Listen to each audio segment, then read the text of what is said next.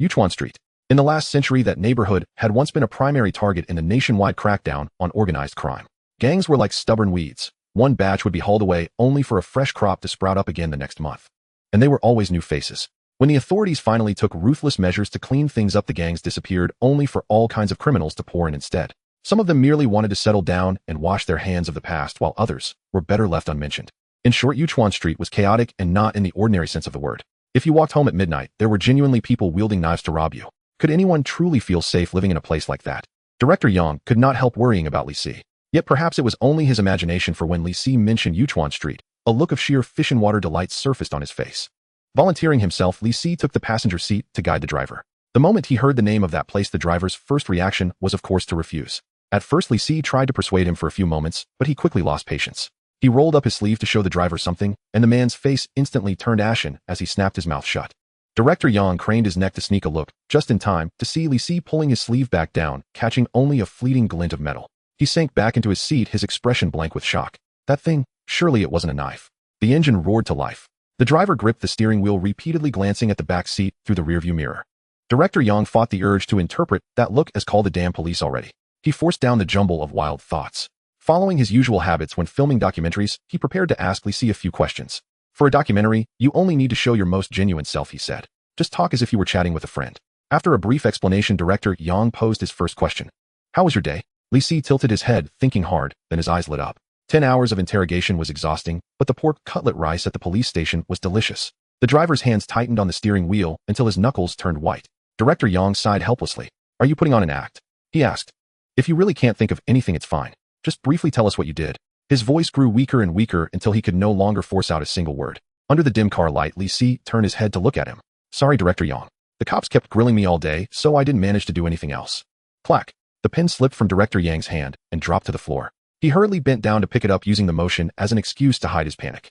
Cops. Hey now, no way. Was this for real? Outside the window, the scenery streaked past in reverse.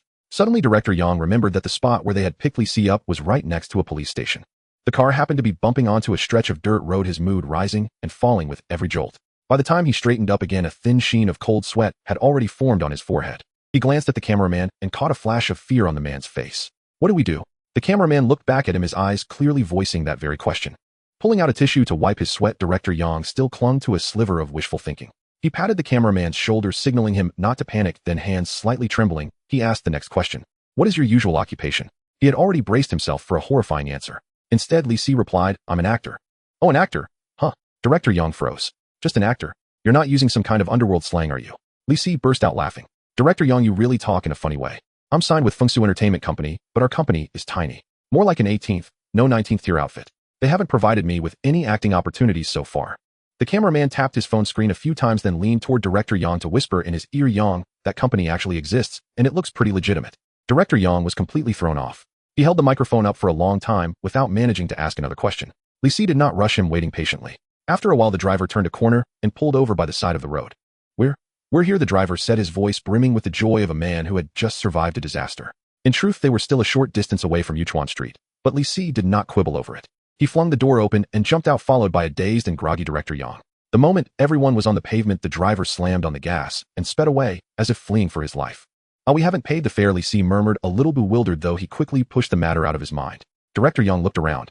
In front of them stood a rundown residential complex, a few households still glowing with warm yellow light. Summer night breezes and the chirping of insects whispered in his ears. Bathed in this tranquil, peaceful atmosphere, he finally began to calm down. He realized he had been rather out of sorts. A seasoned director should not lose his composure over a few stray remarks. It had to be the pressure at the TV station lately, he told himself, that had left him jumpy and suspicious of everything. Up ahead, not far away, Li Si waved at them, his smile bright and sunny. Come with me and watch your step. There's a construction site nearby, bits of machinery and parts thrown everywhere. Don't go stepping on anything. Director Yang agreed and carefully followed in Li Si's footsteps. On the way to the place where he lived, Li Si naturally struck up a conversation with the group. His handsome face already radiated innate approachability, and with his sharp sense of humor, he soon had the assistant laughing nonstop. Director Yang finally let his guard down completely. Exactly, he thought. What were the odds that giving someone a lift would land them in a murderer's car? Now things were unfolding just as he had originally envisioned. Find a warm, hospitable person and talk with him about love, dreams, and life. We're here. Wait a moment, I'll open the door, Li Si said. Pointing at an iron door, Li Si cut off Director Yang's train of thought. A smile spread across Director Yang's face. No rush, it's nice to stand here and enjoy the breeze. It actually feels quite good. He twisted open a bottle of mineral water and took a drink. The cameraman leaned over, snickering under his breath. Yang, I was scared to death back in the car. Director Yang laughed as well. You think I wasn't? If this program actually succeeds, I'll give everyone half a month off to go have some fun. Really? The assistant's face lit up with joy, almost bursting with excitement. Sipping his water, Director Yang watched Li Si. He saw Li Si walk up to the iron door, his arm hanging down naturally. A thin-bladed pocket knife slipped into his palm. Splat. Director Yang sprayed a mouthful of water. He stared in horror as Li Si braced one hand against the iron door and with the other drove the small knife straight into the keyhole. With practiced ease, he twisted it a full 180 degrees. The whole sequence flowed with unnerving smoothness. At the moment the improvised key came out of the lock, it was as if they all saw a jet of blood spurting forth. Director Yang's smile froze on his face. Everyone's smile froze. Meeting Director Yang's peculiar gaze, Li Si suddenly understood and gave an embarrassed laugh. I'm just used to opening the door like this. It's more convenient for me. Who on earth found it more convenient to open doors using the same motion one used to stab someone? No lights were on inside. The interior yawned before them, pitch black and deep. Before any of them could react, Li Si had already slipped around behind them. He now stood blocking the only stairway that led back down. All right, don't just stand there. Come on, and you don't need to change your shoes here, he said. The cameraman's throat bobbed as he swallowed hard. Yang, he rasped, he's cut off our way out. Keep your voice down, Director Yang hissed through clenched teeth, his face ugly with fear. We're done for, he thought. All 200 gene of him would probably be left behind in this place today. Director Yang and the others shuffled their feet, dawdling, as they stepped into the room with extreme reluctance. Bang! Li Si switched on the light. Welcome, welcome.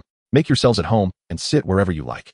In the tiny low-rent apartment, the bare bulb shone brightly, briefly, driving away the gloom in everyone's hearts. Director Yang let out a slow breath and carefully took in the furnishings, realizing that calling it bare bones would be flattering it. There was no sofa, no television, no cabinets.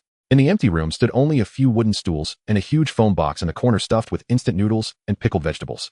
The only decoration was a blackboard hanging upside down on the wall. Director Yang vigorously rubbed his face and told the cameraman to adjust the shot. Brotherly, let's continue with the questions from the car, he said. Could you introduce yourself again? Li Si nodded, his diction crisp and clear. My name is Li Si, I'm 19, and my current profession is actor. He was clearly used to being in front of the camera. From that alone, one could tell he wasn't lying. Director Yang gradually found his rhythm. So did you go to school? 19. Did you start working right after high school? Li Si sighed. I graduated from Chang'an University. Chang'an. Director Yang was stunned the moment he heard it. Tsinghua and Chang'an were the two most elite universities in the country. Their graduates were standouts in every field. And yet such a rare specimen had somehow ended up living in a lower-end apartment on Yuchan Street. Yes, I skipped 4 grades in a row and entered university at 15. I think I was even in the newspaper. Director Yang's hand trembled slightly, his whole being grew excited. He had a feeling he had accidentally stumbled upon a brilliant piece of material, a truly explosive story. Then how did you end up like this? So, Director Yang gestured vaguely, then chose a fitting word. Down and out. Li Si hesitated for a moment, then slowly lowered his head. His bangs fell over his eyes, and his voice turned low and hoarse. Because I'm carrying a murder case on my back. It was as if thunder crashed beside their ears. The room turned bone-chillingly cold. Director Yang's heart pounded wildly, and it wasn't just him. Everyone present was seized by intense terror. Forcing down the urge to bolt for the door, Director Yang squeezed out a smile uglier than a sob. A murder case? Could you tell us the details? He decided to risk it. The cameraman's palms were slick with cold sweat, but since he chose to work with Director Yang, he had hardened himself as well. The lens was fixed unwaveringly on Li Si's face. Hearing this, Li Si slowly raised his head and studied Director Yang. His gaze was nothing like that of one human observing another. It was more like a hunter sizing up a piece of fresh bleeding meat. If one had to name it, it was the gaze of a killer. The corners of his mouth stretched wide on both sides as he revealed a manic smile. I can talk about it, but if you hear it, you'll have to stay here with me forever. Seeing Director Yang and the others clearly terrified, Li Si suddenly burst out laughing. Ha ha ha, my bad. I've been studying how to play a vicious criminal lately. So, not a bad performance, right? Before he finished speaking, the two cameramen suddenly kicked over their stools and lunged at him. This time it was Li Si's turn to be dumbfounded. Hey, what are you, damn it? Help! Kidnappers! One cameraman clung to Li Si's legs while the other locked an arm tightly around his neck. Both of their faces were set in a look of heroic self-sacrifice. With tears in their voices they yelled, Brother Yang, take Shao 1 and go first. Director Yang moved fast, supporting the young assistant as they rushed to the door in a few steps. He twisted the doorknob a few times and found it wouldn't open. Gritting his teeth, Director Yang simply lifted his leg and kicked at it. This time Li Si panicked. Why are you kicking my door? Just turn the handle to the left, that's all. I don't have money to fix it. He flailed like a fish about to die. But with 2 burly men each over 100 kilos pressing down on him with all their might, he couldn't even think about standing up. He was almost unable to breathe. Crack. The old, ill-maintained door splintered after a few kicks, and the young assistant's face, streaked with tears, bolted out of the room. Director Yang, however, walked back step by step, holding his phone up. I advise you not to make any rash moves. I've already called the police. Called the police. They had him pinned to the floor, yet they were the ones calling the police and warning him not to move. Was there any justice left in this world? The wail of sirens soon rang out. Yuchan Street was an area under special attention from the local police. Whenever a call came in, their response was swift. In no time, the corridor rumbled with footsteps as several fully armed officers appeared, their bright flashlights cutting into the room. Who called the police? The shout echoed, rousing many tenants. Of windows opened here and there as curious heads poked out to watch the commotion. Director Yang, still shaken, said, "Officer, thank goodness you're here. This murderer is extremely vicious. We almost couldn't hold him down." Murderer?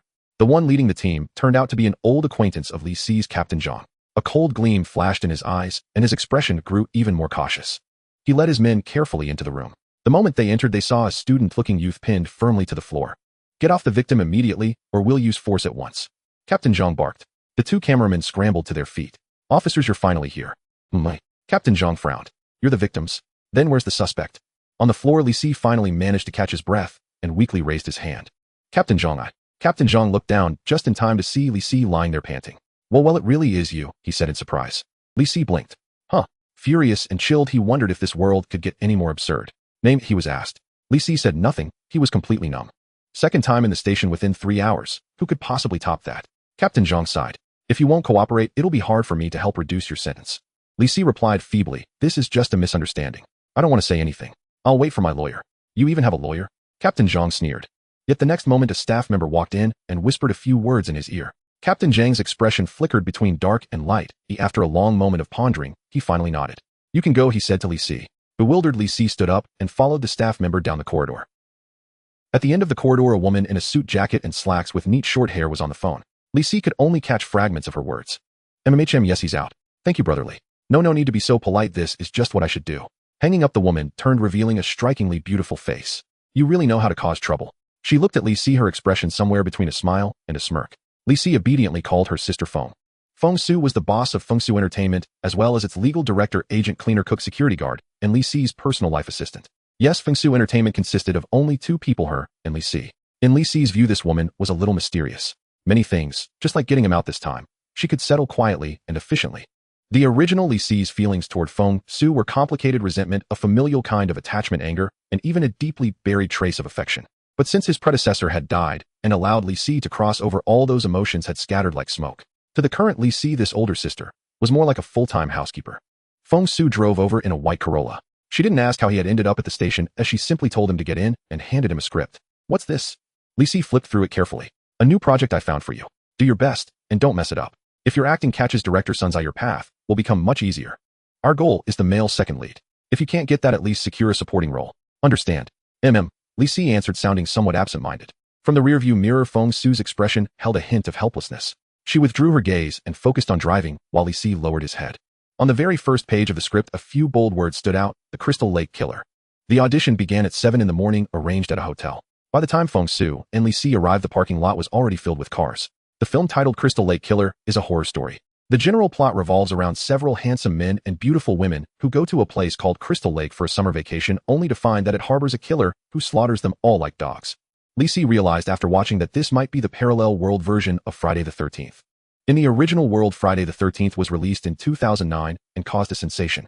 It created the classic cinematic killer image, Jason. In this world, however, horror films have only recently begun to rise in popularity and quickly amassed a group of fans, mostly young people seeking thrills. Director Sun is considered one of the most powerful in this genre. Therefore, many entertainment companies send new generation actors to try their luck, making the competition quite fierce. Be polite, greet the teachers when you go in, and don't make a sour face. Fong Su continued to tidy up Li Si's collar, giving him a series of reminders until just before they entered. "All right, go ahead." She gave Li Si a push. Li Si cleared his throat before knocking on the door. "Knock, knock, knock. Come in." Voices could be heard from inside as Li Si pushed the door open. A wave of cheap prop plastic smell hit him.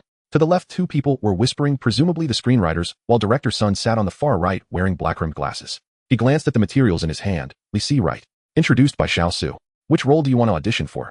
"Hello, teacher. I'd like to play the second male lead." "The second male lead has already been reserved. You can try for a supporting role instead. Play Li Chi. Go wait over there. We'll audition together later." Li Chi. If Li Si remembered correctly, this was the unfortunate character who was killed by the killer right at the start. However, he remained composed, responding obediently, and then standing by the wall. A line of young actors had already gathered in the corner, and a pretty boy with slicked back hair shot Li Si a glance, suddenly letting out a snicker. Li Si kept his gaze straight ahead. Director Sun continued to flip through documents, seemingly oblivious to any noise. After a while confirming that no one else would arrive, he finally lifted his head. All right, let's get started. First, the first male lead. Actors came and went, and finally, it was Li's turn. He had been busy all night prior and now leaned against the wall, almost dozing off. The audition dragged on until the afternoon, and honestly, director Sun and the two screenwriters were quite annoyed. After all, there was really no need to audition for a small role like Li. The director could cast whoever he wanted without anyone contesting him. The necessary scene still had to be done, and director Sun didn't hide his disdain, yawning several times. This scene is when the killer suddenly appears. Li screams and then gets killed. You there, Dong Fan, come act as the killer. Coincidentally, Dong Fan was the very pretty boy who had mocked Li earlier. He first smiled ingratiatingly at director Sun. Sure thing, director. Then he widened his eyes, using a pen as a knife, slowly approaching Li. As for Li, his reaction was rather strange. He looked at Dong Fan with a puzzled expression. It wasn't until the latter reached in front of him, pressing the pen against his stomach, that he slowly realized what was happening. Has it already started? Director Sun frowned. He hated unprofessional actors. But after all, Li was just too minor a character. Fong Su had arranged this kind of role for him, which indeed felt a bit unfair. So director Sun decided to let it slide this time, sternly saying, Li, take it seriously, let's do it again. However, to everyone's surprise, Li still had something to say. Director, may I offer a small suggestion? I feel the killer shouldn't be acted this way. Oh, it shouldn't be like this. He gestured, pressing a knife against someone's stomach. This time director Sun was truly angry. He crossed his arms and coldly smiled. Oh, you're impressive. You know how to act. Fine, then show me how a killer would act. He was determined, and no matter how well Li performed, he would scold this kid harshly and kick him out. A few screenwriters also appeared amused, not to mention Dong Fan, who had provoked Li at the start. Li grasped the pen in his hand, lowered his head, and slightly adjusted his hair. Then he raised his head and looked at Dong Fan. Just that one glance. Director Sun immediately sat up straight. That gaze wasn't cold, on the contrary, he could see a hint of restrained fervor. It was like a hunter poised to take down its prey, finger on the trigger, eyes filled with a thirst for taking life. There are many types of killers, and this one from Crystal Lake is the most ordinary kind. Li's tone changed. Each of his sentences ended with a slight tremor, as if he were forcibly suppressing some emotion. Meanwhile, for every 9 words he spoke, Li took a step forward. His movements were marked by a mechanical precision. Obsessive-compulsive disorder, violent tendencies, these flaws are commonplace, but they definitely don't define the common characteristics of a killer.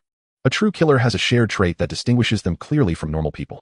Do you know what that is? Li looked at Dong Fan. The pen rolled in his palm, the cap falling off unknowingly, and the sharp tip pointed towards his throat. Even as a bystander, director Sun felt a chill rising up his spine. Not to mention Dong Fan, who was facing Li directly. His teeth began to chatter, and his heart raced. The icy atmosphere spread around Li in the room. The screenwriters and director Sun leaned back simultaneously, wanting to escape from Li's vicinity. It was some kind of primal instinct. At this moment, Li was already within arm's reach, staring at Dong Fan, slowly raising a smile. The answer is, we have never regarded humans as our kind.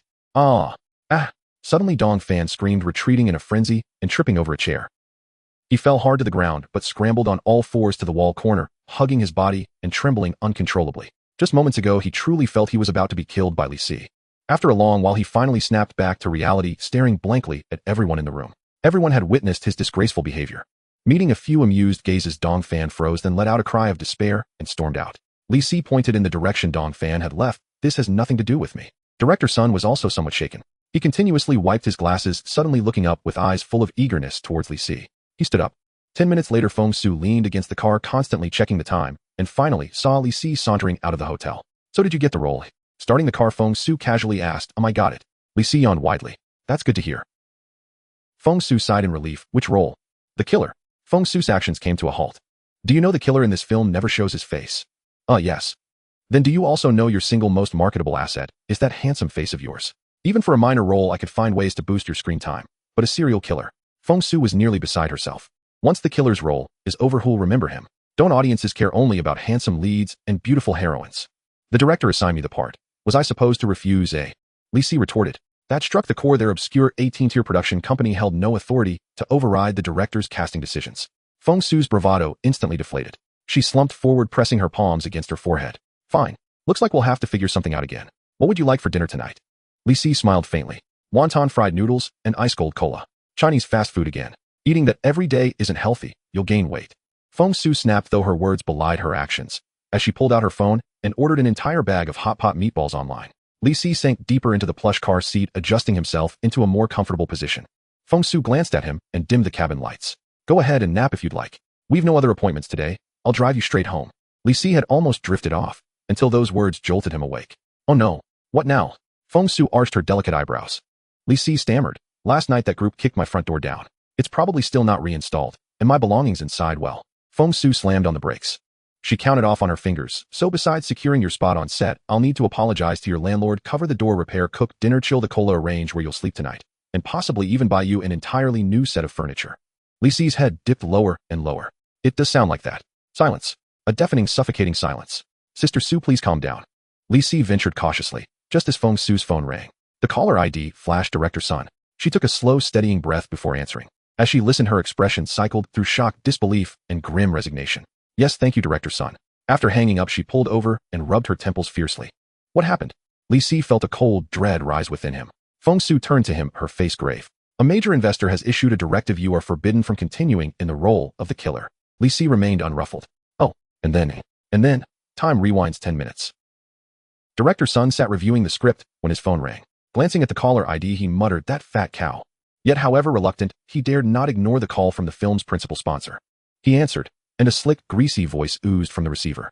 Director Sun, what on earth is going on with your cast? Your selected actor showed such appalling manners. He offended my fan. A heavy weight settled in Sun's chest. He hadn't imagined Dong Fan's pettiness ran this deep, that he'd rush straight home to slander Li Si. Oh, come now. Dong Fan was placed in the production personally by you, Ms. How could we possibly let him feel slighted? Though his words were placating, Sun's mind seethed, that fat cow and that predaboy parasite. Ms. And continued in her oily tone, Director Sun, I don't concern myself with such details. That actor, Li Si, isn't it? Drop him. Only then will the next funding tranche be released. No one harms my fan. That is my sole condition, understood?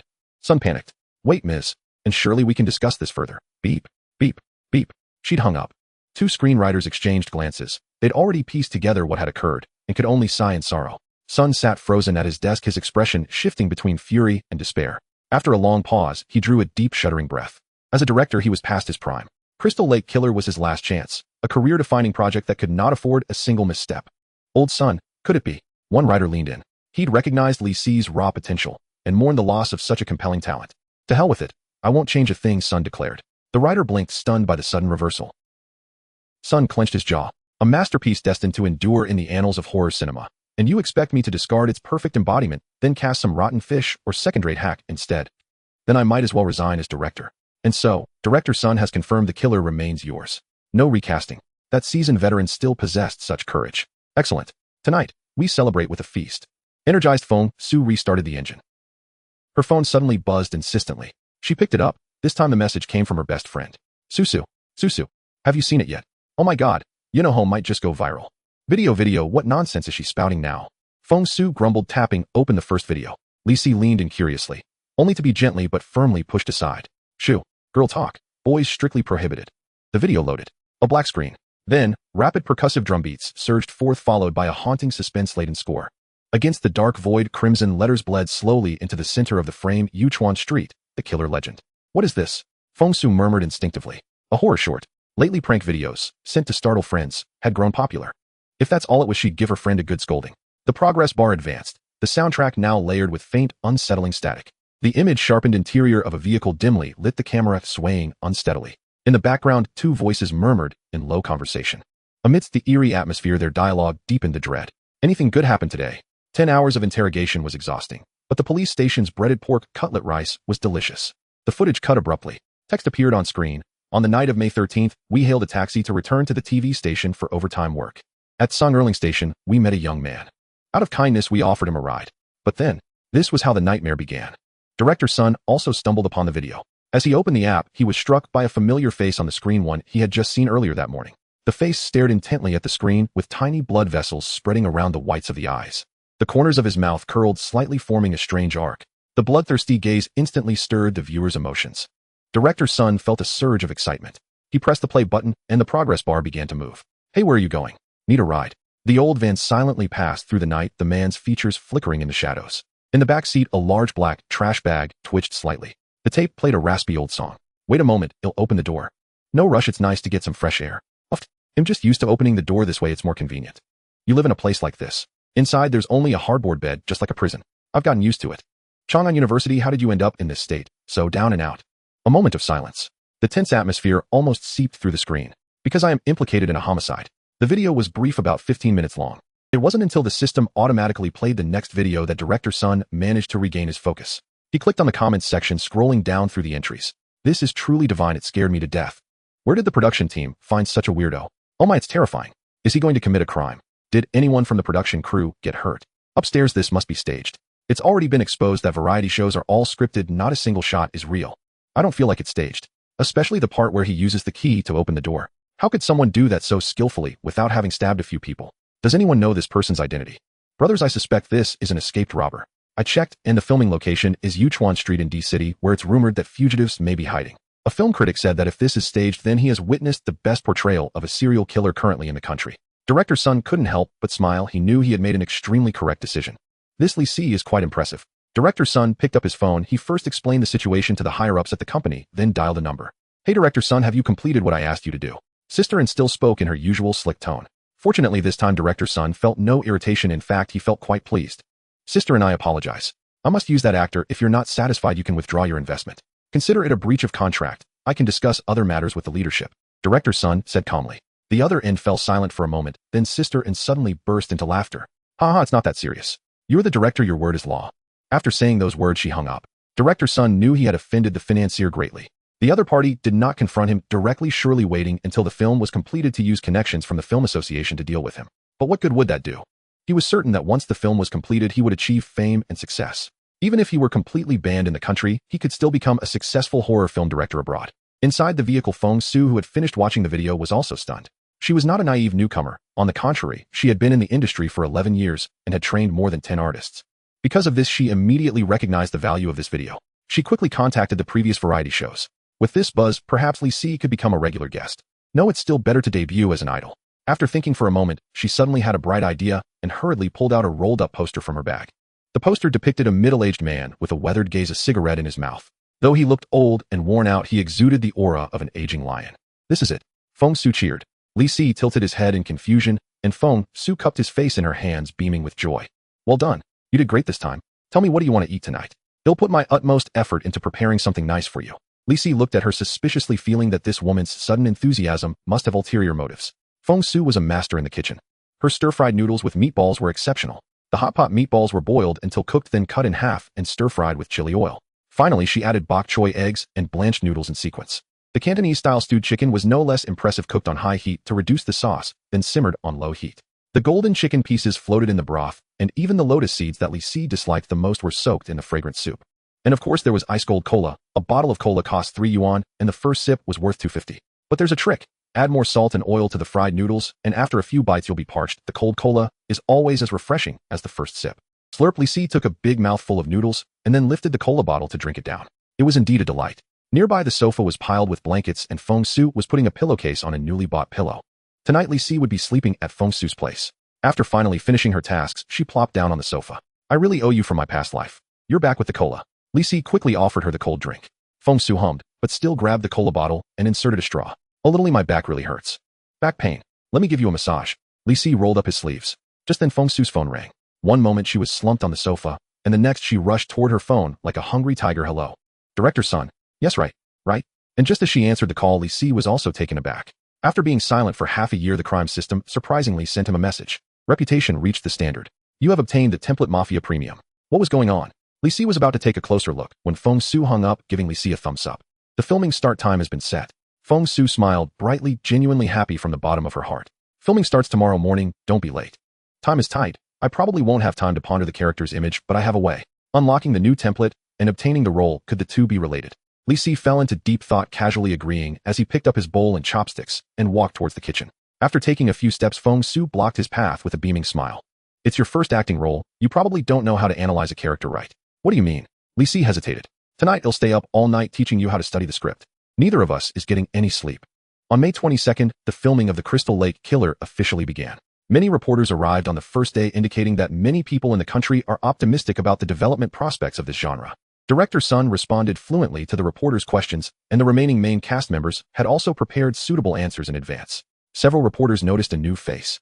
It was a young man, hands in pockets, looking around, as if he were a university student who snuck in to observe. Director Sun approached him, patting the young man's back. This is Li Si, a highly skilled professional, and he is the actor I chose to play the killer. There is no actor more suitable for this role in the country. The director's praise of the actor was a routine, and the reporters were unfazed, quickly snapping photos. Someone asked Mr. Li, I noticed that your temperament does not quite match that of a killer. Is this because you have your own understanding of the character? Li Si smiled and nodded. Just as he was about to speak, something slipped out of his sleeve and fell to the ground with a crisp sound. Everyone instinctively looked down and found that it was a screwdriver. The tip was sharpened and very sharp. The person who had just asked the question opened his mouth, suddenly blanking out and forgetting what he wanted to ask. Why does that feel like a weapon? The atmosphere fell silent for a moment, but then Director Sun suddenly burst into laughter, his face written with "I definitely didn't choose the wrong person." Since Li started playing this role, he has been seriously contemplating it, even pulling all-nighters last night to study the character's image. The killer in this film is not only ruthless, but also very adept at disguise. Li, you truly are thinking about how to portray this character at all times. With Director Sun smoothing things over, the cold air finally began to flow. Smiles reappeared on the reporters' faces, and some even wanted to record this amusing moment separately. Only the person who initially asked the question felt that something was off. However, the interview time was short, and the next main actor quickly arrived, causing him to shift his attention. The morning was dedicated to the opening ceremony, and in the afternoon, filming officially began. Director Sun asked Li to try on the costume first. "I specially prepared a full outfit for the killer, go see if it fits." Following the props master, Li walked into the dressing room. He first put on a set of bloodstained work clothes, and then donned a red mask. "How does it feel? Is there anywhere uncomfortable?" The props master, a man in his 30s, bent down to fasten Li's belt. Li stood straight, quietly looking at himself in the mirror. He struck a few poses, and suddenly said something feels off. The props master behind him choked slightly. Having been in the industry for 7 or 8 years, he had seen countless oddities. Some actors just love to create problems. The most ridiculous instance was when the leading actress asked him to find an exactly identical apple. Li's words immediately placed him in the same category. The props master said irritably, "What? Do you want me to run and buy you new clothes right now?" Li turned around, his eyes behind the mask looking fierce.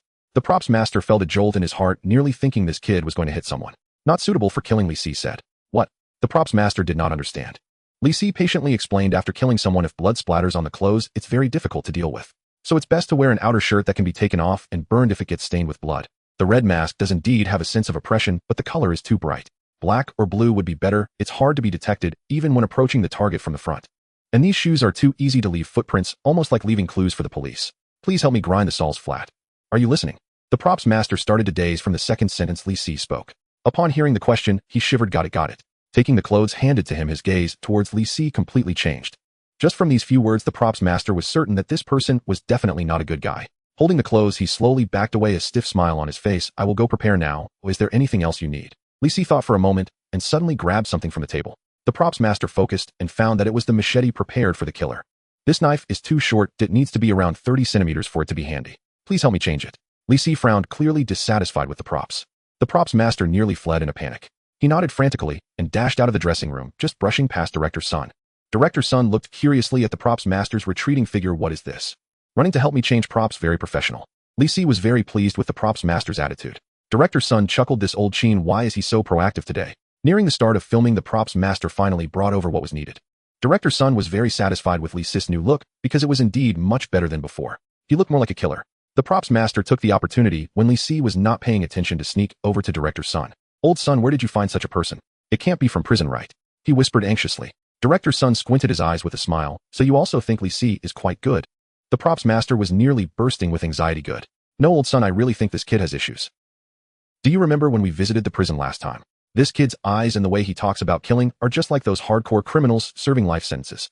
Director Sun remained silent for a moment after hearing this. Just when the props master thought his words had an effect, Director Sun suddenly nodded with satisfaction, striving for excellence. "Good." The props master was dumbfounded. Director Sun explained to him that for an actor, the most difficult part of playing a role is not emotional control, but embodying the character's temperament. Even when not in front of the camera, Li has this temperament, which indicates that he has thoroughly embraced this role. The props master, after hearing this nonsense, just wanted to slap Director Sun. "All right, I need to film the first take now. Don't waste time on such matters." Before leaving, Director Sun patted the props master's shoulder. The latter stayed in place, starting to seriously consider whether to call the police. When a film starts, shooting the first take is usually the easiest to film. It can boost morale and serve as a good luck charm. Director Sun chose the segment where Li accidentally enters Crystal Lake and is suddenly hacked to death by the emerging killer. "All right, action." The actor playing Li hummed a little tune, looking relaxed. He walked to a patch of grass, unbuckled his belt, and began to relieve himself. Next, the killer would appear from the left side. "I would first become stiff and unable to move, then turn and run," he thought silently. The grass rustled slightly, as if a breeze had passed through. He suddenly looked up, and a pitch-black figure came into view. Not to mention those eyes filled with cruelty and coldness. His pupils dilated suddenly. He completely forgot what he was supposed to do, with only that figure remaining in his mind. He stared blankly as the figure approached, raising the machete. All sounds faded away. "Ah!" A fragmented sob escaped his throat. "Help! Don't come closer." "Cut!" And Director Sun bellowed, his face contorted with fury. How could you flub such a simple shot? You were supposed to turn and flee. Do you even understand what run means?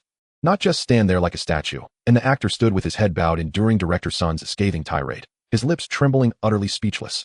And he truly was innocent. He had wanted nothing more than to follow the script faithfully. Yet the moment Li Si entered his field of vision, his mind went utterly blank. As if stepping from sanctuary into the wild, locking eyes with a ravenous lion, knowing that in the next breath he would be reduced to bones and dust. After venting his frustration, Director Sun's expression softened markedly as he turned his gaze toward Li Si. Your performance was excellent. Still, I'd like to offer one refinement. You've captured the killer's ferocity brilliantly, but now I need restraint. What I seek isn't merely a feral beast, but a cunning hunter. Li Si listened thoughtfully. Seeing his comprehension, Director Sun said no more, simply gesturing for the lighting crew to take position and signaling the cinematographer to roll again. As Li Si returned to his hiding place, deep in contemplation, the director called action, and he waited in silence for 10 seconds before emerging without warning. In that instant, his gaze transformed completely. All emotion receded, leaving behind only glacial black ice in his eyes. Yet the brutality, arrogance, and bloodlust had not vanished. They lay buried deep, surfacing only fleetingly imperceptibly in the subtle shift of his pupils. That's it. Perfect. Director Sun clapped enthusiastically. Truly a rare talent. Effortlessly intuitive. By contrast, the other actor, spotting Li Chi's performer frozen once more, Director Sun tore at his hair in exasperation. Hey, you.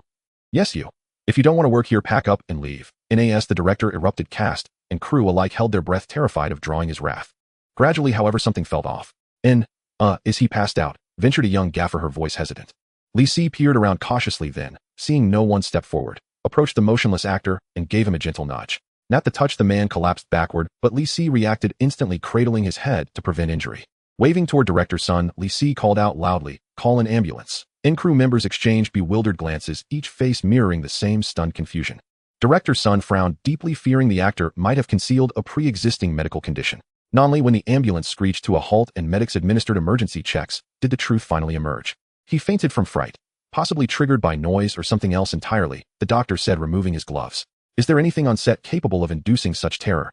The crew gathered in a tight circle. After hearing the diagnosis, silence hung heavy. Then, as one, every pair of eyes turned slowly toward Li Si. Li Si blinked, baffled, offering a disarmingly innocent smile. There's something off about this guy, someone murmured under their breath. The prop master nearly wept with relief. Finally, a normal person, and even Director Sun, who trusted Li Si's craft implicitly, couldn't help but feel a flicker of doubt. Yet Li Si's portrayal of the killer was undeniably masterful, and he could swear, with absolute certainty, that even if this were Li Si's sole screen persona, it would sustain him for life. As medics hurried the actor, portrayer of Li Chi, away on a stretcher, Director Sun clapped sharply to recenter everyone's attention. Though we had a minor hiccup, the doctor confirmed there's no serious harm. Let's resume filming. Say, old Zhang, what scene are we shooting next? The assistant director, startled by his name, rushed over, clutching a stack of documents, scanning them mid-stride, his expression growing increasingly perplexed. It's the protagonist's sudden encounter with the killer, nearly murdered, barely escaping. A collective swivel. Every head turned toward the lead actor. Not quintessential idol singer, hailed as the prince of mandopop ballads, he possessed classical good looks and commanded stages across major music festivals. Yet recently, scandal after scandal had eroded his popularity. His casting in the Crystal Lake Killer was widely assumed to be a calculated pivot, orchestrated by his management to ease his transition into acting. Having just witnessed the prior actor's collapse, the lead visibly tensed. Ni's throat worked convulsively, yet beneath Director Sun's unwavering gaze, he forced a brittle smile and whispered, "Okay. Action." He sprinted through the dense thicket, and gasp. Non-Li wind filled his ears, yet he knew with chilling certainty that it stalked him, relentless, inseparable. His foot plunged into unseen water, icy, foul-smelling muck splashing upward with a hollow splash. Ni's breath hitched violently, his body froze mid-stride. The jungle remained deathly still, as if he alone breathed within its ancient hush. No sound behind him, and slowly he began to turn and cut. Director Sun shouted. Li Si darted forward, knelt beside the fallen lead, and checked his pulse. "An ambulance, now." He shouted the order across the set. Most stood frozen, faces blank. Only a few junior assistants instinctively reached for their phones. The ambulance roared in, and everyone felt an eerie déjà vu. Even the medic was the same one. After conducting a meticulous examination, he lifted his head, adjusted his glasses. "Same cause, fright-induced syncope. You're certain you're not running some illicit operation here?" And everyone shook their heads vigorously. The doctor studied them skeptically, then waved over two burly orderlies to lift the actor onto the gurney. They watched the ambulance vanish down the road. Then, as one turned their somber, searching gazes upon Li Si, whose expression mirrored theirs. Something's wrong. This guy is wrong. That's the second one. No question, he's the problem. Identical thoughts rippled through the crowd. And with the lead actor incapacitated, Director Sun stood paralyzed. Li Chi's scenes could be rescheduled, but today's plan demanded completing 10% of the lead's footage. And gritting his teeth, director Sun made a decision. No choice. We'll shoot everything scheduled for the next few days today. The assistant director wiped sweat from his brow, flipping frantically through his schedule. Then let's start with tomorrow's scene. It's a solo sequence, the heroine's chase with the killer. The actress playing the heroine paled instantly. Fine, let's do that one. Everyone prepare. Director Sun declared without hesitation. The heroine swayed unsteadily. Unsympathetic glances fell upon her, but no one dared intervene. Refusing to film her part risked forcing them to step in instead. No one wished to experience firsthand the visceral horror of collapsing unconscious from sheer terror. Trembling, she staggered toward the clearing, her limbs moving awkwardly out of sync. With grim resolve, she closed her eyes and steadied her breath, when suddenly a voice like celestial grace cut through the dread. Director Sun, perhaps the team needs a brief pause. Their energy seems depleted. And the heroine opened her eyes in grateful relief, only to find Li Si standing before her. Li Si met Director Sun's gaze, earnest and composed. Fainting so easily may stem from insufficient exposure. I have a solution. What solution? Director Sun asked, intrigued. Li Si smiled. Desensitization therapy. Jin Yin claims to be an entertainment reporter. However, those who know him understand that his work often extends beyond just covertly photographing actors sneaking into female star studios or capturing candid shots of idol groups at film festivals. Indeed, he is a seasoned paparazzo. Moreover, he possesses a unique skill. No matter how normal a scene may appear to others, he can capture a vibe that suggests an affair between the two individuals. Recently, Jin Yin received news about several sultry female stars participating in a horror film directed by Director Sun, a rising star in the film industry. He immediately thought of sneaking into the filming location, as it wasn't his first time doing so. Most film sets do not allow reporters to enter, which means the actors are likely to let their guard down. This gives people like him more opportunities. Dressed in work attire, wearing a hard hat, and carrying tools like saws, he can manage to enter most places without raising suspicion. However, upon stepping onto the filming site, Jin Yin suddenly realized something felt off. The place was eerily quiet. Even during break times, there should be no shortage of the director shouting orders. The lighting technicians, prop masters, and cameramen should also be busy. There should be agents and assistants moving around the site holding hot drinks and snacks to keep the actors in good spirits. Yet now not a single soul could be seen in the camp. Furrowing his brows, Jin Yin dialed a number. Hello, is the information accurate? It's empty here. It doesn't look like there's a film being shot. How many times have we collaborated? Do you think I have the time to fool you with such matters? The person on the other end retorted. Although he didn't want to admit it, the other party was right. Jin Yin hung up and looked around. A cold breeze blew, causing a torn plastic bag to flutter. Somehow he felt a chill run down his spine. This is eerie, Jin Yin muttered. Ah! Almost simultaneously, a piercing scream echoed from a distance. The scream lasted only a brief moment before fading away. Jin Yin stood frozen, cold sweat breaking out on his forehead. What was happening? The fear conveyed in that scream was crystal clear to him, but what was more frightening was that it lasted only a few seconds. Murder. No, it couldn't be that bad. Jin Yin forced himself to calm down, continuously rubbing the baton hidden in his clothes. He was a professional paparazzo, prepared for all kinds of unforeseen circumstances. Sometimes when confronted with dangerous security guards, the baton could come in handy. Hopefully I won't have to use it, he murmured, gripping the baton tightly as he cautiously moved toward the direction of the scream. The surroundings remained silent, as if that scream was merely an illusion. Jin Yin finally stopped in front of a shed where faint voices could be heard from within. Just as he reached for the door, his hand froze midair, and Jin Yin's body suddenly stiffened. Hiss! Huh! That's the sound of heavy breathing. Someone was behind him, silent and still, but what were they planning to do? At that moment, Jin Yin's nerves were stretched to the limit. A flood of terrifying stories surged into his mind, and an overwhelming fear engulfed him, causing his legs to weaken as he fell to the ground. Instinctively looking up, a horrifying image came into view. A pitch-black baseball mask with two gruesome slits revealed a pair of merciless eyes. The figure was burly, wearing work clothes splattered with dried, pitch-black blood. In his right hand, he wielded a heavy machete, the blade also smeared with blood. He wondered how many people had already fallen victim to this monster. Suddenly, a terrifying thought struck Jin Yin. Could this killer be lying in wait, silently slaughtering the entire crew? So that's why the camp was so quiet. That earlier scream was the last wail of the final victim. After he finished off all his prey, it was my turn. At this thought, Jin Yin's pupils dilated. He fainted cleanly. The door of the wooden cabin suddenly swung open, and a young assistant poked her head out. Ligu, the food is ready. We have ribs for lunch. Who is this? She pointed at the unconscious Jin Yin. Li Si removed his headgear, equally bewildered. More and more people were drawn over, and soon someone recognized Jin Yin. Oh, isn't this the paparazzo? Looking at Li Si's outfit, and then at the fainted paparazzo, the crew quickly pieced together the situation, based on their own experiences, and then... Taha! Hee. Laughter erupted all around. It was like when one's house collapsed, the neighbor's house fell too. Though it was morally questionable, they couldn't help but laugh.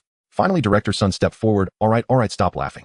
Call an ambulance to take him away. We'll continue with Shao Li's desensitization therapy this afternoon. Upon hearing this, several people donned pained expressions. Li Si's method was simple, alternating between horror films and splatter films. After a bit of acclimatization to the horror scenes, the actors would take turns locking eyes with Li Si. This method proved effective, and soon most people would no longer faint from fright. Though it did waste the actors. The doctor simply stayed put and brought over a van which parked outside the filming location. Whenever someone fainted, they would lift them into the van. Once they gathered 5, they would send them off, much like transporting corpses. From that day on, the filming progress of Crystal Lake Killer accelerated remarkably. The process also went smoothly. Apart from the paparazzo Jean Yin rambling about a killer lurking at the filming site, after waking up no other incidents occurred. This continued until a week before the filming concluded, when Director Sun brought in a robust man whose hands were wrapped in bandages. This is Master Chun from Jinmin, our martial arts instructor. He specializes in bagwazang, and he designed the action sequences for the last 2 fight scenes in the film. Director Sun introduced him with a smile. Master Chun appeared quite young, no more than 30. He was decisive in his actions, skipping the small talk and getting straight to work. Having served as a martial arts instructor for many years, he was not only witty in speech, but also particularly patient in teaching. Even when a few actors struggled with coordination, he remained calm, correcting their movements one by one. Yes, your leg should kick like this. But there's still a flaw, adjust it slightly upward, don't be afraid to exert yourself. Alright, yes, very good. Punch a bit more sharply, think about how I just explained it. He moved past the male and female leads, and finally reached Li Si. Just as he was about to give a few pointers, Master Chun suddenly fell silent. Furrowing his brows, he observed Li Si throwing punches and kicks at thin air. After a moment, he slowly spoke, little brother, your technique seems a bit off. Li Si removed his headgear, drenched in sweat.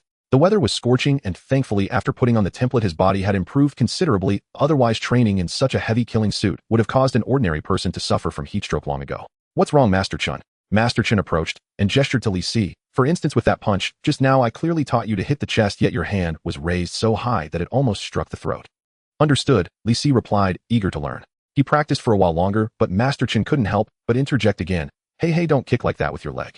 Li Si obediently nodded, but a few seconds later Master Chun called him to a halt for the 3rd time. Don't be so aggressive. Come spar with me. The main issue with Li Si's movements was that he consistently misidentified his attack targets. He would aim for the shoulder, but end up poking at the throat. He should kick the calf, but chose to kick below the belt instead. It was almost reflexive. Thus Master Chun decided to act as a human target to correct Li Si's movements. Li Si did not refuse. He took off his heavy work overalls and slicked back his damp hair. Li Si stood opposite Master Chun, feet apart, and relaxed. Raise your left hand, it's a bit low. Lift it a little higher. A straight punch like that will hit the chest perfectly. Master Chun guided Li Si's arm, helping him complete a motion. Very good. Now execute the entire movement quickly, Master Chun said as he positioned himself in front of Li Si. Li Si contemplated for 2 seconds before lunging forward with his left hand. Master Chun instinctively stepped back at the last moment, his body swaying dangerously as he almost lost his balance. Cold sweat broke out in an instant, for he clearly saw that Li Si was aiming for his throat. Such throat strikes could easily lead to serious injury, which is why many rings prohibited this action. In a normal competition, Master Chun would have been on high alert. Who would have thought that Li Si, an actor, would strike so viciously? You did that on purpose. Master Chun exclaimed, shocked and angry, thinking he had encountered a troublemaker. Had that strike connected, he might have ended up lying on the ground. I'm sorry, Master Chun. Should we try that again? Li Si felt guilty. Again, Master Chun shook his head vigorously. He had realized that just moments ago Li Si's fingers had grazed his Adam's apple. In the praying mantis fist, there is a lethal move called Tiao Shou. One first uses 2 fingers to locate the throat, then yanks hard. This kid must have been in fights before and is particularly skilled in combat. His strikes were both precise and fierce, and for a brief moment Master Chun truly believed that this was not practice, but a fight for life. Master Chun had a new thought: if Li Si's mistakes were not due to inability to learn, but rather muscle memory at work. At this realization he felt uneasy and could hardly bring himself to look Li Si in the eye. Putting aside everything in a peaceful era, why would one possess such muscle memory? He dared not think further. A surge of dozens of guesses about Li Si's identity flooded his mind, ranging from gangsters to professional assassins. Though unclear how someone like that found their way into the film crew as an actor adhering to the principle of better safe than sorry, Master Chun could only give Director Sun a look, hoping he would take care of himself. Director Sun was baffled and kept asking Master Chun why he was winking. Did he have something in his eye? After a whole morning of teaching, Master Chun was exhausted and found a place to sit and drink water. Just as he sat down, Li Si suddenly popped up and shoved a bottle of cola into his hand. Uffed. Master Chun sputtered, spraying water from his mouth in shock, fearfully asking, what do you want? I'm sorry, Master Chun. I used to practice on my own. Did I almost hurt you just now? Li Si said earnestly. Master Chun was momentarily taken aback. Practicing on your own? Yes, Li Si replied, handing Master Chun a portion of lunch he had prepared, and after a moment's thought Master Chun accepted. Who is your master? Master Chun asked while opening his lunchbox, discovering 2 chicken legs inside, while looking at Li Si's, which had only vegetables. Hey, this kid. Master Chun placed the chicken leg back into Li Si's lunchbox, saying, don't tell me you're self-taught. Li Si shook his head. What master? It's something passed down in my family and my father taught me. After all, the original owner's parents had both passed away, so he could make up any story. Although he still felt something was off, he had already believed 7 parts of Li Si's words.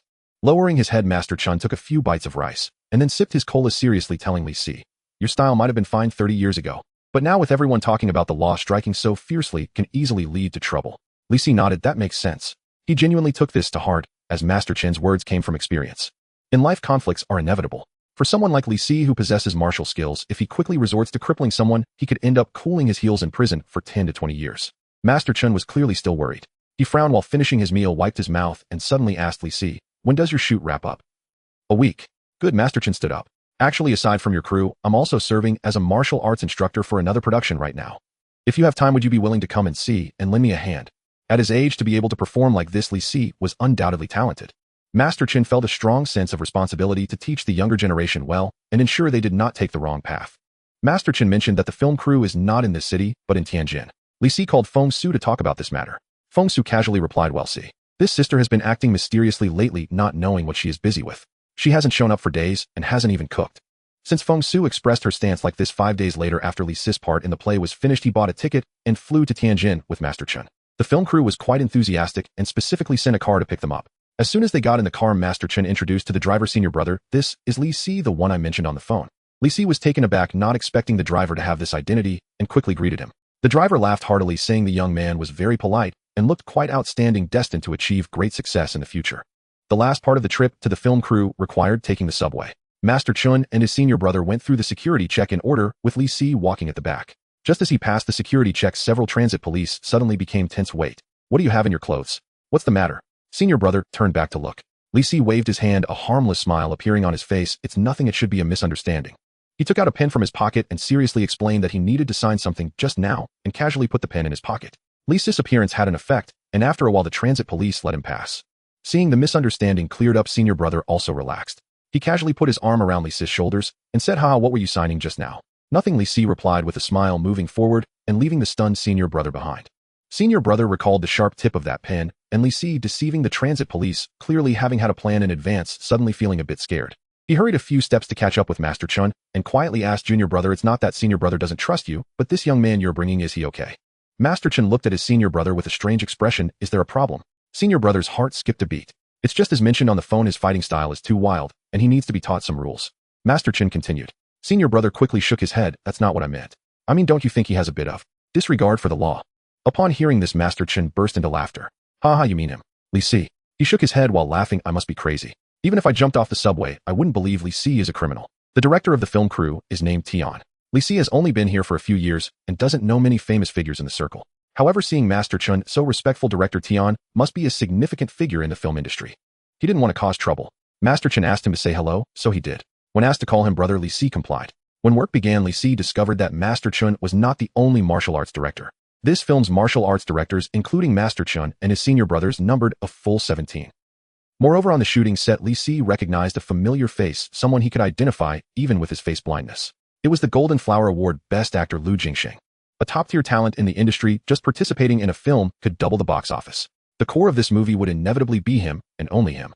However, none of this had anything to do with Li Si. After all, he was just a martial arts director's assistant. "Little Li, bring the protective gear over." A martial arts director seemed to mistake Li Si for Master Chin's apprentice and immediately treated him like a servant. Master Chin looked at him several times, but Li Si waved his hand, indicating he was fine.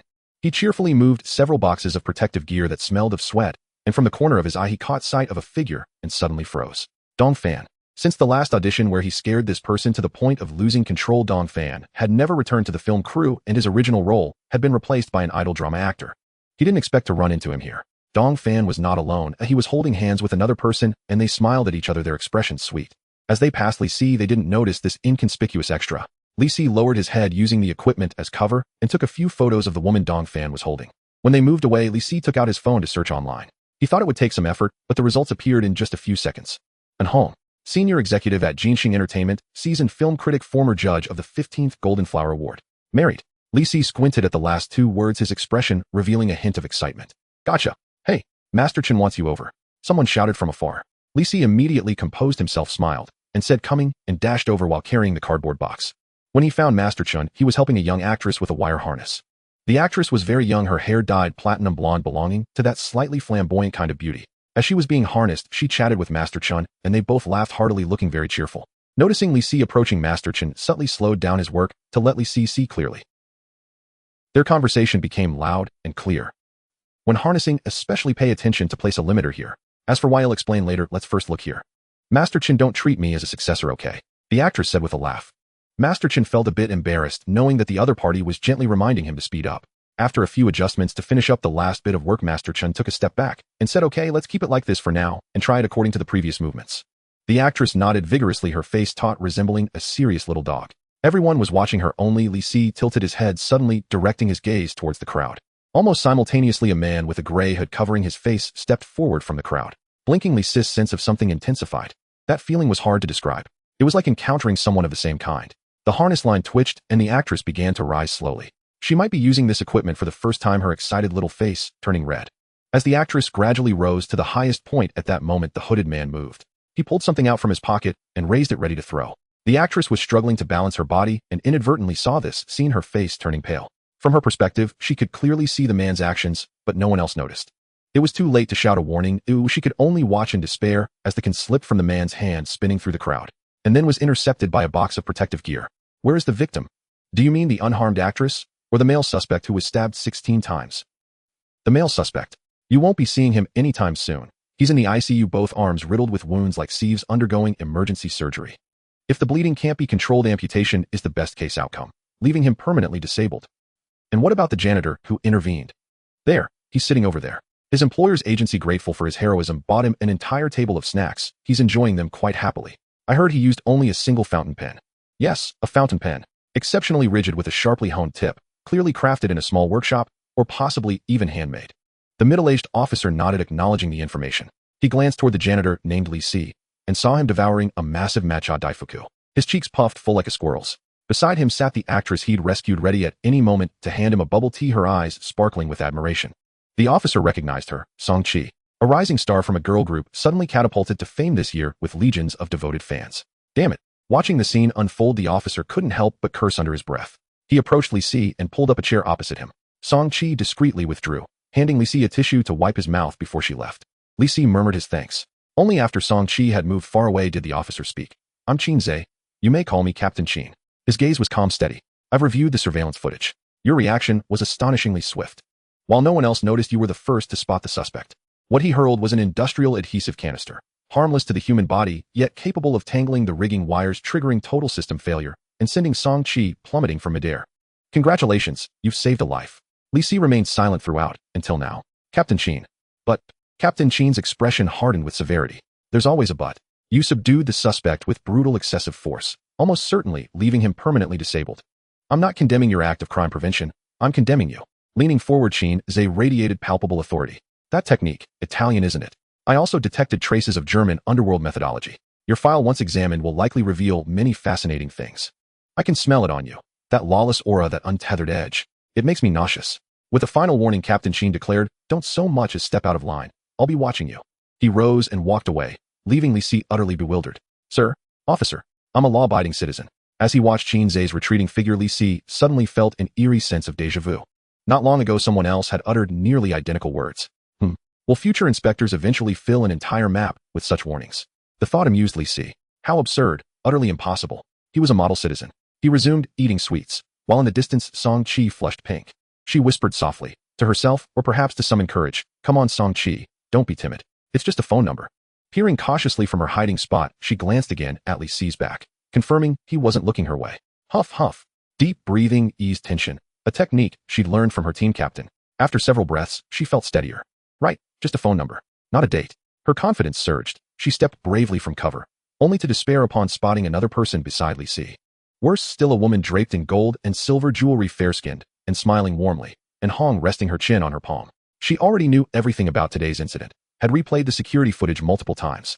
She'd even secretly downloaded the video, reliving again and again the moment Li Si lunged at his adversary like a feral beast.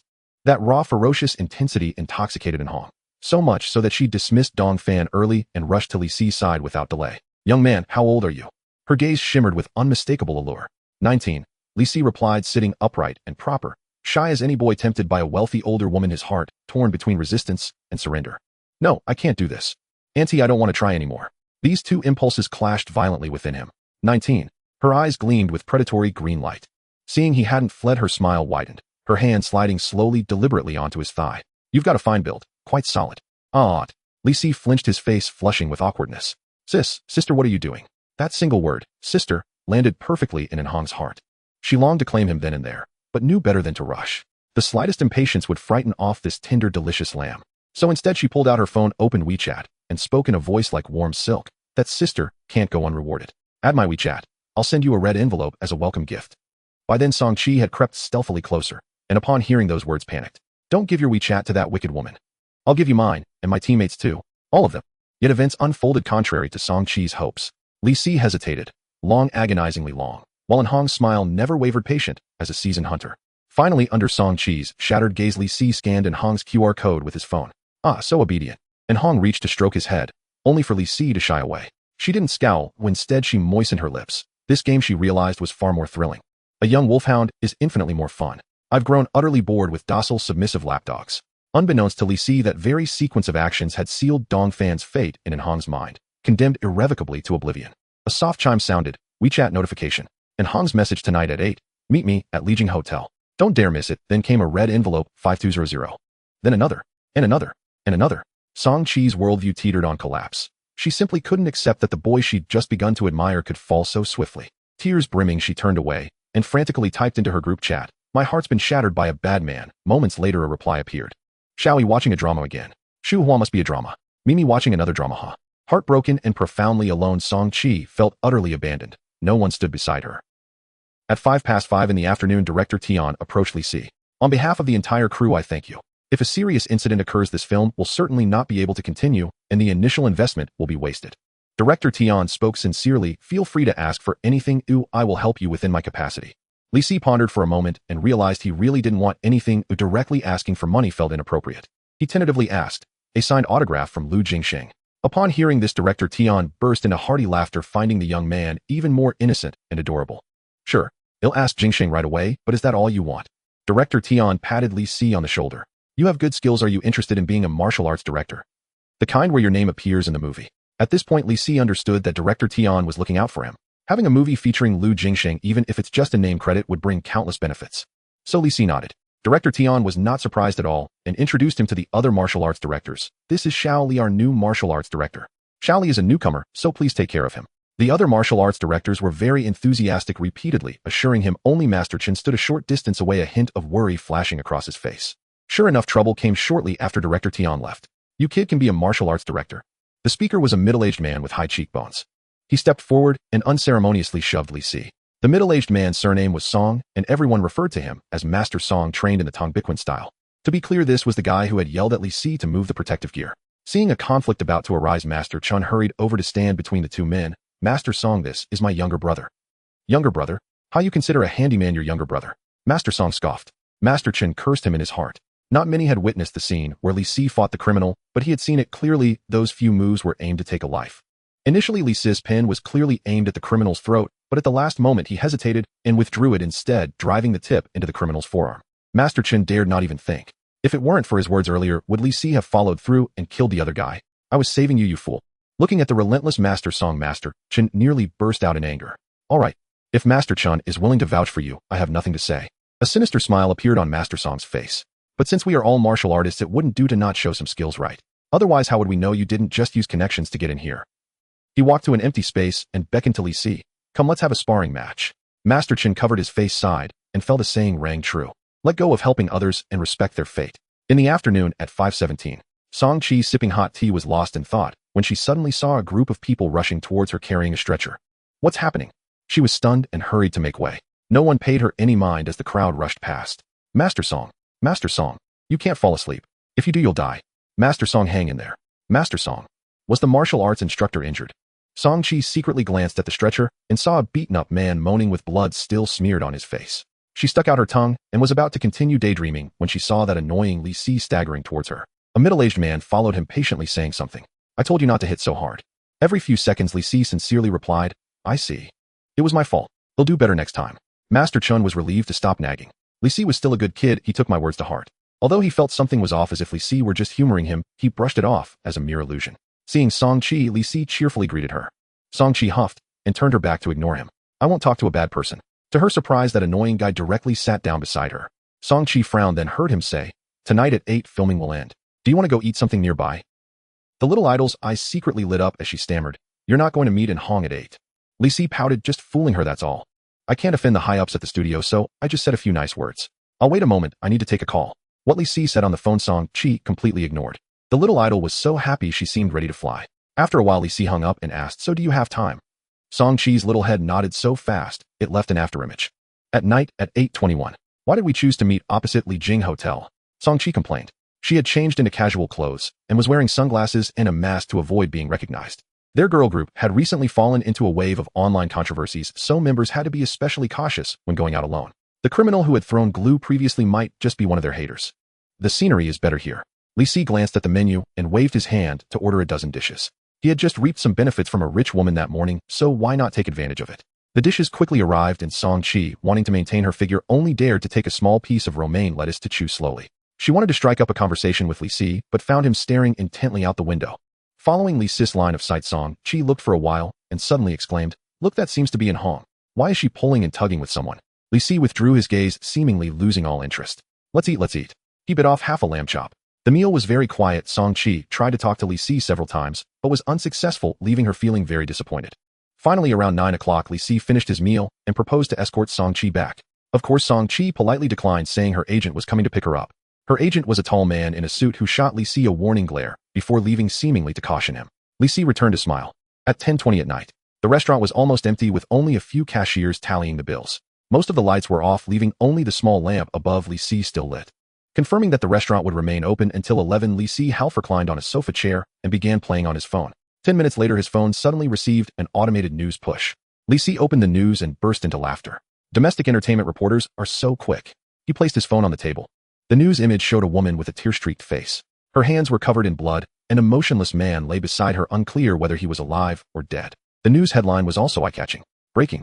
Jinqing Entertainment executive in Hong spotted at Li Jing Hotel stabbing someone in the street suspected of a crime of passion. Did you see that video? It's really terrifying with blood everywhere. It's tough being a puppy in this day and age, haha. That guy is Dong Fan, who has a ton of fangirls on social media. Be careful, one of those girls might be different in real life. What the heck? Weapons. Come on, I'm 8 meters tall and weigh 200 pounds. Oh, let's see who dares to come find me. The chat records kept rolling, with countless users flooding the social media platform. Within just 2 hours, almost crashing the server. However, when the clock struck 12, all search interfaces suddenly turned blank, accompanied by a big notice. According to platform regulations, this part of the content will not be displayed. What nonsense.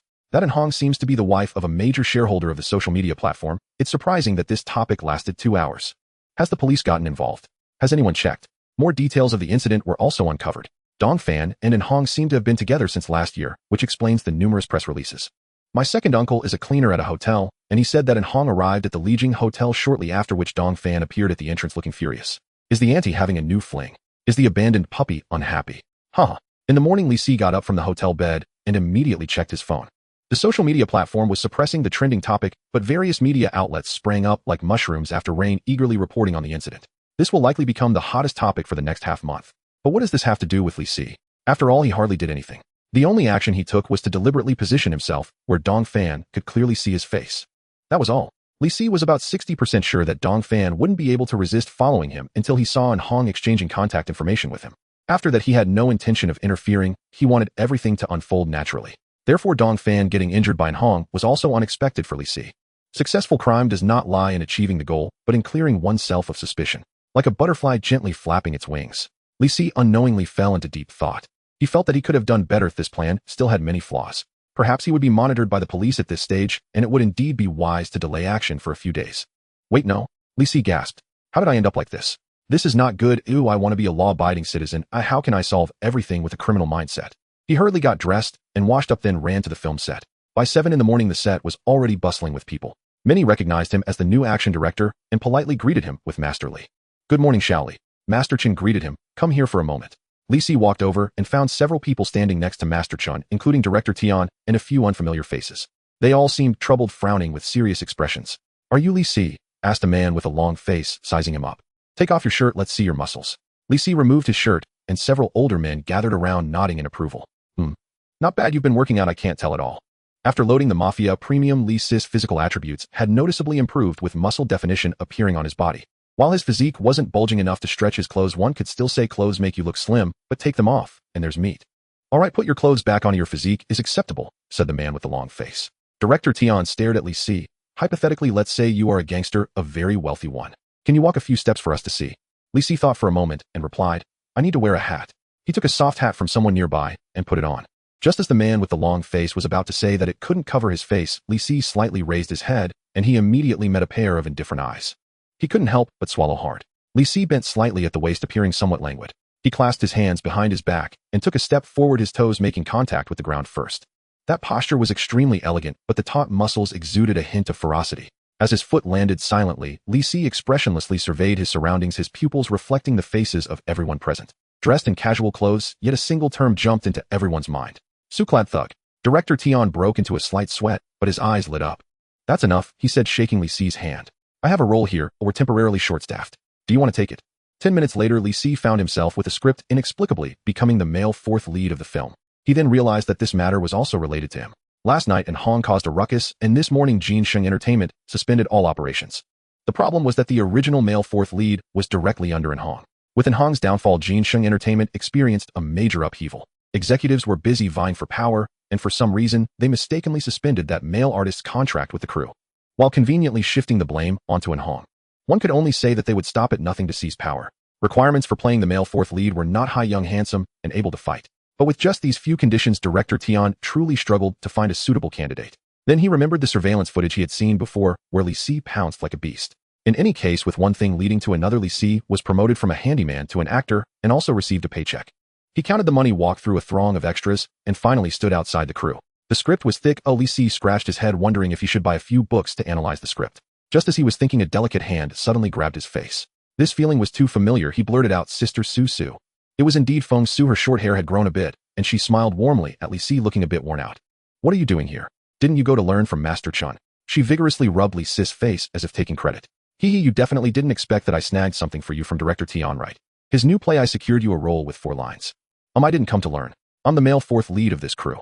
Li Si struggled to say, attempting to escape her clutches. Fong Su paused her actions. I am a useless sister. I am a useless sister. Fong Su squatted on the ground, feeling wronged as she drew circles. Why has it turned out like this? Li Si scratched his head. Oh, is Sister Su really amazing? Fong Su shouted, there's not a shred of sincerity. Emotions come quickly and leave just as fast. Fong Su soon patted her legs and stood up as if nothing had happened before. Li Si took out his phone to check the time. It's almost noon. Shall we grab lunch together? Fong Su nodded somewhat reservedly. Since you brought it up, don't think he'll treat you. She walked side by side with Li Si, naturally taking his hand. What is going on? A familiar voice rang in their ears. Li Si and Fong Su turned back together to see Song Chi standing at the door, looking utterly distressed. Yesterday it was an aunt, today it's a sister. The little idol was about to cry, staring intently at the hands of the two intertwined. You two are holding hands as soon as you meet. What is your relationship? Oh no. Fong Su frowned, sensing that the situation was not simple. She glanced at Li Si, then at the anxious little idol, and a mischievous smile suddenly flashed across her face. Ahem. She cleared her throat loudly to attract Song Chi's attention. Seeing Song Chi looking over, Fong Su immediately wore a nonchalant expression. That question should be directed at you. What is your relationship with my son? Li Si wanted to cover his face, not understanding why Sister Su was suddenly playing this game. Moreover, at your young age, who would believe you are my mother? Song Chi's expression froze, and then the roots of her ears slowly turned red, her face filled with embarrassment. So that's how it is. Hello, aunt. She believed it. Li Si shrugged off Fong Su, thinking those two foolish women could play however they liked. He was going to eat. But Fong Su was relentless, leaning closer and directly wrapping her arm around his shoulder. Humph. Fong Su chuckled, coldly scrutinizing Song Chi from top to bottom. With a growing sense of speculation in her heart, she spoke coldly.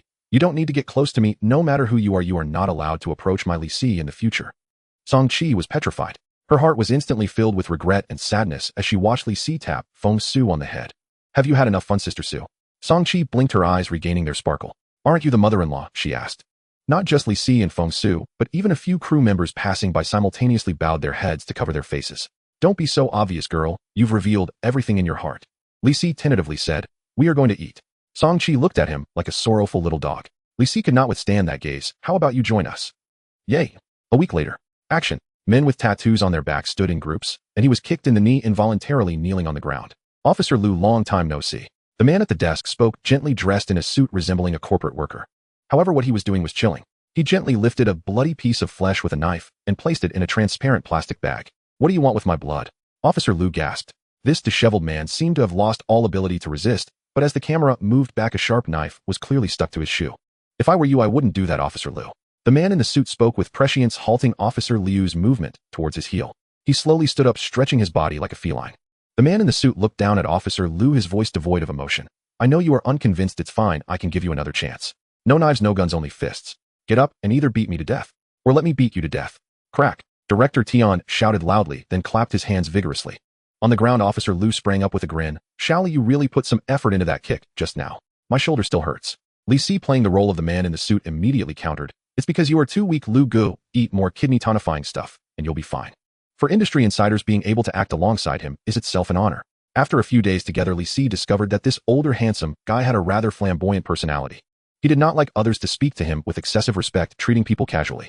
Li Si, the youngest actor in the crew, quickly became familiar with Lu Jingxing. No wonder this Golden Flower film emperor has such a good reputation in the industry. Oh, everyone calls him Lu Gu. Being able to take on my role means your future is definitely limitless. Lu Jingxing threw an arm over Li Si's shoulder. "So how about going out tomorrow night? Let me take you to see the world of wine and women." Lu Gu, I'm not even 20 yet, don't mess with me. Lu Jingxing also noticed Sanchi, and the older handsome guy suddenly wore a mischievous smile. "Oh, I see.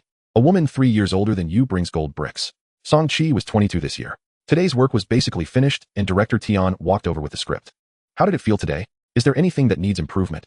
The director needed to pay constant attention to the actors' opinions, as they were the true performers. Lu Jingxing shook his head, looking at Li Si. To his surprise, Li Si seemed to be really contemplating, as if he wanted to say something. "It's okay, speak freely." Director Tian encouraged. So Li Si slowly said, "Director Tian, I have a mature suggestion." "Mature? What?" Director Tian was at a loss whether to laugh or cry.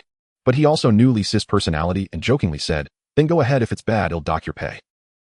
Li Si pulled out the script, then pointed at a page, saying very seriously, "Director Tian, I think this part is entirely unreasonable." Director Tian adjusted his glasses and leaned closer, and when he saw the part Li Si was pointing at, his expression froze. Li Si. He stammered. "Isn't the range you marked a bit too much?" "Not just a bit too much." Li Si had included all content related to gang transactions, effectively denying half a month's work of the screenwriter. "Who says the script is unreasonable?" A big bearded man heard the noise and strode over angrily. After getting the situation straight, he became even angrier, directly shouting, "What are you?" Lu Jingxing and Director Tian both looked helpless. Being able to write scripts for this film naturally meant they were not ordinary people. This big bearded man was a well-known star screenwriter in the industry, having created several films that grossed over $1 billion. If possible, Director Tian did not want to offend him easily. He gave Li Si a frantic look, but unexpectedly Li Si acted as if he didn't see it and continued analyzing. "This section, the gang's transaction method, isn't like this. The dialogue, setting, and costumes all have issues. There are traces of some old foreign films, but they do not fit the domestic situation." The big bearded man was about to explode. He cursed angrily. "Do you know the domestic situation? You're even better than me. Talking nonsense here." "I know." Li Si nodded. "I really can tell a story." "What?" The big bearded man realized something and stopped talking. Li Si's gaze was very clear. "I'm saying I know what the domestic situation is like. If you're willing, I can take you to see for yourself." The first reaction of the big bearded man was that Li Si was just showing off. This is a common sentiment. Oh, when the competitive spirit of youth rises, they can say anything. Director Tian clearly thought the same way. Li Si was brought into the crew by him, making him somewhat of an insider. He didn't want to watch Li Si embarrass himself. "Forget it, you're both a screenwriter and an actor. There's no need to argue over such trivial matters." Director Tian wanted to mediate. But the big bearded man did not want to miss the chance to humiliate his opponent. He looked at Li Si with a half smile and said, "Old Tian, don't speak yet. Come on, tell me, how do you want to show me what you've got?" This was directed at Li Si, and the last two words were emphasized heavily. The big bearded man looked at Li Si with disdain. Li Si lowered his head, and the big bearded man thought he was about to yield, while Director Tian sighed in relief. As a result, Li Si pulled out a transparent document bag from his bag. "It's simple," he said sincerely. "You take 5,000 yuan, put the money in the bag, and let's go out for a walk tonight." The big bearded man burst into laughter, ha ha ha. But he couldn't laugh anymore. "Are you serious?" The big bearded man looked at Li Si, who had a sincere expression on his face. Li Si felt a bit embarrassed. "Actually, this method is too inefficient. We might not encounter any local gangs all night. But since it's my first time here, I'm not very familiar with the situation, so I can only take a chance." After hearing Li Si's words, the big bearded man glanced at the money bag, then at Li Si, and suddenly felt an urge to kneel. This person didn't seem like he was acting. He took out a cigarette, began to smoke, and his eyes flickered with sharp light. After thinking for a long time, he finally reached a conclusion. It must be acting. By realistically pretending to intimidate himself, he wanted to make himself truly believe that this guy was connected to the gang, and then back off. Realizing this, the big bearded man relaxed. "How young people are just young people. They resort to these petty tricks that can't hold water. Watch me expose you." Exhaling a puff of smoke, the big bearded man lazily said, "Oh, then it's settled. When are we going?" Li Si's expression clearly showed some difficulty, which further confirmed the big bearded man's suspicions. While smoking, he sneered, inwardly thinking Li Si would soon come to him with a sorrowful face to apologize. 10 minutes later, he sat in the passenger seat of a van, utterly bewildered. Sorry, this is my first time driving this kind of vehicle, so I might not be very skilled. Li Si apologized to him from the driver's seat, pressing down the gas pedal. He couldn't even pay attention to such trivial matters now. The big bearded man turned his head stiffly and saw Director Tian standing outside the window. At that moment, Director Tian's expression was hard to describe, as if he was trying to suppress a laugh. It must be his illusion. Suddenly, a heavy object was stuffed into the big bearded man's arms. It was the crew's most expensive handheld camera. Director Tian clapped his hands and reminded him, make sure to record the process well. These are all precious behind-the-scenes moments. The big bearded man stared blankly at the control panel where the transparent document bag was filled with bright red bills placed right in front of him. Lu Jingsheng sighed heavily while holding a cup of iced tea. It sounds so interesting, but unfortunately there are too many things happening in the crew and I can't leave. Slurp. Lu Jingsheng happily took a sip of iced tea. Then hurry up and get up here, I'm going down. The big bearded man cursed inwardly. Li Si didn't say goodbye to Director Tian and the others and kept flipping through a small notebook. The big bearded man caught a glimpse of a few lines of text from the corner of his eye and felt uneasy. No. 227, Yun Road, underground bar semi-illegal. There may be prohibited items for trade. Old Zhang Phone. No. 105, Yun Road, Bone Massage Center. There may be organized transactions. Sister Yun. Hearing the sound of pages flipping, his heart sank, and he stammered, hey you. Brotherly, what is this notebook for? Li Si didn't even look up. Oh, I've recently taken up night jogging. The big bearded man gripped the door handle tightly, and then, night jogging is really great, Li Si exclaimed. Besides exercising, you can meet many energetic social individuals. Everyone is so enthusiastic. The big bearded man's fingers trembled. With just one push, he could escape this terrifying place and return to continue being a screenwriter in the warm tea room. Old bye. A warm hand tightly gripped his arm. The big bearded man instinctively looked up and met Director Tian's gaze. If you're scared, we don't have to go, Director Tian said. Who is scared? The big bearded man reflexively replied, then wished he could slap himself. Li Si seemed to have finally determined the destination, and the car slowly left the filming site. Lu Jingsheng and Director Tian waved fondly behind them, as if sending a little woman off to war. The big bearded man was tense, praying that Li Si wouldn't take him to some strange place. But not long after, the van stopped in front of a convenience store. The big bearded man took out a tissue to wipe his sweat. There were few people here, and he finally dared to speak his mind to Li Si. Embarrassment be damned, he didn't care anymore. Brotherly, earlier there were too many people outside. You mentioned this bag of money. Li Si seemed to see through his thoughts, a bright smile appearing on his face. Ha, teacher, I was just joking with you. How could I really just bring money and swagger into such a place? Once this was said, a huge stone fell from the big bearded man's heart. Wiping his forehead, he realized he was sweating cold. I knew it. How could an ordinary person possibly come into contact with such chaotic matters? He was indeed lying. This thought crossed the big bearded man's mind, and his gaze towards Li Si changed. His intelligence regained dominance. Oh, a mere little actor dares to intimidate him. The insults were already on the tip of his tongue. The big bearded man watched Li Si rummaging in the back seat, pulling out a sharpened steel pipe and placing it on his lap. Besides the money, you also need to carry this for self-defense. It's not safe to go without any weapon. The big bearded man's pupils constricted. By the way, this is a hollow steel pipe, but once it starts bleeding, it won't stop. Remember not to stab the abdomen, it's easy to kill. Li Si spoke earnestly, like an experienced older brother educating his junior. The big bearded man smiled warmly. Okay, brotherly. Meanwhile, at a command vehicle several dozen kilometers away. Still monitoring. Any new discoveries? The speaker was Qin, an old acquaintance of Li Si. At this moment, Qin was frowning tightly, seemingly facing a huge dilemma. Still no luck. Did these people hear something? They've been hiding in a building all day. A young man wearing headphones replied, staring intently at the screen, not daring to relax. Yun Road, Yun Road. Qin rubbed his temples hard as if he had made a decision, his eyes filled with sharpness. No matter what, we must achieve a result today. Xiaozhang, go get the SWAT team on standby and start debugging the equipment now. If there's no news by 1 a.m., I will apply to the higher-ups. We'll charge right in. Along the Yunlu Road, the sunset bathed each brick and tile in a warm orange hue. Li Si walked ahead while the bearded man nervously followed behind, clutching a steel pipe. The street was eerily silent. Li Si kicked a stone, sending it rolling deep into a narrow alley. He stopped, nearly causing the bearded man to bump into him. Li Si stroked his chin thoughtfully. Something feels off. The bearded man, already paranoid, immediately grew fearful at Li Si's words. Then we should leave. Oh sure. Li Si readily agreed. The bearded man was taken aback, really. He couldn't understand why Li Si suddenly became so agreeable. Li Si continued, I have a bit more to do, you can head back on your own if you want. After saying this, he walked directly into a nearby alley. The bearded man holding the camera stood frozen in place. The sun gradually sank behind the mountains, leaving only the last sliver of light. The path they had taken was already shrouded in shadow. Recalling the various rumors about Yunlu Road, the bearded man decisively lost his nerve. He stomped his foot and started running. Just around the corner, he spotted Li Si's figure. Li Gu, wait. What the hell are you doing? The bearded man blurted halfway through, suddenly startled. He saw Li Si crouched by the door of a bungalow fiddling with the thin wire beads of sweat forming on his forehead. "Oh, you didn't leave, huh?" Li Si wiped the sweat from his forehead, feeling a bit embarrassed. "It's been a while since I picked a lock. My skills are rusty. Oh, please don't laugh at me." The bearded man stood dumbfounded, glancing between the door and Li Si. "Li Gu, you do realize this is breaking and entering, right?" Li Si was focused on his task, not responding, leaving the bearded man unsure if he had heard. The bearded man sighed and sat down at the roadside. "And you think you can pick a lock with a thin wire? This isn't a movie. Oh, it can't be that simple." As soon as he finished speaking, there was a click and the lock opened. The bearded man bowed his head, burying his face in his hands, taking a deep breath.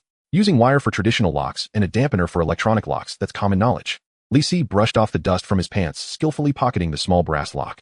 All right, the lock is open, let's go." "You don't actually want to break into someone else's house, do you?" The bearded man reached out to pull Li Si back, genuinely afraid that someone might suddenly jump out and call the police, locking them both up. But Li Si shrugged off his hand, clearly dissatisfied. "What are you talking about? It's not every day we get the door open. Of course we need to take a look inside. And besides, the homeowner welcomes us, right?" Li Si said nonchalantly, tilting his head. The bearded man followed his gaze and immediately felt a chill. He saw a hooded figure standing in the corner, staring at them intently. The bearded man had no idea when this person had arrived. "Welcome." The bearded man looked suspiciously at the hooded figure. "Put the lock back and get lost." The hooded man uttered a few cold words. He says he welcomes us." Li Si's face lit up with a grin. The hooded man's expression darkened. Damn. But before he could react, a sharpened steel pipe was already pressed against his throat. "Do you want 2 large shrimp to treat you?" the hooded man stammered. Li Si pushed the pipe forward, forcing the hooded man to back up. "Get inside, squat on the ground, and show me your hands." The 3 of them entered the bungalow one after the other, with the bearded man being the last. Li Si instructed him to close the door. Everything happened in an instant. The bearded man was stunned by Li Si's actions, too scared to disobey. Once the door was shut, he realized he had become an accomplice to Li Si. "It's over, my life is over." Ignoring the bearded man's self-pity, the hooded man calmly spoke up. "Sir, I haven't done anything wrong." Li Si chuckled upon hearing this. He was too familiar with this tone.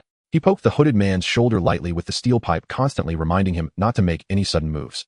Li Si glanced around the room and suddenly said, "Are you raising birds?" The hooded man looked confused. The bearded man didn't understand this line, and Li Si explained, "It's slang. It means adopting children, raising them until they are grown, then sending them to steal or perform. Basically, they do all sorts of odd jobs. We never engage in illegal transactions." The hooded man said sternly, "Oh, I see you deal in information, right?" Li Si replied, understanding. "Then I've come to the right place. Tell me what happened in Yunlu Road these past few days. Why is it already 7 p.m.? Oh, and not a single shop is open." The hooded man finally grasped the situation. "So you guys aren't cops?" His eyes revealed a hint of menace. "Then who are you working for? Old Zhang, or old gal from the fish market? Be careful, or you might get your hands chopped off. Want some information?" "Ha, I would never." Li Si placed a bag of money into his hand. "Last month a group of human traffickers came, and the cops have been keeping an eye on them. They might launch a raid any day now. Everyone is trying to avoid trouble, so your timing is unfortunate." The hooded man blurted everything out quickly, stashing the money in his pocket. "Boss, I already knew all this." The bearded man suppressed his urge to comment. "Then it's all good, thanks for your cooperation." Li Si carried the steel pipe as he walked out, suddenly noticing a poster affixed to the wall. The poster featured a group of handsome men and beautiful women, all wearing terrified expressions. In the background, a shadowy figure in a mask stood silently, the gaze from beneath the mask seemingly suppressing extreme madness. The Crystal Lake Killer. Coming to theaters, June 27th. Stay tuned. Noticing that Li Si was engrossed in the poster, the hooded man boldly struck up a conversation. "Boss, you like horror movies too? I really like this director's son. Any movie he makes, I definitely buy a ticket for." Li Si interrupted his rambling. "Which character do you like the most in this movie?" "Character? The one on the poster." The hooded man paused, scratching his head vigorously. After a long while, he hesitantly pointed to one person, probably the second female lead. "Though the first female lead is beautiful, she's too seductive, not really my type." Before he could finish, he saw Li Si raise the steel pipe. Bang! The hooded man's eyes glazed over, his body swayed, and he collapsed to the ground. Li Si grumbled to himself, contemplating before crouching down and rummaging through the hooded man's belongings. The money, still warm from the hooded man's grip, returned to Li Si's hand. The bearded man, witnessing all of this, wore a calm expression, not even wanting to ask why his heart remained unmoved. He had grown accustomed to Li Si's behavioral patterns, and no matter what happened next, he wouldn't be surprised. "Sounds like this place is very dangerous." The bearded man looked at Li Si. Li Si frowned, slowly nodding. "Indeed, it seems so. Right, we need to." The two spoke simultaneously. "Come back in a few days. Go check out the excitement right now." The excitement in Li Si's eyes was clear to the bearded man. He looked up at the sky, suddenly feeling an urge to cry. Li Si knew where the traffickers were. The bearded man expressed his disbelief. Li Si explained that the traffickers had to choose a hideout that was definitely not near major traffic routes. Moreover, that place not only served as a temporary residence, but also acted as a prison for the abducted children. There were not many buildings with such conditions around Yunlu. Upon hearing this, the bearded man realized Li Si must have a target in mind. Sure enough, the latter pointed towards a nearby tower, and said that one is very suitable. They might be at the top of the tower, but most likely underground. In such an obvious place the police won't find it. The bearded man felt it was unreliable. The police must have discovered it long ago, but they dare not act rashly, Li said. Why? As soon as the question was asked, the bearded man thought of the answer. Because traffickers are in the business of exchanging conscience for money, and when pushed to the brink, they can do anything. At that point, the merchandise would directly become hostages, making things even more complicated. Li shrugged. Of course, these guys have to be professionals. Amateur groups don't have that level of execution. They would all get scared and collapse the moment the police kicked down the door. He discussed criminal methods as if chatting casually. The camera continued to operate, firmly focusing on Li. The bearded man adjusted the lens. He was well aware that what they were doing was very dangerous, but a screenwriter's instinct made it hard for him to leave. In the frame, Li squatted on the ground, pulling out various small tools that looked quite ominous. Every glance he cast revealed a disregard for the system. The bearded man watched, his mind unconsciously blending Li with several characters from crime films. With just a casual gesture from Li, his inspiration burst forth. Steel pipe, too heavy, won't take it. Chainsaw, best to bring it, very portable and can cut ropes. What are you doing? Li looked up and found all of the bearded man's attention was on the camera screen. You continue, don't mind me. The bearded man waved his hand emphatically. In this short time, he had already sketched out the outline of a new script in his mind. Li hid the discarded tools by the roadside for easy retrieval later. He jumped a few times in place to confirm that the weight on him did not hinder his movement. Under the cover of night, the two headed towards the tower.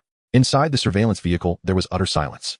The auxiliary officer held a teapot in one hand, the cup full with cool tea continuously spilling over. Yet he seemed oblivious, staring blankly at the screen. The young officer looked at the senior detective, who in turn looked at the team leader. The team leader finally turned to Qin Zhe, wearing an expression that seemed to want to say something, but dared not. Qin's face was ashen. He slammed his fist on the table, pointing at the screen, and shouted, how did these two manage to sneak in? On the screen, Li ran towards the tower, exuding a joyful spirit, like a playful husky. The bearded man carrying the camera crouched behind him, occasionally glancing back cautiously. Unbeknownst to them, everything was being recorded by cameras that had been set up long ago. Qin was frantically tugging at his hair. 20 people split into 2 shifts, and with so much surveillance. What have you all been doing? Is this what you call a siege? More like a sieve. No one in the surveillance room dared to speak. Finally, a team leader mustered the courage to quietly say, the terrain of Yunlu is very complex. Perhaps there were blind spots when the cameras were set up. He was met by Qin's furious face. The team leader closed his eyes, but contrary to expectations, he was not scolded mercilessly. Qin merely looked at him, his tone heavy. Even if one child goes missing, we all must take responsibility and resign. Prepare for a strong assault. With that, Qin stood up and got out of the car. The others exchanged glances and then rushed to the control panel. In an instant, countless orders were issued and at least 20 phone calls were made.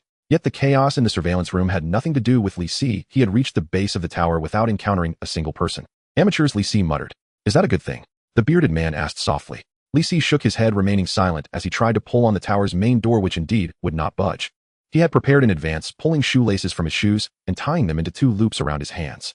Then Li leaped, silently grasping the exposed water pipe. Damn! Li's movement was quite spectacular, causing the bearded man to exclaim, and then his head received a light but firm tap. Keep it down, Li reminded. You wait here.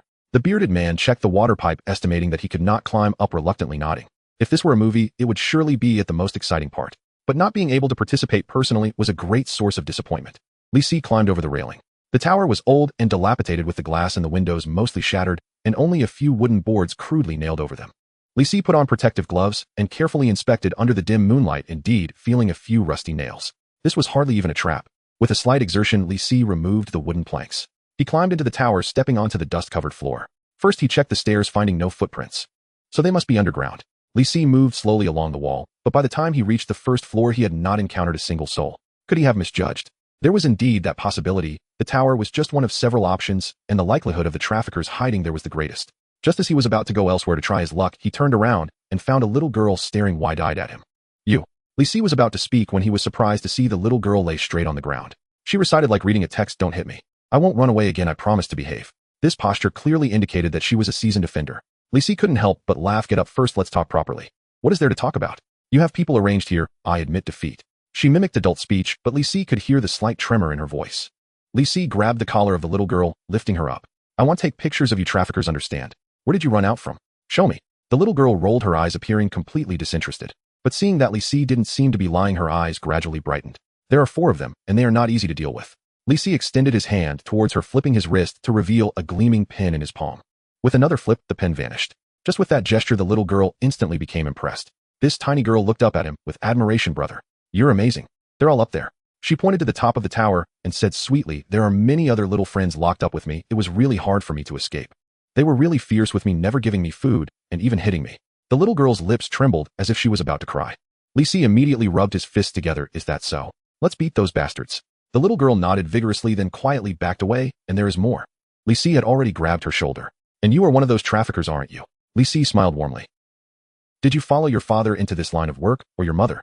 Probably your mother. With your acting skills, a man wouldn't teach you that. Brother, what are you saying? I don't understand. The little girl seemed a bit cold, squatting on the ground and shivering. Li Si smiled. To be fair, the little girl was indeed quite cute. Although she was dirty all over and exuded a musty smell, her delicate features were evident. Such a delicate and adorable girl squatting on the ground and looking at you pitifully, most people would find it hard to be ruthless. This majority certainly did not include Li Si. So he curled his index finger and gave her a light knock on the head. Ouch! Li Si did not hold back this time. The little girl covered her forehead, tears streaming down her face. What the hell are you doing? Brother, why are you doing this? She looked at him with tearful eyes. Li Si scoffed. You're already exposed, and you're still pretending here.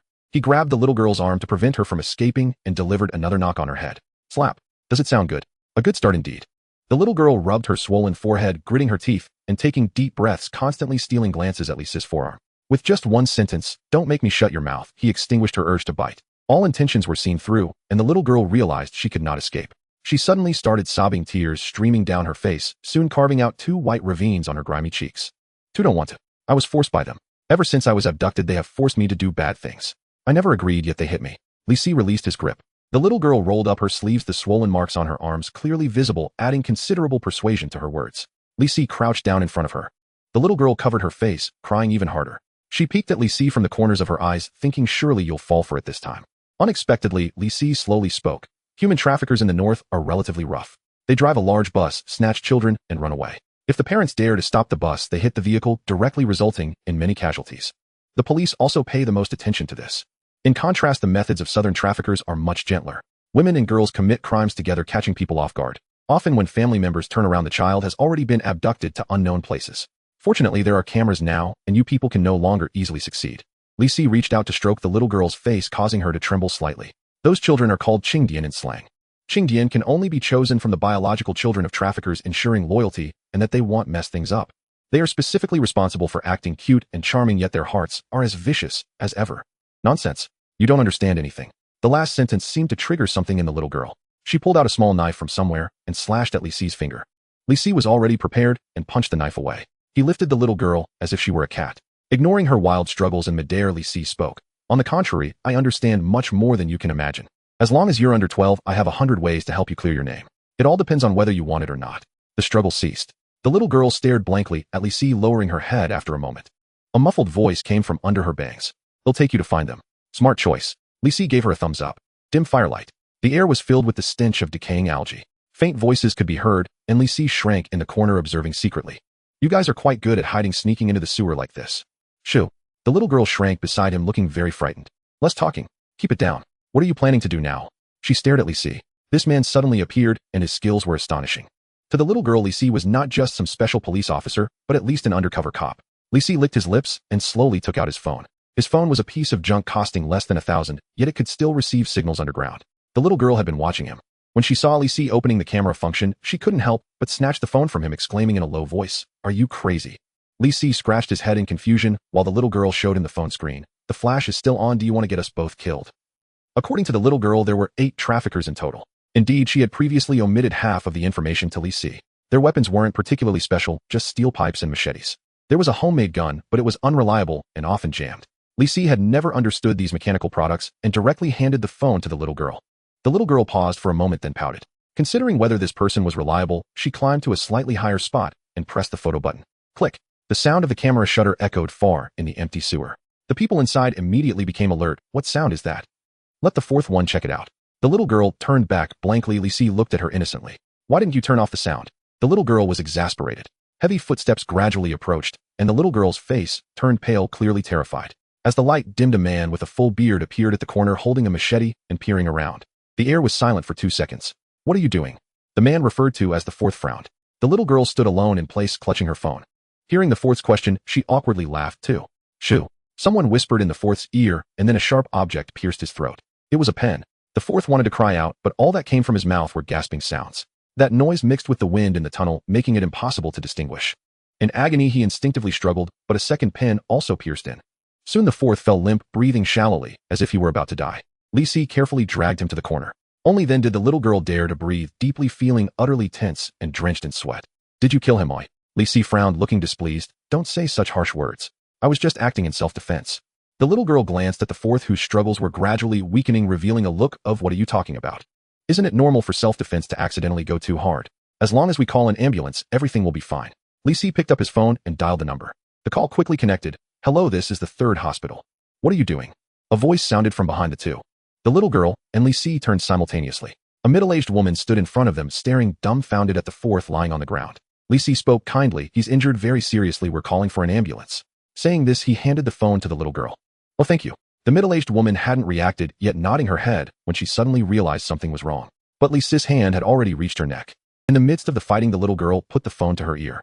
Ignoring everything in front of her, she answered the rescue station's questions with precision.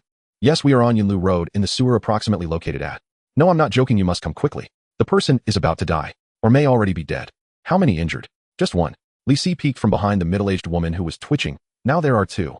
The little girl nodded blankly, saying to the phone, still better prepare beds for 8 people. When dealing with women, Li Si needed to be a bit gentler. He merely used a standard naked choke to firmly control the woman's neck until her eyes rolled back and she fainted. The little girl cast a fearful glance and hid behind Li Si, handing him her phone. What's next? She had no doubt that Li Si could take down all the traffickers. Let me think. Li Si advanced through the sewer and soon discovered a clue. It wasn't quite right to call it a clue since the traffickers hadn't tried to conceal anything. They had sealed the third sewer pipe from the left with iron chains. Old Four and the middle-aged woman were merely minor characters guarding the door. They had set up a table here with a few small dishes on it. Li Si also noticed 2 empty beer cans. Amateur, he commented for what felt like the umpteenth time. Just to be clear, I have no idea how to get in. Every time someone else was responsible for getting these things open, the little girl said. Li Si glanced at her, knowing she was lying again. Clearly the little girl just didn't want to take the lead for Li Si. Such minor obstacles posed no challenge for Li Si. He drew out a chainsaw, and soon the grating sound of metal grinding filled the air. The little girl covered her ears, but her eyes kept stealing glances at the dishes on the table. One plate still had a bit of canned pork left. She quietly swallowed. With a crash, the finely cut iron chains fell to the ground, revealing the sewer behind. The opening was dark and nothing could be seen. The loud noise just made would have been impossible for those inside not to notice. The little girl looked up at Li Si, finding that he had raised his phone again. You don't mean? That's right, of course I'm calling the police. After all, it's just the 2 of us here. How could we possibly handle so many people?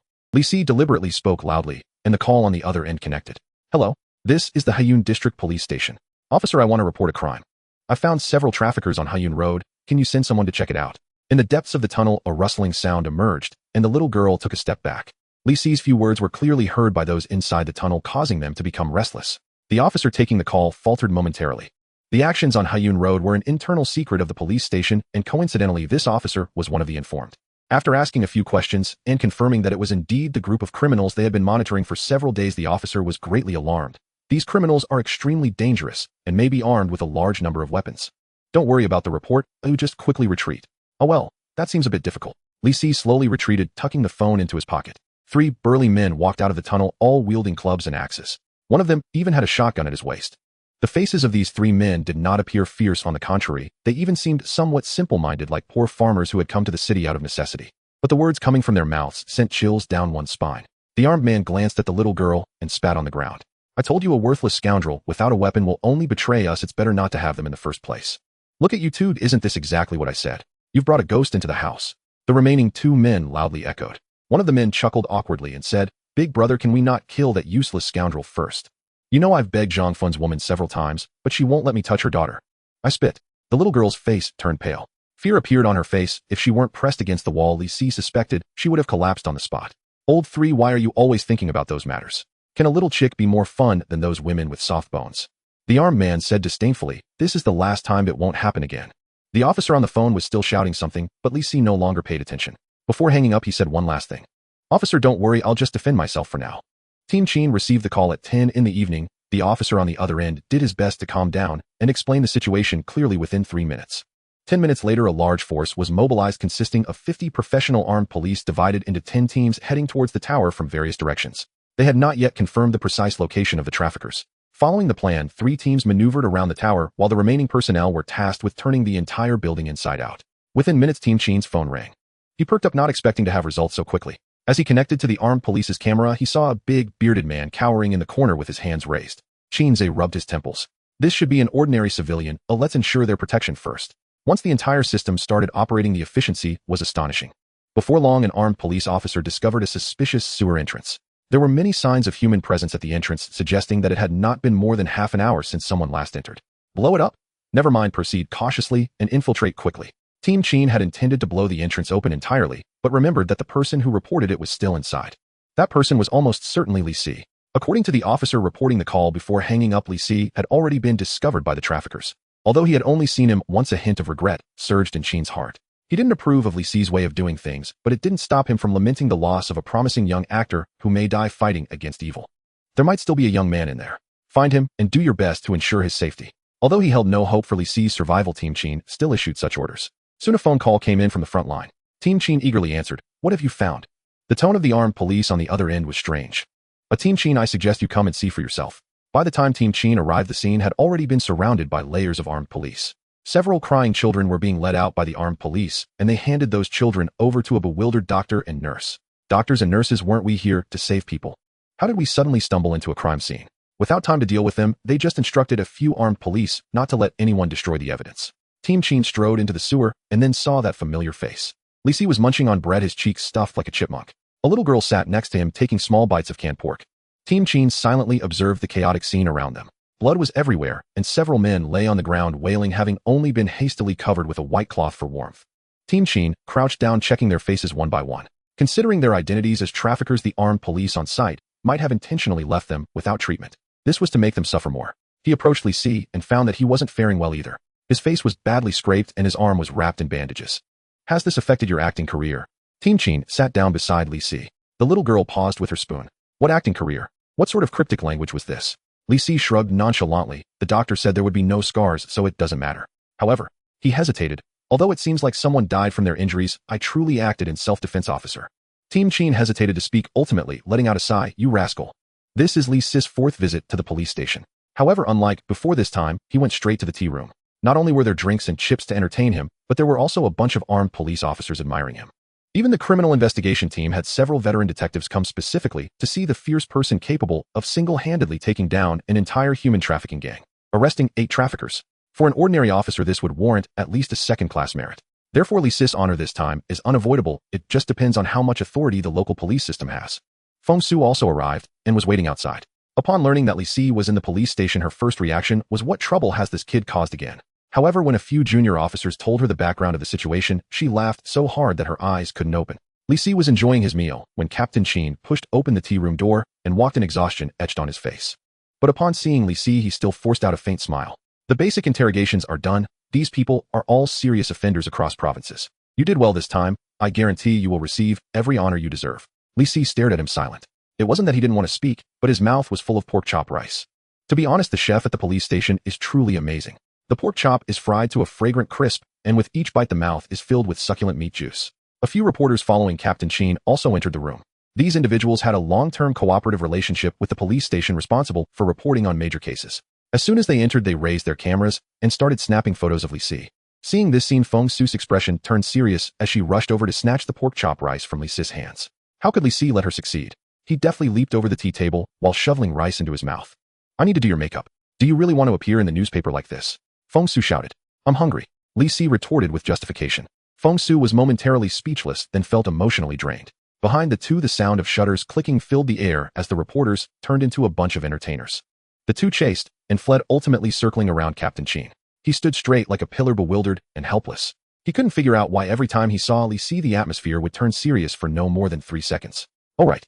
Captain Chin suddenly remembered something. "The little girl you brought back before is now squatting at the police station entrance, refusing to come in. What is her relationship with you?" Li Si casually lied. "She's my distant cousin." Fong Su was taken aback. "Aren't all your family members?" "Ugh." Before she could finish, Li Si covered her mouth with his hand. Captain Chin looked at Li Si. "Among those traffickers, there's a woman with the surname Zhang, who said there's still a little girl in their gang." Li Si remained silent. He quietly gazed back at Captain Chin until the latter averted his eyes. Captain Chin sighed and rubbed his face vigorously. "Forget it. According to the law, a child under 12, even if guilty of a grave offense, generally cannot be convicted. The little girl's mother would most likely be sentenced to life imprisonment, and depending on the situation, could even face the death penalty. Having someone willing to take her in is far better than sending her to a juvenile delinquent facility." Captain Chin reluctantly decided to turn a blind eye to this matter. "I heard your new movie is about to be released. Congratulations." Captain Chin awkwardly changed the topic. Li Si smiled. Yes, it's my debut work. Do you want me to get you a movie ticket? Forget it. Captain Chin waved his hand. He took out a cigarette from his pocket, lit it, and took a satisfying puff. I usually don't watch movies, they take too much time. I prefer watching variety shows. Then forget it. Li Si felt it was a pity. If Captain Chin had accepted the movie ticket, it would have been a good opportunity to build a good relationship with the police system. This time offering movie tickets. No. Li Si shook his head vigorously. How did his thoughts slip again? I am a law-abiding citizen. I even fought against human traffickers. Captain Chin's break time ended, and after giving Li Si a few reminders, he walked out while smoking. Not long after, a pretty little clerk came over to inform Li Si that he could leave. Li Si stood up, and on his way out conveniently stuffed 3 bars of chocolate, a small bag of candy, half a bag of unfinished chips, and a bowl of freshly cooked pork chop rice into his pocket. Fong Su was shocked to see that he still wanted to take food away. Isn't the pork chop rice I made not tasty? Why do you want to eat someone else's? That remark was too damaging. Li Si sheepishly returned the pork chop rice. Upon reaching the entrance of the police station, it started to drizzle in the sky. Fong Su held an umbrella for Li Si, but found him absent-minded, his eyes fixed on a frail figure not far away. Who is that? Li Si did not answer, scratching his head, then walked straight to the little girl's side. For a moment neither of them spoke, with only the gradually intensifying sound of rain in their ears. Fong Su ran over to hold an umbrella for them. The little girl took a deep breath and finally spoke. Just now in the interrogation room, my mom. That woman pushed most of the blame onto me, saying she only took care of the laundry and cooking, and that I usually did the work with the boss and them. It's useless. Oh, children don't bear responsibility, Li Si said. The little girl rubbed her eyes, rainwater flowing down her head, making it indistinguishable whether it was rain or tears. Yes, she's too stupid to even know this kind of thing. But I wish she weren't so stupid. Fong Su handed a tissue to the little girl, but she pushed it away. The little girl sniffed and suddenly stood up. I'm leaving, goodbye, thank you for helping me, at least I won't have to do those things anymore. Before she finished speaking, Li Si reached out and pulled her back. The little girl had experienced this move many times and knew that no matter how much she struggled, the other party would not let go. So she just rolled her eyes, coldly staring at Li Si. At that moment, Li Si's phone rang. Holding the little girl with one hand, he answered the call. I understand. After hanging up, Li Si looked down and asked, do you like watching movies? The premiere of Crystal Lake Killer was set in a reasonably famous theater. With 40 minutes left until the show, there weren't many cars at the theater entrance. Horror films have always been a niche market in the country, and both the director and screenwriter are working hard to expand their audience. Thus, Director Sun had anticipated the sparse scene before him, and the cold raindrops did not dampen his good mood at all. Today, Director Sun specifically wore a red suit, standing at the entrance with a broad smile as he kept shaking hands with people. Xiao Yue, you're here. You acted very well. Your expressiveness is strong. Brother Zhang, it's been months since we last met. You came here to support me. Ha ha ha, come in. Oh, Lu Dao? When he saw Li Si, Director Sun was even more delighted. Look who's here. Brotherly, come here, I'll introduce you to a few industry seniors. This remark made others laugh. Director Sun was not young anymore, yet he called a well-mannered young man brotherly. Li Si walked over, followed by the little girl splashing through the puddles behind him. Your sister? So cute, what's this child's name? Director Sun casually asked. Then he saw Li Si's face remain unchanged as he turned around. Oh right, what's your name again? The little girl looked at Li Si with a gaze as if he were trash. What the hell? A sudden outburst echoed through the dimly lit hall. The deafening sound seemed capable of lifting the roof off, causing a few crows to fly helplessly away, cawing as they retreated into the distance. In a corner of the corridor, 2 cleaning ladies were chatting. What's going on in Hall 14? It sounds like a murder scene, one cleaning lady said, still shaken. The other lady rolled her eyes dismissively. You don't get it. This is a horror movie, very trendy. That thing finally fell down. A sharp steel rod pinned it firmly to the tree trunk, dark liquid oozing from its wound. Even with such severe injuries, it continued to writhe and struggle. Gradually, its efforts began to weaken, the bloodstained work clothes and mask starting to slowly disintegrate. Is it dead? She didn't know, but its eyes remained fixated ahead, filled with an intense, unrelenting malice. Is it human? She also did not know. In the end, this brutal demon never revealed its true form. She trembled with anxiety, stepping closer to the completely motionless figure, wanting to lift the pitch-black mask that seemed welded to its face. Just as the mask was about to be lifted, that limp hand suddenly sprang up, grabbing her arm. Aunt. Hey. The screen instantly went black, leaving only a piercing scream. The lights in the auditorium turned on, and the audience, still immersed in the horror atmosphere, exchanged bewildered glances. A female film critic clapped her hands gently, and more people joined in until the applause roared. Director Sun stood up calmly, accepting the applause. He was the planner of the film and one of the screenwriters. Just by observing the audience's reaction, he knew that Crystal Lake Slasher had already succeeded.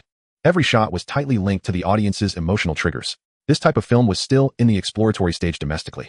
He even had a premonition that Crystal Lake Slasher would become a universal template for slasher films. The film critics whispered among themselves, ultimately agreeing that the character of the slasher was the most outstanding. Although the actor did not show his face, he managed to enhance the film's horror atmosphere just through his gaze and movements. Especially in some shots where it was evident that the director would need to deliberate extensively to convey a sense of oppression, this actor achieved it effortlessly with just a look. Truly, his future is limitless. The leading actors took the stage, beginning to share their thoughts on the filming process of this movie. The screen lit up again, displaying behind-the-scenes footage. The slasher raised his scythe, scaring the male lead unconscious. The slasher took a few steps, causing the female actress to collapse in fear. The masked slasher found the prop master discussing which was more convenient for slashing a bone cutter or a meat cleaver. The audience erupted in laughter. This crew was truly exceptional. Even the behind-the-scenes footage was creatively made into a comedy short. Only the prop master in the corner looked pale, burying his head low and mumbling, "Finally over, finally over." More and more audience members began searching for the actor who played the slasher, who seemed to be a young actor named Li. But strangely, he could not be found anywhere in the auditorium. Director Sun called Li, but the call did not go through. He was unconcerned and continued to answer the audience's questions. Li often appeared and disappeared on set, so Director Sun had gotten used to it. So what exactly was Li doing? He was soothing a child. Is this your way of comforting someone? This is you. The little girl, no, she should be called Duya. This name was what Li had just learned an hour and a half ago. At this moment, Duya's face was flushed, her eyes brimming with tears, and she was ready to pounce on Li. Come on, it's just a movie. Why are you making such a fuss? Li, tall and strong, pressed down on Duya's head with one hand, preventing the furious little girl from taking a step forward. Duya was indeed angry because in the past hour and a half she had experienced a level of terrifying torment she could hardly have imagined. The human traffickers had never taken her to the cinema, so this was her first movie experience. Before the show started, she secretly hoped it would be a romance film, only to have a dead head drop right in front of her eyes within minutes. The special effects throughout were terrifyingly amplified. Don't even mention how thrilling it was. Fong Su rushed out with a bag in hand. I knew you were here. You from a young age never liked lively occasions. Li stretched and casually patted Duya's shoulder. Don't be upset. They'll buy you ice cream outside. Ice cream? That sounds amazing. The little girl struggled to resist the temptation. I won't be bought off by mere ice cream. Fong Su watched their interaction, and as she looked on, a smile appeared on her face. After a moment of laughter, she suddenly remembered something and reached out for Li's phone. Li obediently handed over his phone. Fong Su operated it rapidly. All right, I've signed you up for a social media account. You are now a somewhat established actor and can start to manage your fans slowly. Li took back the phone, feeling a bit curious. His profile picture was a side shot of himself looking quite handsome, though he wondered when Fong Su had secretly taken it. The newly created account was completely empty. There was only one latest post. I am actor Li playing the slasher in the upcoming Crystal Lake slasher. Please support the film's box office. After taking a few glances, Li was about to pocket his phone when a new reply suddenly appeared in the comment section. Oh, there's a reply. Where? Fong Su leaned in excitedly, wanting to witness the birth of Li's first fan. Duya also tiptoed to sneak a peek. Why hasn't the blogger been arrested yet? Li, Fong Su, and Duya exchanged glances, all seeing confusion reflected in each other's faces. In just that brief moment, several new comments popped up. Isn't that the person in the video? Wow, it really is. Local brothers, hurry up and call the police. The IP address is from the north, right? Northeastern men, hurry up and take action. Northeastern people have already called the police. What is all this? Li carefully read through each message, clicking into each account's profile to analyze the owner's personal information. This person seems to own a restaurant. His profile has his personal phone number. This way it'll be easy to find his ID number, Li muttered to himself. Duya listened intently, her face filled with fear. Fong Su was decisive. I'll call the social media staff right now. She hurried away while Li squatted on the ground, feeling wronged and furious. Who is it? Who is slandering a pure and kind young man? Can this world get any better? Duya cautiously nudged him. How about I buy you some ice cream? Li raised an eyebrow. Do you think ice cream can soothe my pain? After a pause, he said, at least a McFlurry. Long ago, Li noticed that the review system of this world was quite lenient, though there were still some red lines that one must never cross. Compared to the previous world, many sensitive subjects in film and television could now be openly presented on screen. He clicked on the screen, browsing the largest video website in the country. He could see that a video marked in red was rapidly climbing the popularity rankings. The small flame icon next to the video indicated that it was the most viewed video in the past 24 hours. The video's title was sensational. Reporter risks life to film revealing the criminal underbelly of Yunjing Road. This title was eye-catching enough. As soon as Li clicked on it, he saw his own face appear on the screen. Raising birds means adopting children. When they grow up, they either steal or perform. There are all kinds of people involved. Human traffickers exchange conscience for money. Of course, these guys have to be professionals. Amateurs lack the necessary execution, and when the police kick the door in, they all get scared and scatter. The hideouts of human traffickers. Haha, I'm quite familiar with those. First, they need to be convenient for escape, so they can't be near major traffic routes. Second, they must be sufficiently concealed. Finally, they need a place to store their goods. A basement is essential. Li in the video spoke of various criminal methods, as if they were common knowledge, making one shudder just to listen. The cameraman was clearly an experienced professional, keeping the camera steady while constantly changing angles to perfectly capture Li's demeanor. In summary, one could say this fellow doesn't look like a good person. Duya had a face of indifference. After all, she had witnessed Li beating up human traffickers up close. But Fong Su couldn't sit still. Who filmed this? How can they slander us like this? She said, heartbroken. Duya and Li Si exchanged a glance and wisely chose to remain silent. However, Li Si did feel somewhat puzzled. He could guess that this video was recorded by the bearded man, but why was it leaked online? The car drove all the way down to the building of Fong Su didn't have time to cook. She didn't even have time to ask Duya what was going on or why she was following them home. She looked anxious, hurriedly instructed a few words, and ran out of the house with her phone. After Fong Su left, Li Si immediately called Director Tian. Hello, it's Xiaoli. Director Tian on the other end chuckled, as if he had encountered something good. Director Tian about that video online. As Li Si was speaking, he suddenly realized something. No way. The video had just been recorded and was already on the bearded man's camera. Even if someone stole the camera and made a backup, it wouldn't be this quick.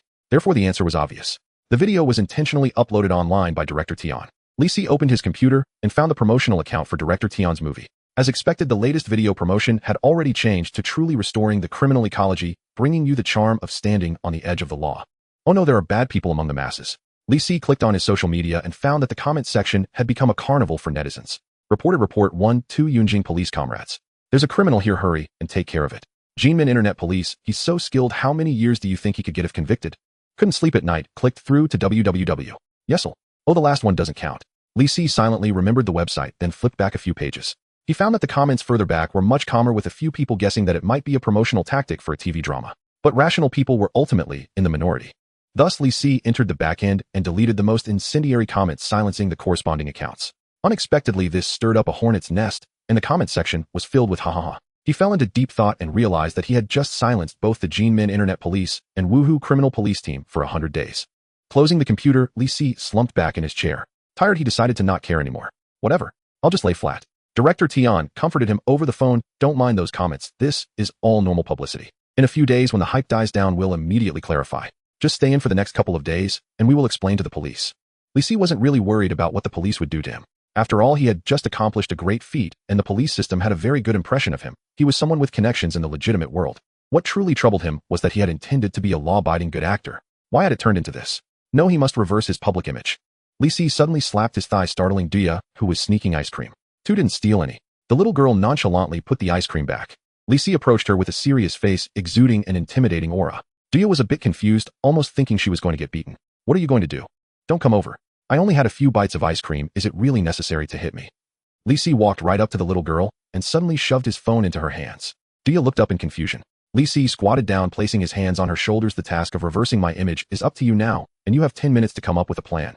Duya's mouth opened slightly, and after thinking carefully, she earnestly said, how about you just hit me? 10 minutes later, Li Si and Duya were sitting at the table. In front of them were a dozen sheets of paper and 2 pens. But neither of them seemed inclined to pick up a pen and write a few lines. Now the situation has developed to a critical point. I can no longer tolerate those people slandering me online. Li Si slammed the table. Duya stifled a yawn, managing to hold it back. How about you discuss it with Officer Chin and have him give you a title like anti-drug ambassador? She casually suggested. Li Si frowned and gravely explained that favors like these decreased with each use. This time using a favor to exchange for the title of anti-drug ambassador. When he actually needs to call on Officer Chin later, the other party might not want to help. Duya hesitated, wanting to ask Li Si what kind of help he needed from a criminal police captain and whether it was lawful. But thinking of Li Si's usual behavior, she felt she didn't need to ask. As time ticked by, neither of them could come up with a good idea. Until the clock struck 9, Fong Su returned looking cheerful. I talked to Director Tian. He said it's all for the movie's box office, and this time he owes us a favor. She continued excitedly, and then, guess who I ran into? The film emperor Lu Jingsheng. He told me he happens to have a variety show coming up and can take you along. A variety show? That's right. Fong Su placed a pile of materials on the table. It's a lifestyle variety show, typical Chinese restaurant. All you need to do is help the other guests on the show and appear enthusiastic. Turning your image around won't be difficult at all. Li Si's eyes lit up. Are you saying that you came to our shop to apply for a job in preparation for participating in typical Chinese restaurant? The middle-aged man looked at the duo before him with suspicion. At that moment, he really wanted to say, are you here to make fun of me? He knew typical Chinese restaurant was the most popular variety show in the country this year. It was rumored that Lemon TV invested over $1 billion hiring countless well-known actors. Even the award-winning actor Lu Jingsheng was set to appear in the next episode. Suddenly, a kid appeared out of nowhere accompanied by a little girl claiming he could participate in the restaurant show. No one would believe that. However, Li Si smiled confidently. He was well prepared, quickly pulling out his phone, opening the album, and holding it up in front of the middle-aged man. The man focused his gaze. Holy cow! The screen displayed a photo of the award-winning actor Lu Jingsheng alongside this kid. He had no choice but to believe. He immediately invited them inside. As soon as they entered, the first thing he said was, if you can get Lu Jingsheng to sign an autograph for me, you can work here as long as you want. I won't say a word. Li Si finally gained a new understanding of Lu Jingsheng's influence in the country. He dialed a number, and soon Liu's magnetic voice rang out. Hello, Li Gu, looking for me? Li Gu. The middle-aged man gasped. This seemingly ordinary, while actually quite handsome young man was actually called brother by Lu Jingsheng. This was no simple matter. On the phone, Li Si quickly explained the situation and Lu Jingsheng was quite agreeable. An autograph? That's easy, just let me speak with him for a bit. It was unclear what Lu Jingsheng said to the middle-aged man. The man's face suddenly lit up with excitement, repeatedly saying, "Great. Let's do it, thank you so much." After hanging up, he still wore a look of lingering excitement on his face. The middle-aged man reluctantly returned the phone to Li Si. Seeing his enthralled expression, Li Si felt a chill run down his spine. According to their agreement, Li Si was set to start working at the shop from today. Thus, the middle-aged man first assigned him to greet guests. "Welcome. Please come in. How many of you?" "Young man, would you like to chat with the aunties for a bit?" Although the last sentence was a bit strange, it didn't matter. The middle-aged man was all smiles. Li Si was quite clever and quickly grasped the knack for welcoming guests. In fact, the middle-aged man could clearly see that even if Li Si knew nothing else, just by standing at the entrance with that face, customers would keep coming in. After watching for a while, the middle-aged man turned to go inside to rest. Just as he settled down to brew a pot of tea, the front desk manager suddenly rushed and drenched in sweat. "Boss, something's wrong. That greeter you just assigned seems a bit off." The middle-aged man's brow furrowed, sensing that the situation was not simple. He stepped out with the teacup, and after just a few steps, he saw a crowd of people gathered at the entrance, all middle-aged ladies dressed flamboyantly. Those ladies surrounded Li Si, their laughter ringing out like bells. Moreover, their gazes were predatory, as if they were about to devour him. This frightened the middle-aged man. He feared that Li Si might get the wrong idea and fall into temptation. With so many people, even if Li Si had that intention, he wouldn't have the strength. Amidst the complaints of the affluent ladies, the middle-aged man exerted all his strength to push through the crowd, pulling Li Si out from the middle. "What's going on, boss? Did I do something wrong in my job?" Li Si was very surprised. The middle-aged man shook his head and sighed. Young people are still young, unaware of the harsh realities of society. Luckily, he acted swiftly and saved a vibrant life in time. Since the entrance was no longer a safe place, the middle-aged man thought of another solution. He assigned Li Si to work as a server. Being a server means just delivering dishes and clearing tables. Li Si didn't know how to use the ordering machine, so he hardly needed to interact with customers. He thought to himself that this job was so simple there surely wouldn't be any issues. As expected, things went just as the middle-aged man had anticipated. Li Si quickly got the hang of the job, and his physical strength was impressive, serving dishes at an astonishing speed without any laziness. Seeing that things were finally back on track, the middle-aged man nodded in satisfaction and returned to rest. The tea in the pot had already cooled, so he brewed a fresh pot. However, just as he finished brewing the tea and poured it into a cup, the hall manager suddenly rushed and drenched in sweat. "Boss, something's wrong. The new server you just hired is problematic." The middle-aged man looked down at the teacup, feeling that this scene was eerily familiar. He hesitated, stood up, and carried the teacup to the hall. He saw two children standing in place, wailing loudly, while several middle-aged men and women with sharp features were incessantly shouting for the restaurant to compensate them. What happened? The middle-aged man hurriedly approached, then saw Li Si standing aside with an innocent expression. "You ask him, what did you do to our little treasure?" The furious aunt pointed at Li Si. The middle-aged man looked at Li Si, hoping he could provide an explanation. However, Li Si's expression was very sincere. "Boss, you know me. I just delivered dishes and cleaned the tables. I didn't do anything else." His tone was very earnest, causing the middle-aged man to doubt his own judgment. But then Li Si continued, "It was during serving when those two kids bumped into my leg. It was too dangerous." The middle-aged man felt that Li Si had a point. Yes, that was indeed dangerous. If it were a dish with soup spilling, it would cause a big mess. "So I hung them on the coat rack," Li Si finished in one breath. "What did you do?" The middle-aged man doubted he had heard wrong. But Li Si looked at him and firmly repeated, "I hung those two kids on the coat rack." The middle-aged man stiffly turned his head and saw the sturdy wooden coat rack he used for decoration. It was at least 2 meters off the ground. There were still 2 torn pieces of cloth hanging from it, clearly torn from clothing. Why this? Looking at the furious glares from the parents, the middle-aged man felt his head was spinning. He soothed the angry parents while pushing Li Si into the kitchen, instructing the head chef to keep a close eye on him. After much negotiation, they finally agreed to waive the meal. Once the guests were sent off, the middle-aged man finally let out a sigh of relief. "Boss, where did you find such a person? Shouldn't we get him to leave quickly? He's too much trouble." The hall manager persuaded the middle-aged man, who furrowed his brow, feeling reluctant to let him go. Let alone if typical Chinese restaurant airs, and Li Si is willing to promote their restaurant on the show. Wouldn't that be better than any advertisement? Unable to make up his mind, the middle-aged man sighed. "Let me talk to Li Si first." Looking around, he realized Li Si was nowhere to be found. Then he remembered he had sent him to the kitchen. Entering the kitchen, he found Li Si sitting obediently on a stool, looking somewhat dejected. The middle-aged man couldn't help but feel a twinge of sympathy. Upon reflection, not everything that happened today was Li Si's fault. For instance, couldn't those parents properly discipline their children? Deciding to give Li Si another chance, the middle-aged man walked over. "How about you try cooking?" "Sure." Li Si instantly perked up, his dejected expression vanishing. The middle-aged man stood there in shock with only one thought in his mind. Did I just get myself into trouble? The head chef of the restaurant is a burly man. When Li Si first entered, he was busy chopping a plump duck. Upon seeing Li Si walk in followed by the restaurant owner, the chef glanced at them and seemed to understand. The middle-aged man gave the chef a look, saying, "I've entrusted him to you, take good care of him." The chef responded with a reassuring glance indicating that he would.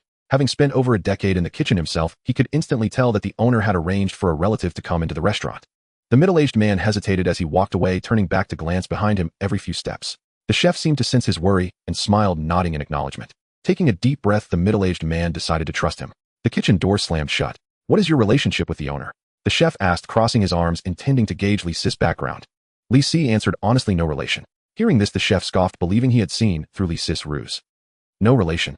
How could the owner personally bring you in?" "No relation, yet he specifically asked me to take care of you." Losing patience with Li Si, the chef pulled a knife from the nearby kitchen rack and handed it to him. "Do you know how to use this? Show me how you cut a few things." Before long, Li Si had put on an apron and donned a white chef's hat. In front of him were 4 neatly arranged potatoes. The chef stood by, observing with a critical eye. Cutting potatoes is basic, and it's not too easy to injure oneself.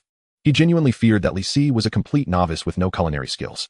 He had previously dealt with an idiot who pretended to be skilled at chopping vegetables, but clearly couldn't. That person ended up cutting himself and needed the chef to call an ambulance. Li Si picked up the chef's knife, examined it closely, and then washed it under clean water. Just this step made the chef secretly nod in approval. Indeed, in the kitchen, no matter what one cuts, the first step is always to clean the utensils. This is not only to maintain cleanliness. More importantly, knives that have cut other ingredients may carry odors that can significantly diminish the flavor of the final dish. With one hand stabilizing the slippery potato and the other holding the knife, Li Si began to cut diligently. The chef squinted, surprised to find that while Li Si's knife skills were not exceptional, he nonetheless seemed to have a decent grasp. Before long, the basket was filled with potato chunks. Li Si looked at the chef, quietly awaiting further instructions. Observing Li Si's obedient demeanor, the chef suddenly felt an urge to cry. After so many years, the owner finally sent a reliable person. He unexpectedly grasped Li Si's hand. Li Si was startled, thinking he was experiencing workplace harassment. His eyes instinctively darted to the side where the knife lay, and he barely suppressed his urge to attack. The chef was completely unaware that he had just brushed past danger. He expressed his approval with a pleased expression. "Good. Well done. As long as you're willing to learn, I'll teach you all the recipes. Now let's start with a fried rice dish." Li Si felt perplexed, not understanding why the chef was suddenly so enthusiastic. But since he was working in the man's kitchen, he remained silent and obediently began cracking eggs and chopping onions to prepare the ingredients for fried rice. The chef issued commands. "The heat here is a bit too high. Stir the eggs faster, don't dawdle." When Li Si finally finished preparing the ingredients, the chef looked at the rather unappetizing plate of fried rice and felt deeply disappointed. "At your age, how dare you cook like this? Don't you want to become a renowned chef?" Li Si hesitated, wanting to say he was just here to experience life, but the chef was not listening. He immediately grabbed Li Si and started teaching him from the onion chopping stage, guiding him step by step. Time passed, and Li Si's mood shifted from initial excitement to mild boredom, eventually culminating in a sense of despair. Picking up a spoon, he tasted the glistening fried rice and finally nodded in satisfaction. "Good, this looks much better. Let's begin with the next dish." "Are you not done yet?" Li Si awkwardly smiled, his mind racing to find an excuse to leave. Just then, a junior chef walked into the kitchen. "Chef, the pig has arrived." The chef perked up at this news. They had ordered a lively black pig from the countryside for a table of distinguished guests the next day. Fresh pork dishes taste best when freshly slaughtered. Rolling up his sleeves, the chef walked toward the backyard. He suddenly stopped, thought for a moment, and called Li Si over. "In a bit, we're going to slaughter the pig. You should come and watch, learn a thing or two." For chefs, knowing how to slaughter a pig is an essential skill. Li Si had no objections. As long as he wasn't asked to make fried rice, he was fine with anything. The two of them walked toward the backyard where the black pig was already tied up and hanging upside down from a wooden pole. Several junior chefs were busy nearby, and Li Si glanced over, noticing they were all equipped with live streaming devices. "Do we need to live stream the pig slaughter too?" Slaughtering a live pig and showcasing it shows that our restaurant's pork is fresh. It's a good promotional tactic. With a simple explanation, the chef took off his shirt, rolled up his sleeves, and held a pig slaughtering knife. He spat into his palm, watched closely. The junior chefs were quite cooperative. The youngest chef stood in front of the camera. "Folks, today, we're slaughtering an Iberian black pig. It weighs 370 pounds, and I'm not exaggerating. If anyone wants to taste it, you must come by tonight.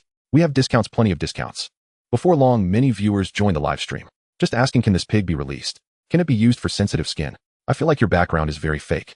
The live stream was filled with a lively atmosphere. The chef wiped the slaughtering knife until it gleamed, then shouted and swung the knife toward the black pig's neck. The chef believed this was a flawless strike and secretly observed Li Si's expression, noticing he was indeed taken aback. He chuckled to himself. Just as he was about to boast, he found everyone staring wide-eyed behind him. Realizing something was wrong, he turned around, but was met with a massive force crashing into his back. The plump chef yelped and fell face first to the ground, eating a mouthful of dirt. The live stream erupted at once. "Oh my God, the pig has escaped. Host, run. This black pig is not ordinary. Be careful, or it will charge at you. The chef is in trouble." It turned out that the cut made by the chef was too shallow and the ropes weren't secured tightly enough. In pain, the black pig struggled desperately and managed to break free. After spinning around a few times, the black pig set its sights on the easiest target, Li Si, who stood frozen in place. With a slight buildup of energy, it charged like a cannonball. In a panic, Li could only grab the slaughtering knife, looking weak and ineffective. The second brother's double kill. The handsome young man is also about to be charged at. So tragic, this pig must be used to running in the mountains. The owner should call for more people. Isn't this a bit dangerous? Oh no. The live stream quickly filled with synchronized exclamations of surprise.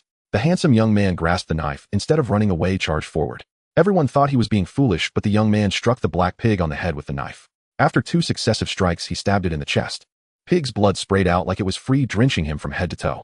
Li wiped his face vigorously, unaware that this action made him appear even more terrifying. Why does it taste sweet? The live broadcast room was in chaos. The chef responsible for the broadcast managed to steady himself. On the other side, the head chef was still lying on the ground. The chef in charge of the broadcast blocked the camera with one hand, looking at Li to see if he wanted to stop. He lifted the heavy dead pig with one hand and placed a large chunk of meat on the slaughtering table. He asked while sharpening his knife on the whetstone, as long as the customers can see the process of slaughtering right. After he asked, he chopped off the pig's ear with one swift motion. Pig's blood flowed down from the slaughtering table, wasting a lot. Other small chefs hurriedly brought a basin to catch the pig's blood. The chef responsible for the broadcast took a deep breath and moved his hand away, saying, "Although there were some issues earlier, the pig still needs to be slaughtered. Even though our head chef is not here, the deputy chef's pig slaughtering skills are equally superb, so everyone can rest assured to come eat." Li skillfully butchered the pig, and the viewers in the live broadcast room immediately believed it. He said, "You want to know about pig ears? Cut them into strips and mix them with cucumber. Trust me, don't stir-fry them or the smell will come out. As for pig knuckles, everyone knows how to make them right. First, fry the surface in oil until it is crispy, then braise it." The kid next door is drooling. "What about pig teeth? That's a bit tricky to make. I personally suggest you can marinate it first, then freeze it in the refrigerator. Take it out when you need it to drink with." Why did I leave the pig's neck bone for last? Because the structure of the pig's neck is roughly similar to that of humans, making it very troublesome to cut. Although this last piece of knowledge seemed a bit morbid, Li's live broadcast was extremely successful. In addition to his superb pig slaughtering skills, it was largely due to his face. Not long after, the live broadcast room was already filled with rich viewers eager to send rockets, leaving the small chefs in shock. Suddenly, someone in the live broadcast room raised a question. "Host, haven't I seen you somewhere before?" With this person's question, other viewers also gradually realized this pig slaughtering guy seemed a bit familiar. The frequent visitors to the site quickly reacted. "Oh my, it's the criminal guy. Who is the criminal guy? Who is the criminal guy? Where's the chest?" Although several LSPs quickly diverted the discussion, there were still some viewers who insisted on raising questions with the small chef. Host asked that pig slaughtering guy if he's the one from the site. The small chef didn't understand, but conveyed the question truthfully. Li didn't lift his head and replied, "Oh, you mean the one from the video reporter risking life to reveal the criminal's inside story? Yes, that's me. Now that video has at least 10 million views on Bilibili, and with various adaptations, it would only be more." Many people in the live broadcast room had seen Li's face, and upon hearing this, they realized, "Oh my, so it's you, huh? I even reported you before." Li gritted his teeth, feeling like he wanted to mute the last person. But thinking that this was someone else's live broadcast room, he ultimately refrained. He kept his head down and continued, "That was a misunderstanding. My main occupation is actually an actor. Recently, my new movie is about to be released, and everyone must go to the theater to support it. The host is also an actor." "Haha, that's too funny. What did you act in? Don't tell me you were just a background character." "Don't be rude, background characters are also actors." Li pulled out the pig's heart along with a bunch of messy organs.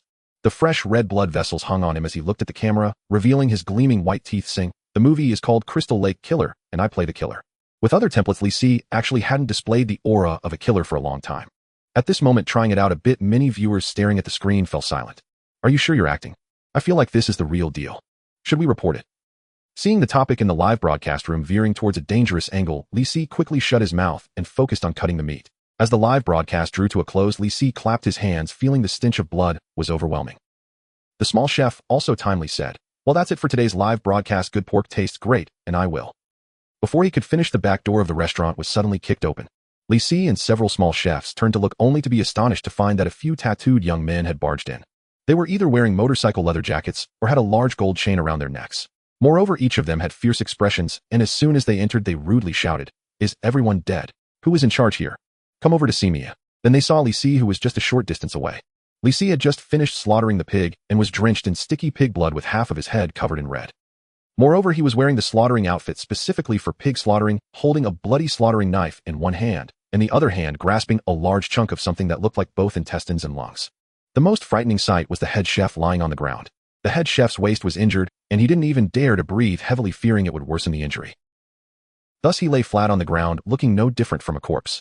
The ground was covered in blood, Given the amount of blood lost, one would believe they had drained a person dry. When the gangsters saw this combination of scenes, they immediately became timid. Brother, we were just passing by." One of the bolder ones spoke with a trembling voice, and the remaining gangsters quickly nodded frantically. What else could they do? Were they supposed to fight a mad killer?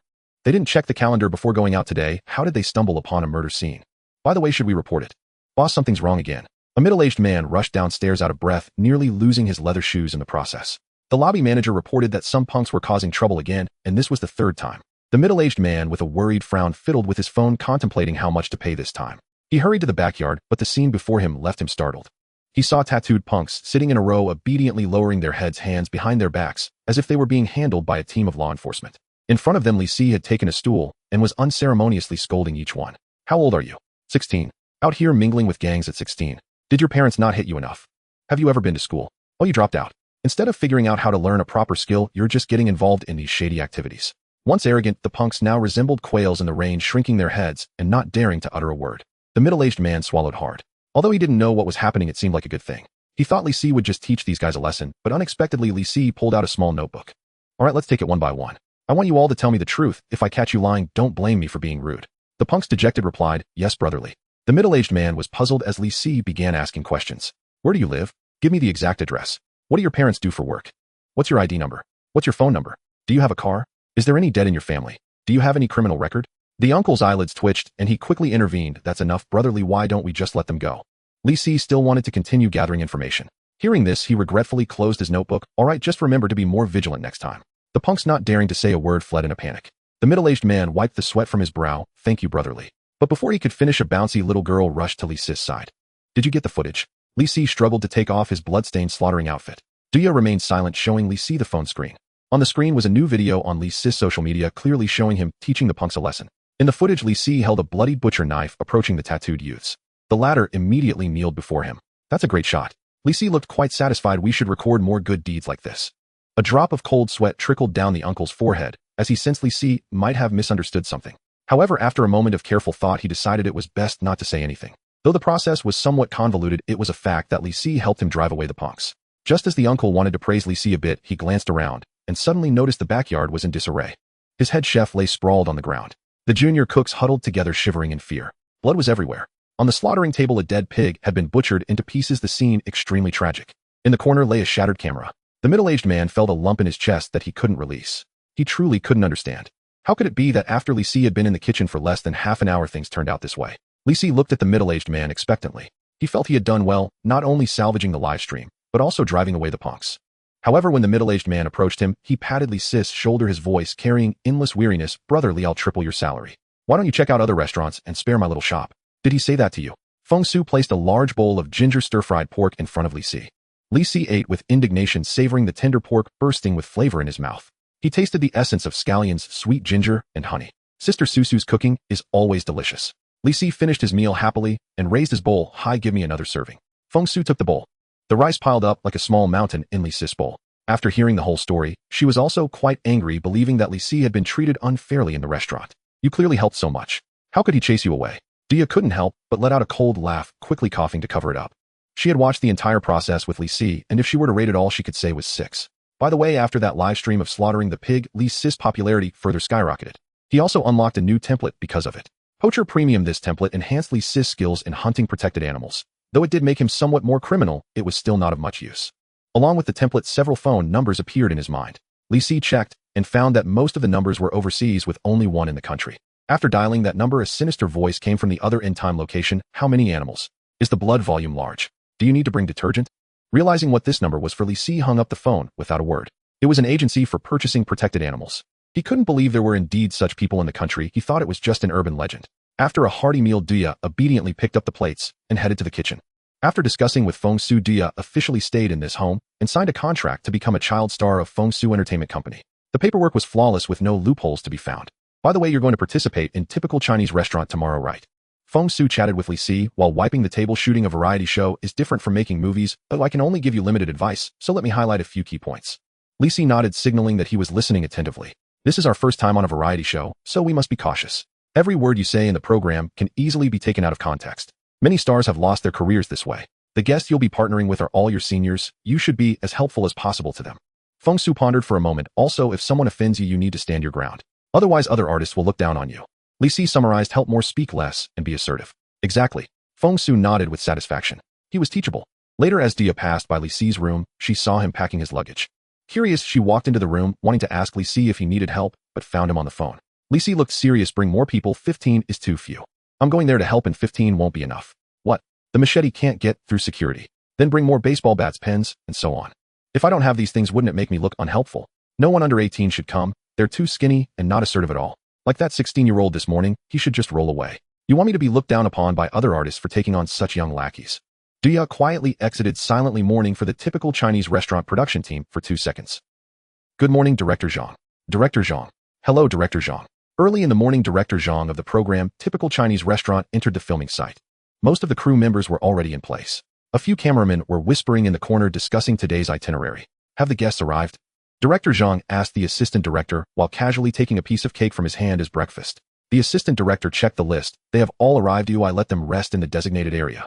Are we starting the shoot now? No rush. Director Zhang shook his head. I want to meet them first. This season of Typical Chinese Restaurant received a significant investment from the network, and the star lineup was different from previous ones. They even invited the film emperor Lu Jingsheng. As Director Zhang hurried to the destination, he flipped through the materials in his hands. There were a total of 7 guests, 4 men and 3 women. Among the 3 female guests, one was a mid-generation singer who was currently on a tour gaining considerable popularity. Another was an idol drama actress who had faded from prominence. She was very popular 5 years ago, but had since struggled to find good scripts, becoming increasingly forgotten. She was recently planning a comeback, and it's been a lot of favors to get on this variety show. The last one was a popular girl group member named Shuhua. It was customary to invite a female idol for such programs. The male actors were composed of middle-aged and older film stars. The oldest and highest ranking among them was Lu Jingsheng. However, for some reason, he had added a condition to his participation, insisting that a junior also be included. The junior was a little actor named Li Si. Director Zhang had also reviewed the materials, and to be honest, found him rather unremarkable, completely lacking the qualifications to be in such a top-tier variety show. But since Lu Jingsheng had spoken, he didn't want to offend the film emperor. At worst, they could cut Li Si's scenes later, leaving only a few minutes for appearances to save face. The shooting location was set by the riverside, where the river breeze added a touch of chill. The actors stood in small groups, making the division of circles apparent. 2 female actors stood together, chatting deliberately, excluding Shuhua. This reflected the prevalent disdain for girl group idols in the industry. The 4 male actors formed a circle, appearing quite genial. However, Lu Jingsheng seemed notably closer to Li Si, with his arm draped around the latter's shoulder. At that moment, Lu Jingsheng must have told some joke, causing everyone to burst into laughter. After observing for a few minutes, Director Zhang had a clearer understanding, so he approached the actors. The actors noticed him and greeted him in turn. Brother Lu, Director Zhang said with a smile, first greeting Lu Jingsheng, followed by several actors of slightly lower status, and finally Li Si and Shuhua. In the industry, seniority was taken very seriously, and the order could not be disrupted or it would offend someone. After exchanging some inconsequential pleasantries, Director Zhang called the filming crew over, officially starting the shoot. The female singer's name was Zhang Zi. She blinked and suddenly realized something, her expression turning somewhat grim. Wait, is there no one to help us carry the luggage? At this moment, everyone noticed that this female singer had brought at least 5 large suitcases. Although others had a lot of luggage as well, none were as exaggerated as hers. Before arriving, everyone had reviewed the itinerary, which stated that the main filming location was on a boat. The boat would travel downstream, passing through 5 major cities and several villages. Their task was to set up a restaurant on the boat, serving guests while promoting the local culture and customs along the way. It seemed well designed, but unexpectedly the guests were first assigned a physically demanding task. The boat was located at a dock not far downstream. The guest's position was separated by at least 500 steps of stairs, which seemed to be a local tourist attraction. The guests would have to carry their own luggage down, which would take at least half a morning. Upon realizing the situation, the stars began to lament. However, their lament was half-hearted. After all, they knew that for the sake of ratings, the production team would do anything. They were already mentally prepared. Director Zhang observed from the side, focusing not on the others, but rather on Li Si. To his disappointment, the newcomer insisted on by Lu Jingsheng wore a blank expression, lacking any sense of variety. He shook his head slightly. Based on Li Si's current performance, even with Lu Jingsheng's endorsement, he would certainly be eliminated by the second episode. It wasn't uncommon for guests who failed to sign contracts to withdraw, as everything had to align with ratings. Presumably at that time, even Lu Jingsheng wouldn't be able to say much. The other guests were still chattering away, mostly performing. Under Director Zhang's watchful gaze, Li Si moved directly towards his suitcase, playing the role of someone who speaks less and does more. Upon seeing this scene, Director Zhang's impression of him improved slightly. For a newcomer participating in a variety show, establishing such a character would at least not backfire. Li Si had only brought 2 pieces of luggage, both contained within dark aluminum alloy cases. He placed one of the cases at the top of the stairs and stood it upright. Then he kicked it with his foot. The suitcase sailed through the air, tracing a graceful arc before landing heavily on the steps. With a clatter, the suitcase rolled down, finally coming to a stop around 100 steps down. Director Zhang's mind went blank. He had envisioned countless scenarios, but he never anticipated that a guest would kick their own suitcase down the stairs. Was it an act of venting? A demonstration? His mind was in a complete tangle, utterly baffled by Li's logic. The other guests were also taken aback. Shu Hua remained silent for a moment, then calmly said, "Are you stupid? Everything inside will break like this." Director Zhang gasped at her words. He had thought Li was troublesome enough, but unexpectedly Shu Hua was even more bizarre. She insulted other guests right off the bat. This was the first time he encountered such a girl group idol in his career. Li completely ignored Shu Hua and lifted another case. Just as he seemed about to repeat the same action, Lu Jingxing, who finally reacted, hurriedly grabbed him. "Li, the production team wants us to find a way to get these things onto the boat. You can't do that," Lu Jingxing earnestly advised him. Relieved to finally find someone sensible, Director Zhang sighed, feeling inexplicably weary.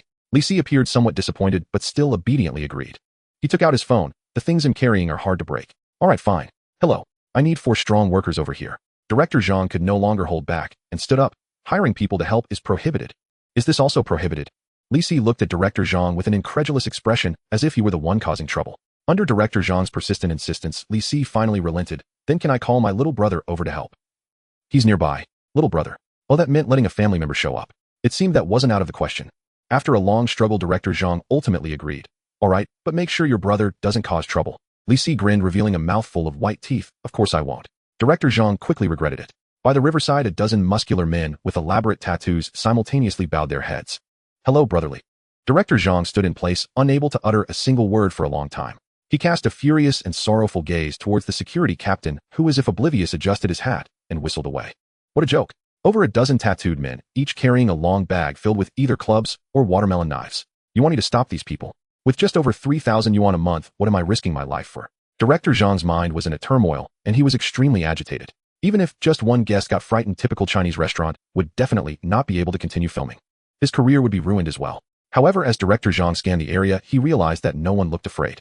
On the contrary, the guests seemed quite intrigued, showing great curiosity. Only Lu Jingxing looked puzzled, constantly scrutinizing the tattooed men, feeling that something was off.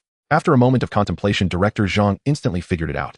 They probably think this is a setup by the production team. For now, it shouldn't be a problem, and Director Zhang let out a sigh of relief. Meanwhile, Li had already instructed the tattooed men to form pairs and carry the boxes down the stairs. "Move quickly and don't mess it up," Li said with a smile. In a flash, the tattooed men moved even faster, as if something was chasing them from behind. With free labor available, the expression of the female singer Zhang Zi visibly brightened. She took out an elegantly styled small fan, fanning herself while sweetly instructing, "This box contains all my cosmetics, so please be careful when you carry it. If you break one, it would cost you a month's salary." She was referring to a small sky blue wooden box that looked quite expensive. The men exchanged glances and suddenly scattered, not daring to glance at that little wooden box.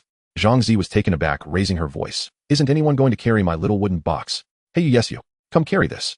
The sturdy young man, who was called out with dark skin and a sincere expression, replied, "I want carry it." Zhang Zi was stunned by the unexpected response. "Not carrying it? Why not? Aren't you?" "Because if it breaks, it would cost me a month's salary," the sturdy young man explained earnestly before turning away without looking back. Zhang Zi stood rooted to the spot. Did that sound somewhat reasonable? It took her several seconds to react. No way. A few stars behind her were already snickering. Hearing the laughter, Zhang Zi became even more embarrassed and angry. "Hey, you carrying things, come here. My luggage is the most important, you should come see mine first." The moment she spoke, everyone turned to look. Zhang Zi also realized she had misspoken and hurried to apologize to the other stars. Everyone laughed and said it was fine, but what they really thought only they knew. The assistant director, who had been filming from the side, was very excited. He had recorded every word that Zhang Zi had just said. This was a rare piece of sensational material that could easily land 3 trending topics online. He had even thought of the titles. Shocking. Female star curses poor workers on Variety, show what's happening in the entertainment industry. Zhang Zi's diva behavior on set. Zhang Zi, my luggage is more important than all of yours. Shu Hua stepped back a bit, calmly observing the suddenly appearing movers. She only brought 2 plain white suitcases. They were light enough that she could easily carry one in each hand down the stairs. As the men bent over, she observed their tattoos closely and realized they were not temporary tattoos. This discovery made Shu Hua furrow her brows slightly. She scrutinized the long packages behind them. At that moment, someone's package had come undone, revealing its contents. Upon inspection, Shu Hua found a metal baseball bat inside. Even with her cool demeanor, she couldn't help but be startled. What kind of person would have tattoos and carry a baseball bat around? Countless clues converged together, leading Shu Hua to a conclusion she hoped wasn't true. She immediately glanced at Director Zhang and found him silently observing the scene. Director Zhang appeared calm, as if everything was under control. Seeing him so composed, Shu Hua felt reassured. Surely she must have guessed wrong. Thinking about it, if these men were really gangsters, would Li Si, who was called Big Brother by them, be the gang leader? We messed up. Damn, how could this happen? Nearby someone whispered. Shu Hua turned to look and saw two tattooed men with their backs to her looking flustered. Upon closer inspection, she realized that one of the pieces of luggage was too heavy, and perhaps one of them lost their grip, causing the suitcase to fall. The entire suitcase hit the ground and tore open. Surrounding the suitcase were shards of glass and amber-colored liquid. Whatever kind of alcohol was inside it surely could not be consumed anymore. The damaged suitcase seemed to belong to Lu Jingsheng. The movie star wouldn't care about such a small amount of money. The tattooed men surely knew this simple truth, yet their faces turned pale and their fingers trembled. The one with a slightly smaller courage looked like he was about to cry. Was it really that serious? Shu Hua furrowed her brows, feeling that the reactions of the two were a bit over the top. They were desperately lowering their voices as if discussing something. Shu Hua cautiously leaned in, wanting to eavesdrop on what they were saying. We're done for. Li Gu will kill us. One person looked terrified. It's not that serious, it's just a suitcase. Can't we just pay for it? He wouldn't kill us over this. Another person encouraged him, but the more he spoke, the weaker his voice became, as if he didn't even believe it himself. The first person collapsed to the ground. We both saw it that day. He had his opponent's abdomen cut open. It was like slaughtering a pig. The intestines were pulled out and held in hand. The scariest part was that no one came to trouble him. Do you think someone like that would spare us? Tell me. The two tattooed men clutched their heads and cried. Eavesdropping, Shu Hua felt utterly confused. She realized she could understand every single word they said, but when put together it made no sense. What does cut open the abdomen mean? What does no one to trouble him mean? Shu Hua forced herself to calm down and think carefully about whether this was some kind of code. But she quickly despaired, discovering that their words seemed to be taken at face value. The two tattooed men, left one supporting the other, both wearing expressions as if they were ready to face death. One of them was still muttering about where he hid his secret stash. It sounded like he was making his last will. They left for a long time, and Shu Hua remained standing in place. Until Lu Jingsheng happened to pass by, saw the broken suitcase, and immediately let out a scream. Who broke my whiskey? He squatted down, tearing open the suitcase, only to find no intact bottles inside. Who did this? He turned to ask Shu Hua, only to find the girl in a daze. Shu Hua shook her head. It's not important. Leaving behind a bewildered Lu Jingsheng, she walked down the stairs. Suddenly, she really wanted to go home. The tattooed man's departure was as baffling as his arrival. Director Zhang wiped the cold sweat from his brow with a handkerchief 3 times, and before the last tattooed man had walked far, he eagerly invited the guests aboard the ship. Heaven help me, I hope Li Si doesn't pull any more tricks. The guests were generally in good spirits except for Lu Jingsheng and Shu Hua. The former was upset because a precious bottle of stored liquor had been smashed, constantly lamenting the need to catch the culprit. The latter had a tense expression, lost in her thoughts. The ship was named Mingji, equipped with an experienced old captain, 2 maintenance staff, and a chef. The 4 stood at the bow, welcoming the variety show crew, their expressions stiff. They could hardly be blamed for it. After all, a dozen tattooed muscular men had arrived with suitcases, throwing them onto the ship and leaving without uttering a word. The scene was quite unsettling. As soon as Director Zhang boarded, the old captain shot him a fierce glance. Seizing the moment before filming began, he pulled Zhang into a corner, asking what was that all about. What do you mean? Director Zhang feigned ignorance. The old captain was anxious. Don't play dumb with me. Is your crew still hiring gangsters for filming? Director Zhang did not wish to discuss the matter further. The more people who knew he had let unsavory characters into the crew, the worse it would be for him. He quickly concocted a few excuses to brush off the old captain and made his escape. The old captain looked at him with suspicion. Having traveled extensively, he had honed the ability to read people. Those tattooed men were too rough and muscular to possibly be mere staff impersonators. However, since Director Zhang was unwilling to elaborate, the old captain ceased his inquiries. Back on deck, he gathered the stars around him and began discussing safety precautions. He cautioned them to be careful when the ship was in motion, advised against using open flames in the kitchen, and warned them not to enter the engine room to avoid burns. The old captain sighed inwardly as he spoke. He could tell that while these handsome men and women appeared to be listening attentively, each was actually distracted, merely standing there to favor the crew. Except for one young actor. The old captain caught his gaze several times. The young man was fully focused on what the captain was saying. Occasionally, he nodded thoughtfully, clearly absorbing the information. The old captain felt a sense of comfort. As he concluded, he asked, does anyone have any questions? Sure enough, the young actor raised his hand. The old captain recalled that his name was Li Si. What should we do if there's a fire on the ship? Li Si asked. Good question. Although the Mingji has a smaller displacement, it still poses a fire risk. If a fire occurs, I advise you to escape in these directions. Li Si raised his hand again. Go ahead, the old captain replied, thoroughly impressed. When we boarded, I noticed this ship uses an external fuel tank, which can be easily detonated through the exhaust. What should we do then? Li Si's eyes sparkled, clearly intrigued by this issue. The old captain opened his mouth, but suddenly fell silent. He knew all too well that external fuel tanks were easily explosive, but the question was how Li Si knew this. This wasn't common knowledge, or one wouldn't find such specifics in books. Because it was too simple enough for an untrained, ordinary person to accomplish. Such knowledge should not be known to the public. After a long pause, the old captain awkwardly said, we generally don't consider such scenarios. Li Si looked somewhat disappointed. Fearing Li Si would ask more peculiar questions, the old captain hurriedly ended the QA session and moved on to the next activity, touring the cabin. Mingji was a converted yacht boasting a complete range of amenities. In addition to a restaurant, kitchen, and dining hall, the ship was equipped with a dozen bedrooms and a fully functional cold storage room. The old captain forcefully opened the cold storage door, which was currently empty of supplies. To facilitate the tour, the temperature was set to 4 degrees Celsius. A few actresses touched and examined the surroundings before squealing in shock from the cold and hurriedly escaping. Xu Hua turned her head and found Li Si standing before a plaque inscribed with winding German text. "Do you understand German?" she asked as she approached. Li Si shook his head, claiming he did not understand, but he knew the manufacturer of this cold storage. The German factory produced cold storage units that were not only of high quality, but also effectively eliminated odors, making them the perfect choice for handling corpses. After saying this, Li Si immediately slapped himself and hurriedly walked away. Xu Hua watched his retreating figure, softly exhaling a breath of cold air. This guy is definitely suspicious, Xu Hua thought. The first time she heard about Li Si was from the impulsive Sanchi in their group. That foolish girl was obviously smitten, but didn't realize it. During every break from dance practice, she would talk about Li Si incessantly, especially regarding the incident with apprehending a criminal. Xu Hua felt like her ears were going to develop calluses from hearing it. Although Sanchi was reckless, gluttonous, loved gaming, and would never wake up unless called, she was a good friend of Xu Hua's, and Xu Hua wouldn't let her be fooled by just any rogue. That was why she volunteered to participate in this variety show, intending to see what kind of person Li Si really was. So far, Xu Hua suddenly covered her face, mumbling to herself, what if this guy is a wanted criminal?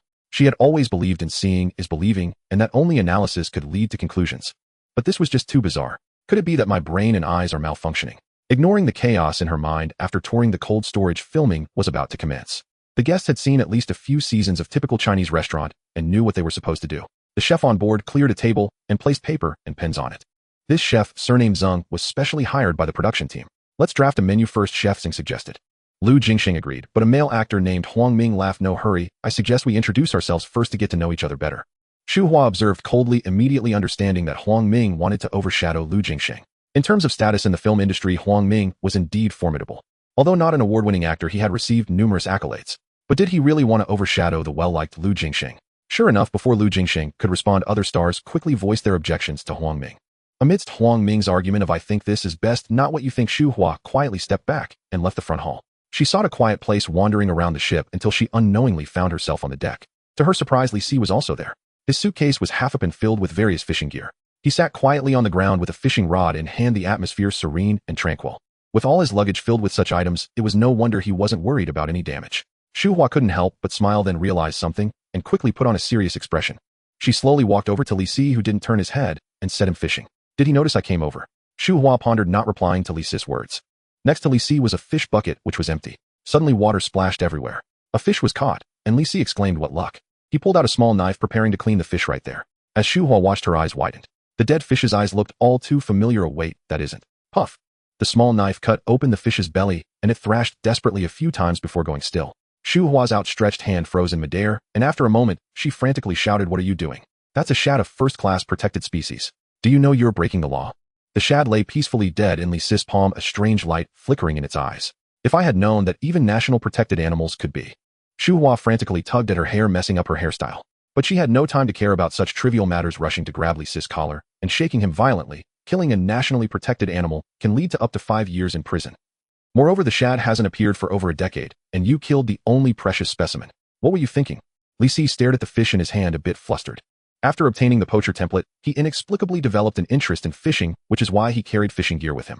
Could it be that the poacher increases the chances of catching precious wild animals? Thinking of the myriad rare insects, Li Si felt a chill in his heart. He resolved that he would never kill another bug in his life. Except for mosquitoes, mosquitoes must die. Li Si had already made up his mind to kill the shad, and after confirming that no one was around, Xu Hua urged him to quickly throw the fish into the river. Water birds and carnivorous fish would quickly carry off the body. Though it was a pity, it was the only way to avoid imprisonment. Li Si raised his hand, and the fish corpse arced through the air before splashing into the water, creating a small spray. Xu Hua sighed in relief, urging Li Si to quickly clean the blood on the deck. Leaning against the railing, she rubbed her temple. Just then Xu Hua suddenly noticed some movement in the water. Curious, she looked down, and to her shock, she saw a strange fish relentlessly pursuing the Mingji. It had a black back, a triangular tail, and serrated scales on its tail fin. Its nostrils were large, and its snout gradually narrowed forward with a flat and broad head. Xu Hua was not just surprised, she was terrified. She exclaimed, "Is that a Kaluga sturgeon?" The physical characteristics matched, and its length was also comparable. But isn't it a species that has been declared extinct? Li Si did not notice the sturgeon, focusing instead on cleaning the deck as the fish blood flowed into the river.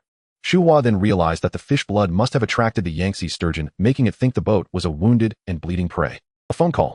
Yes, hurry and make a call. Coming back to her senses from the shock, Shuhua fumbled to take out her phone.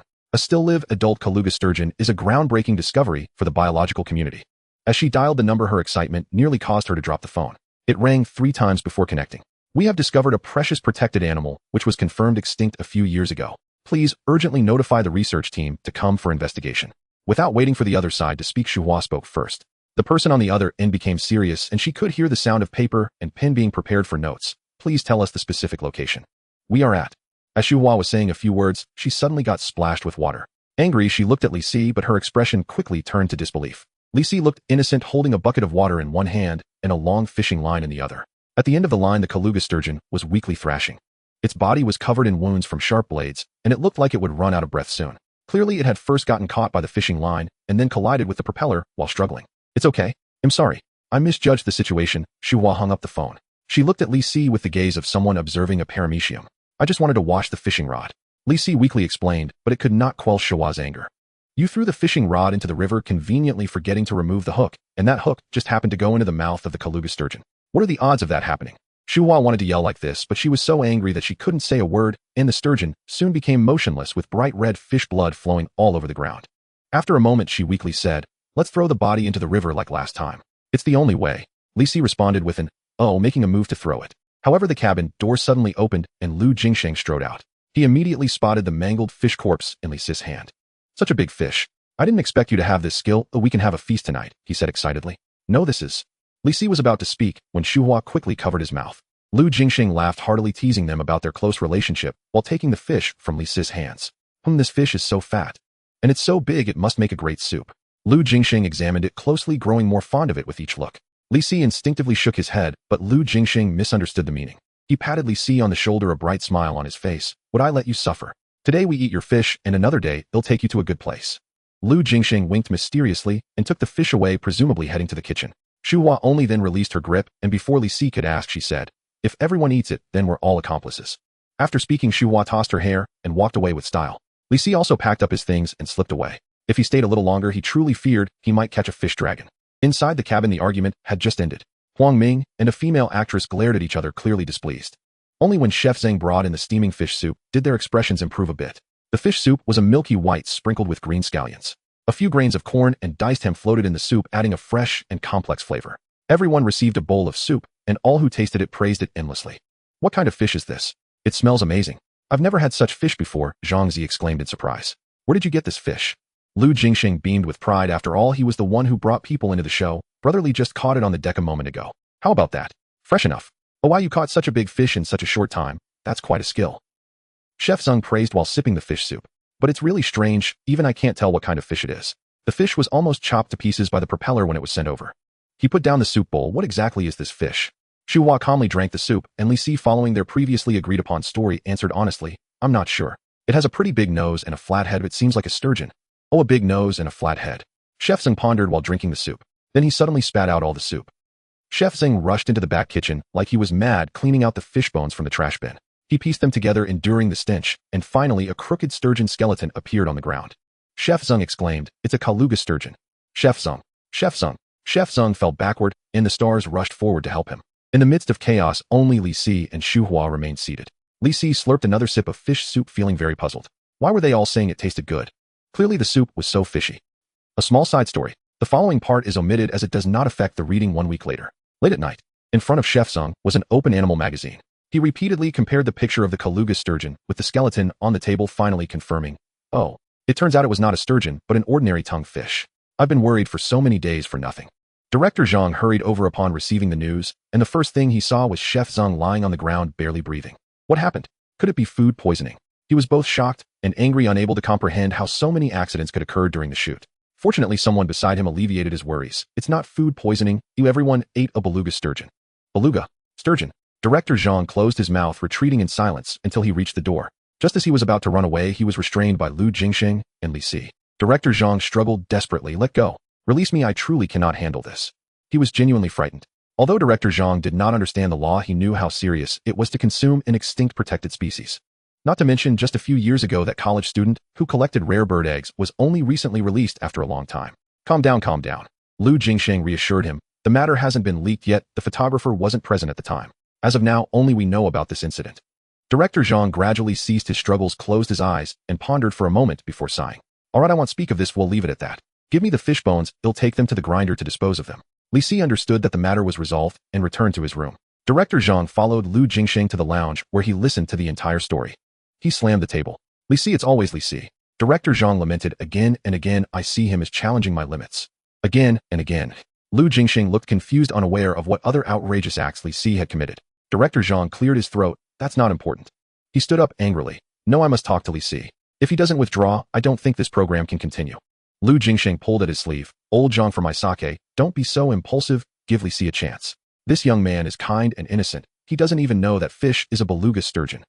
Director Zhang looked at Lu Jingsheng with pity, not understanding how he could be so fooled by Li Si. No amount of persuasion worked. He strode towards Li Si's dormitory and kicked the door open. Li Si was wearing headphones, facing away from the door, oblivious to everything around him. Just as Director Zhang was about to tap Li Si on the shoulder, he noticed a tablet in front of him. On the tablet screen, Li Si was video calling a group of people. Yes, a group of people. The background was a dilapidated warehouse. Tattooed men were scattered around, sitting or standing, all focused intently on listening to Li Si speak. I personally think iron skewers are not very useful. They may seem easy to pierce into the meat, but due to their material, most iron skewers are prone to bending. I personally recommend wooden skewers. Their advantage is, yes, bone cleavers are very useful. Pay attention to the technique, find the right spot with the first 2 strikes, and then go all out with the third. The chopped items can be thrown directly into the water. As Li Si taught, those tattooed men experimented with various weapons. Under the night, countless bone cleavers reflected a cold light. It was utterly terrifying. At this point, Li Si finally noticed someone behind him. He removed his headphones and turned around, showing Director Zhang a warm smile. Director Zhang, what brings you here? Is something wrong? What are you doing? Director Zhang asked. I'm just training the brothers, giving a lecture. Are you leaving? Director Zhang had already retreated to the door, and upon hearing this he smiled and said, yes, I suddenly remembered I have other matters to attend to, so I won't disturb you. The door slammed shut and hurried footsteps echoed in the corridor. Li Si scratched his head, realizing that Director Zhang was indeed very busy. Meanwhile, Director Zhang stiffly walked back to the lounge and sat down in front of Lu Jingsheng. How did it go? Lu Jingsheng asked, somewhat dejected. Director Zhang took a sip of tea to soothe his throat. I feel maybe it's better to let Li Si continue participating. Let's keep everything as it is. Really? Lu Jingsheng exclaimed in surprise, eagerly asking what made Director Zhang change his mind. Unfortunately, Director Zhang simply shook his head, saying nothing. He only told Lu Jingsheng that if he died in the future, the murderer would surely be Li Si. The next day, regarding the fish-eating incident from the previous night, everyone tacitly avoided mentioning it. The male actors were having breakfast in the front hall, while the female stars were busy with their hair and makeup. Around 8 o'clock, Zhang Zi and another actress came down, chatting and laughing. After a while, Xu Hua trailed behind them, slowly making her way downstairs. Lu Jingsheng glanced around, his mind as clear as a mirror. He could tell that Xu Hua was definitely being ostracized by the other female stars. As a senior in the industry and an older brother figure, it was not appropriate for him to intervene at this time. So he discreetly nudged Li Si with his elbow. Li Si looked over in confusion, and Lu Jingsheng gestured towards Xu Hua. Li Si revealed an expression of understanding. He walked over to Xu Hua, and they spoke about something unknown, causing Xu Hua to glance curiously at Lu Jingsheng. A few seconds later, Lu Jingsheng's WeChat pinged. He looked down to see that it was a friend request from Xu Hua. Brother Lu, Li Si said you wanted to add me. Lu Jingsheng slapped his forehead, this foolish kid. He wanted to clarify the misunderstanding with Xu Hua, but Director Zhang had already walked into the front hall. Director Zhang greeted each guest, but his expression briefly stiffened when talking to Li Si. Seeing that everyone had finished breakfast, Director Zhang announced today's itinerary, a trip to the market to buy vegetables. Zhang Zi couldn't help but yawn, drawing everyone's attention, and she immediately blushed. Director Zhang was somewhat helpless, explaining that this activity was indeed boring, but there were many angles to explore. For instance, the stars could bargain with the farmers, shaping their down-to-earth image, or find ways to buy more and better ingredients. Once the program airs, these will be highlights. However, Director Zhang shifted his tone. I have a more important task for a certain guest. Li Si, I need you to record the prices at local vegetable markets. Li Si suddenly called out, simply nodded, appearing agreeable. However, most other guests looked shocked. Recording prices sounded simple, but it was actually a tedious task that took a lot of time. Moreover, variety shows have a limited total duration. In situations with more guests, the available screen time increases. Having one person do this meant directly excluding Li Si from the main content of the show. Now the other guests looked at Li Si with a bit of schadenfreude. This guy must have offended the director, right? Director Zhang's thought was quite simple. He could not allow Li Si to cause trouble anymore. He needed to find a way to restrain him. Li Si sat expressionlessly in his chair, seemingly having no objections to this obviously unfair arrangement. Just then, unexpectedly, Xu Hua raised her hand. Director Zhang, can I go with Li Si? Director Zhang was surprised, glanced at her, and nodded in agreement. So Xu Hua naturally sat next to Li Si. What are you doing? Li Si asked quietly. Xu Hua shot him a cold glare in return. The lively group set off to buy groceries, followed by 3 vans, 11 photographers, and countless crew members. Li Si and Xu Hua stood in place, having only one photographer, a young man with a freckled face who introduced himself as a recent graduate from the photography department. None of the 3 had a driver's license. Li Si volunteered to steal a car from the production team. Xu Hua mercilessly berated him, finally deciding to take the bus. The early morning bus was filled with the warmth of human life. The drowsy office workers were mostly concentrated during the last rush hour. Now the bus was filled with 2 types of people: elderly folks rushing to the market for groceries, and university students with free time out for a stroll. As soon as he got on the bus, Li Si headed straight for the second to last row. Xu Hua huffed, sitting beside him. The second to last row on the bus is theoretically the safest spot in case of an accident. I can't believe you still believe in such whimsical probabilities. Li Si gave her a peculiar glance. I just saw that this spot has a window open, feels cool here. Xu Hua was momentarily speechless and decided to stop talking to him. The bus moved slowly, and the photographer fumbled to steady the camera. After a while, Xu Hua turned around displeased. What are you filming? We haven't done anything yet. The photographer, a little embarrassed, pointed to Li Si sitting in front of him. Li Si was constantly looking around. But he wasn't aimlessly wandering. He was fixated on one person, observing carefully and deep in thought. After several minutes, his gaze finally moved to the next person. What are you doing? Xu Hua couldn't help but ask.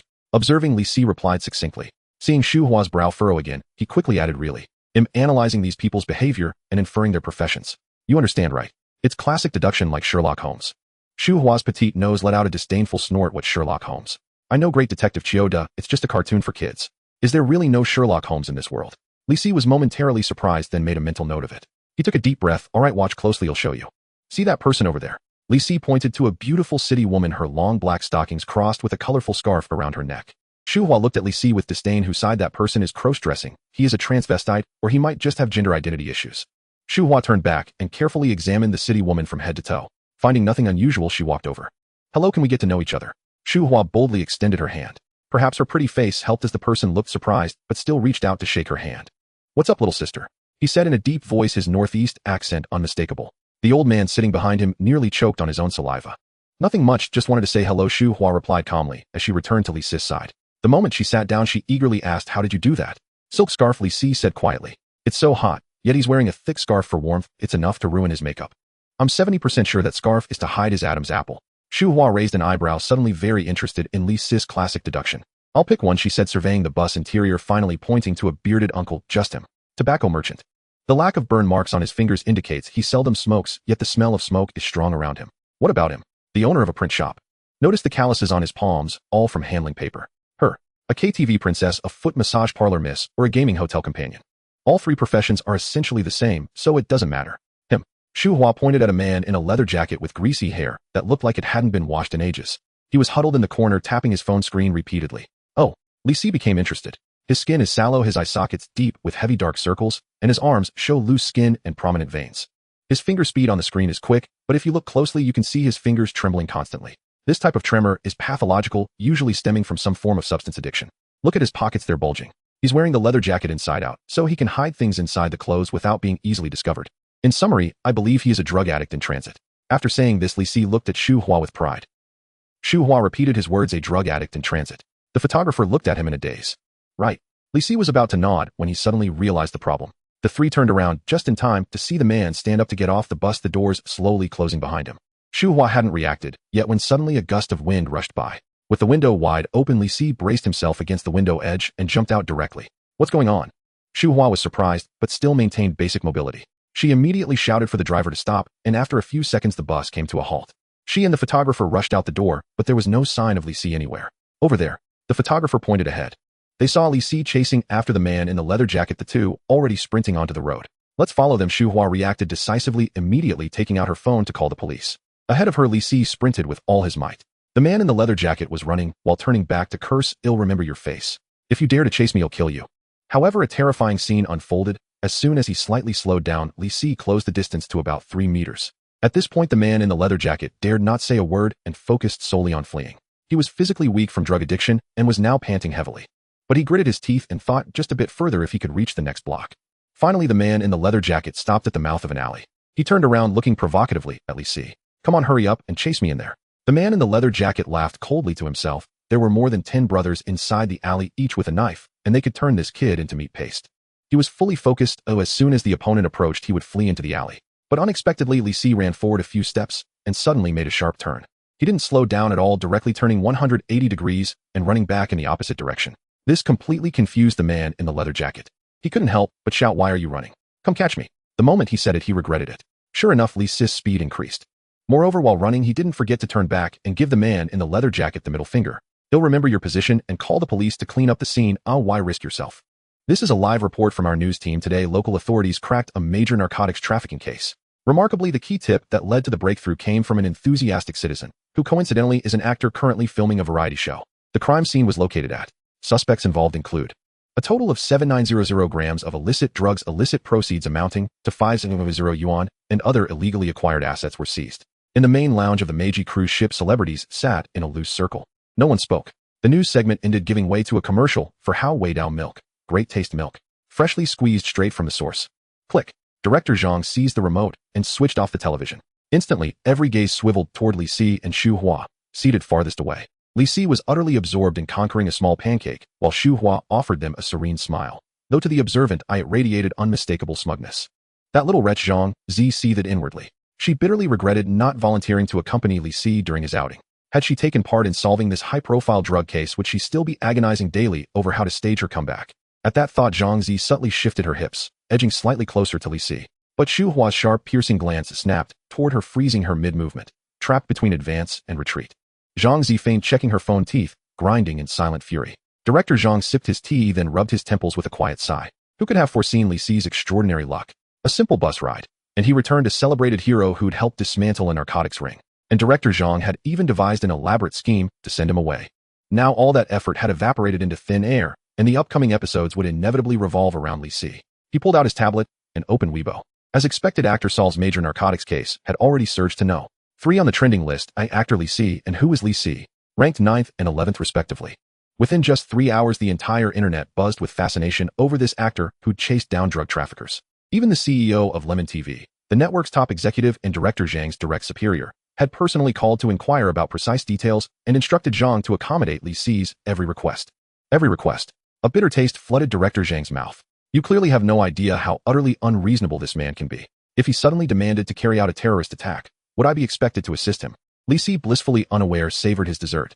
Then, noticing everyone staring, hesitated before reluctantly breaking off a tiny piece of pancake and offering it to Xu Hua, seated nearest to him.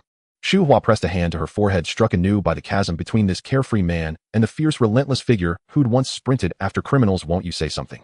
Say something." Li Si blinked, scanning the room, only to find every head nodding in silent, expectant unison. After a few seconds' contemplation, he ventured cautiously, "Would anyone like seafood noodles for dinner?" A long, heavy silence followed. Xu Hua rose first, pushing her chair back. Lu Jingxing and the others quickly followed. Only Director Zhang remained seated, his expression twisted with awkward resignation. Meeting Li Si's gaze, he sighed. "I'll inform the kitchen. Tonight's menu is now seafood noodles." "You're quite kind," Li Si said, genuinely touched. Director Zhang's lips twitched faintly. There was no seafood aboard, but fresh river fish and small crabs were readily available. Before cooking, Chef Zhang inspected the fish and shellfish 3 or 4 times, meticulously verifying they contained no protected or endangered species. Though nothing had gone wrong last time, he remained deeply unnerved. The seafood noodles arrived steaming hot, plump, springy noodles suspended in a milky white broth, instantly whetting the appetite. Yet the moment Li Si lifted his chopsticks, Director Zhang entered the dining hall, flanked by 2 stern-faced middle-aged men. The instant those 2 men entered his field of vision, Li Si's breath hitched sharply. Blood rushed to his legs, and instinctively he reversed his chopsticks, gripping them like a blade. Plainclothes cops. Only a second later did he remember. He was now a law-abiding citizen. He consciously slowed his breathing, willing his taut muscles to relax. Fortunately, the distance spared them from noticing his reaction. They strode directly to Li Si's table, where one took a seat opposite him, and the other stood guard behind him. One standing, one seated. A textbook interrogation formation, Li Si noted inwardly.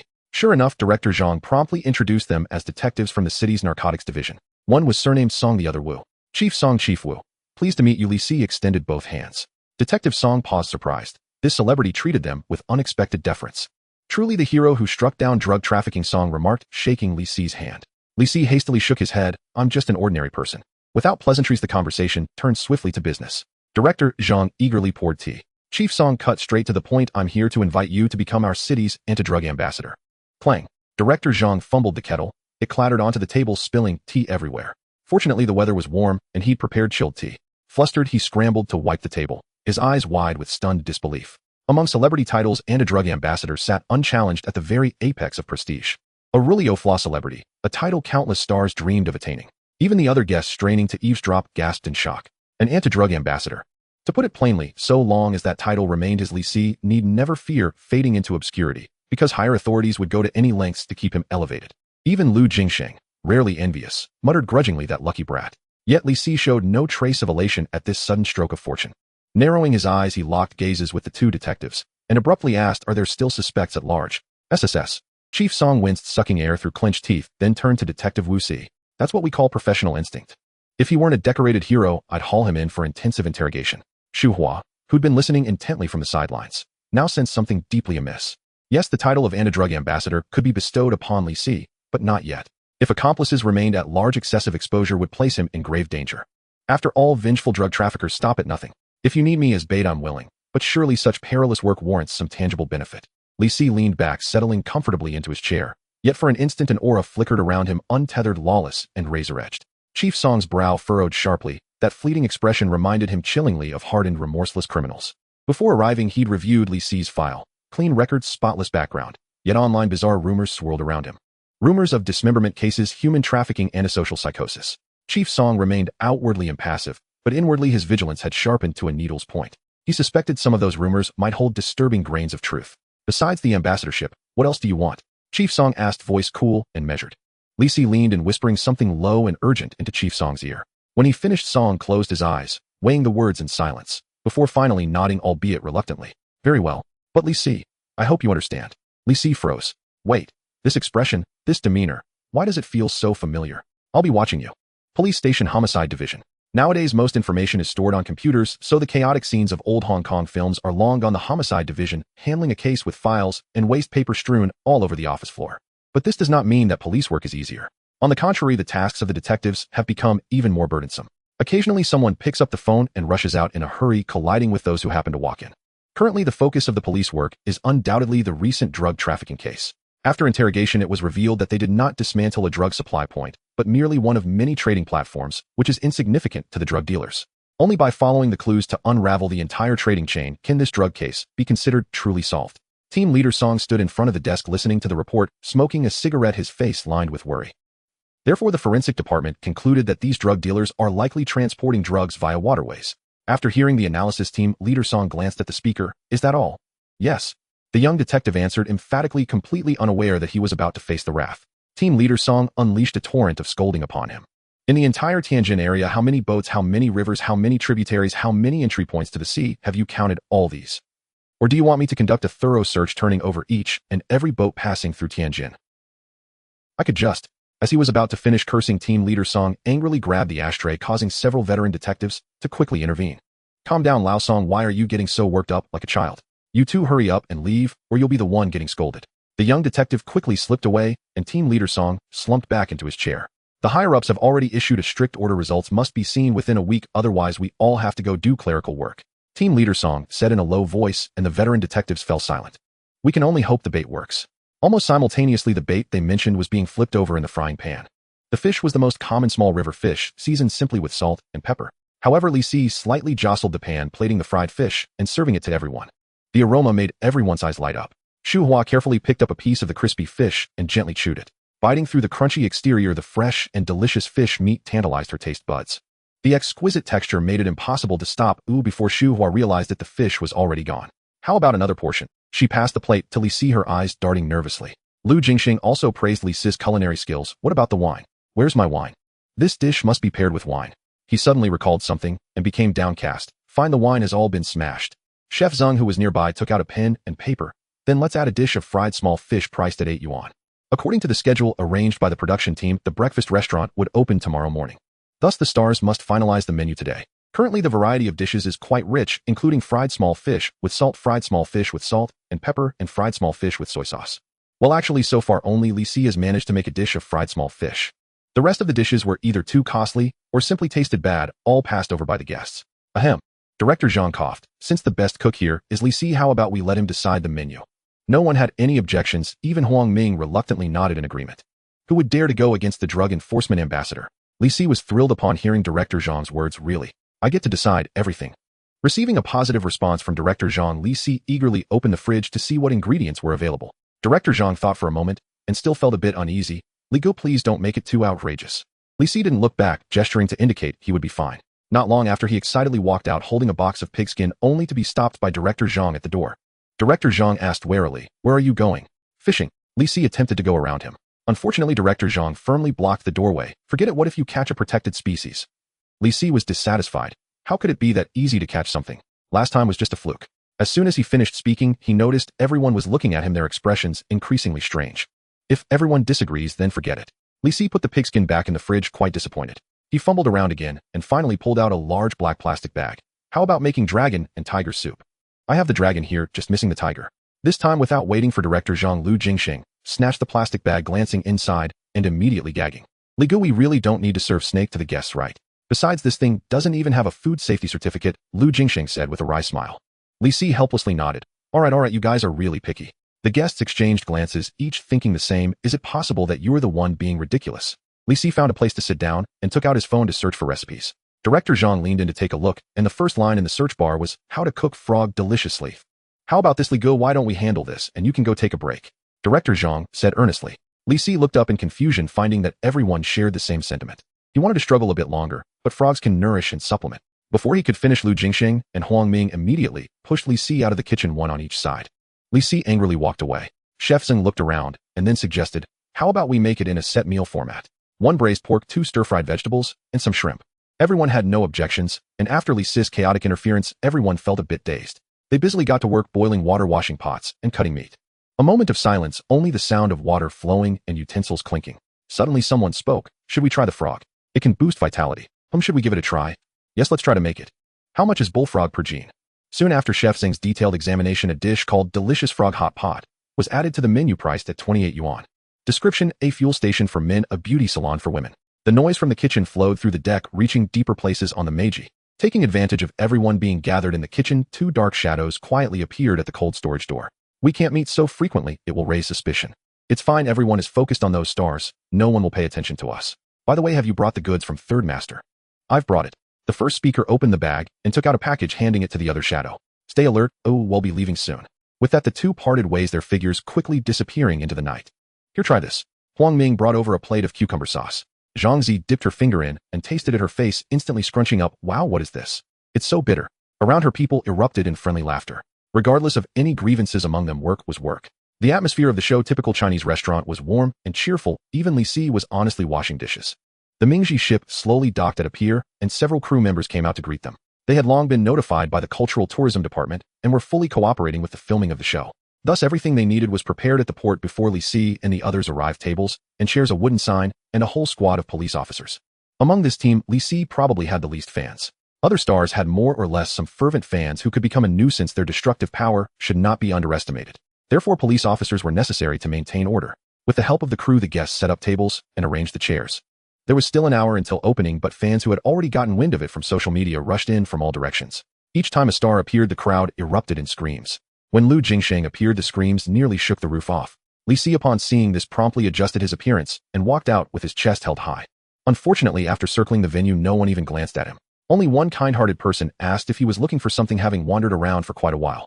Li Si returned to the ship in disappointment, contemplating whether to blow the dock to smithereens with just a bit of gasoline and a thickening agent.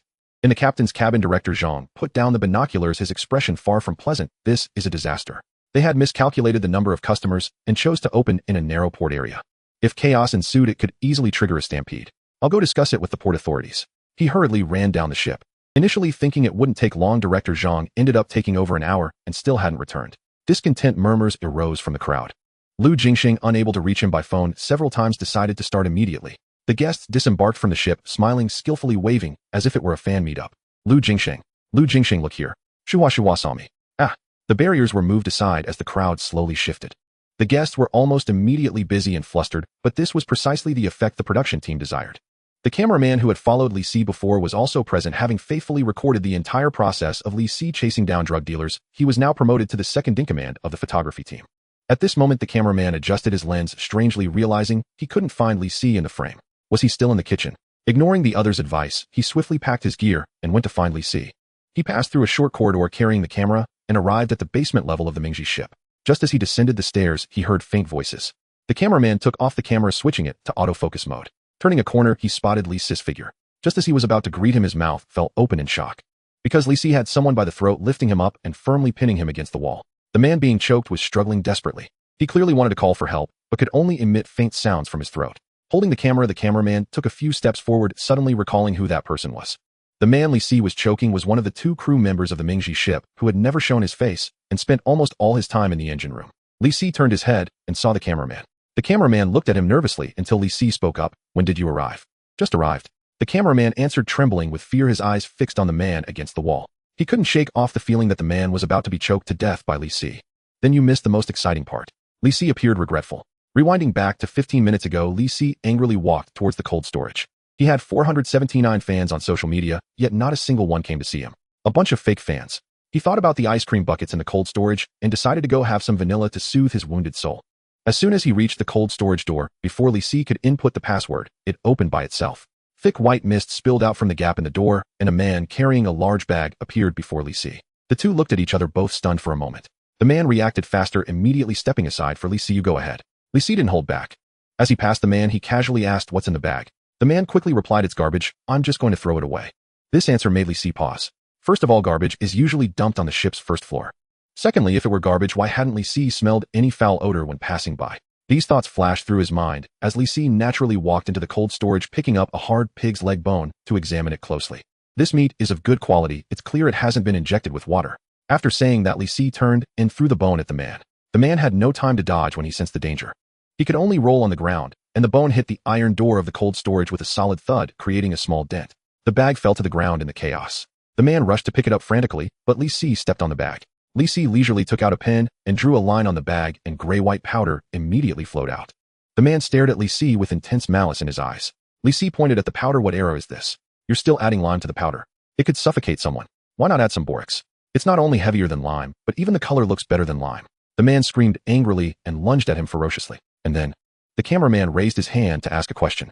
Li Si kicked the man on the ground, and the unconscious man let out an instinctive cry of pain. And then, he got up, knocked him out with one punch. What's there to say? Crash. The cold river water splashed on his face, and the man struggled to wake up. Bright fluorescent lights shone overhead. He moved his body, only to find himself tied to a chair. Someone walked up to him and tore off his hood. At that moment, the man could finally see clearly that the person standing before him was the guest named Li Si. Not only had he discovered the drugs he was carrying, but he had also tied him up in a place like this. What did this person want? The man was both shocked and angry, but as he looked around, his heart suddenly sank. The decor of the room was all pink, and beside him was a large heart-shaped bed. A bottle sat on the TV cabinet. The man had very good eyesight, so he could clearly see 3 words: lubricant. Oh no, it can't be. Cold sweat broke out all over the man, feeling as if Li Si's smile was gradually twisting into another meaning. "I think you must have accomplices. Tell me, where are they waiting for you? If you don't say." Li Si smiled as he approached the man. "I'll talk. I'll tell you everything. Just get away from me." The man screamed desperately. Li Si was taken aback. "Is this it? I haven't even started yet." Shu Hua served tea to a table of guests consisting of 3 young girls who shyly requested a photo together. Naturally, Shu Hua did not refuse, and the little girls happily clustered around her. She posed coolly with a blank expression. There was no need to smile. The aloof literary girl was her persona within the group. The young girls expressed their gratitude with satisfaction, chattering, "When I grow up, I want to find a sister like this to be my wife." Shu Hua lunged forward as if several black lines appeared above her head. The current little girls are really... She rubbed her forehead and suddenly noticed 2 figures sneaking out through the side door. The first person was obviously Li Si. Although he had wrapped several layers of scarf around his face, only he would engage in such ridiculous antics on the ship. The person following Li Si was someone Shu Hua recognized as well. It was the cameraman who had left with them last time. When did their relationship become so good? Should she follow them? Shu Hua hesitated and glanced back. The restaurant was operating smoothly, and there was no need for the guests to run around. As the fans enjoyed the poorly made home-cooked dishes, they praised it endlessly. With a sudden determination, Shu Hua removed her apron and gloves and found a pair of sunglasses at the bar. She adjusted her collar and put on the sunglasses, chasing after Li Si. "Li Gu, is he trying to trick us?" the cameraman shouted loudly. Li Si turned back to give him a glance, wearing an expression that said, "Young man, you are truly too young. Of course he is tricking us. Do you even need to ask?" The unexpected answer made the cameraman exclaim, "Then what should we do? Let's go back and beat him up." Li Si shook his head mysteriously. "You should not think of resolving everything with violence. Use your brain more." He nimbly jumped over a puddle, startling a thug squatting by the roadside, who immediately let out a stream of curses. Li Si had run a few steps ahead, but deliberately ran back to shove that thug headfirst into a garbage bin. Catching up with the cameraman again, Li Si asked, "Got it?" The cameraman nodded blankly. As they turned a corner, Li Si's pace gradually slowed down. He walked straight into the storage station by the road and soon walked out again. All right, let's walk back slowly. The cameraman, burdened with heavy equipment, was panting heavily and wanted to cry upon hearing this. Huh, is that it? Seeing the cameraman drenched in sweat, Li Si felt guilty for not explaining. It will take at least 15 minutes to untie the rope I used to bind that guy. It takes 4 minutes to get from the first basement level to the back door of the Meiji. If we head back now, we should just catch his accomplice. You mean? Exactly, I suspect his accomplice is on the ship, Li Si stated firmly. The cameraman questioned, why not call the police and have them search directly? Li Si looked at him with disdain. Fool, have you ever played werewolf? The cameraman nodded, then shook his head, implying that while he had played, he had no idea what Li Si was getting at. When it comes to catching a traitor, the one who panics first is likely to make mistakes. Meiji. The man's rope was cut in half, and he grimaced as he rubbed his wrist. Why didn't you come earlier? The other person lowered his head to inspect the traces on the ground, ensuring he did not reveal their whereabouts. You fool, I told you to choose a safer way to transport the goods. Now look, all of San Yi's goods are scattered in the cold storage. Mentioning San Yi, the fear was evident on the man's face. Thinking about the tortures he might face for losing the goods made him feel like ants were crawling all over his body. What should we do? We can only run. That kid will notice something is wrong within 40 minutes at most. The man looked at the other, hoping he would have a good plan. From what the man knew, the one in front of him seemed to be San Yi's right-hand man, who had risked his life for him for over a decade and was deeply trusted by San Yi. Even if this batch of goods was lost, this right-hand man would definitely not be punished. The other person was unfazed, even appearing somewhat relaxed. Run? I don't intend to run. If you follow my instructions, not only can we escape successfully, but this batch of goods can also reach its destination. He pointed at the ground. After all, don't we have a very convenient means of transportation here? Meanwhile, at the bustling open-air restaurant by the port, Lu Jinsheng smiled as he dealt with enthusiastic fans. Photo together. Sorry, I really don't have time right now. How about you come back in the afternoon? You're leaving in the afternoon. Okay. Want a hug? Maybe not. How about we shake hands instead? After finally escaping the fans' entanglement, Lu Jinsheng squeezed through the crowd and finally found Huang Ming. Have you seen Li Si and Xu Hua? Signing here? Sure. Huang Ming was signing a shirt for an older man when he looked up puzzled. I don't know, why don't you check on the ship? Lu Jinsheng was just thinking that the weather was too hot and he needed to return to the ship for some water and a break. Just as he took a step forward, he withdrew his foot. Lu Jinsheng glanced around to ensure no one was watching him. Then he quietly slipped to the bar and grabbed a case of chilled beer. He had no choice. He had a mild addiction to alcohol. Since all the alcohol he had planned to bring on board was shattered, he hadn't consumed any alcohol for a long time. Not drinking for too long was very uncomfortable. The chilled beer was heavy, but Lu Jinsheng did not want to take just 1 or 2 bottles. With so little beer, what was the point in drinking? Beer should be enjoyed while standing on the box, paired with peanuts, salted edamame, chicken liver, and duck neck. He struggled to place the beer on the ship's ladder and stood on the shore wiping his sweat. He planned to rest for a moment and then muster the strength to carry the beer onto the ship. Once on board, he would find some snacks. A sip of beer with a bite of food would be so satisfying. The riverside breeze brushed against his face, bringing a wave of coolness. Lu Jinsheng squinted his eyes, but suddenly heard a strange sound.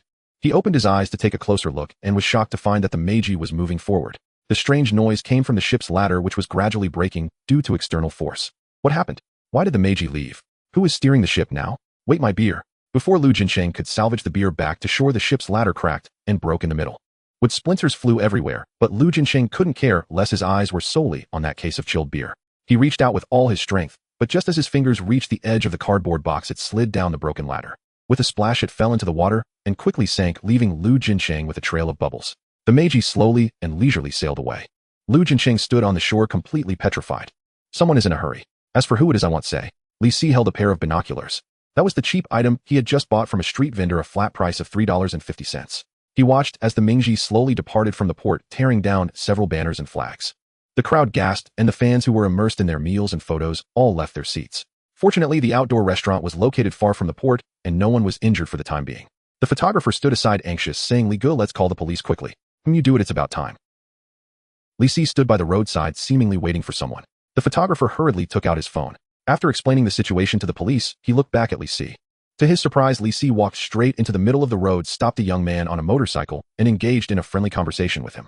The conversation went roughly as follows. Li Si, nice bike. How much did you buy it for? Motorcycle guy, none of your business, get lost. Li Si responded with an "oh," then landed a punch on the motorcycle guy's helmet, leaving him dazed. The motorcycle guy wanted to fight back, adopting a wobbly boxing stance, but Li Si kicked him squarely in the face. Crying out in pain, the motorcycle guy knelt down, his mind only filled with agony. While he was still reeling from the excruciating pain, Li Si jumped onto his bike. With a twist of the throttle, the motorcycle sped away. The photographer stared in shock at everything happening, using all his strength to suppress the urge to call the police. He tiptoed around the motorcycle guy, who couldn't even stand, and quickly called a taxi for himself. As for the motorcycle guy, what does Li Si hitting him have to do with me, the photographer? Meanwhile, Li Si sped down the road. The car's navigation kept alerting him, saying, you are speeding, please pull over, you have been flagged by the traffic police. He pretended not to hear. Just as he turned the motorcycle, a figure suddenly flashed diagonally, startling Li Si into slamming the throttle. The motorcycle left deep black skid marks on the ground, and when Li Si stabilized the bike, he found it was Xu Hua. Xu Hua was about to ask where Li Si was going when she heard the roar of the motorcycle. Li Si was charging directly towards her with no intention of slowing down. Xu Hua was stunned, instinctively thinking Li Si wanted to kill her to silence her. The next moment her feet left the ground, and she was spinning in the air, already seated on the back of the motorcycle. Xu Hua stared blankly at Li Si's back. She was good at physics, so she knew how much strength it took to lift someone with one hand on a speeding motorcycle. What kind of human crane is this? You. Li Si lowered his body, the motorcycle accelerated further, and the sudden force pushed Xu Hua's desire to speak down into her throat. The motorcycle flew through the streets and alleys. Ships need time to accelerate. In just a few minutes, the Mingji had not completely left the port, and a bunch of fans crowded at the dock taking photos. The guests of typical Chinese restaurants stood in a row, all looking bewildered. Who am I? Where am I? How did this ship just leave? The motorcycle stopped near the port, and Li Si instructed Xu Hua to get off. But before he could speak, Xu Hua had already collapsed to the ground. The sight was too beautiful for Li Si to look at for long. He turned the handlebars, and the motorcycle drove onto the riverbank. The deafening roar of the engine caught the attention of the person on the boat. The Mingji gradually accelerated, and the motorcycle also picked up speed, ultimately moving alongside the ship temporarily. Li Si saw an old man emerge from the control room, standing on the deck staring at him, without moving, with a calm expression. It was the old captain. Hidden so deep, even Li Si had never suspected this old man, who huffed after a few steps. He thought that the only drug traffickers hiding on the Mingji were those two boatmen. Inside the cockpit, the drug traffickers were busy adjusting the engine power to the maximum. The ship accelerated again, gradually leaving the motorcycle behind, prompting Li Si to slam the throttle. However, this makeshift motorcycle was not of good quality. He would not be able to catch up with the Mingji. Li Si and the old captain exchanged glances, and the latter took off his hat and waved at Li Si. Third Master has remembered your face, Li Si. The old man shouted at him. You blocked his path. You definitely won't survive this year. In the next few days, remember to eat well and drink well and spend more time with your family. If I were you, I would find a place to end it myself. The methods Third Master uses against his enemies are terrifying. Even I feel scared watching. The old captain's voice was frail and his tone sincere, but because of this it made one feel that what he said was all true.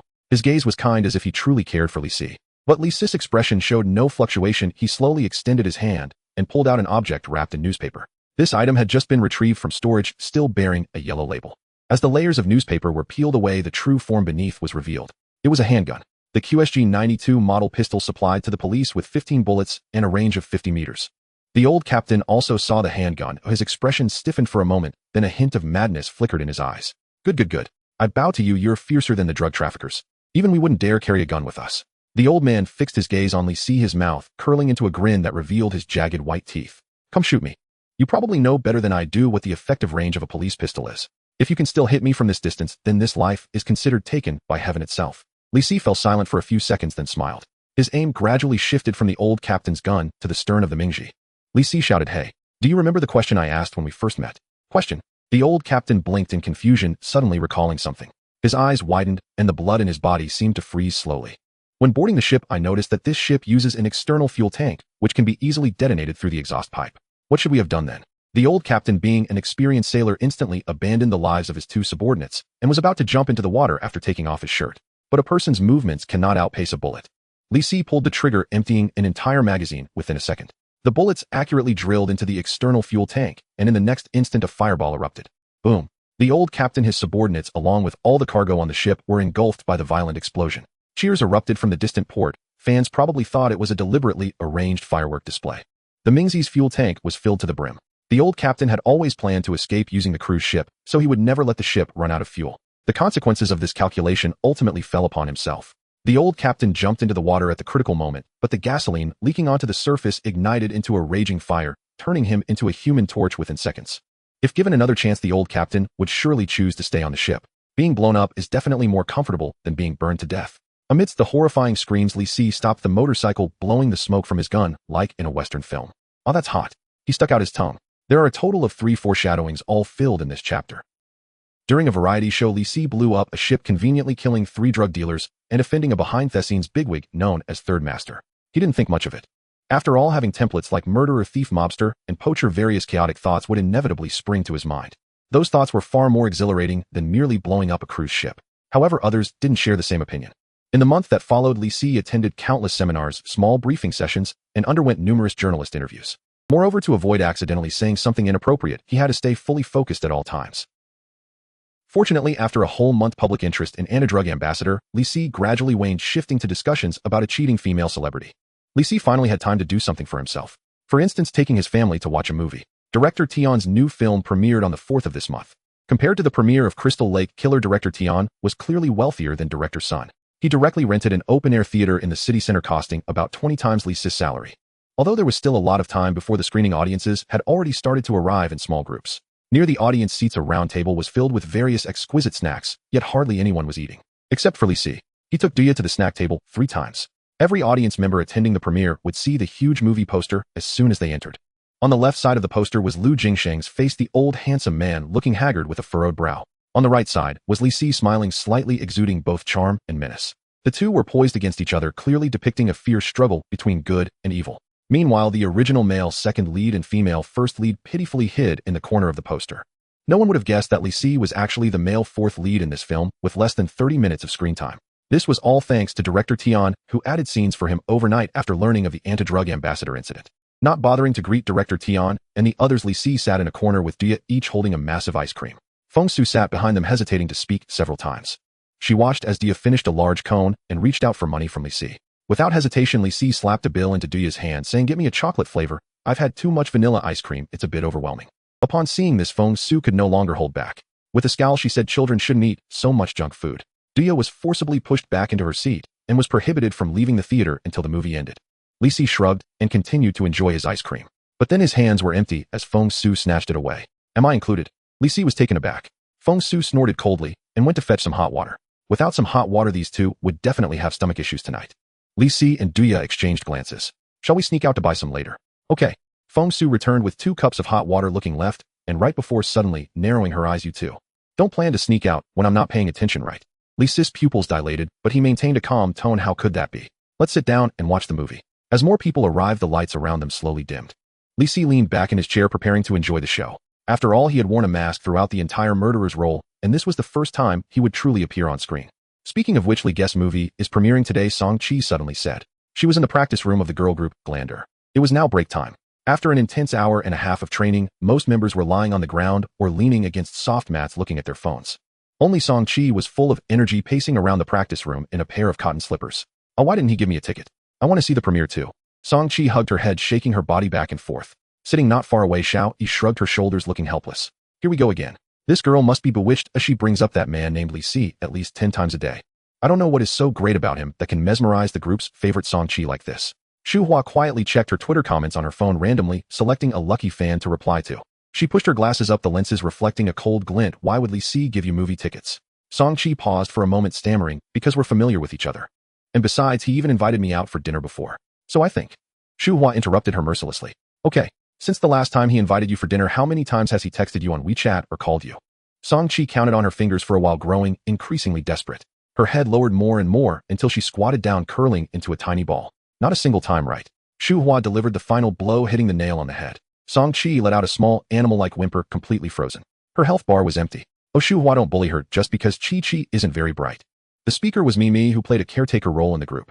She hugged Sanchi, gently stroking her head as a comfort. Sanchi was in Mimi's comforting embrace, tears streaming down her face. "Why do I feel like you aren't saying nice things?" Shu Hua put her phone away. She was trained in modern dance and effortlessly propped herself up from the ground with one smooth, clean foot. She walked towards Sanchi, reaching out to pinch the other's soft face. "What are you doing?" Sanchi said indistinctly. Shu Hua shook her head and walked straight out of the practice room. Staying a bit longer would probably just lead to idle chit-chat. She took the company's elevator down to the basement level and walked to a corner of the parking lot. There stood a gray scooter which she had secretly purchased with her recent savings. Besides Li, who helped her buy the scooter, no one knew about this matter. Shu Hua put on her helmet, mounted the scooter, and the engine produced a low rumble. Taking a deep breath, she realized that since that day she sped towards the port on the scooter, she had somewhat fallen in love with the thrill of racing. This thing is a bit addictive. Suddenly Shu Hua thought of something and hesitated for a rare moment.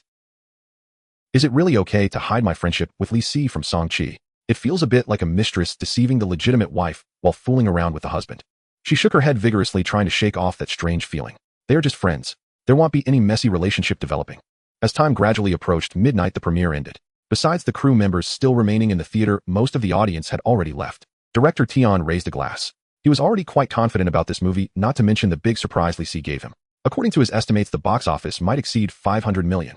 Lu Jingxing poured drink after drink into his mouth, seemingly stimulated by something. Li Si sat beside him, focusing solely on the lobster. As the two indulged in food and drink, they complemented each other well. Just as Li Si was enjoying his meal, he suddenly choked a bit. Looking around for water, but finding none, someone handed him a glass of orange juice. Li Si took the orange juice and drank it in one go, his peripheral gaze constantly assessing the young man in front of him. After a moment, he came to a conclusion in his heart. A smuggler. The young man bent down and bowed, appearing very respectful. Hello, Mr. Li, my name is Chu Gu. I have a business proposition that I've been wanting to discuss with you. He gave a brief self-introduction and handed Mr. Li a business card. Dayong Entertainment Company Executive Director, Chu Gu. Mr. Li accepted the card without showing any emotion, glancing at it before tossing it aside. He stood up and took out a few tissues to wipe his hands. Since it's business, let's discuss it outside. The young man named Chu Gu did not refuse this suggestion. He followed Mr. Li, the two walking one after the other towards a dark corner. Please go ahead, Mr. Li said, tossing a mint into his mouth. While speaking, Mr. Li remained expressionless, leaving Chu Gu somewhat uncertain about his intentions. Chu Gu subtly frowned, then his expression turned more sincere. As you can see, I am the executive director of Dayong Entertainment. Currently, I am looking for promising new actors to participate in a talent show in the United States. The program is hosted by our company, of course. The winner will not only receive a substantial cash prize, but may also have the opportunity to act in Hollywood films. Seeing that, Mr. Li remained silent. Chu Gu threw out more enticing conditions. All round-trip airfare, accommodation, and transportation costs will be covered by our company. You also have an extra slot for a companion, making it convenient for you to bring an assistant, and we will cover all their expenses as well. If you are worried about this, you can rest assured. Upon hearing this, Mr. Li finally spoke. Your airfare? It won't happen to require a layover in northern Myanmar, will it? He initially intended to make a joke. However, Mr. Li clearly saw a flicker of panic flash across Chu Gu's eyes upon hearing this. This time, Mr. Li was taken aback himself. Did I just say that casually, and you took it seriously? Cough, cough, cough. Both of them covered their mouths, simultaneously concealing their inner turmoil. Pretending to cough a few times, Chu Gu exchanged a glance with Mr. Li. Haha, please excuse me, Mr. Li, I seem to have caught a slight cold. I understand, the weather has indeed been cold lately. Shall we continue? Thus the conversation resumed, with both parties harboring ulterior motives. Chu Gu incessantly described the benefits the talent show would bring to Mr. Li. Mr. Li pretended to listen intently, nodding repeatedly. So do you want to participate? Chu Gu took a deep breath. Mr. Li decisively replied, I'll participate. Chu Gu opened his mouth, suppressing the myriad of words he had. But don't you want to look at any other documents like our company's official website? Mr. Li shook his head and grasped Chu Gu's hands. Brother Chu, tell me honestly, would you deceive me? Looking into Mr. Li's clear eyes, Chu Gu suddenly felt a rush of ecstasy. Is this guy a fool? How could I stumble upon such a rare opportunity? Fearing that Mr. Li might change his mind, Chu Gu solemnly declared, If you call me brother, you will always be my little brother. How could an older brother deceive his younger brother? All right, Mr. Li clapped his thigh. With you saying that, I'm definitely participating in this talent show. Where do I sign the contract? Mr. Li and Chu Gu exchanged WeChat contacts, their shoulders linked together as if they were friends of decades. Mr. Li even tugged at Chu Gu's clothes, preventing him from leaving, wanting him to meet Fong Su and director Tian. Chu Ji's heart sank, thinking that he must not let his deception of the fool be exposed. So he casually found an excuse to slip out of Mr. Li's grasp. Watching Chu Gu climb into a taxi and gradually drive away, Mr. Li's expression slowly returned to calm. He chewed on the mint, loudly walking back to the theater. Fong Su held a plate. Where have you been? Everyone is toasting director Tian. Mr. Li casually replied, Nowhere. I seem to have encountered a fish pond and wanted to drop some bait to see what I could catch. Oh, Fong Su seemed to understand, thinking Mr. Li wanted to go fishing. But the nearby Duya raised her head alertly. She understood the code and knew that Mr. Li's words had nothing to do with fishing. Just then Mr. Li waved her back and Duya dashed up to Mr. Li. Should we buy medicine or deliver water? Buying medicine or delivering water? These were all slang terms from the southern underworld. The former referred to stealing, while the latter meant poisoning. Mr. Li ruffled her hair, messing up the young girl's locks. Neither. Here, let me give you some money first. Duya hadn't reacted yet when her WeChat pinged. Mr. Li transferred her 14,000 yuan. Thank you, brother. Duya turned to leave, but Mr. Li caught her with one hand. What are you thinking? How could this be for you? Mr. Li pulled out a small notebook from his pocket, tore off a piece of paper, and handed it to Duya. Please buy these for me, and remember not to let Sister Su know. Duya took it and saw it was a list. Satellite phone, compressed biscuits, energy bars, and trenching tool. What do you need these for?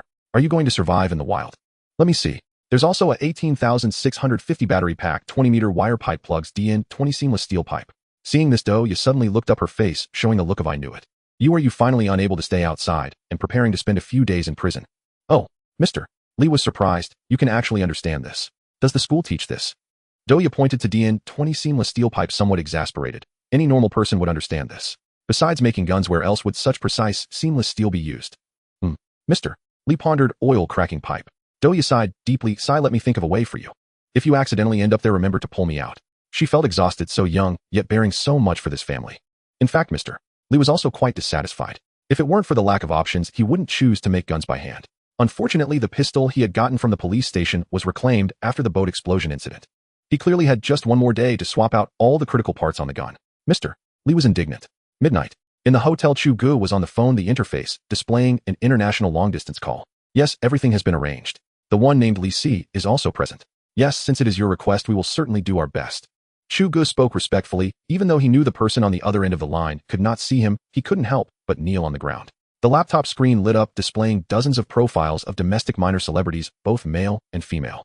They shared common traits, having participated in martial arts action films, possessing combat capabilities, and being striking in appearance. They had long been mixed in low-budget films. Or they were once very popular, but had now faded. Among these individuals, the most famous was Li Si. On Li Si's profile, the words anti-drug ambassador were crossed out with a heavy red line. It seemed that the person who compiled the file also found this matter troublesome. We initially did not want to look for Li Si. After all, he is the anti-drug ambassador for the police, and if he dies in northern Myanmar, our activities at Dayong Entertainment in the country will definitely be subjected to strict scrutiny. Chu Gu's voice trembled slightly. But since you specifically requested him, how could we dare to ignore your orders? Third Master.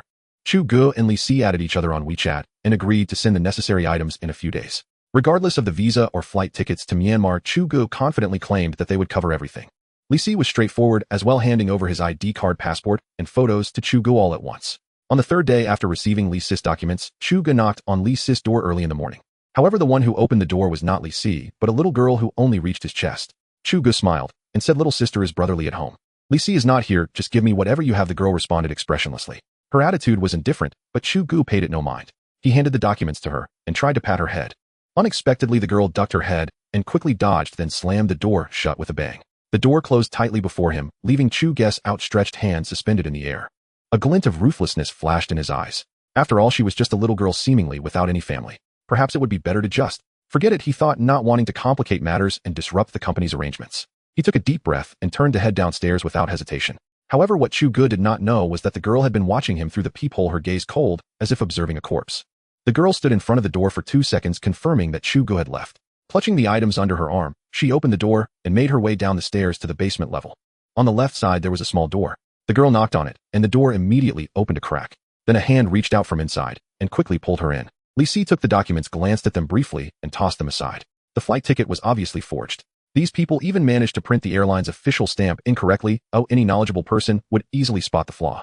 The girl rubbed her arm, grimacing as she looked at Li Si. How many times do I have to tell you? I can walk on my own. Don't drag me in like this, it really hurts. Li Si gave her a light smack on the head. He seriously explained to her that grabbing her arm first could quickly determine friend from foe. If he had touched a man's arm just now, the blade hidden in his palm would have come in handy. The girl nodded helplessly. She had heard Li Si say this countless times, enough to give her ears calluses. But she truly couldn't understand in modern society who would be idle enough to invade a shabby basement. Li Si secured the door with a bolt and stuffed sound-absorbing foam back into the door gap. He bought this foam from an online store. It was insufficient in soundproofing ability, but cheap in bulk. By covering the entire wall of the basement with foam, they created a makeshift soundproof area. In the basement, besides Li Si, there was also a 6'3" white man. He wore sunglasses, had a full beard, and was dressed in a hip-hop style leather outfit. At that moment, he was busy stuffing sausages into his mouth, so he could only wave at the girl in the midst of his meal. The girl politely greeted him, "Hello, Uncle Yang." The white man gulped down a big mouthful of milk and revealed a sinister smile. Limik Yang, an Irishman, was a smuggler hiding in Yuchan Street. He did not mention why he came to the country, but Li Si could roughly guess. Limik had lost all the thumb digits on both hands. This was a rule of the Welsh gang, indicating that Limik had once pointed a gun at someone he shouldn't have. Besides that, he had some skills that piqued Li Si's interest. For example, Limik could craft controlled knives and simple firearms by hand without relying on professional lathes. Li Si's pen was commissioned from this guy. He even carved dual blood grooves onto a single pen. Li, let's get started quickly. There are 3 full bottles of fine white wine waiting for me in the fridge. Limik wiped his mouth. Your hands are already starting to shake, typical of alcohol poisoning. Keep drinking, and you might not even be able to hold a knife steady. Li Si reminded him, but limited himself to just that. Because so far he and Limik were merely in a mutually beneficial relationship. Limik laughed and shook his head, pulling out a cardboard box from under the table. You don't understand, Leo. Alcohol is the lifeblood of the Irish. He violently tore open the box, and the girl gasped at what she saw inside. A double-barreled shotgun, semi-automatic, capable of continuous fire. It has a 12-round capacity, and I've equipped you with 3 magazines. Is that enough? Limik's fingers slowly traced over the gun's body. He looked up to gauge Li Si's expression, then swore, "Damn, 36 rounds isn't enough. Are you planning to massacre Congress?" Fine, how about I bring you 2 more magazines this afternoon? Li Si finally nodded slightly. Just give me the balance this month, preferably not too soon. I'm afraid he'll spend the money on wine before the end of the month. Lumik muttered as he stood up, setting up a target in the corner of the basement. The effective range is 25 meters, give it a try. Li Si raised the gun and loaded it with bullets. The girl immediately covered her ears at the sight. Boom. Without hesitation, Li Si fired, and the wooden target was instantly shattered. Even with her ears covered, the girl felt her head buzzing. However, with the sound-absorbing foam to those outside, it merely sounded like a heavy object falling. Lumik set up the target again, and this time Li Si fired another shot from a slightly farther distance. This time he missed, and the ricochet nearly hit Lumik, startling him into a flurry of curses. Alright, stop trying. A shotgun has such a limited range, it's as if you're shooting right in someone's face. It doesn't matter whether you aim or not.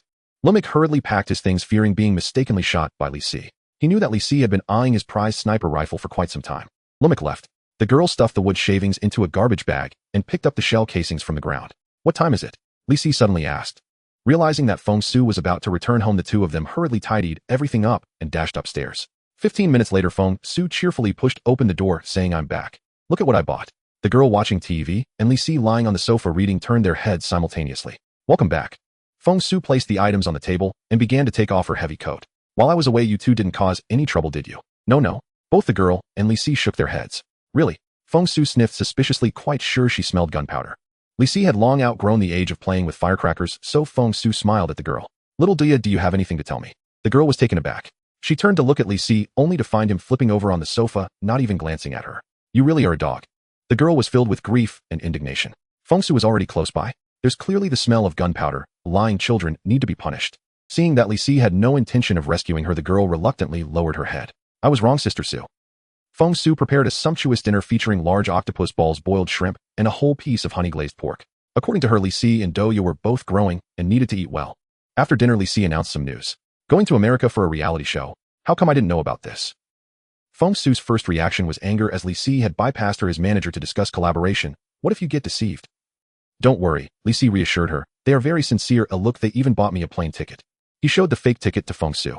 Duya choked on some rice, thinking that anyone who had flown on a plane would surely notice something wrong with the ticket. Fong Su squinted at the ticket, examining it repeatedly. She relaxed slightly, saying, it seems okay. She believed him. Duya exclaimed inwardly. Li Si secretly winked at Duya, seemingly already aware of this. Maintaining a calm expression, he put away the ticket, saying, in any case, they will pick me up tomorrow morning. I won't be gone for too long, though I should be back in about a month. Fong Su looked troubled. You going alone? It's fine, but make sure to call me when you get there. Duya buried his head in his food. This woman is too naive, she is beyond saving. Although Fong Su agreed to let Li Si go on his own, she couldn't help but pack his luggage overnight. The next morning, Li Si was shocked to see 4 large packages on the floor. Do I have to take all these? Fong Su replied matter-of-factly, of course, let me explain. This bag contains winter clothes to prevent you from getting cold there. Hey, don't leave. Before Fong Su could finish, Li Si fled in a hurry. He grabbed a small backpack and jumped into the waiting black car, urging the driver, drive quickly. Chugo wanted to say a few welcoming words, but Li Si impatiently interjected. What are you waiting for? Drive. The driver finally reacted, stepping on the gas as the car sped away. Fong Su shouted from a distance, come back. At least take this bottle of baby skin cream. Feeling the gazes from all directions, Duya covered his face. Sister Su, should we just go home? Meanwhile, the atmosphere in the car was lively. Li Si and Chugo exchanged affectionate terms, calling each other brother, as if they were long-lost siblings. Chugo said, it's still a ways to the airport, we must have a drink or two. He then actually pulled out 2 large bottles of beer from under the seat. Li Si declined, saying he didn't drink, but insisted on taking photos to document this precious moment. He and Chugo raised their glasses. They took dozens of photos in the cramped car, before Li Si finally put down his camera, satisfied. Chugo discreetly rubbed his neck. Just a moment ago, when Li Si had put his arm around him, it had been a bit painful. It was only then that Li Si looked out the window and remarked, brother, this doesn't seem like the way to the airport. Is our driver lost? Chugo comforted him. Don't worry, we're going to a private airport, traveling on our company's private plane. You are quite an important actor. How can you squeeze onto a regular plane with ordinary people? Where would that leave your brother's face? Li Si appeared a bit embarrassed, saying, haha, I'm not that famous. However, he clearly became more reserved. Chugo silently cursed him as a fool. Compliments like that could leave one lost. Such a person, even if not caught by him, would eventually fall from grace, due to others. He graciously handed Li Si a bottle of mineral water. Brother, are you thirsty? Drink some water to moisten your throat. We can continue our conversation once we're on the plane. Li Si took the bottle of mineral water. Without needing to look closely, he could tell the bottle felt unusually heavy, indicating it had been tampered with.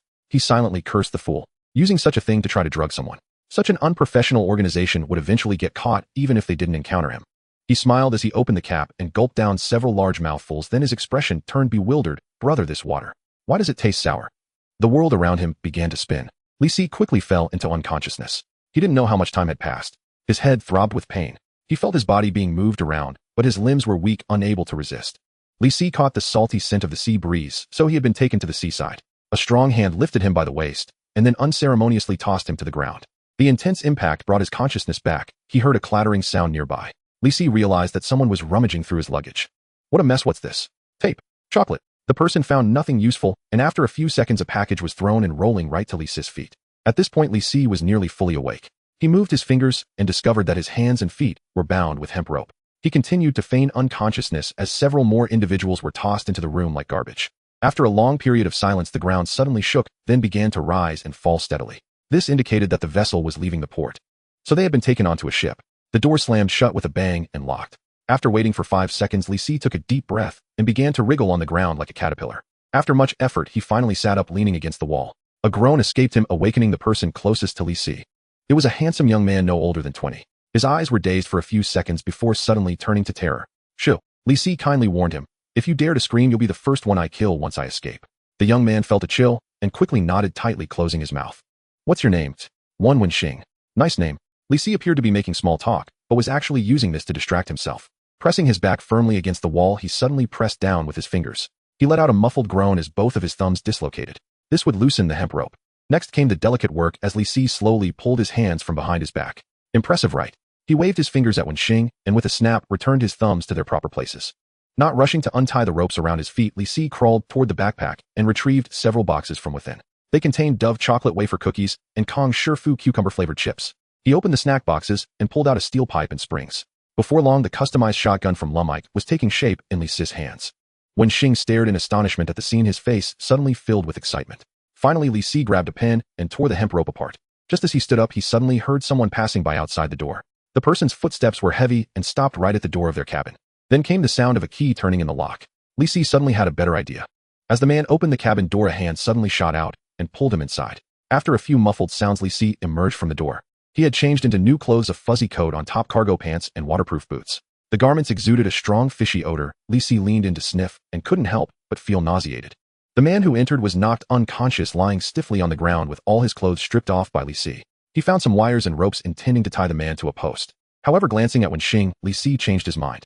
Ignoring the terrified look in the young man's eyes, he pulled the rope and tied both Wenxing and the man's wrists and ankles together.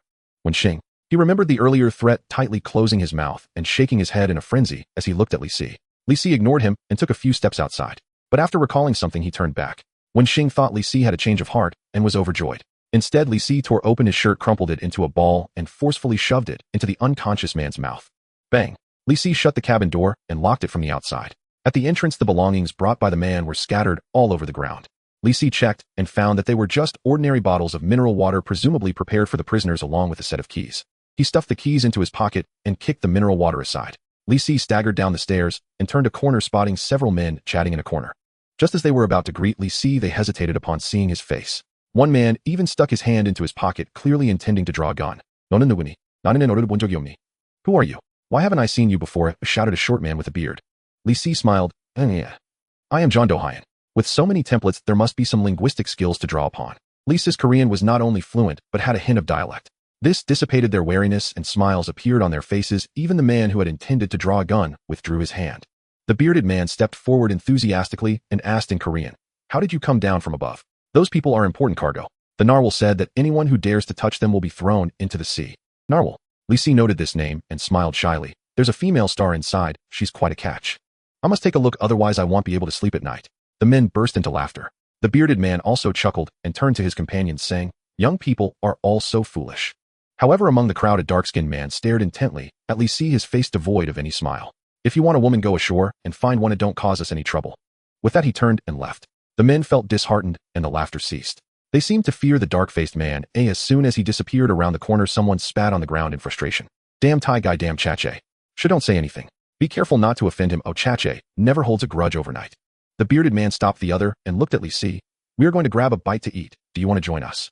Li Si naturally nodded in agreement, and they all walked towards the back of the ship. The bandits had casually set up a few tables in an open area which served as their cafeteria. Several containers were opened, filled with alcohol and canned goods. The little bearded man and 2 others dove inside and soon emerged with a pile of items. Eat up, eat up." He didn't touch the pork cans, but opened a bottle of beer first. Li Si sat down and shared food and drinks with the bandits.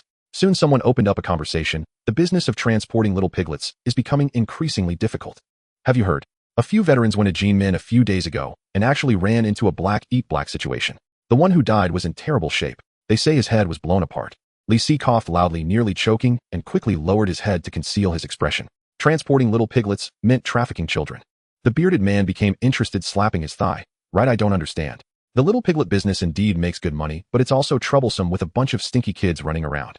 He suddenly asked Li Si, do you agree with me? Swish, swish, swish. Several gazes fell on Li Si simultaneously. This question was a test. It seemed these bandits were still not entirely at ease with Li Si. Li Si maintained a calm expression, wiping his mouth. Just let them bleed. Bleed.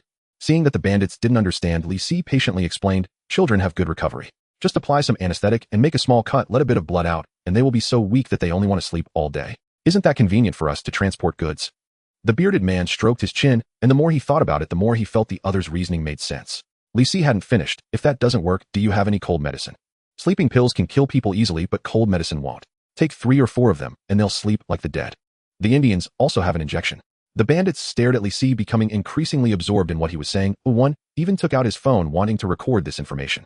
The number of bandits surrounding them gradually increased, and someone occasionally asked questions. Just as the atmosphere was growing more animated, all the bandits suddenly fell silent at the same time. Li Si turned his head and found a bald man standing behind him with a blue narwhal tattooed on his forehead. The bald man gently clapped his hands. You speak very well. Ooh, I didn't know I had such talent among my subordinates. Come with me, they'll find you some work to do. With that, he turned and walked away. The crowd parted spontaneously, creating a path for the bald man. The bandits looked at Li Si, their eyes filled with envy and jealousy. The narwhal boss has taken a liking to you. You're going to make it big.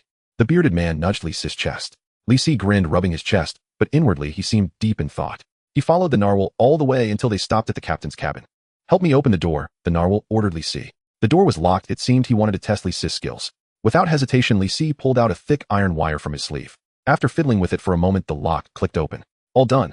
He turned around, and a gun was pressed against his chest. Li Si's muscles tensed instantly, his heart racing at maximum speed. But he took a deep breath, forcing his body to calm down. Boss, what does this mean? The narwhal sneered. It means I can remember every subordinate's face except yours. But you clearly seem to be a professional trafficker. How strange, we are all in the same industry. What are you doing on my ship? Li Si's expression turned unfriendly, as if he had been greatly wronged. It's normal that you don't recognize me. I work with Brother Chu. The narwhal was taken aback. Brother Chu? Which Brother Chu? Wait. He suddenly pressed his forehead as if he had a headache, tentatively asking, Dayong Entertainment. Li Si nodded earnestly. The narwhal's mind raced. Dayong Entertainment was his major client. Given the importance of this business, it was normal to send a few people to monitor him on the ship. Could it really be that he had made a mistake? No, there was definitely something wrong. With a grim expression, the narwhal pushed the gun forward. You say you work with Chu Gu. What proof do you have? Li Si slowly pulled out his phone and opened the album. Here. Upon seeing the photo, the narwhal's face changed immediately. In the picture, Li Si and Chu Gu had their arms around each other, drinking and laughing, their smiles so relaxed and sincere. With a swipe of his finger, there was also a video below. The narwhal clicked on the video, and Chu Gu's voice immediately came out. Hey, you are my dear little brother. I will definitely give you the best. After reviewing all the photos and videos, the unicorn whale numbly returned the phone to Li Si. Oh no, I really messed up. I actually pointed a gun at the younger brother of a major client. In an instant, the unicorn whale felt like dying. But seeing Li Si remain silent, his thoughts revived, and he cautiously said, Brother, may I ask for your surname? Li Si glared. Chu Gu is my elder brother. Of course my surname is Chu. Am I supposed to have the surname Li? The unicorn whale hurriedly apologized. Yes, I'm sorry. Brother Chu, this time it was my fault. You tell me, how should I compensate? Am willing to comply. Li Si snorted, eyeing him suspiciously. Really, any condition is acceptable. The unicorn whale let out a heavy sigh of relief. As long as there was something he wanted, it was fine. He wasn't afraid of a lion's big appetite. He feared that you would hide it away and keep it in your heart. Yes, anything is fine, the unicorn whale asserted firmly. Oh, Li Si dragged out the tone. Then just get Song Jiqiao to me, okay? Cough, cough, cough. The unicorn whale nearly choked on his own saliva and chuckled bitterly. Brother Chu, I call you brother, don't play tricks on me. Who is Song Jiqiao? She is currently the most famous actress in Korea, a national goddess. Kidnapping her is roughly equivalent to kidnapping a prime minister. That won't do. Li Si looked impatient. Then the whole boat should be fine, right? A yacht filled with fuel, and don't try to fool me with cheap stuff. The unicorn whale quickly agreed, fearing Li Si would change his mind. How much could a yacht cost? Just a few shipments of little fragrant pigs would cover it all. Then this boat will be delivered to you. We'll talk about it later. I'll send you a message on WeChat. Li Si waved his hand nonchalantly. The matter was finally resolved, and the unicorn whale also relaxed. He invited Li Si to sit in the captain's cabin for tea, but Li Si unhesitatingly declined. Brother Chu, do you have any other matters? Li Si turned back with a serious face, and the unicorn whale hurriedly explained, I don't mean anything else. It's just that the inspection is about to start. Why don't we go together? It would be more convenient. Inspection. Li Si did not know what this meant, but he remained expressionless, pondering for a few seconds. All right. He sat down on the sofa in the captain's cabin. A few minutes later, static crackled over the radio, followed by a cold voice. You are approaching the Bolo ship. Report your identity. If you remain silent, we will open fire in 10 seconds. The unicorn whale quickly grabbed the microphone. Boss Du, it's me, the unicorn whale. I brought the cargo from Ocean Entertainment. The two clearly knew each other, and Boss Du chuckled. Unicorn whale. It's been 3 years and you're still doing this kind of unscrupulous business. The unicorn whale holding the radio smiled awkwardly at Li Si. All right, come over for a routine inspection. Li Si sat on the sofa, clearly feeling the ship's speed gradually decrease until it came to a complete stop. After a while, the ship suddenly shook violently, as if something heavy had been thrown aboard. The unicorn whale gestured to invite and pushed the door open first. Li Si followed closely behind him as they walked onto the deck of the ship. Before they arrived, the bandits had already lined up, obedient as little sheep. The first mate ran over. Boss, they're coming aboard. Huh? Who is this? He looked at Li Si with a hint of hostility. The unicorn whale explained, people from Ocean Entertainment. Only then did the first mate retract his gaze. Li Si looked ahead and saw a wide expanse of sea with another ship close at hand. A dark rope ladder hung from the hull of their ship, and squads of heavily armed thugs were climbing up the ladder. A man with a hooked nose was the last aboard. As soon as he stepped onto the deck, he shouted, put down your weapons. Clearly this was not the first time such an event occurred, and the bandits obediently unfastened their weapons, waiting to be searched. Li Si and the others stood aside, watching the commotion. The unicorn whale had no intention of joining the inspection, just casually chatting with Li Si. Several thugs, not recognizing Li Si, approached him. The hooked-nosed man immediately called them back. He pointed at Li Si, who was laughing with the unicorn whale. Use your brains, we don't search the upper echelons of the gang, that's the rule. After saying this, the hooked-nosed man nodded at his companions. Li Si calmly waved his hand. Seeing this, the unicorn whale nudged his first mate. Look, even he specifically greeted Brother Chu. He trusted Li Si a little more regarding his identity. The inspection took a long time to finish. The thugs took down the rope ladder, and the Bolo ship drifted away, belching black smoke. The unicorn whale ship set sail again, this time changing direction. Approaching dusk, Li Si finally vaguely saw the outline of an island. Finally, here I'm so damn tired. Once on land, I must find a place for a drink, the unicorn whale complained loudly. Li Si squinted his eyes. No, that wasn't an island. It was an entire platform floating on the sea. Compared to ordinary sea platforms, this one was evidently more luxurious, flashing with colorful neon lights. One corner of the platform had been transformed into a complete port, and heaven knows how much it cost. The cruise ship we spoke about earlier can dock there. Li Si pointed at the port ahead, and the unicorn whale nodded in agreement. As the ship gradually approached the shore, the unicorn whale stretched lazily. We're going to unload the cargo now. Brother Chuyu. He'll also help out, Li Si calmly said. He left the captain's cabin, quickening his pace, and ultimately returning to the cabin ahead of everyone else. The bandit who had been knocked out was already awake, and upon seeing him started whining. Li Si didn't want to waste words. He separated him from Wenxing and then dragged the bandit outside. Before long, a plop sound of water was heard. With his hands and feet bound, this bandit wouldn't last long. Li Si regretted not doing this sooner. He turned around and saw Wenxing looking at him, almost fainting from fear. It's still the old rule, you shut up, and he'll save you out, understand? Li Si pointed at him. Wenxing nodded vigorously. Just then other bandits arrived. Li Si helped administer a shot of anesthesia to each of the stars, and then carried them to the shore, stuffing them into a van. A cultured middle-aged man wearing glasses was taking notes nearby him. Why are there only 10? The number seems off. One was really disobedient, so I tossed him into the sea. Li Si replied in a low voice. Then a portion of the commission will have to be deducted. All right. The cultured middle-aged man looked indifferent. Such things seemed not to be their first encounter. It's none of your business now. Oh, go find some fun. The bandits cheered quietly and dispersed, leaving only Li Si still standing in place. Do you have any questions? The cultured middle-aged man asked in confusion, slightly frowning due to the fishy smell on Li Si's clothes. Li Si licked his lips, constantly eyeing the middle-aged man's suit. Yes, I want to inquire about someone. Let's chat over there. Li Si stepped out from the shadows, straightening his collar. He felt that this suit was not quite fitting. The chest area felt a bit tight. The refined middle-aged man appeared soft-boned with great potential to be a traitor. With just a slight scare, he spilled everything like peas from a bamboo tube. In short, this maritime platform was owned by the Ocean Entertainment. This organization claimed to be a company, but in fact it was a multinational human trafficking gang. They scoured the globe every year for small actors to sell to clients with particular tastes. As for what happened to the actors afterwards, Ocean Entertainment had no control over it. Li Si clasped his hands behind his back, walking around the maritime platform before drawing a conclusion. This was a group of amateur scoundrels. The entire maritime platform was neither too large nor too small, yet they could only set up 3 watchtowers. The personnel were also lacking in vigilance. Li Si had just turned 3 circles in front of an armed thug, and the thug didn't even stop him for questioning. Boring. Li Si sighed internally. He reached into his bag, searching for the satellite phone he had brought. Just as he took out the phone, he suddenly heard a familiar voice. Third master, please, this way. Li Si reacted quickly, immediately crouching down behind a pile of cardboard boxes. He peeked out and discovered a group of people had just disembarked from the ship. Receiving them was an old acquaintance, Chugo. Behind Chugo were quite a few familiar faces, including the narwhal and that Thai thug Chakai from his ship. At this moment, Chugo was bending over, his face full of wrinkles from smiling, eagerly fawning over a middle-aged man with gray hair. Li Si scrutinized the middle-aged man from head to toe. 2 words popped into his mind. Professional. This was the demeanor of a professional. Upon disembarking, he did not look elsewhere, but immediately glanced backwards. Only after all accompanying personnel had disembarked did he turn around. The man didn't even glance at Chugo. To him, Chugo probably resembled a stray dog by the roadside. The middle-aged man, referred to as Third Master, stepped forward on his own, and Chugo hurriedly followed. Li Si squinted his eyes. He noticed that this Third Master maintained a precise distance of 43 centimeters with each step. This was a habit of domestic scouts. Those people didn't notice Li Si and kept walking forward.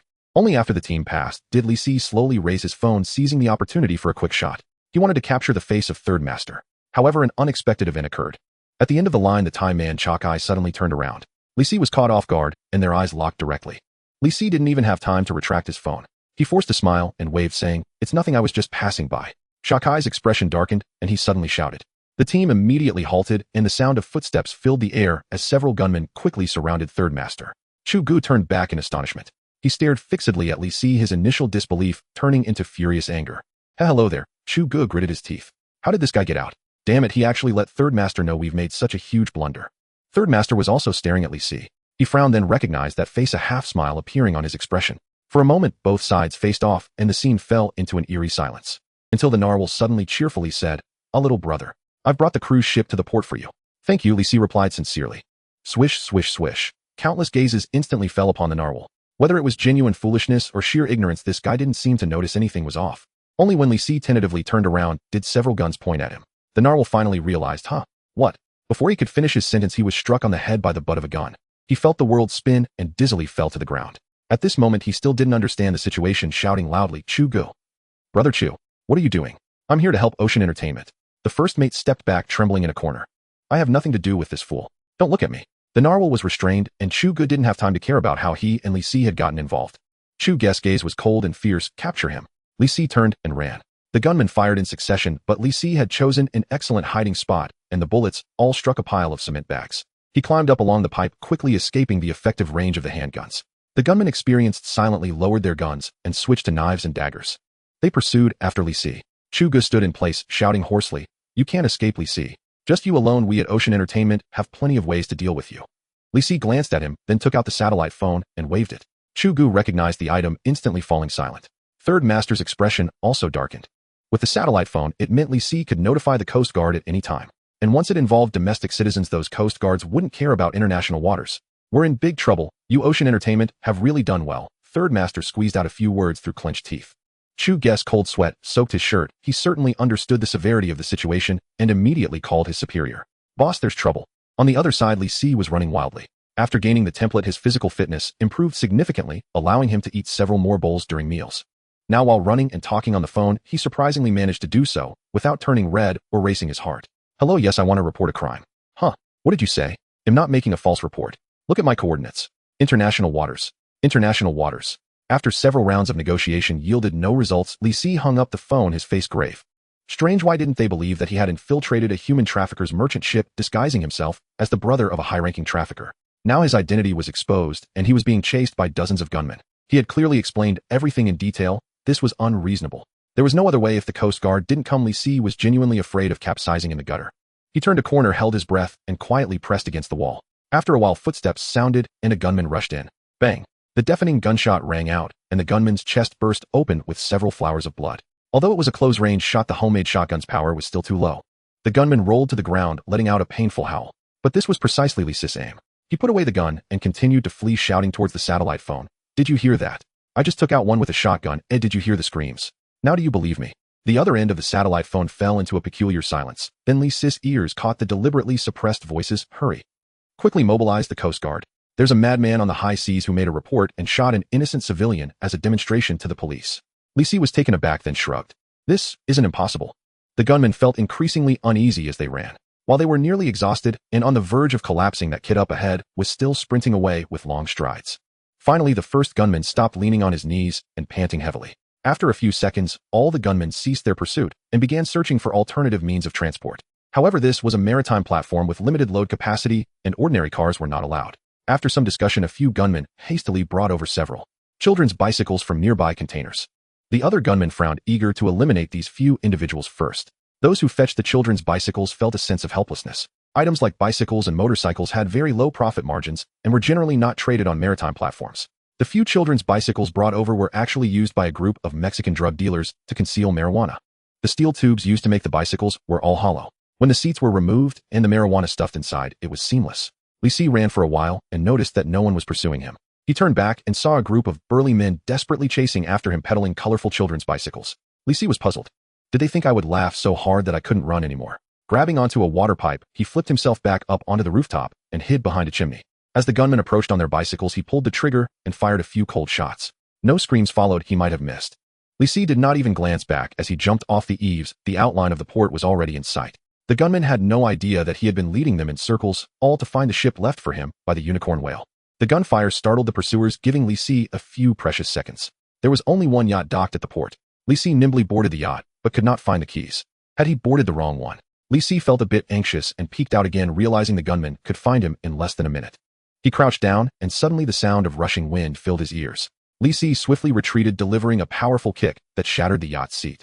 To his surprise, Cha-Chai had been hiding on the boat, quietly waiting for Li to take the bait.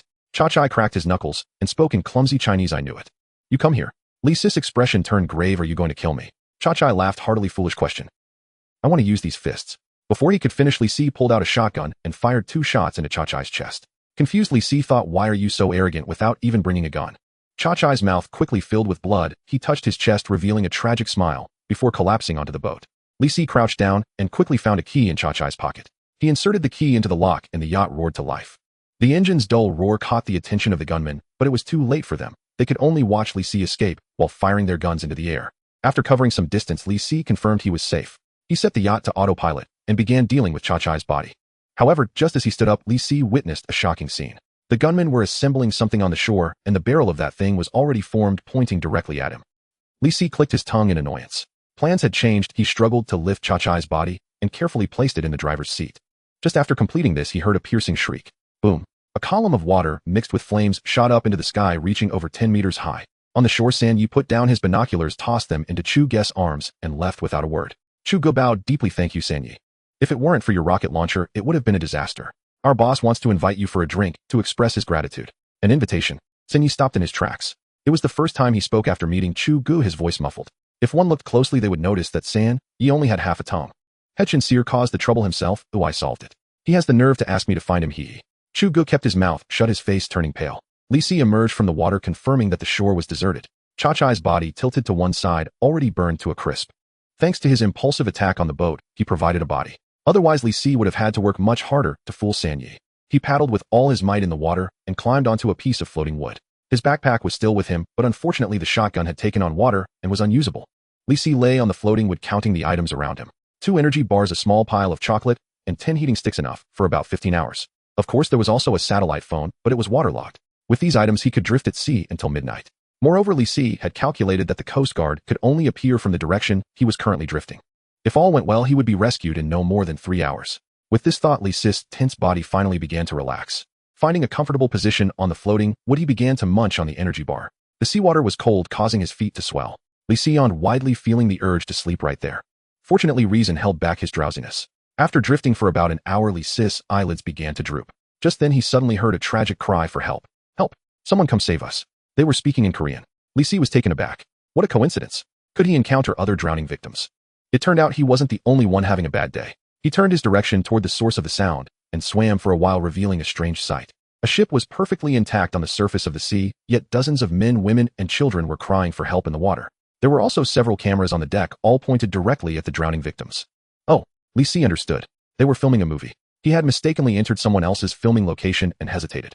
Before he could decide whether to call for help or leave, he heard a splash as someone jumped from the ship, landing right next to him. Water splashed all over Li. He wiped his face, and before he could say anything, angry shouts from the ship rang out first. Damn, what's going on with that extra? Who told him to stop at that position? Li turned to see that the one who jumped was a woman. She had distant mountain brows, smooth and delicate skin, and wet black hair draped over her shoulders. The woman was wearing only a white swimsuit, looking at Li with a bewildered expression. The shouts from the ship grew louder, seemingly calling other extras to pull Li Si away. Li Si pretended he didn't hear. Glancing at the woman, he suddenly recognized who she was. Song Ji-Chiao, the national goddess of South Korea. He never expected to encounter her in such a manner. The background actors were all called ashore, obediently bowing their heads in a line. Li Si also came on board, mixing in at the end of the queue. He was already drenched and his clothes were tattered and dirty from the explosion, making him look no different from the background actors' costumes. In both appearance and demeanor, he blended perfectly in. The film's director was a man with little braids who exuded an artistic aura. He crossed his arms, his cold gaze scanning back and forth. The background actors lowered their heads, even further, none daring to make eye contact with him. The braids director paced back and forth. Finally, he began to scold each person, starting from the far left of the line.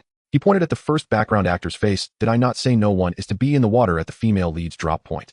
After saying that, a loud bang echoed as the background actor received a solid kick. The hierarchy in the entertainment industry was strictly enforced, and it was not uncommon for directors to strike. So no one dared to stop him. They could only watch helplessly as he punched and kicked the group of background actors. Shiba, I've repeated this countless times, and you still can't remember. Damn it. Look up, let me see your stupid face. Do you remember or not? Do you remember this time? The director continued his tirade, and the background actors fell silent. Until he reached Li Si. Heads you, the director sneered. He remembered Li Si's face. It was this kid who was closest to Song Ji-Chiao's drop point. Moreover, when he ordered this kid to move aside, he even dared to ignore him, fixating solely on Song Ji-Chiao. The director rolled up his sleeves, determined to teach Li Si a lesson, making this reckless background actor learn a lesson. You, this guy. He was about to throw a punch at Li Si's face, when suddenly Li Si looked up at him. Just that glance froze the director's motion. A strange chill crept into his heart, causing his hand to go weak. That gaze was seemingly ordinary, but when met with such calmness, he felt his muscles gradually stiffening. The braids director turned his head, unable to meet Li Si's gaze. He couldn't understand what was happening to him. He only had a vague premonition that if he really swung that punch, something terrible would happen. The words of reproach were stuck in his throat, unable to be spoken. The director's face turned red, and finally he managed to say, you, this guy. Be more careful next time. Cough, cough. Seemingly embarrassed himself, the director cleared his throat a couple of times, then turned his fierce gaze to the next person. You. I'm talking about you. What are you looking at? You worthless dog. The background actor being scolded looked up in shock, glancing between Li Si and the director, confused about what was happening. Why don't you hit him? Why aren't you hitting him? Clearly everyone is supposed to take a beating. Why is this guy skipped? It's unfair. The director begrudgingly hit a few more background actors, not using much strength, feeling more and more awkward. He finally stopped, taking a few steps back, standing in front of the background actors, sternly shouting, put on your gear. Get back in the water. If you can't shoot well this time, you'll stay in the water until the shooting succeeds. Hearing this, the background actors groaned in despair. The underwater scene was not just a few shots, but a complete narrative segment. Any mistake in the process would require reshooting. If they happened to run into an actor not in the right state, shooting dozens of takes was common. At that point, everyone might as well drown in the sea. Nevertheless, the director's orders could not be disobeyed. The background actors sluggishly put on their gear, each one jumping into the icy sea. The so-called gear was just a life jacket and a few broken wooden planks. As for the life jackets, they provided no warmth whatsoever. The wooden planks were poorly made, light and thin, as if they would sink with just a single wave. Li Si also jumped into the water with the crowd. Just a few minutes later, the piece of floating wood from the explosion on the cruise ship had already drifted away with the current. However, Li Si remained unfazed. While others struggled with grim faces in the water, he appeared to be at ease. Yet as time ticked by, even Li Si's expression began to sour. This was due to another issue arising during the filming on the ship. This time the problem was not with the female lead Song Ji-Chiao, but with the male lead acting alongside her. The male lead Che Cheng-ji was a young actor with fair skin and slender limbs. This scene required him to fight on deck, but he could never execute a flying kick properly. The martial arts instructor had taught countless times, yet it was as if nothing had been learned. Although he couldn't master the moves, the stunt double had suffered. The most unfortunate one was directly kicked in the groin by Che Cheng-ji. That stunt double was carried away while howling, and the braids director rubbed his forehead, deeply sighing. Glancing down inadvertently, he noticed that most of the background actors in the water were pale. This was a sign of hypothermia, and he hurriedly called for the background actors to return to the ship. Regardless of the heated words, how could anyone let a life be lost just for shooting? Upon returning to the ship, the background actors were clearly in poor spirits. Several collapsed on the deck, gasping for breath, unable to get back up. The background actors were all swaying, and it was evident that today's filming was about to be uncompleted. Che Cheng-ji, however, stood nearby, seemingly unfazed, playing on his phone. Seeing this scene, the braids director was so furious that the veins on his forehead bulged. Hey, Che Cheng-ji, can you be a bit more serious? He thought his tone was already gentle enough. Unexpectedly, Che Cheng-ji put down his phone, looking at him in surprise, seemingly not understanding why he was being scolded. This made the braids director even more furious, and in his rage, he pointed randomly, which happened to point at Li Si. Shiba, a simple move practiced so many times I could randomly pick a background actor who would do it perfectly. The braids director yelled at the other. Che Cheng-ji also got angry. Yes, I admit I wasted a bit of time, but that's because the design of this move is unreasonable. You say this move can even be done by background actors. Good, let him try. If he can really pull it off, he'll apologize to everyone present. Unexpectedly, Che Cheng-ji dared to retort, leaving the Braid's director momentarily speechless. In fact, that spinning kick did indeed have a certain level of difficulty. To execute this move perfectly, even professional stunt actors would need repeated practice, and it was absolutely impossible for background actors. Just as he was racking his brain to think of a rebuttal for Che Cheng-ji, the Braid's director suddenly froze. Because Li Si stepped out of the crowd standing in front of them. What are you going to do? The Braid's director instinctively began to speak. Before he finished, Li Si had already lifted his left leg, twisting his waist, gathering force, his body soared. His whip kick tore through the air, producing a piercing sound. A perfectly executed spinning kick. The Braid's director stood frozen in place, and Che Cheng-ji was also stunned. Li Si landed gracefully. Well, it's done, your turn to apologize, he said to Che Cheng-ji. Not just the director, Li Si's actions left everyone in shock. The director, being the closest, felt the impact the most. When he delivered that kick, Li Si's entire body tensed, resembling a bowstring drawn tight. Once he regained his composure, his first reaction was one of absurdity. With such skill, why would someone choose to be an inconspicuous extra? As far as he knew, only the top few martial arts instructors in the entire Han region possessed such abilities. Li Si stood quietly in place, not rushing him. The director swallowed hard, hesitatingly looking at Che Cheng-ji. Sure enough, that glance caused the latter to explode with anger. Che Cheng-ji leaped 3 zhang high. You want me to apologize? To a filthy extra? It's to everyone, Li Si corrected him.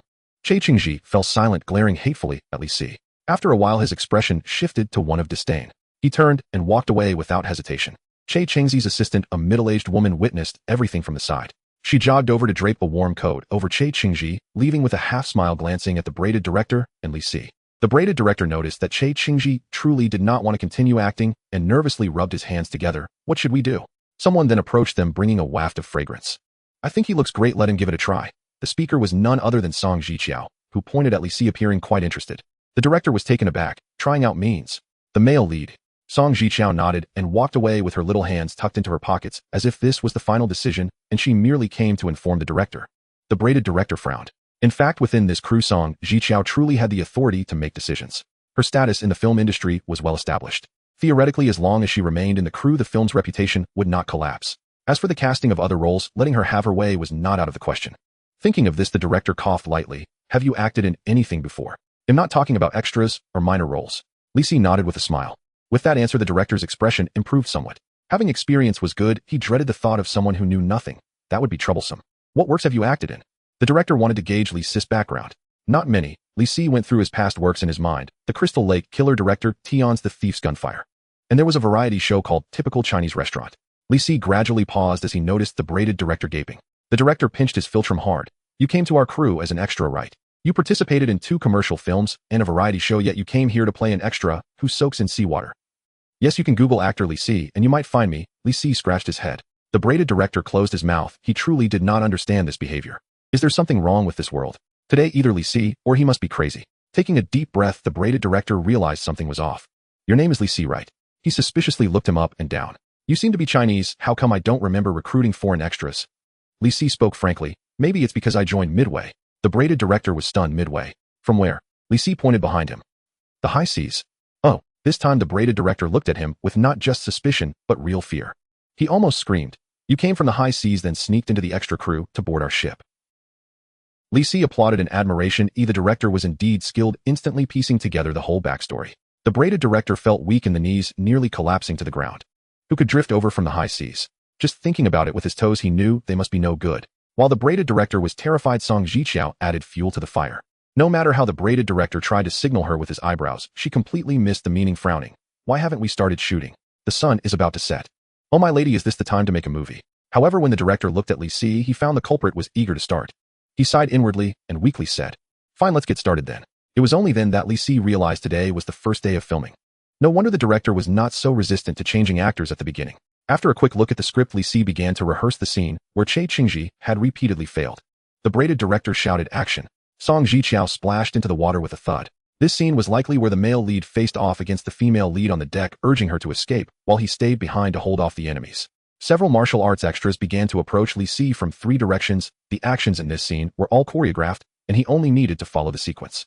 Li Si lunged forward, dodging bullets. With an uppercut, he sent an enemy flying. Another attempted a sneak attack from behind. Without even looking, Li Si executed a stylish spinning kick, knocking the opponent to the ground.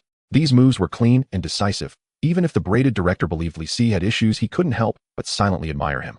Qingji's performance of the same moves had been lackluster, lacking any sense of power.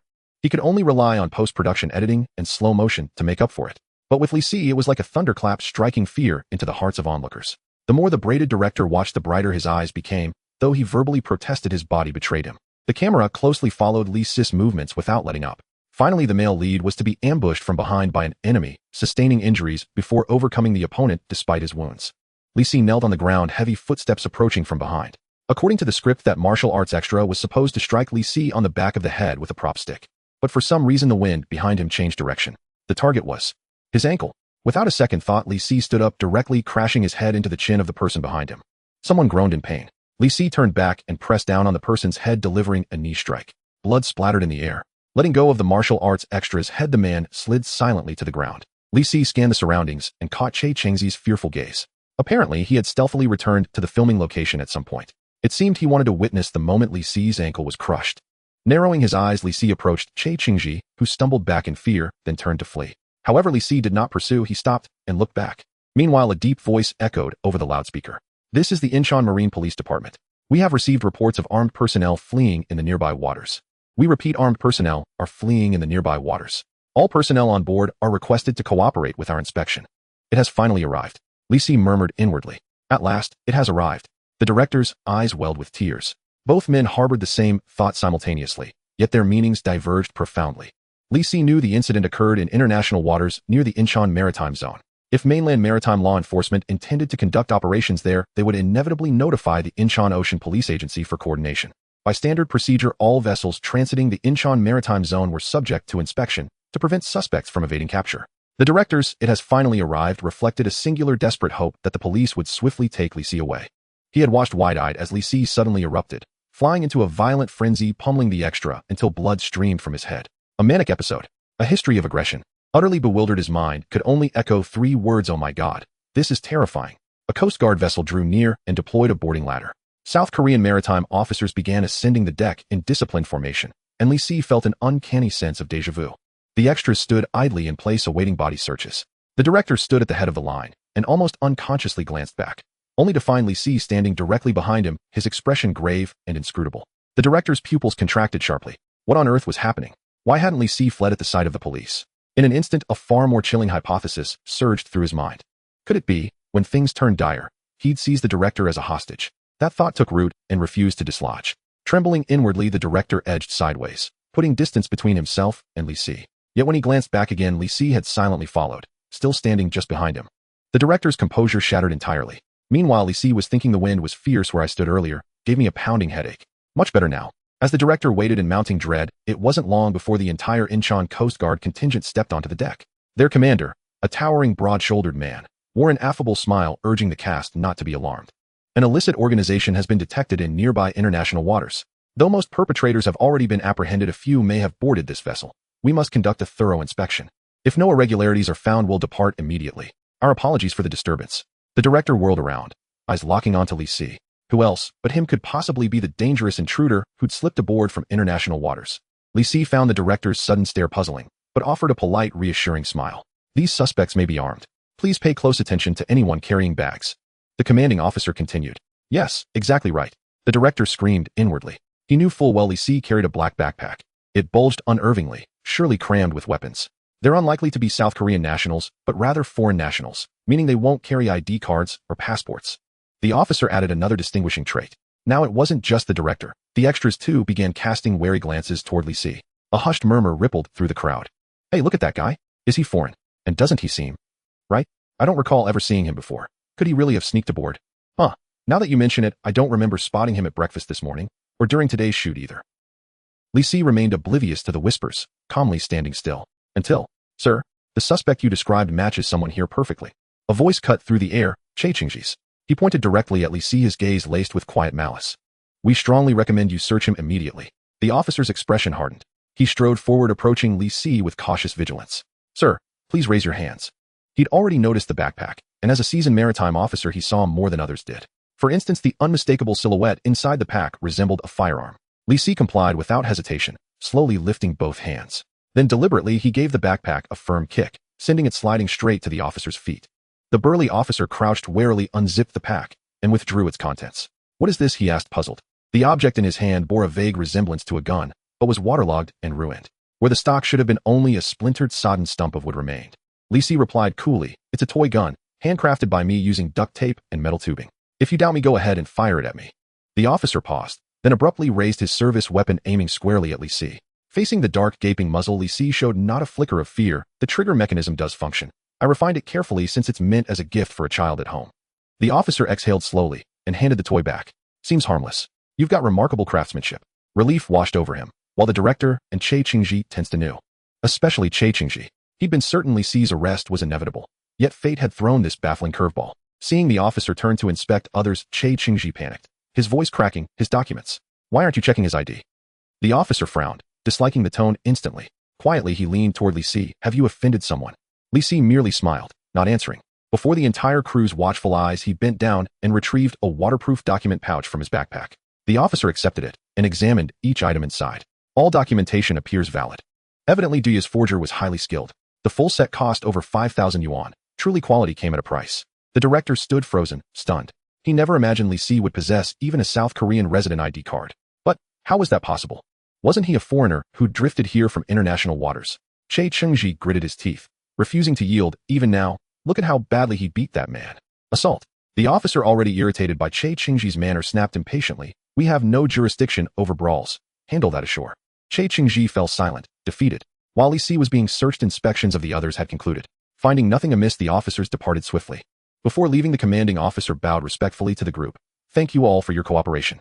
The patrol vessel receded into the distance. Che Qingji's face fell, pale and stricken, as he shifted nervously, desperate to flee. Yet the ship was small. Where could he possibly run? No sooner had he taken a single step back than Li Si turned, watching him with quiet amusement. "Senior brother Che," Li Si said, smiling warmly. "Where are you headed? Shall we step aside for a little chat?" Beads of sweat rolled down Che Qingji's forehead. He swallowed hard and forced a servile, trembling smile. I'm going nowhere. No, I mean wherever you say I'll go. Let's not talk about Li Si for now." Meanwhile, the atmosphere in Fong Su's home is filled with gloom and despair. Fong Su is crying over the coffee table, tears and snot streaming down her face. She is holding an old black and white photo and wailing heart-wrenchingly, "Xiaomei, I didn't take good care of your son, woo woo woo." The television is on, broadcasting the news. The news anchor's voice is somber. A major human trafficking case has been cracked, with victims predominantly being domestic martial arts actors. Most have been successfully rescued by the Coast Guard, but many are still missing. A photo flashes on the screen revealing Chu Gu battered and bruised. We have reason to believe that this man is the primary perpetrator of the trafficking activities. He fabricated facts to convince the actors that there was a reality show competition in the United States. He would actively offer to help the actors participate, claiming he could cover most of the expenses. Fong Su cried, even louder, looking as if she might faint. Duya held on for a little while, but could no longer bear it. She knelt beside Fong Su, timidly tugging at her sleeve. However, this action seemed to make Fong Su even sadder. Suddenly, she lunged forward, embracing Duya tightly. Fong Su wailed, "Duya, poor Duya, you'll have no brother from now on, or it's just the two of us left to rely on each other in this family." Duya was buried in the softness and could hardly breathe, her face turning purple as she pounded her little fists against Fong Su's chest. "If you don't let go, our family will be left with just you." Her desperate struggles finally caught Fong Su's attention. Fong Su gasped in shock and quickly released Duya, saying, "I'm sorry, Li Si is fine." "Is Li Si really fine?" Duya gasped for air, fearing that this woman might do something to her again, and hurriedly spoke. "Yes, he is fine." Fong Su blinked, then wiped her tears, opening her arms lovingly. "That's right, Li Si is fine. Poor child, come here to me."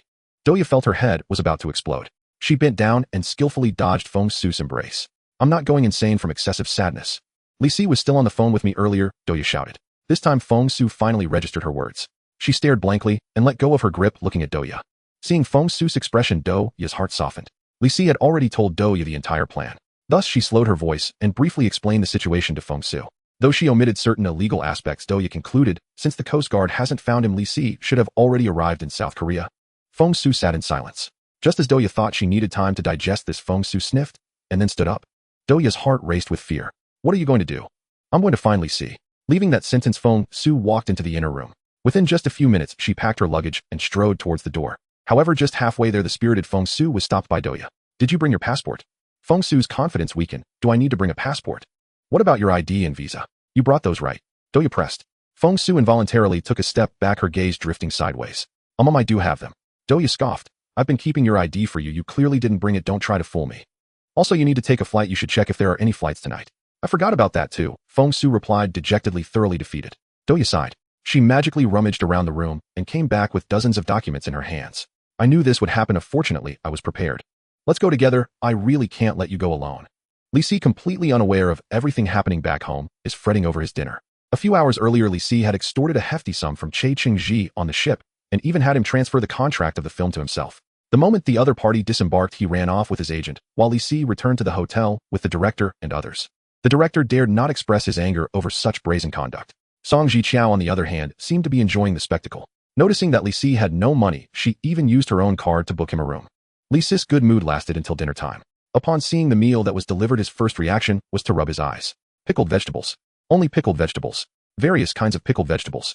Suspecting that the director was targeting him, Li Si stormed into the director's room only to find that the director was eating even worse than he was.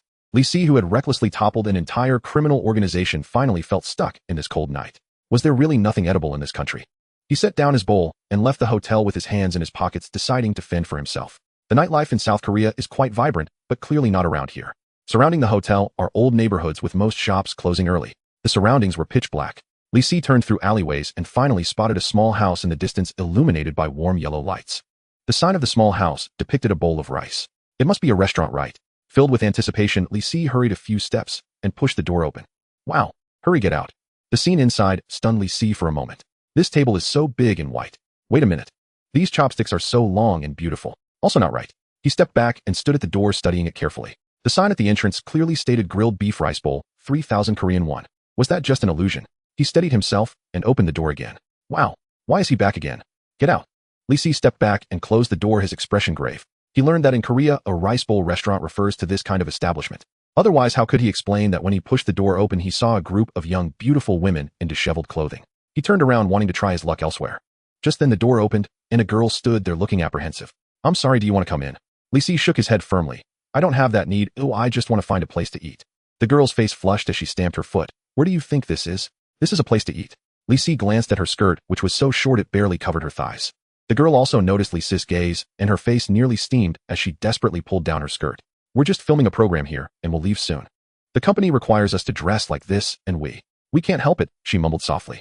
Li Si suddenly realized they had been speaking in Mandarin all along. This girl is also Chinese. Just as he wanted to chat with her, a rough voice suddenly came from inside. Li Shu, what are you dawdling about? Get in here. The girl's face turned pale instantly. I have to go now. It was nice meeting you. Before leaving, she even bowed to Li Si. Sorry for delaying your meal.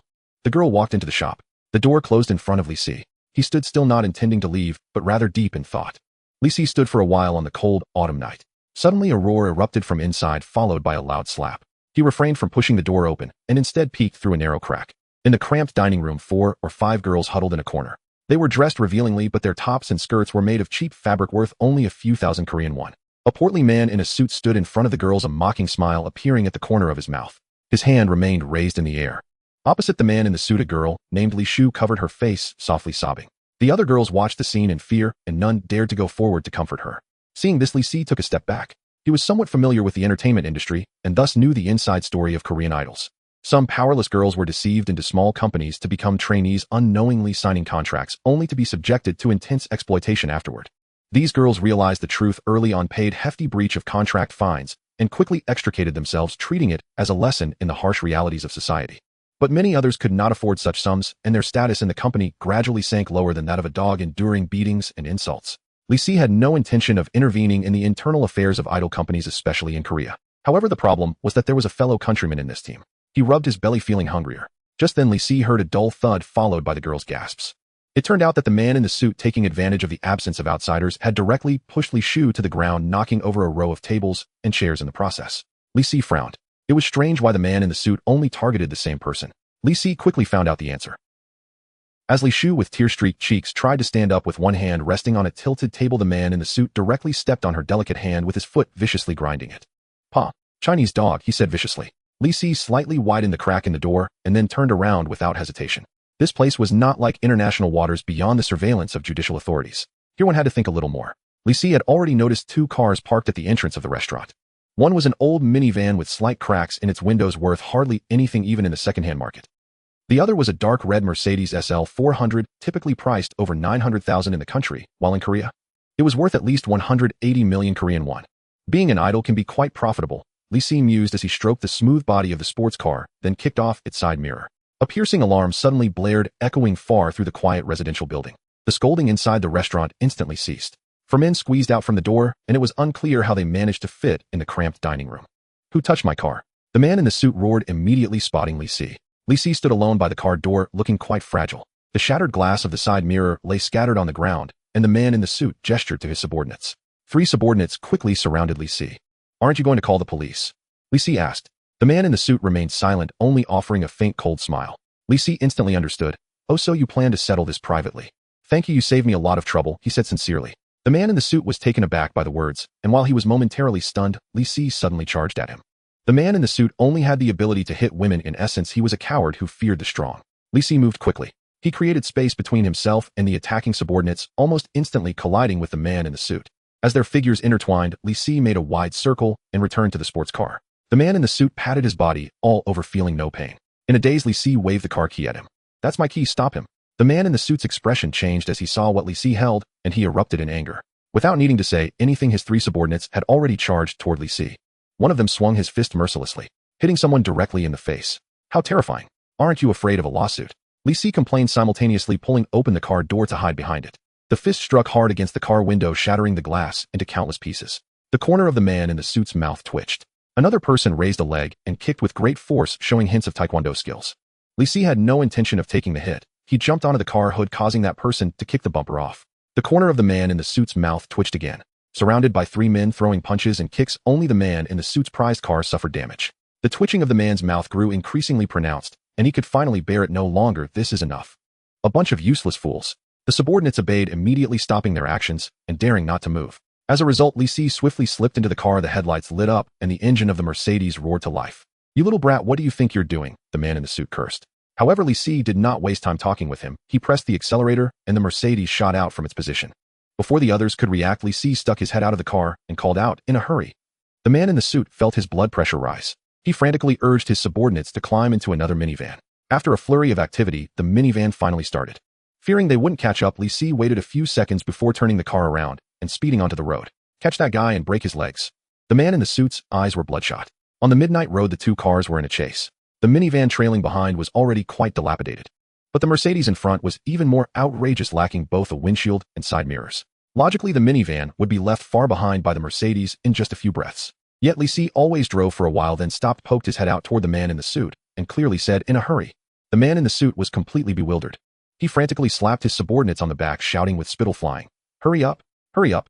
He was hoarse and out of breath. Li Si glanced at the map, feeling it was about this location. He then turned the steering wheel, making the Mercedes SL perform a graceful drift. The sports car switched directions and began to drive backward on the road. The man in the suit could clearly see Li Si letting go of the steering wheel, then giving him the middle finger. He slowly mouthed the words, "In a hurry." "Crash into him," the man in the suit ordered. The driver looked at him in terror, but at this speed. "I said crash into him." The man in the suit emphasized word by word. The driver gritted his teeth and slammed the accelerator. But suddenly another subordinate beside him gaped in shock. He. Everyone turned to look ahead, and their expressions changed in unison. "He crashed into us first," the subordinate screamed. In front of the minivan, a bright high beam suddenly lit up, blinding their eyes. There was no impact as expected. The front of the speeding car tilted slightly at the last moment, nearly grazing the side of the nanny van. Sparks flew, leaving a long scratch on the sports car. The sports car sped away quickly while the suited man, still shaken, let out a heavy sigh of relief. "Turn around, keep chasing." But the next moment, the nanny van suddenly crashed into something. A series of clattering sounds rang out as the rear of the car lifted high, then crashed heavily back to the ground. Inside the vehicle, 4 men were huddled together. When the car finally came to a stop, the subordinates groaned as they got up, only to find the suited man pinned beneath them, his eyes rolled back. "This is bad." They hurriedly helped the suited man up, pinching his acupoints and checking his pulse. After a flurry of actions, the suited man finally came to his senses. He looked around, intending to curse a few words, but his mind went blank. Let's get out first," he finally managed to squeeze out. His subordinates helped him out of the nanny van, and the night breeze brushed against his face. The suited man took a few deep breaths, feeling slightly better. Just as he was about to instruct his subordinates to find another car, he noticed a man standing not far away, watching him with an expressionless face. The suited man was already in a bad mood and casually shouted, "What are you staring at? Get lost." Unexpectedly, the man not only didn't walk away, but took a step closer, moving from the shadows into the light. He was dressed in a traffic police uniform. The suited man choked slightly, thinking how unlucky he was. He quickly changed his demeanor. "Officer, I was just chasing a car thief. Even if I was speeding, I had my reasons. How about this, you see?" He pulled out a few bills from his pocket, intending to slip them to the traffic officer. However, this trick, which had always worked, suddenly failed today. The traffic officer shook his head and then pointed to the side. The suited man and his subordinates followed the direction of his finger only to see the nanny van had crashed into a small building. Bricks and tiles were scattered everywhere, the walls were riddled with cracks, and the entire building looked like it was about to collapse. Do you know where this is? The traffic officer asked. The suited man shook his head. The traffic officer picked up a wooden sign that had fallen to the ground and struggled to flip it over. It read Rinchuan County Traffic Police Office. A drop of cold sweat slowly trickled down the suited man's forehead as he heard the traffic officer say, "You crashed into our building while we were having a late-night snack, disturbing our rest. You seem to be quite wealthy. Whether the traffic police team meets its performance targets this month depends on your efforts." Li Si drove his old Mercedes-Benz through the streets feeling quite pleased. Indeed, moderate speeding is beneficial for health. He drove back to the original restaurant where the girls from the girl group had not yet left. Upon seeing the Mercedes return, they timidly hid at the door, peering out. When they saw Li Si get out of the car, they all froze. Li Zhu, being the boldest, asked, "Where did Officer Jean go?" "Officer Jean? Oh, that fat guy." Li Si locked the car and said, "Don't worry, he won't be coming back." However, this sentence seemed to mislead Li Zhu, and the timid girl quickly turned pale. "Your Officer Jean isn't dead, he's just been detained by the traffic police," Li Si explained, squeezing past the girls to find a spot to sit down. "After exercising, you should have a big meal. Where's the owner?" A long silence followed. Li Zhu cautiously said, "The owner just got off work." Li Si slumped his shoulders, resting his head on the table, feeling suddenly unworthy. "Damn, I should have just come in to eat." Li Zhu seemed to understand what he was regretting and tentatively suggested, "How about I cook a few dishes?" "Sure, what can you make?" Li Si perked up. Li Zhu, afraid of upsetting him, asked, "Can I make pear beef?" Li Si thought it sounded good. "Go on." Li Zhu explained, "First you take some raw beef and cut it into strips, then mix it with shredded pears." Li Si nodded, but suddenly felt something was off. "That's it. That's it," Li Zhu replied honestly. Li Si sighed deeply, resting his hand on the girl's shoulder. "Little sister, where are you from?" Li Zhu was startled. "Heilongjiang." "Immediately apologized to the Guobao Ro Di, Senxian, and Song Shu Yu," Li Si shouted. He slumped into the sofa chair, rubbing his stomach, suddenly missing Fong Su immensely. No matter the time, whatever dish he wanted to eat, Sister Su could always prepare it perfectly. Lost in thought, Li Si suddenly sat up. It seemed perhaps, since he arrived on shore, he had completely forgotten to call Fong Su. He always forgot to call Fong Su to check in. After all, it wasn't important to Li Si. After getting rid of the original owner's influence for a long time, Fong Su in his eyes was just a slightly familiar nanny. Even though they had grown much closer, now even sharing an unspoken bond, Li Si's mind still couldn't quite grasp it. But as Li Si delved deeper into thought, what about from Fong Su's perspective? A child, even if she never married, raised as her own, suddenly runs off to a den of criminals. Even if he successfully escaped in the end, he didn't even make a phone call to explain. Li Si suddenly felt a bit sweaty. In an ordinary domestic family, it wouldn't be excessive to break one's leg, right? With that thought, Li Si stiffly turned his head, his neck creaking, as he asked Li Zhu, "Do you have a phone that can make international calls?" Li Zhu didn't understand, but lent Li Si his phone. Li Si hesitated for a long time before dialing a number. Beep, beep, beep. While waiting for the call to connect, Li Si hoped fervently that Duya hadn't told Fong Su anything. He had instructed her not to mention his plans to Fong Su unless absolutely necessary. Click. The call was connected. Li Si swallowed hard, and for a moment there was silence on both ends. Finally, it was the other side that broke the silence. It was Fong Su's voice hesitantly saying, "Is it?" Li Si. Li Si prepared his script. "It's me, Sister Su. I'm in Incheon, South Korea, and am currently very safe." Another silence followed. Just as Li Si's anxiety deepened, Fong Su finally spoke. Her voice was very gentle. Super gentle. So gentle that Li Si felt goosebumps all over. "Yes, it's rare to go to Korea. You should have fun. By the way, Li Si, where are you living now? Are you eating well?" Fong Su's voice carried a hint of laughter. However, the more she spoke like this, the more Li Si felt a chill. "Sister Su, I'm sorry." He prepared to directly apologize, believing sincerity was always the ultimate weapon. But Fong Su didn't respond at all. "Sorry. Who are you apologizing to?" How strange, no one here needs Li Si to say sorry. After all, Li Si has grown up and no longer needs Sister Su. Fong Su's voice floated lightly. The call duration is almost up. The phone locates you at a small restaurant by the sea." After saying that, she hung up the phone, leaving Li Si sitting there drenched in cold sweat. I shouldn't die, right? The official Jean has not returned, and the young ladies do not know where to go, so they can only sit in the shop. Li Si took out a small notebook to jot down notes and sketches. He appeared calm, but in reality, he felt very anxious.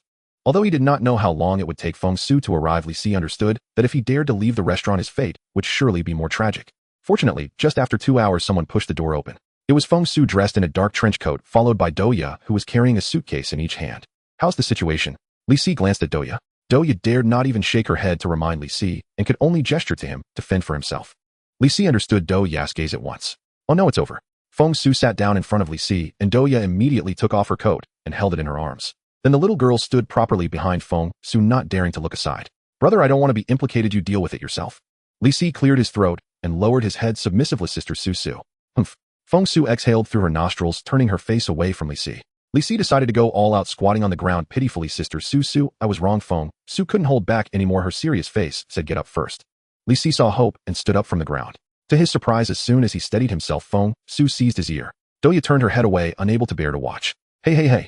Li Si didn't feel pain, but he had to put on an act. Fong Su pinched hard for over 10 minutes, and by the end, even she felt a bit sorry. Do you know you were wrong? I know. Li Si looked down. Fong Su let out a long breath. In fact, seeing Li Si and realizing he was fine, her anger had already dissipated by more than half. Let's talk about the rest when we get home. Li Si really wanted to agree, but he scratched his head and told Fong Su about his fortunate chance to join a film crew. Fong Su had maintained a neutral expression, but by the end her eyebrows raised slightly. Did you get that contract transferred from that Shinjiji? Fong Su asked. Li Si wanted to nod, but when he saw Fong Su's gaze he abruptly stopped. Fong Su looked at him with a look of disappointment. Do you think this is child's play? She slammed the table. If both parties are not present, how can a bilateral contract be unilaterally assigned? They are just fooling you silly. Try going back now. They definitely won't recognize you as the male lead. Fong Su had taken the judicial exam seriously, so her words were undoubtedly correct. Moreover, coincidentally, although Li Si understood a little about everything, law was a blind spot for him. Li Si showed no emotions on his face and put his small notebook aside. All right, then let's go back to our country. He stood up only to find that Fong Su had not moved. Sister Su was staring at the small notebook and picked it up. She flipped through the pages and finally looked at Li Si. The script. For some reason Li Si felt a bit shy, and he didn't quite understand why. Yes. Fong Su flipped through the notebook again, scrutinizing the dense annotations. She frowned and thought for a moment before suddenly telling Li Si, take Duya to the hotel. Li Si was puzzled.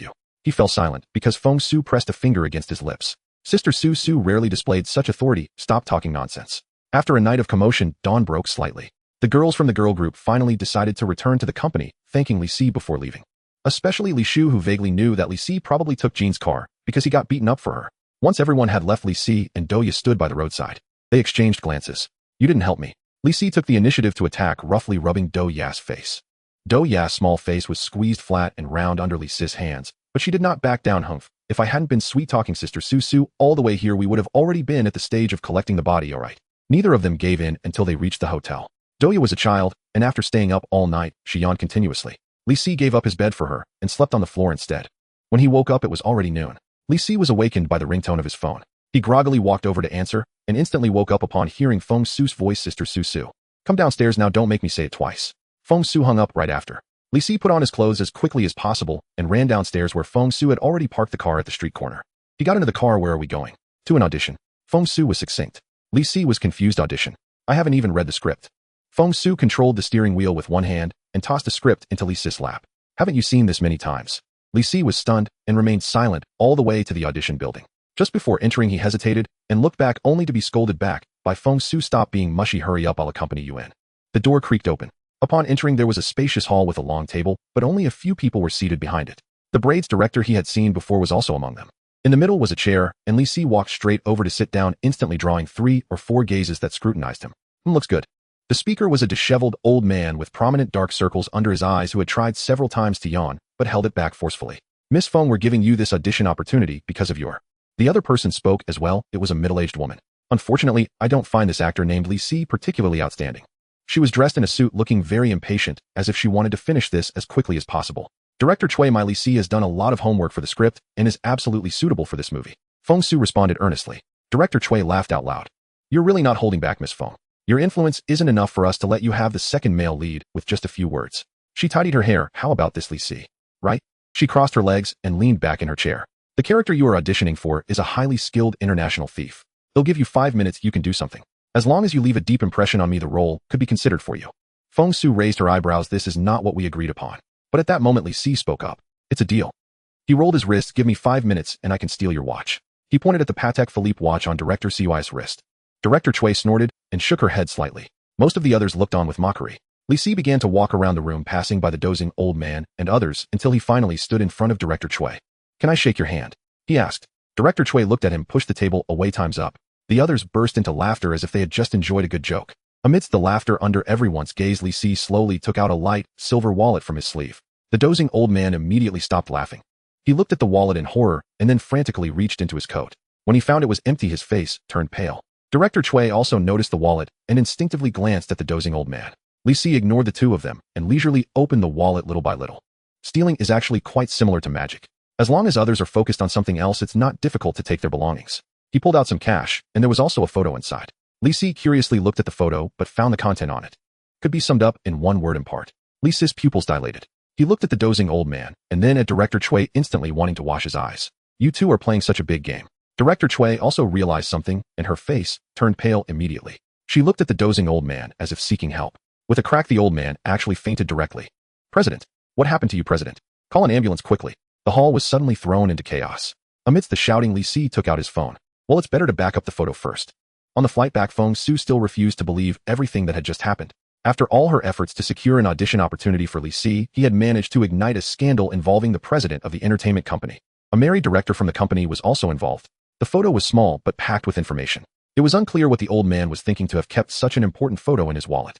Fong Su wanted to help take the president to the hospital, but others stopped her, especially Director Chui. This arrogant woman was on the verge of a breakdown, crying as she begged Li Si to leave quickly, not wanting to see him again in this lifetime. Li Si, feeling soft-hearted for a moment, did not use the backup photo on his phone to extort her. She was pitiful enough with her privacy exposed, her marriage in shambles, and having to deal with hundreds of entertainment reporters gathered at the hospital entrance. The scene resembled a zombie siege. That afternoon, the three hurriedly left Korea. On the flight home, Li Si finally voiced the doubts that had been troubling him. Sister Su, why did you suddenly let me audition? Fong Su seemed to anticipate this question and replied quickly, because I felt you had changed. Changed? Li Si was puzzled. Fong Su waved away the flight attendant's offer of free cookies, while Duya unceremoniously grabbed a large handful. She pinched Duya's face before answering. Back at the beginning of the year, your demeanor felt odd. Your gaze was fierce, and you were always buying all sorts of random things. You seemed disinterested in everything and didn't want to film. At the beginning of the year, Li Si had just arrived in this world. The criminal template heavily influenced his actions until recently, when things began to improve. But you started studying scripts again. She referred to the little notebook. Fong Su smiled happily. I thought you had given up on acting. You had been lackluster in those 2 films, and everyone said I was forcing you to go. Li Si slowly composed himself, sitting in thought. When he first saw that script, though he had only skimmed through it, it immediately captivated him. The feeling was entirely different from when he participated in Crystal Lake Murderer or The Great Thief. It was an excitement that came from the heart. Duya was munching on cookies, saving her favorites for last to enjoy them thoroughly. By the end, a strawberry cookie lay in her palm. Duya carefully opened the packaging, only to watch in shock as Li Si swiftly snatched the cookie and tossed it into his mouth. I'll fight you for it. Duya pounced on Li Si, throwing a flurry of playful punches. Li Si chewed on the cookie, utterly unfazed by Duya's attacks. He suddenly spoke, I want to make a movie. Duya paused her actions, looking at him with concern. Was I that heavy-handed? Did I knock Li Si silly? Or did Fong Su understand what Li Si meant? Do you really like this international thief story that much? Receiving a nod, Fong Su bit her finger. As everyone knows, there are 2 types of wishing machines in this world. One exists in fairy tales, and the other is called Sister Su who loves you. So after pondering for a long time, Fong Su slowly spoke, actually. It's not impossible. I can give it a try, but don't have too high expectations.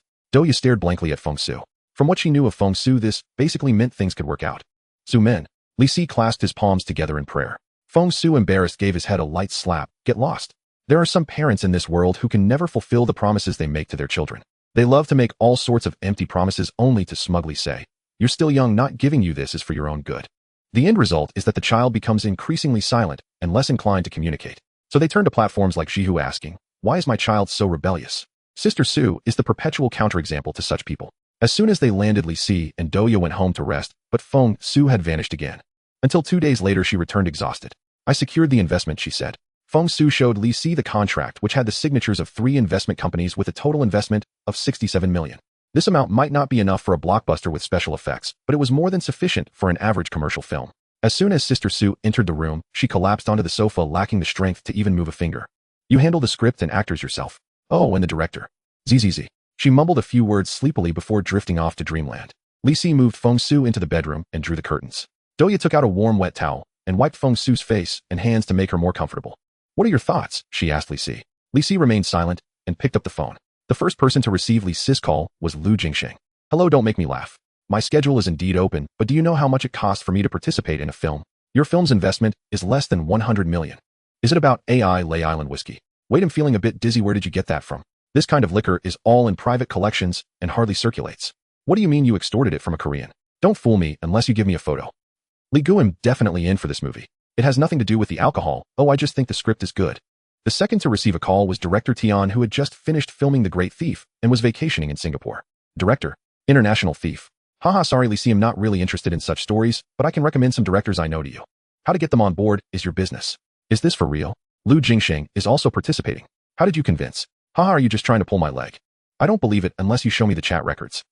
Liga, send me the script to take a look. I'm heading back home now. Whether or not there's an award-winning actor participating doesn't matter. I mainly appreciate you as a person. The third. No one knows how long it took. In Li's bedroom, Fong Su had slept for a long time, finally opening her eyes and feeling as if her stomach was about to collapse from hunger. She could vaguely hear noise coming from the kitchen. Rubbing her eyes, she got out of bed in her pajamas and pushed the door open. It must be Li and Duya again. He wasn't setting a good example for the little girl, and the house was becoming increasingly noisy. Fong Su poured herself a cup of hot water and ate a piece of cookie. Her stomach felt much better as she yanked open the kitchen door. What's all the noise? In the kitchen, Lu Jingsheng was holding a chicken foot in his mouth and exchanged a stunned gaze with Fong Su. Lu Jingsheng. Fong Su panicked. How did Lu Jingsheng end up in her home after she woke up? Had she crossed over? Was she kidnapped? As she was lost in thought, Li came out holding a plate of stir-fried peanuts. Ah, Sister Su, you're awake. Lu Gu is preparing peanuts for you. I'll go fry some dishes to go with the drinks. That's enough. Isn't there also elbow meat? Another person stood up and Fong Su looked over to find it was the internationally renowned director Tian. The three of them gathered around a table, passionately discussing plans and pointing out issues. Duya had her own small table nibbling on fried noodles. Fong Su closed her eyes. She had woken up to find the best actor and an international director had come to her home for a meal. Fong Su sat down nervously. On her left sat the world-renowned film emperor, and on her right was an international director. Not taking a photo for social media seemed like a waste of this opportunity. Before she could figure out how to greet them, Lu Jingsheng had already poured her a glass of whiskey, saying, "Here, give it a try." The amber liquid flowed into the glass, reflecting a jewel-like luster. Fong Su mumbled her thanks, reaching for the glass, only for it to be snatched away by Li, drinking right after waking up. Be careful not to become an alcoholic. Lu Jingsheng choked slightly at these words, staring at the glass in his hand, suddenly finding it somewhat difficult to drink. As if that were true, he boldly downed it in one go and poured himself another full glass. Fong Su pouted helplessly, sipping her milk. At this moment, Li had finished frying the last dish. He brought the dishes to the table and sat across from Director Tian. Let's discuss serious matters. Director Tian's expression became more serious. In professional matters, this old man always maintained a sense of rigor. I am the director, and the male lead is Jingsheng. The budget is slightly over 60 million, barely enough. Moreover, riding on the momentum of The Great Thief's gunshots, we can promote this as the original crew of The Great Thief to create buzz for the new film. Director Tian spoke logically, but there was one point Li disagreed with. I will play the male lead, he said, taking a bite of his food. If an ordinary actor were sitting here, he would surely be furious. Because this was not an attitude of asking for a role. But Lu Jingsheng was different. He pondered for a few seconds before saying, I want to see the script first. There is a supposed compatibility between an actor and a role. The higher the compatibility, the better the effect presented in the film. Rather than securing an important role, Lu Jingsheng cared more about making the work perfect. Li nodded slightly, seeming confident. Do you bring me paper and pen? Duya jumped off her stool and went inside to find paper and pen for Li. Lu Jingsheng and Director Tian stared at him in disbelief. Is this script? Director Tian rubbed his temples vigorously, praying that his dreadful premonition wouldn't come true. That's right, it's by me, Li said proudly. Lu Jingsheng quietly set down the whiskey bottle, crouching to escape the kitchen. Seeing the situation, Li swiftly grabbed his ankle. Brother Lu, you promised me. Lu Jingsheng was sweating. Li Gu, it's not that I don't want to help you. It's just that this is too deep for me to grasp. As the two of them pulled and tugged, Director Tian quietly stood up and moved along the wall. Just as he was about to leave the kitchen, he heard a clear voice. Huh, is Uncle Tian leaving already? Director Tian looked down to see Duya standing there holding paper and pen, her eyes innocent and pure. Brother said that Uncle Tian will make an extremely good movie and I can be in it too. Is that true? The little girl's eyes sparkled, her voice so endearing. Director Tian suddenly felt as though he had received 1,000 critical hits. If he stepped out the door now, he would be the one to hurt the innocent girl. He sulkily sat back down. No matter how you look at it, this is too absurd. The youngest experienced screenwriter in the industry is over 20 years older than you. Director Tian said earnestly, listen to your older brother's advice. Let's not reach too high, or wouldn't it be better to find that old man with the white beard? I see you two get along quite well. Li temporarily stopped his struggle and sighed. I'm afraid that won't work. That old man has been seeing a psychologist lately. When I asked him if he wanted to go out to relax, he actually blocked my number. Director Tian was full of question marks. At that moment, Lu Jingsheng crawled out from under Li, angrily shouting, you're not even 20, have you even finished university? And you're writing a script? If this script is any good, I'll. Fong Su weakly raised her hand. My Li graduated from Chang'an University. Lu Jingsheng's expression froze. He stiffly turned around. You, Chang'an University. Li nodded. Majoring in drama studies and literary criticism, Fong Su said softly, adding another blade. Cough, cough, cough. Director Tian and Lu Jingsheng both coughed violently. After coughing, the two exchanged glances. Lu Jingsheng fidgeted and sat back down at the table. Then how about we take a look? Chang'an University, majoring in dramatic arts. This degree holds a status in the entertainment industry roughly equivalent to that of the Thai royal family, Korean chaebols, or Middle Eastern oil magnates. Seeing that the two finally relented, Li spread out the paper and pen. But before he could write a single word, he was stopped by the incredulous Lu Jingsheng. Just explain it simply. Whether it's a good script is for us to judge. That's fine. After all, the story is in your mind, and Li is merely reciting it. He organized his thoughts, and then said, "Next I want to tell you about a meticulously planned bank heist. First, I need to clarify that it is unrelated to any real events." The man ran through the rain, drenched by the torrential downpour. To others he looked like a madman, but the man knew what he was doing. He was chasing after a cigarette that had fallen into the water. The dirty ground flowed with filth, yet the cigarette stubbornly moved in the same direction. Until that cigarette was swept into the drain, the man looked up, and the bright sign of Banco do Brasil Rio was right above his head. The drain. The bank. It was as if lightning had struck his mind. The man trembled with excitement.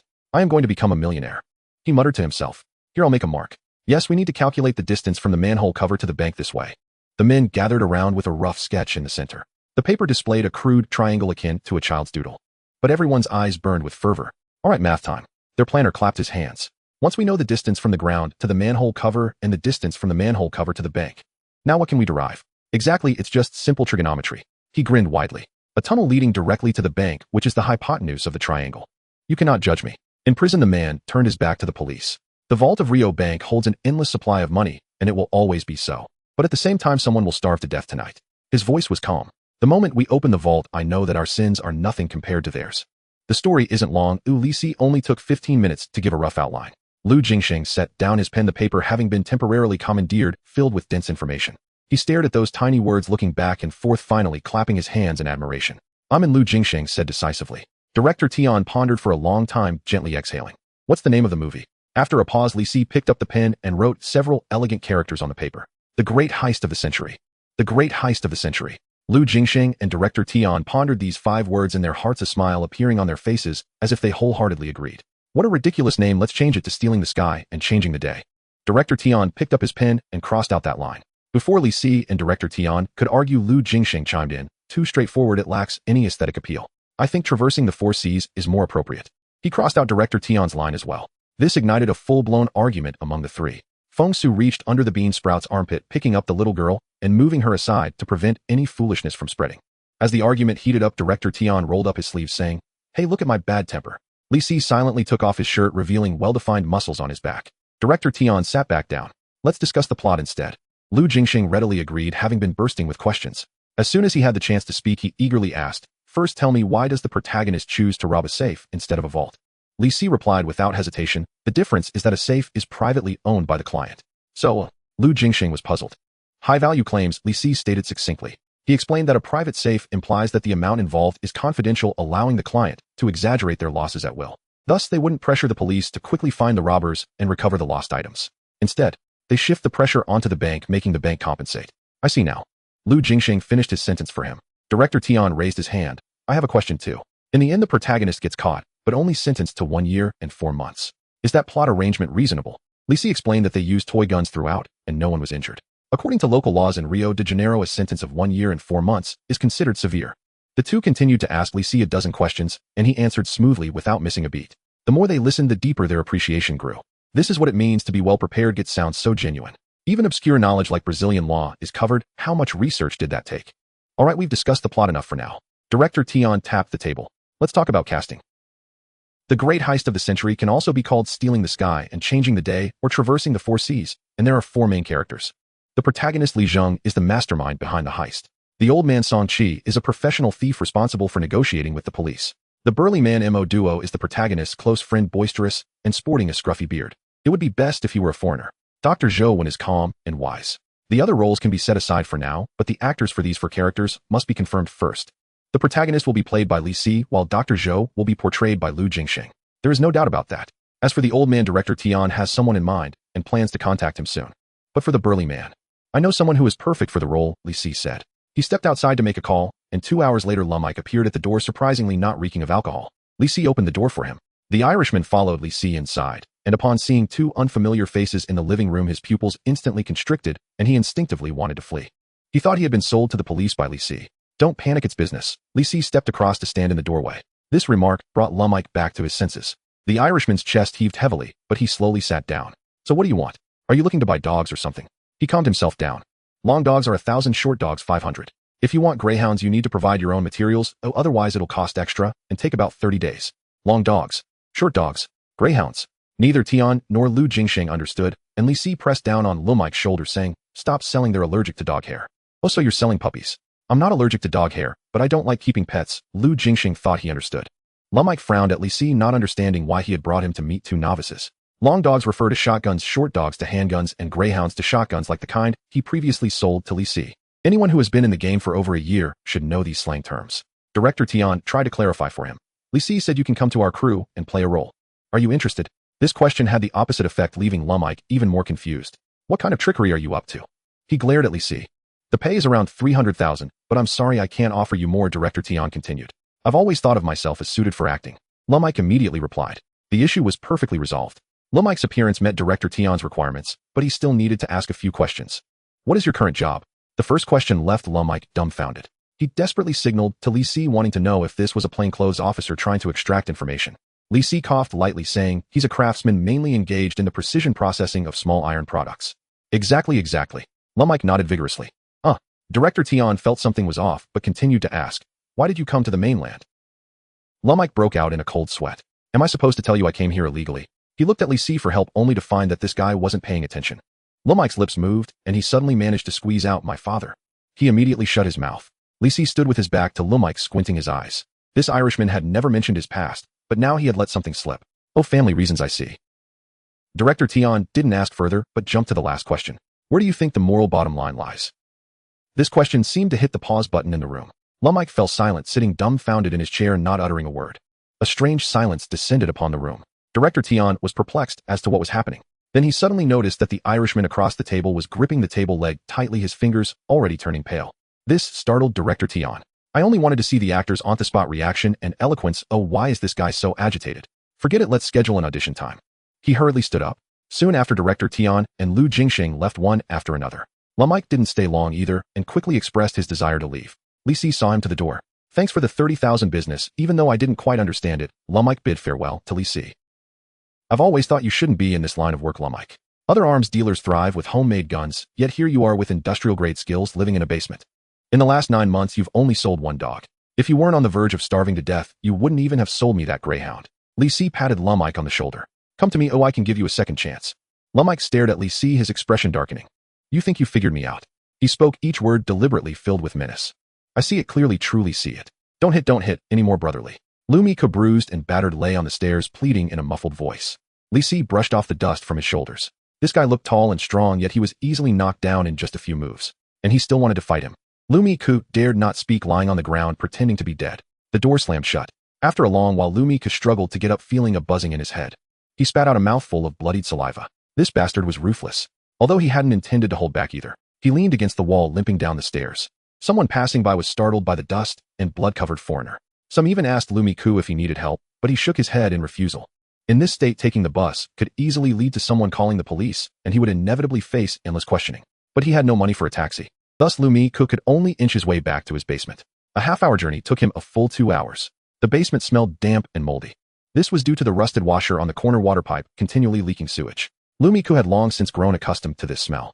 He struggled to climb onto the wooden bed, lay down, and let out a sigh of relief. He couldn't lie down for too long. The blood was still flowing from his temple, and he needed to bandage it quickly. So after resting for about half an hour, he got up to find the first aid kit. However, the box only contained half a roll of yellowed bandage. Lumike suddenly remembered that he had traded all the painkillers for alcohol with the lame guy next door. Holy! He had no choice but to lie down again, grabbing a bottle of cheap whiskey.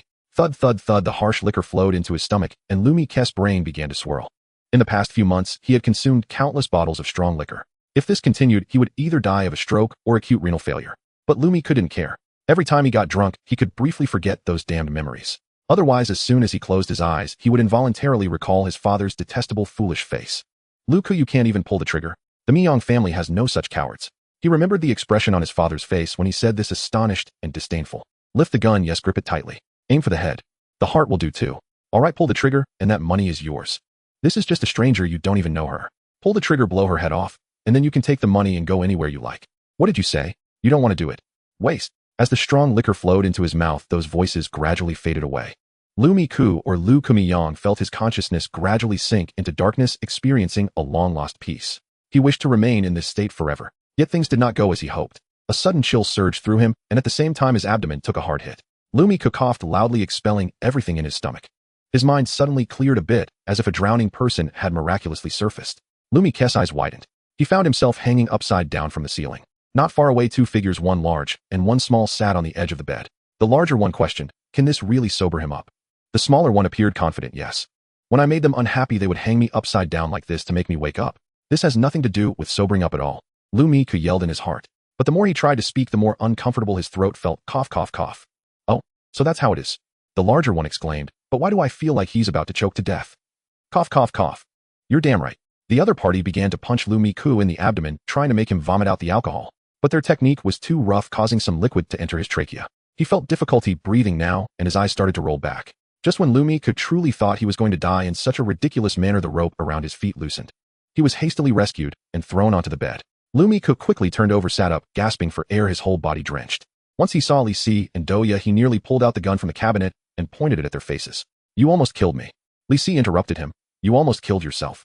He picked up the unfinished bottle of alcohol Lu Miku had, which still had some liquid left in it. Taking out a lighter, he ignited it, and with a bang, a flame shot up at least 30 centimeters. Where did you buy this alcohol? How dark-hearted can one be? It's the 21st century, and you're still mixing methanol into the liquor. If you don't go blind, consider yourself lucky. Lu Miku froze for a few seconds, covering his face. That damn lame guy. Only after walking on the brink of death could he feel that chilling sensation. Covering his face, Lu Miku suddenly figured out some things. He went to the kitchen to wash his face, returned, and stood opposite Li Si. I'm in this with you, he said decisively. Lu Miku had come to a realization. Killing himself with alcohol would only please his psychopathic father, who forced him to kill.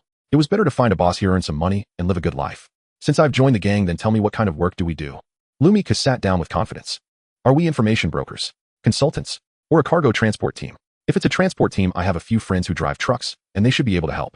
He had various guesses about Li Si's identity, but couldn't pin it down. He only felt that this person's temperament was somewhere between a murderer and a mobster. Li Si was taken aback. I'm in the film industry, did you misunderstand something? Lu Miku frowned. He had previously studied the domestic slang thoroughly, but it seemed none could be equated with filming. Just as he was about to inquire further, Duya handed over a phone. On the screen was the encyclopedia entry for actor Li Si. Lu Miku took the phone in a daze and scrolled down. Crystal Lake Killer, the Great Thief's Gunfire. At the very end was a photo of Li Si and Lu Jinsheng. The two were shoulder to shoulder, both smiling brightly, as if they were in a romantic relationship. The caption of the photo was an interview snippet. Li Si, you asked me the meaning of being an actor. I believe everyone has different answers to this question, but for me, I really want to bring laughter and goodness to the world. Lu Miku began to ponder. He had been mentally prepared to follow Li Si into the blood-soaked world. But unexpectedly, the scenery suddenly changed to this. And what about laughter and goodness?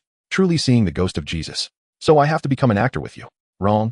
Li Si, like a magician, pulled out several contracts and a pen. Here, sign the contract. You will be the dedicated bodyguard of Fong Su Entertainment Company, a top-notch enforcer, and also serve as the gatekeeper, ultimately becoming a signed artist. Lu Miku looked at the densely packed contract terms.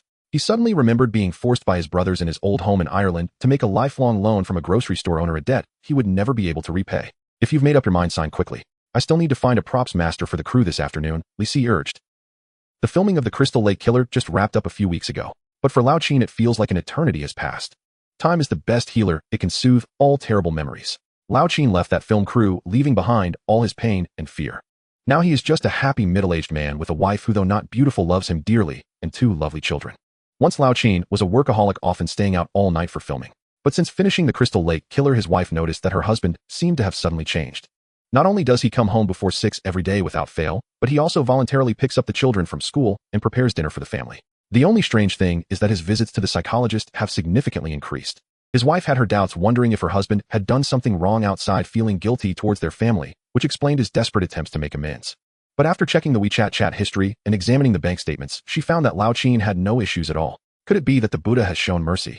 On yet another calm afternoon, Yuchan woke up from his dreams, got dressed, and opened the blinds. Hi. He saw Li Si waving to him outside the window. Yuchan looked at Li Si and then at what was behind him.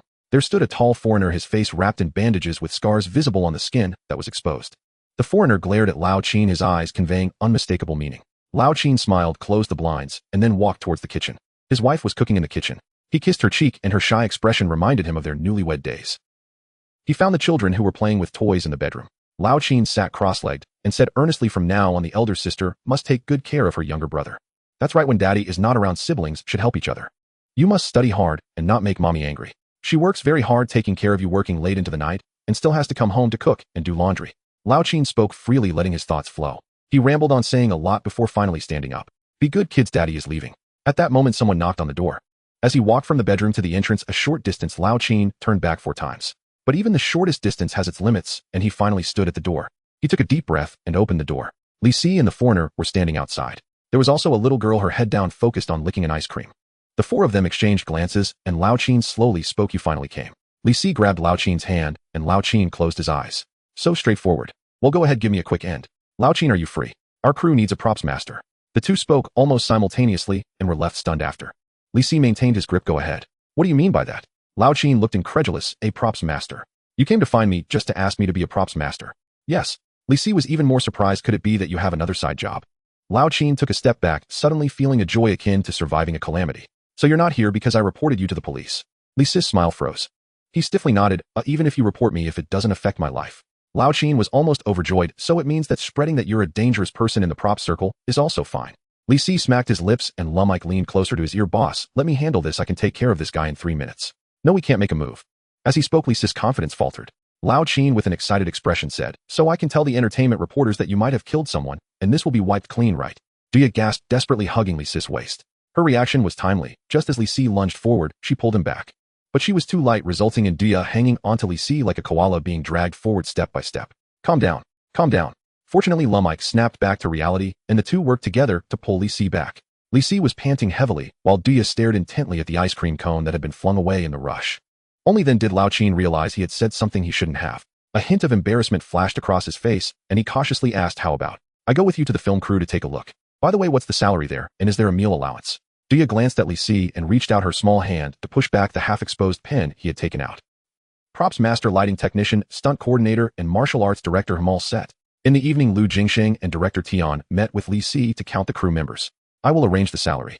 There's another thing, the crew's meals haven't been settled yet. Director Tian said with concern. The crew's food may seem unremarkable, but it is very important. If the filming work is tough, good food can soothe the actor's emotions. Li Si raised his hand. I can take care of that. How about skewers? That works. Director Tian checked off the meal options, thus solving the last issue. The three of them looked at each other, feeling a bit excited. A truly good script not only brings fame and profit, but also makes the process of presenting the work enjoyable. Li Si arrived home past 10. Although Fong Su was on the verge of falling asleep, she still went to the kitchen to prepare a bowl of noodles for him. Tomorrow and the day after we'll audition and finalize the actors for the last few roles, then we can start filming. As she cooked the noodles, Li Si stood beside her.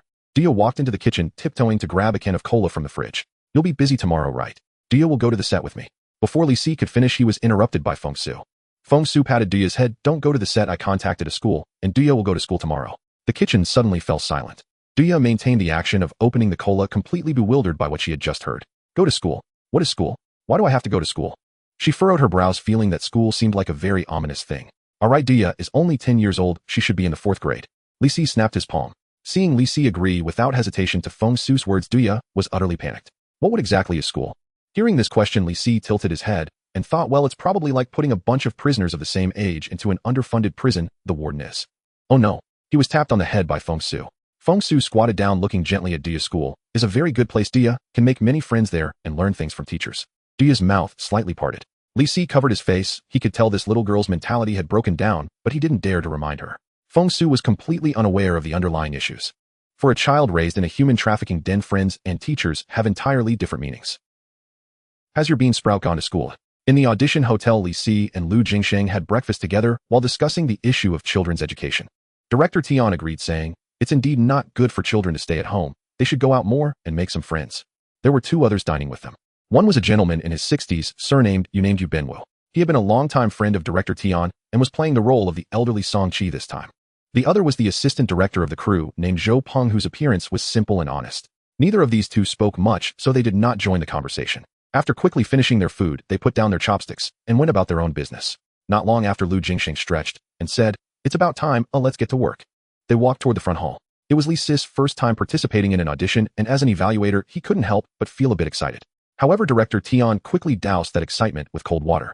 He said that audition work was generally boring and long, as not all actors had solid professional skills. Many actors were either nobody or were overly focused on taking the wrong path.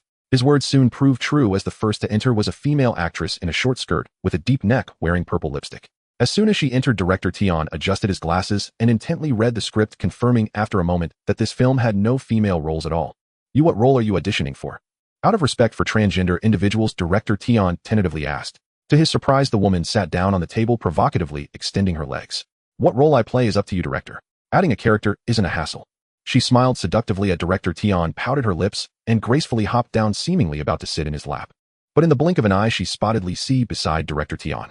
Her eyes lit up and her body twisted as she naturally brushed past Director Tian and sat on Li Si's lap. Click. Director Tian's grip on his pen tightened suddenly. Lu Jingsheng turned his back, his shoulders shaking, clearly struggling to suppress his laughter. Director Tian ignored him and simply lowered his head to push up his glasses, saying, "Sorry, but you have to leave now." "No." The woman pouted, attempting to act cute. Suddenly, she let out a scream as if stung by a scorpion, jumping off Li Si's lap. She covered her rear, tears welling up in her eyes. She looked at Li Si in disbelief, then limped toward the door. Bang! The woman slammed the door as she left. "What did you do?" Lu Jingsheng asked curiously. Li Si pulled out a small device from his pocket, which looked quite simple, just an electromagnetic base with 2 iron nails inserted. Li Si explained that this was a homemade stun device, which could control the intensity of the shock by disassembling the battery pack. If you continuously added batteries, theoretically, it could cause someone's heart to stop. He even enthusiastically asked Lu Jingsheng if he wanted one too, but the latter declined, sweating coldly. Director Tian, however, wanted a set for his daughter for self-defense. After the little incident, the audition continued. Before the next actor came in, Zhou Peng, who had been silent all along, suddenly announced he needed to use the restroom. The moment he stood up, Li Si turned his head and stared intently at his back. Once Zhou Peng disappeared at the door, Li Si also stood up, saying, "I'll go too." He gently closed the door. Zhou Peng hadn't gone far. Li Si silently followed him until he saw Zhou Peng meet the previous woman, and they embraced. Li Si rubbed his chin, turned a corner, and hid in the adjacent cleaning supply room. Soon after, Zhou Peng and the woman walked past, chatting and laughing. He mentally counted to 10 and cracked the door open a slit. He saw Zhou Peng and the woman standing at the end of the corridor, kissing while squeezing into a room. Li Si approached, pressing his ear against the door, only to find he couldn't hear clearly, just a faint buzzing sound. But that didn't deter him. After noting the room number, Li Si walked around and indeed discovered a ventilation duct. This hotel had been built a long time ago, and the ducts generally ran above the rooms. He poked at the ventilation cover with a broomstick a few times until it loosened. Li Si fetched a stool, stood on it, and pried the cover open. The duct seemed a bit narrow but still usable. He first took out a spare 100 yuan machine and called himself, then pushed it into the duct with the broomstick. Meanwhile, Li Si held the phone to his ear and clicked on the recording option. Eavesdropping doesn't care about crude methods, just whether they are effective. After adjusting his position for several minutes, Li Si finally heard clear human voices. "I can't stand those guys. Honey, you promised to give me a role. Are you lying to me? Are you even a man anymore?" It was the woman's voice, sounding very aggrieved. "Of course I keep my promises. Who said I couldn't get you a role?" This time it was Zhou Peng's voice. Since there were no outsiders in the room, he seemed a bit unrestrained. "That Director Tian is just a... and that kid who is Lu Jingsheng's lackey named Li Si or something really thinks he's capable." Li Si patiently listened until he jumped off the stool and returned the broom. Then he approached the room door and knocked vigorously. The buzzing sound inside stopped, and Zhou Peng, filled with anger, opened the door to find Li Si standing outside, his eyes flashing with surprise. "Li Xiaoga. Haha, how did you know I was here?" Li Si cleared his throat and raised his phone to start playing the recording. "What is Director Tian worth? How much stronger is his experience than mine? Why should my title have a vice in it? Lu Jingsheng is already finished. What awards has he won in recent years? Isn't this just pure downhill? Li Si, haha, even any Tom, Dick, or Harry can make a movie now." Huh. Zhou Peng's words were echoed one by one from Li Si's phone. He was completely frozen. Li Si put away his phone and spread his hands, asking, "How do you want to resolve this?" He was asking how Zhou Peng wanted to resolve it, meaning they could settle it privately, but he wanted to see Zhou Peng's sincerity first. Unfortunately, Zhou Peng didn't grasp this, meaning he might have understood, but was too confident. He suddenly lunged to grab Li Si's phone. Then he was punched in the jaw. Li Si shook his hand, feeling a bit flustered. In boxing, hitting the jaw usually means a knockout. If boxers can suffer this, how could an ordinary person withstand Li Si's heavy punch? Zhou Peng collapsed on the ground, unmoving. The woman hiding in the bathroom happened to see this scene and screamed in fright. "Don't yell." Li Si, impatient, said, "Come on, you lift the left side, and I'll lift the right side." He could actually carry Zhou Peng with one hand, but that would be too shocking. He was an actor, not Batman. The woman cautiously stepped forward, and together with Li Si, they lifted Zhou Peng. Once they threw the unconscious Zhou Peng onto the floor of the audition room, both Lu Jingsheng and Director Tian were bewildered. "What happened?" Li Si kicked with his foot and said, "There's a traitor in the club. Let's not escalate things, just stick to the rules. Big brother, do you want to interrogate first, or should I? The actor being auditioned, a bespectacled man, threw the script aside and ran out without looking back. "Damn, this place is off." Zhou Peng's consciousness gradually revived, letting out a pained groan. He cautiously opened his eyes, only to be immediately tugged by his collar. Startled, Zhou Peng quickly set him awake. "I'm awake. Stop hitting me." "Huh. This isn't an interrogation room, and he isn't tied to a chair." Outside the window, the warm yellow sunset gives off a surprisingly cozy vibe. Lu Jingsheng, Director Tian, and Li Si stood opposite him in a straight line, their expressions serious. Lu Jingsheng said, "You've been in the industry long enough. How could you make such a basic mistake?" Director Tian sighed, "We've known each other for over a decade, old Zhou." Li Si sharpened his knife menacingly. "Enough talk, let's give this kid a taste of 3 cuts and 6 holes to wake him up." Then Lu Jingsheng and Director Tian snatched the watermelon knife from Li Si's hand. Cold sweat dripped down Zhou Peng's forehead as he forced himself to say, "Humph, I don't understand what you're talking about." Lu Jinqing's eyes flared with anger. "We all heard the recording, old Zhou. Don't think you can trick us." Director Tian looked regretful. "I remember you have a wife, right? You just got married last year, and she's just gotten pregnant. How could you do something so foolish?" With a loud crash, Li Si slammed a large bowl onto the table. Inside was a big bowl of chicken blood along with a mountain of razor blades. According to the rules of the underworld, if you lie, you must swallow the blades mixed with chicken blood. Director Tian took the bowl of chicken blood to the restroom to pour it out. Zhou Peng was completely panicked. A strong man like him was desperately shrinking back into the chair. "How about you keep that madman away from me for now?" Both of them found this statement reasonable and ordered Li Si to sit in the corner. Seeing their determination, Li Si had no choice but to obey, regretfully putting the syringe he had just pulled out back into his pocket. Once Li Si had moved away, Zhou Peng began to catch his breath. That guy had such a terrifying demeanor, leaving him with a deep psychological shadow. After a long while, Zhou Peng sighed. "Regardless of whether you believe it or not, I was also forced into this. Those who understand the situation understand, and those who don't." Seeing Li Si stand up again, Zhou Peng quickly changed his tune. "I was also coerced." "Who?" Director Tian frowned, puzzled as to why someone would need to be compelled in matters involving women. "Sang Biao, don't you know? He's a notorious local thug appearing to run a sand and gravel business while secretly engaging in gang activities. The girl from earlier is his little sister. She's always dreamed of being an actress." Zhou Peng began to vent his frustrations, describing how he was forced time and again until he was nearly drained dry. Director Tian looked at Zhou Peng's heavy dark circles and sallow skin, suddenly feeling a bit sorry for him. "Sang Biao, is he from the peninsula?" Li Si suddenly interjected. "Is he ruthless in his methods?" Zhou Peng was taken aback and stuttered, saying he was definitely a local, but whether he was ruthless or not was unclear. However, he had heard that this person was very cunning. Li Si felt a little regretful. In the peninsula's underworld, names have great significance. Even the worst characters are usually referred to as blackheart traitors or cowardly. Sang Biao is on a completely different level. Sang means that the person is extremely vicious. Biao refers to a leopard, indicating someone who is both capable of fighting and has blood on their hands. Despite the numerous Sang Biao references in Hong Kong films, not everyone has the right to use it as a nickname. In fact, this title is quite fearsome. Even for organizations of the caliber of Hongxing, only the most daring and ruthless of the dragon's subordinates could possibly earn such an honor. Therefore, upon hearing that the other party was a local, Li Si immediately lost interest and returned to the corner to munch on potato chips. Lu Jinqing and Director Tian huddled together, whispering, leaving Zhou Peng to the side. Just as Li Si had taken a few bites, his phone suddenly rang. He stepped outside to answer the call, and the caller ID was Fong Su. "Hello, Sister Su." Fong Su's voice was very anxious. "Not good. The elementary school teacher told me Duya didn't go to school. Is something wrong with her? I just knew it. She doesn't know the way on her first day of school. I should have personally taken her." After comforting Fong Su for a bit, Li Si hung up and dialed another number. "Hello, where are you? Sister Su is worried sick about you." On the other end of the line, Duya's confused voice came through. "I'm at school." She said it with such confidence it didn't sound like a lie. Li Si suspected that Fong Su might have gotten it wrong, which was understandable, as Sister Su sometimes acts absent-minded. Just as he was about to hang up, he suddenly frowned. "What's that noise on your end?" "What noise?" Duya sounded very puzzled, but the more Li Si listened, the more he felt something was off. "Is someone screaming?" "Yes," Duya said cheerfully. Li Si swallowed hard, suddenly realizing that things were going awry in a way he had not foreseen.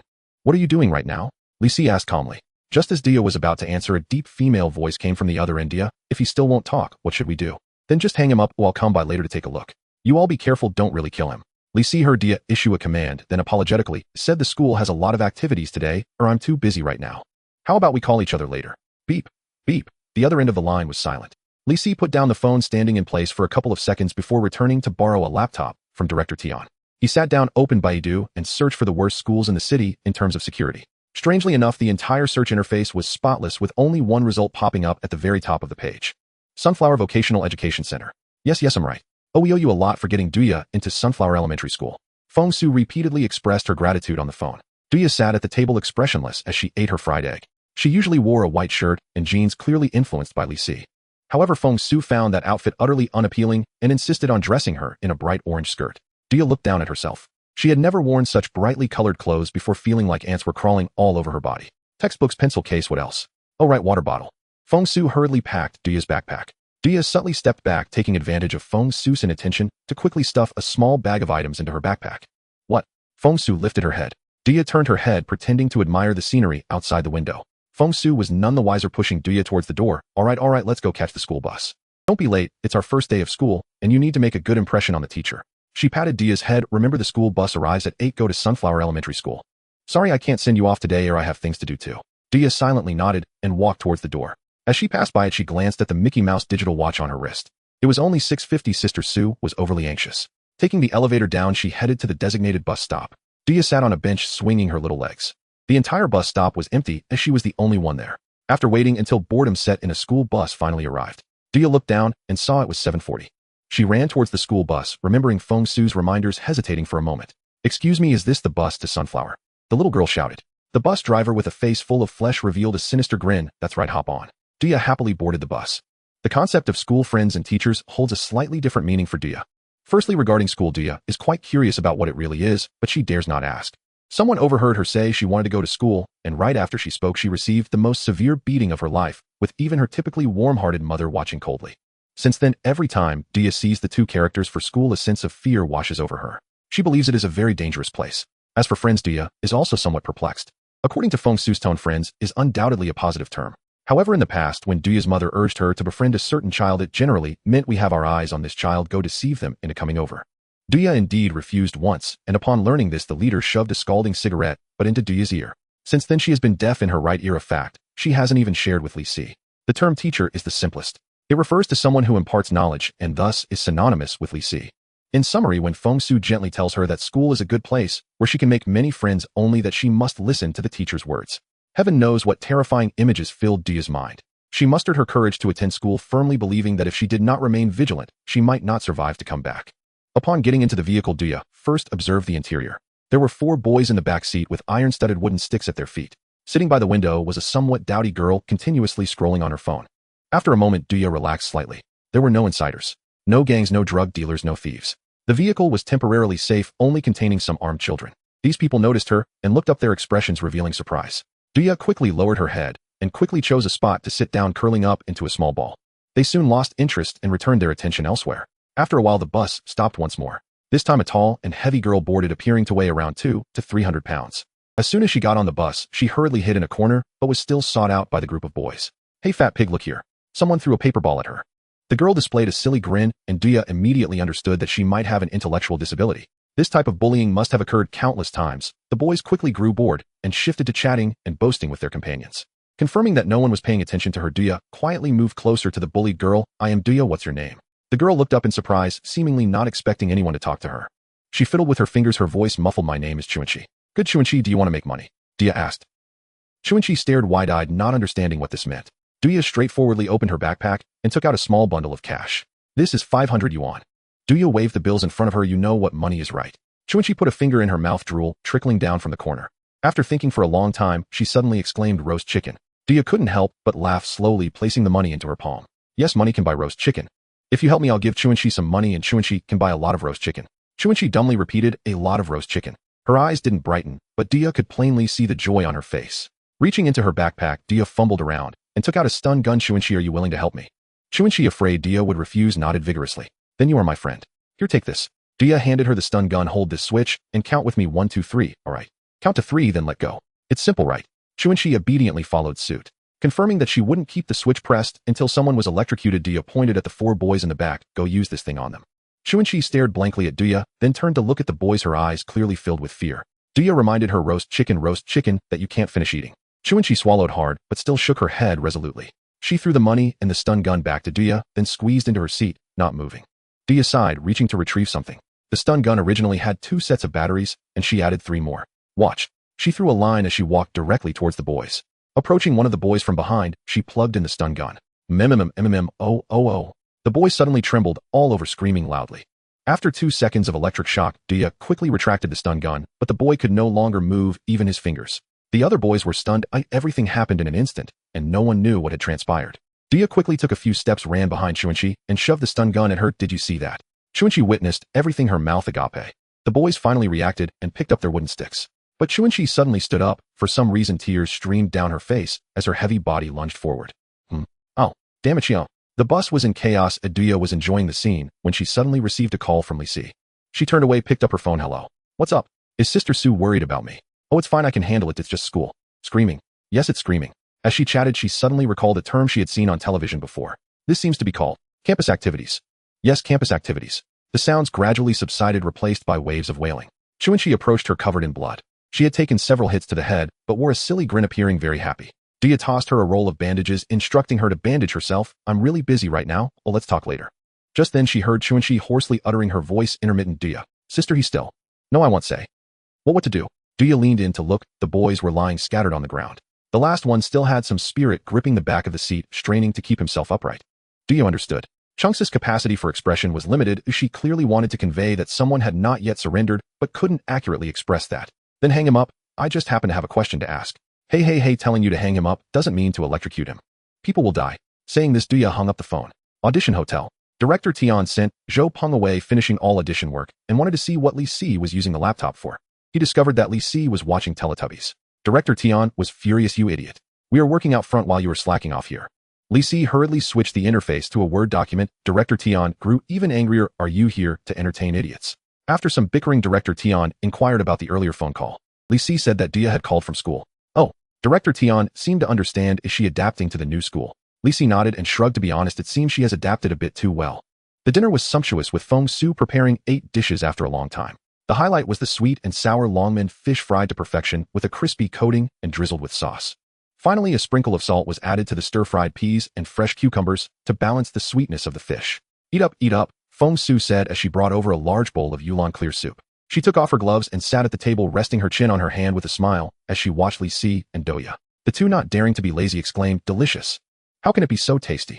How exactly did you make this? These compliments brought great joy to Fong Su. If it's tasty, eat more. Come, let me serve you rice. As usual, she filled Li Si's bowl to the brim with rice. After a pause, Fong Su asked, how was your day? Li Si and Duya's chopsticks stopped in unison. Li Si recalled offending the local thugs, beating up the assistant director, and threatening him with a knife. Duya remembered hiring a disabled person, luring her into a fight with 4 thugs, and ultimately incapacitating them. The two nodded in unison. We had a great time.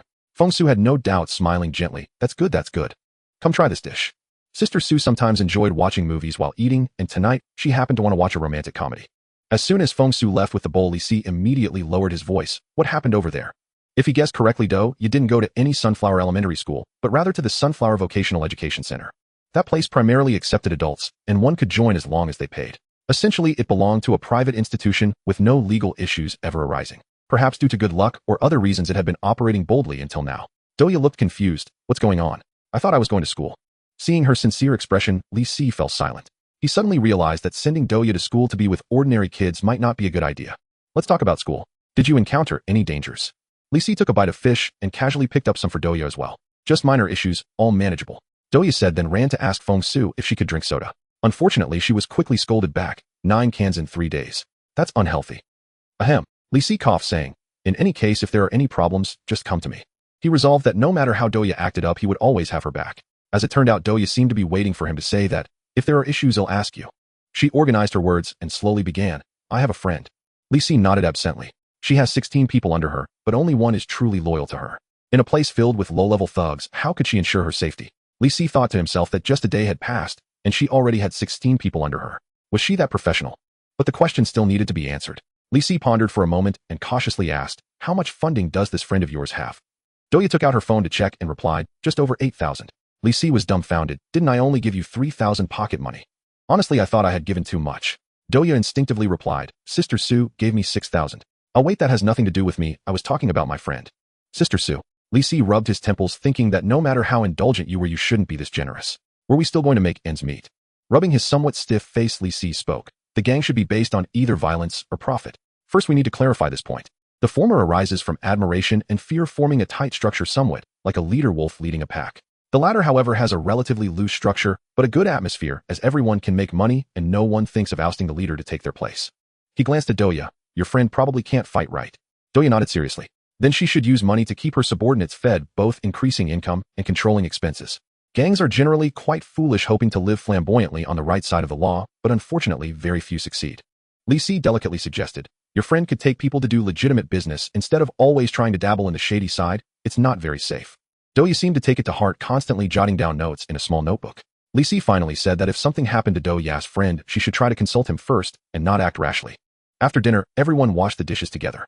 Li Si confirmed the schedule with Fong Su. Starting tomorrow, he would be on set for the great heist for an entire month. If Duya had any issues, he might not be able to make it in time. Thus, after washing the dishes, Li Si wiped his hands and made a phone call.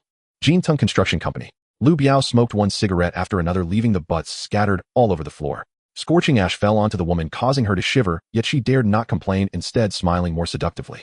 Brother Sang Biao, she said in a soft, delicate voice. Lu Biao, nicknamed Sang Biao, had chosen this moniker himself without any particular reason, simply finding it imposing. He glanced at the woman who was ostensibly his younger sister, but was actually one of his more favored mistresses. Today she came crying and complaining that she had been bullied outside. Lu Biao didn't want to stick his neck out for her. After all, she was just a mistress, and women could be found anytime. He couldn't let it affect his income. However, she inadvertently said something that suddenly caught Lu Biao's attention. This movie has the award-winning actor Lu Jingsheng. If we can invest, wouldn't we make a fortune? Lu Biao kept chewing on his cigarette. He pondered for a while and felt that this matter had potential. Lu Jingsheng was well known as a box office king. Recently, the film The Great Heist had raked in over $1 billion, and he had watched it 5 times himself, particularly enjoying the male fourth lead, feeling that it captured the essence of someone like him. If he could be involved in the film's production and share in the box office profits, it would be more profitable than moving sand. After mulling it over, Lu Biao's expression remained inscrutable as he sent the woman away. Disappointed, the woman left thinking Lu Biao had no intention of helping her. However, after a while, Lu Biao called in his most trusted subordinate. He knew that the production team wouldn't let him easily share in the profits, and he was well aware of such matters. So Lu Biao planned to employ some underworld methods. Find 2 clever people. Don't use our own people, pay generously. Tell them it's for Sang Biao, and if they want money, they should think about how much their bodies are worth first. Lu Biao smoked his cigarette, his face showing a fierce expression. First, give that production team a few soft blows. As for the hard ones, we'll discuss them after I talk to them. Regarding Duya's schooling, Li Si devised various ways to keep Fong Su in the dark. She was the type of person who worried excessively, and Li Si would fret for a long time even if he hadn't eaten enough on set. If she were to learn the specifics about Duya's schooling, she would probably faint. Therefore, every morning Fong Su still cheerfully packed Duya's backpack with textbooks, stationery, and lunch. But usually only the lunch would come in handy. In the blink of an eye, 2 days had passed, and Li Si was set to enter the set to film. Action. The robbers burst through the bank doors. The crowd lay fearfully on the ground, and some secretly took out their phones to call for help. Initially, it seemed that something terrible would happen, however, these robbers appeared different from the rest. They laughed as they commanded the hostages to lie down, chatting casually, as if this were some leisurely activity. Similarly, no one stopped the calls for help. Minutes later, the police surrounded the entire Rio bank, yet these individuals seemed completely unconcerned. Or rather, attracting the police was precisely their goal. One robber collected the mobile phones of all the hostages, sealed off the bank's back door, closed the windows, and cut off most of the power supply. After doing all this, he found a stool to sit on, crossing his legs high. He moved with skill and ease, even having the leisure to pour himself a cup of coffee. The number of hostages was unknown, as was the number of robbers. The Rio bank had 3 floors just on the ground level, making it hard to ascertain the location of the hostages. Thus, the police would never act rashly. Before the first probe, the robbers had a full half-hour to rest. Suddenly, someone began to sob quietly, causing the robber to turn his head and glance back. It was an elderly woman, dressed simply, her frail body curled up in a chair. The robber then stood up and walked towards her. All the hostages looked on in terror, some closing their eyes, unable to bear the sight of impending tragedy. But to everyone's surprise, the robber's voice was unusually gentle. "Why are you crying? Is today your birthday? Then let me wish you a happy birthday.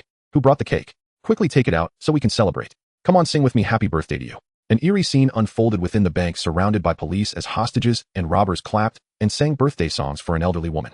"You can go home now, Grandma Su. Consider this my birthday gift to you." The robber's gaze seemed to shimmer with warm water. "You, cut," Director Tian shouted. The elderly actor playing the robber, Yu Binwu, removed his mask. He was 64 years old, sweating profusely in the hot weather, yet his eyes remained bright. For this esteemed elder, Director Tian did not dare to be negligent, and hurriedly had someone bring warm water. Once Yu Lao drank, Director Tian cautiously spoke, "Teacher Yu, I think you could tone it down a bit. This character is a professional thief. He can have humanity and kindness, but the shrewdness in his bones must be apparent. What you just did, with all due respect, it resembled the living Buddha." Director Tian merely offered a simple guiding comment. Yu Binwu, a seasoned actor, pondered for a moment before immediately capturing the feeling upon reperforming. Director Tian clapped. "Perfect." The next scene was a confrontation between Li Si and Lu Jingsheng, yet neither could be found in the entire venue. Director Tian slammed the script down, ordered the entire crew to take a 30-minute break, and instructed a young assistant to go out to buy ice cream. After all, it was Li Si's investment. He didn't care about the progress, so why should I worry? 5 minutes later, the young assistant returned, pushing a cart filled with ice cream. Lu Jingsheng and Li Si followed behind her, each holding at least 3 shiny ice cream sticks. Director Tian angrily rushed over and then shoved the most expensive one into his mouth. "What were you two doing just now?" he mumbled through the ice cream. Lu Jingsheng glanced at Li Si as if suggesting he should speak first. Li Si replied straightforwardly, "A few outsiders have mixed into the crew, most likely sent by that so-called Biao gang." Director Tian fell silent, thinking to himself that Li Si's tone sounded as if he were saying a rival gang sent a few minions to scout.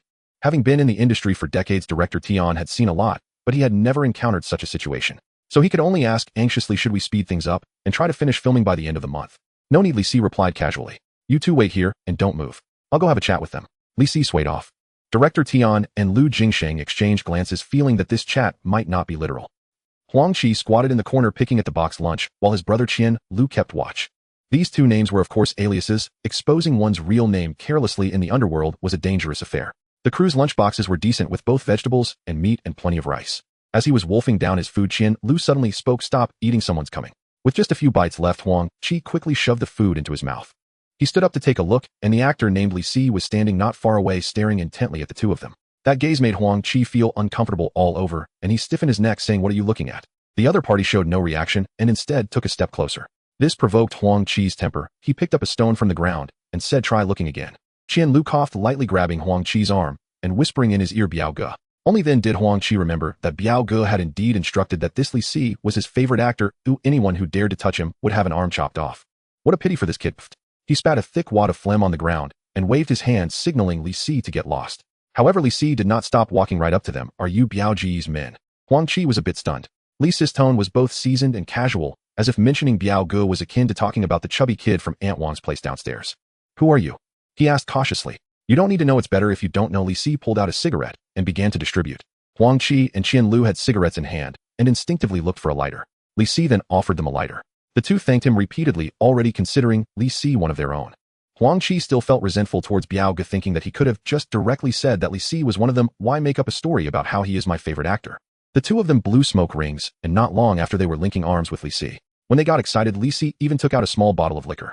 This thrilled Qian Lu, who loved alcohol. He downed more than half the bottle in one go. Huang Qi grew anxious and rushed to grab the liquor from him, but saw Qian Lu sway a few times before suddenly collapsing to the ground. The bottle shattered with a loud crack. Huang Qi suddenly felt a chill in his heart. He knew what a drunken person looked like, and Qian Lu's current state was entirely different. Was it a drug? As soon as he thought of this word, he felt a wave of dizziness. Struggling to stand, Huang Lu felt his legs give way. After taking a few more steps, he finally fell motionless like a dead pig. Li Si felt a bit disappointed. The formula of Suigan song and Yinlong grass really didn't work well. Why was it taking effect so slowly? Otherwise, next time perhaps they should avoid using natural ingredients and try chemical syntheses like refined sweet horse or Ami Wei. Maybe they would be more potent. The youngest cinematographer in the crew is surnamed Zhou, and he has just graduated from university. He fought hard to secure this job, not only for director Tian and Lu Jingsheng, but also to meet his idol Li Si. Xiao Zhou's cousin is also a cinematographer involved in filming various variety shows. The most recent project was following the production of Typical Chinese Restaurant. Since that filming wrapped up, Xiao Zhou noticed that his cousin seemed like a different person. He had never exercised before, yet he returned after signing up for a boxing training class, visibly more robust. Xiao Zhou had asked his cousin what had caused such a significant change. His cousin replied, "Brotherly once said, don't think of solving everything with violence. Use your brain more." After saying this, his cousin kicked a 30-kilogram sandbag across the room. From that moment on, Xiao Zhou developed a keen interest in Li Si. Upon further investigation, he found that although Li Si was relatively new to the industry, his works were increasingly influential. His debut Crystal Lake Maniac was hailed as the best horror film of the year. The Maniac character in the film had become popular overseas, with countless influencers wearing black masks and overalls appearing on the streets of various cities. In his second film, he collaborated directly with Lu Jingsheng. Although he played the fourth male lead, his scenes were comparable to those of the male protagonist. His title, Anti-Drug Ambassador. Xiao Zhou was shocked when he discovered this, thinking it was fake news. After all, Li Si had never publicly proclaimed his title as Anti-Drug Ambassador, until he saw the announcement from the Tianjin Public Security. Lastly, there was a variety show, Typical Chinese Restaurant. There wasn't much to say here, as Li Si only appeared on screen for 5 minutes throughout the entire show. It was said that most of his footage had been cut, though no one knew why. As time passed, Xiao Zhou became more and more attracted to Li Si. This actor possessed exceptional acting skills, had no scandals, did not cultivate a public persona, did not shoot advertisements, and showed no interest in any money-making endeavors. What do you call this? This is called dedication to art. Even his social media following was a pitiful 1,009, despite being able to hire tens of thousands of bots. He was simply a breath of fresh air in the entertainment industry. Thus, when Li Si emerged from a corner and asked Xiao Zhou to film something with him, Xiao Zhou readily agreed. This was a golden opportunity to get close to his idol. Li Si walked quickly, and Xiao Zhou had to jog to keep up. After a few minutes, he couldn't help but say, "Li, brotherly, I am your fan." Li Si suddenly stopped, turned his head with a stern expression, and said, "Then why didn't you come to see me when I was filming the variety show?" Xiao Zhou was speechless, not expecting such a reaction from Li Si. He knew what Li Si was referring to and stammered back, "Then I wasn't your fan yet." Li Si snorted, but thinking about being pursued by someone for the first time in his life couldn't help but feel a bit pleased. He patted Xiao Zhou on the back, causing him to stumble and nearly fall. "They'll let you off this time. Just call me brotherly, and I will look out for you from now on." "Brotherly?" Xiao Zhou said in a daze. "Hey, say a few more words." "Brotherly, I will follow you. I will never stray from the path." Xiao Zhou's words flowed more smoothly. Their relationship with the idol had undergone a qualitative change, which should be a good thing, right? The two twisted and turned before finally entering a factory. Just as Xiao Zhou was about to ask why they were filming here, he saw two chairs, each bound with a person. He understood it was behind the scenes footage. Xiao Zhou quickly set up the camera. Behind the scenes footage could be about the actors' daily lives or in used movie segments. If done well, it could serve a purpose equal to that of the main film. However, Xiao Zhou still found it a bit strange. When did a fresh graduate like him get the chance to shoot such glamorous behind-the-scenes footage? Brotherly, who are these people? While adjusting the equipment, Xiao Zhou casually asked. They are the ones who throw black stones. Mice that sneak around to scout. Li Si replied, tugging at the ropes binding the two. Black silk. What black silk? Xiao Zhou didn't understand, guessing this might be some kind of performance terminology. It seemed there was still much he needed to learn. Giving Li Si a signal to indicate the formal start of filming, Xiao Zhou nervously focused on the camera screen. He watched as Li Si lifted a bucket of ice water and poured it all over the two people's heads with a splash.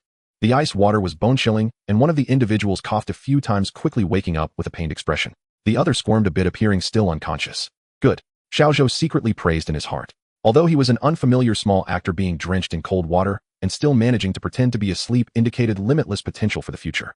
Filming continued. Li Si grabbed the hair of the awakened person, forcing him to tilt his head back, and asked, "What is your name?" The person's throat moved, seemingly trying to spit. Li Si was quick, placing the empty bucket over his head and then delivering a punch, the action somewhat resembling a slam dunk. Ha! Xiao Zhou couldn't help but laugh, feeling this scene had a comedic quality. As a result, Li Si removed the empty bucket and looked at the bound individual with a horrified expression. "Do you find this funny? Ever thought about seeing a psychologist?" Li Si said calmly. Xiao Zhou was bewildered, not understanding why Li Si would say that.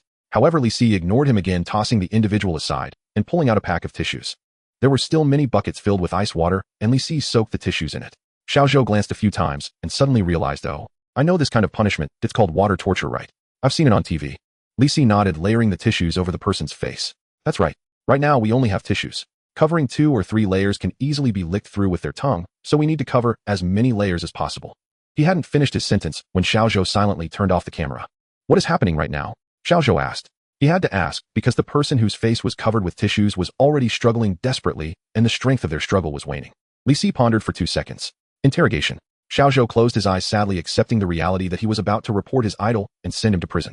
But just as he took out his phone, his heart skipped a beat because Li Si was looking at him. He wouldn't want to lay hands on me, would he? Xiao Zhou took a step back, still holding onto a last shred of hope, until Li Si reached into his pocket. He pulled out a mobile phone. Just as Xiao Zhou breathed a sigh of relief, he heard his own voice coming from the phone. Brotherly, I will follow you. I will never stray from the path. Want to do something big? Great, I love big things. Brotherly. Click. Li Si silenced the phone and looked at Xiao Zhou with a blank expression. Xiao Zhou's pupils dilated. Goodness, you set me up. Li Si stood still for 2 seconds and suddenly laughed. Don't be nervous, I'm just teasing you. He switched the phone to speaker mode while it was still on the call. Team Qin, should I continue asking, or what? From the receiver, Qin Zhe's voice was icy. Criminology consultant. Li Si did not expect this unexpected gain. He initially just wanted to make a phone call to ask Captain Qin for help investigating the Sunflower Vocational Education Center. He always felt that there was something strange about that place. Investigating a training center. You want to see the case files from there? On the other end of the line, Captain Qin's voice was somewhat impatient. No way. He decisively refused, leaving Li Si astonished. Old Qin, with our good friendship, you won't even consider it. On the other end, Captain Qin seemed to spit out his words. What do you think public officials are? If we're friends, don't bring up things like this. Be careful, or I won't be polite with you. After saying that, Captain Qin seemed to realize he had spoken too harshly, and his tone softened slightly. Don't worry, next time you come to the station, I'll have the best chef prepare you pork chops. Li Si fell silent. There was no point in continuing the conversation that day. But he still was not willing to give up. That Sunflower Vocational Education Center. Captain Qin interrupted him. Sunflower. He repeated those 3 words, his tone suddenly becoming a bit strange. Receiving a positive response, Captain Qin was silent for a long time until Li Si felt like yawning before suddenly speaking up. Hey, do me a favor. Just give me instructions, sir, Li Si said lazily. Help me investigate that education center, and if there's anything you need, I will support you within my capabilities. Captain Qin lowered his voice, seeming to fear that someone else might hear. How did this matter end up on my shoulders? Wasn't I the one asking you at first? I'm a law-abiding citizen, Captain Qin. Ew, I can't even fight. What should I do if I encounter danger? Li Si complained. Besides, it shouldn't matters related to crime be handled by the police. After speaking, Li Si wiped his cold sweat. That was close. He almost let slip the word police. Captain Qin didn't care about Li Si's slip of the tongue. Well, now you are the police. What? Li Si was taken aback. Special recruitment quota, no official position, compensation equivalent to a specially appointed expert. The salary will come from me, but you'll be registered under our unit. Send me a photo of your ID card and household registration book by 8 o'clock tonight at the latest. Captain Qin smoothly delivered a long string of words, giving Li Si no chance to refuse.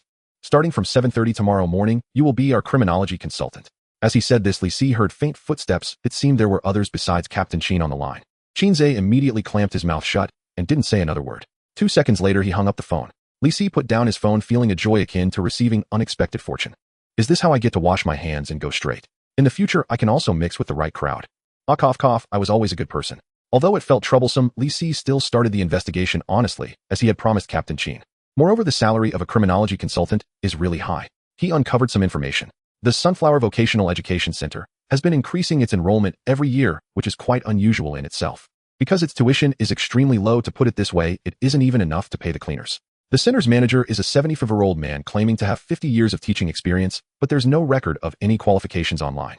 His age is also quite interesting. 75 is exactly the age at which criminal penalties can be reduced.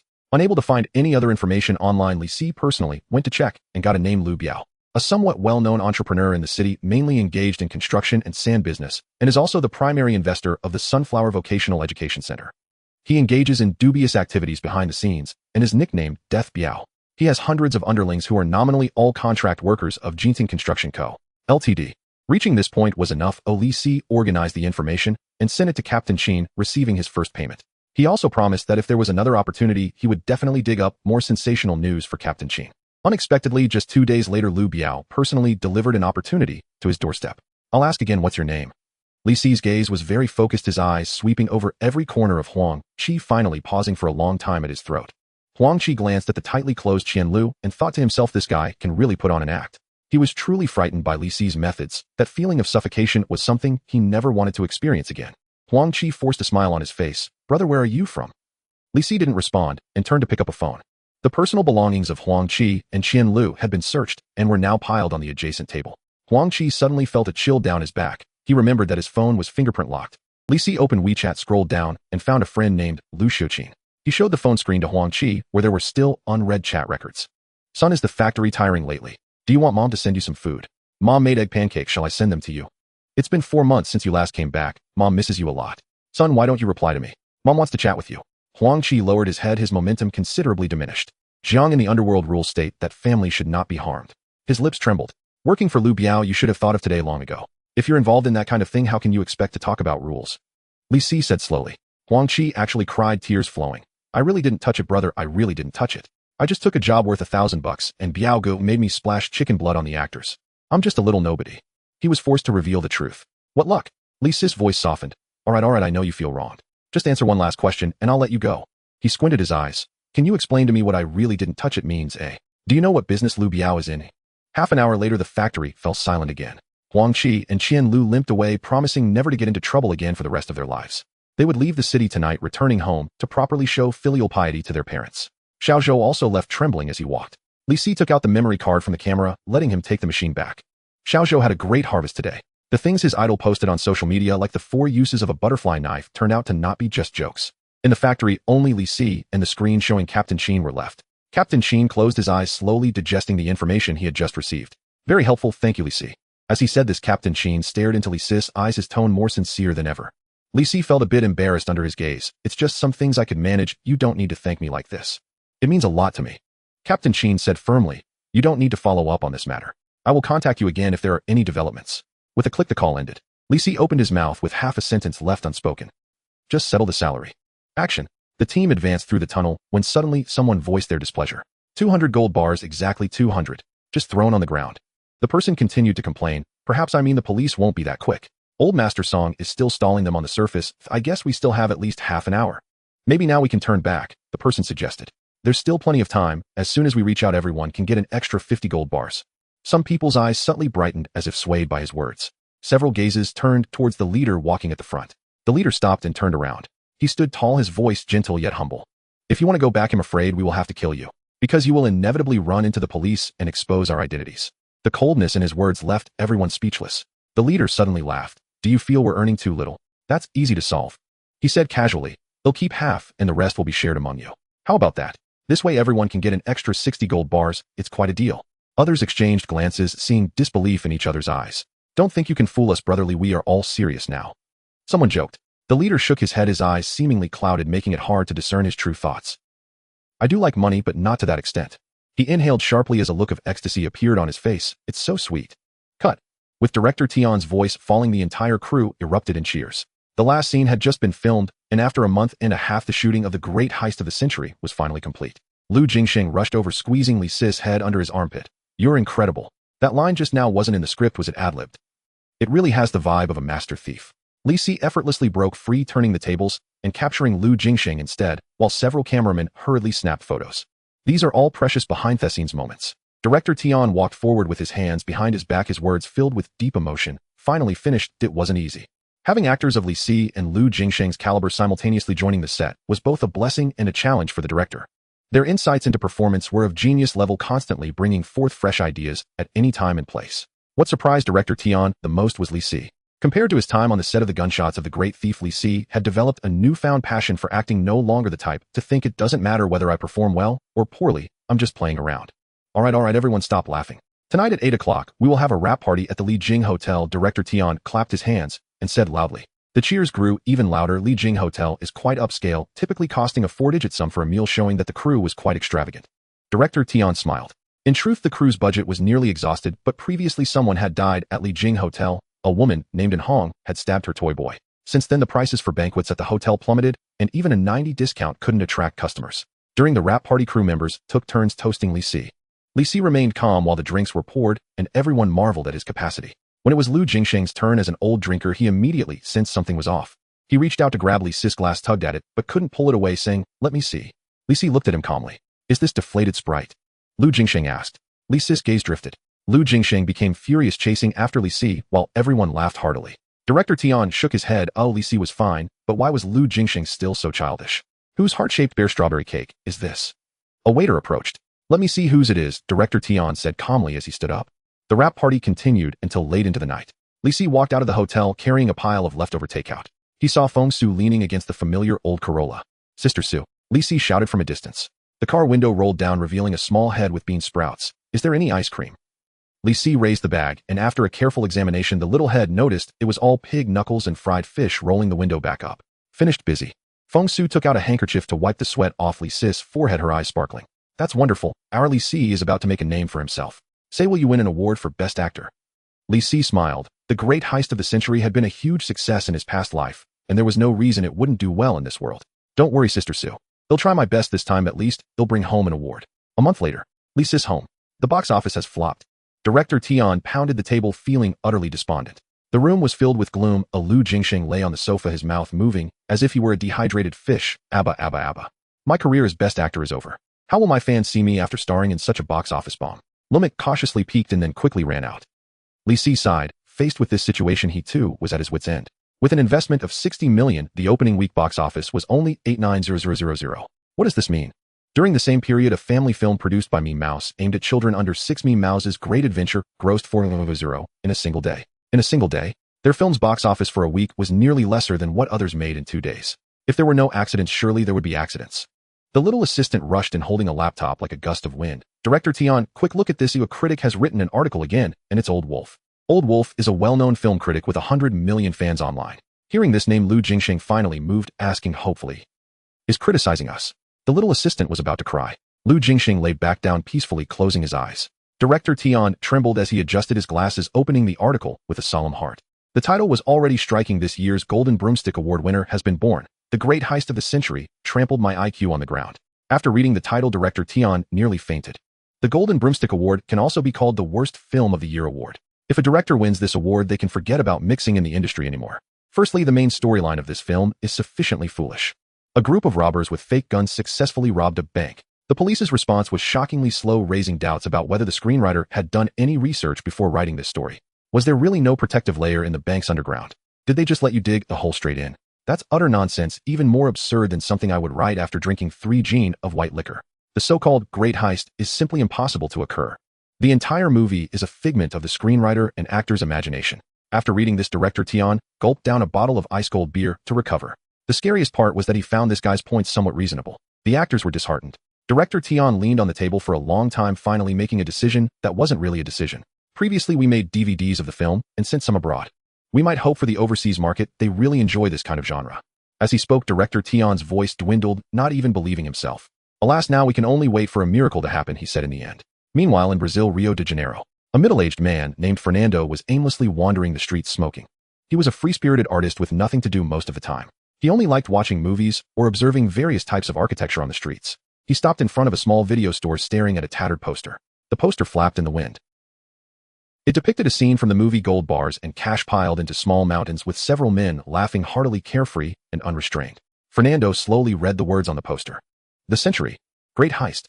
Fernando kicked open his front door while carrying a large bag of DVDs. The wooden door shook, but he was too lazy to close it. This was just a shabby attic. Even if a thief stopped by, the worst he would lose would be a few cans of beer. Cradling the bag of DVDs, Fernando sank into the worn but soft sofa and began to take out the DVDs one by one. First Blood. It looked like a tough action film not worth watching. Fast and Furious. Passion. Well, it wasn't what he had in mind. My Love from the Star. Aliens, romance, superpowers. Definitely not suitable for a solitary drunk. He tossed the DVDs all over the floor, leaving only the last one in the bag. Fernando stared at it for a moment before shoving it into the player. The Great Heist of the Century. It seemed somewhat interesting. Fernando opened a can of beer. Many Chinese characters appeared on the screen, none of which he recognized, but thankfully a Portuguese translation soon appeared at the bottom of the screen. This film is not related to any real events, characters, or organizations. Haha, of course, even a 3-year-old knows that movies are fiction. Fernando grinned, taking another sip of beer. The soothing sound of rain appeared in the narration, with fine raindrops falling incessantly, lulling him into a slight drowsiness. Fernando yawned long and decided to watch for half an hour before going to sleep, leaving the rest for tomorrow morning. After all, he had nothing serious to do. The alarm system. This is easy to solve. Its mechanism is temperature-based, so all we need is to wear a ski jacket. You must use a fake gun, my friend. A fake gun is considered a toy under our laws, making it hard to convict someone robbing a bank with a toy. Don't just run over. You need to walk slowly, just like a real customer. Blueprint. This is simple. Ooh, just follow my lead. The screen shifted, and the light cast a pale hue on his face. Uncertain of how much time had passed, Fernando sat in a daze, not even bothering to pick up the beer can that rolled under the sofa. It wasn't until the cast list started appearing on the screen that he jolted, as if awakening from a dream. What did I just see? He stood up, sat down again, and walked around the room, his mind a chaotic mess. Rationality told him that movies are all fiction. If he really did this, the only outcome would be getting shot by the police. But intuition told him that everything happening in this film could be perfectly replicated. He didn't even need to be as cunning as the protagonist, because Brazilian police were far less competent than depicted in the movies. Surrounding the bank within 5 minutes after calling the police. That's a joke. As long as it takes less than 10 minutes, they would be considered well-trained. Negotiating with experts. There are no such people in Rio de Janeiro, and even if there were, they would surely be on administrative leave. The number of empty beer cans at his feet steadily increased, and Fernando's brain gradually became muddled. He thought about how this movie was made by Chinese, and in Brazil Chinese were synonymous with witchcraft and mystery. Yes, supernatural forces. This is the only explanation. Fernando suddenly jumped up from the sofa, grabbed his phone, and called his best buddy, who was also an experienced mechanic. We're going to be millionaires. As soon as the call connected, he couldn't wait to blurt out that line from the movie. Not long after, his buddy appeared at Fernando's house. He listened to the whole story without a word and glanced at the scattered beer cans. His buddy stood up, grabbed a bucket of cold water, and splashed it all over Fernando's face. What the hell? Fernando was sobered up quite a bit. His buddy looked even angrier than him. Millionaires. Robbing a bank. What a letdown. I thought you were finally going to take me to deal drugs. Fernando opened his mouth, realizing he couldn't persuade him with words. He turned on the TV, inserted the DVD into the player, and told his buddy to sit down. What are you doing? His buddy was on high alert. Fernando handed him a can of beer and said firmly, drink it, then watch it all.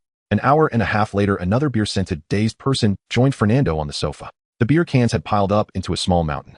Fernando opened the fridge to take a look, then volunteered to go downstairs to buy a whole box. His buddy stared at the cast list for a long time before letting out a long belch. Let's do it this way, he said. As a mechanic who had participated in the design of Brazil's sewer system, he was confident that all the knowledge involved in the movie was accurate. This is just insane. Could there really be a god? Fernando excitedly hugged his friend, knowing that he would definitely support him. The two sat down, eagerly discussing the robbery plan. But soon they realized there was nothing to discuss. Everything was already in the movie, and they just had to follow it. With their minds slightly cooled, they began to think about finding teammates. According to the movie, they needed a calm doctor and a professional thief. And surprisingly, the mechanic brother knew both of them. This was unbelievable. They drove all night to the doctor's house, waking him from his sleep. They barged in with the doctor into the professional thief's home, but this time they hit a wall. The latter was in prison for stealing 30 precious cigars. The bail was expensive, but compared to the money they were about to get, it was nothing.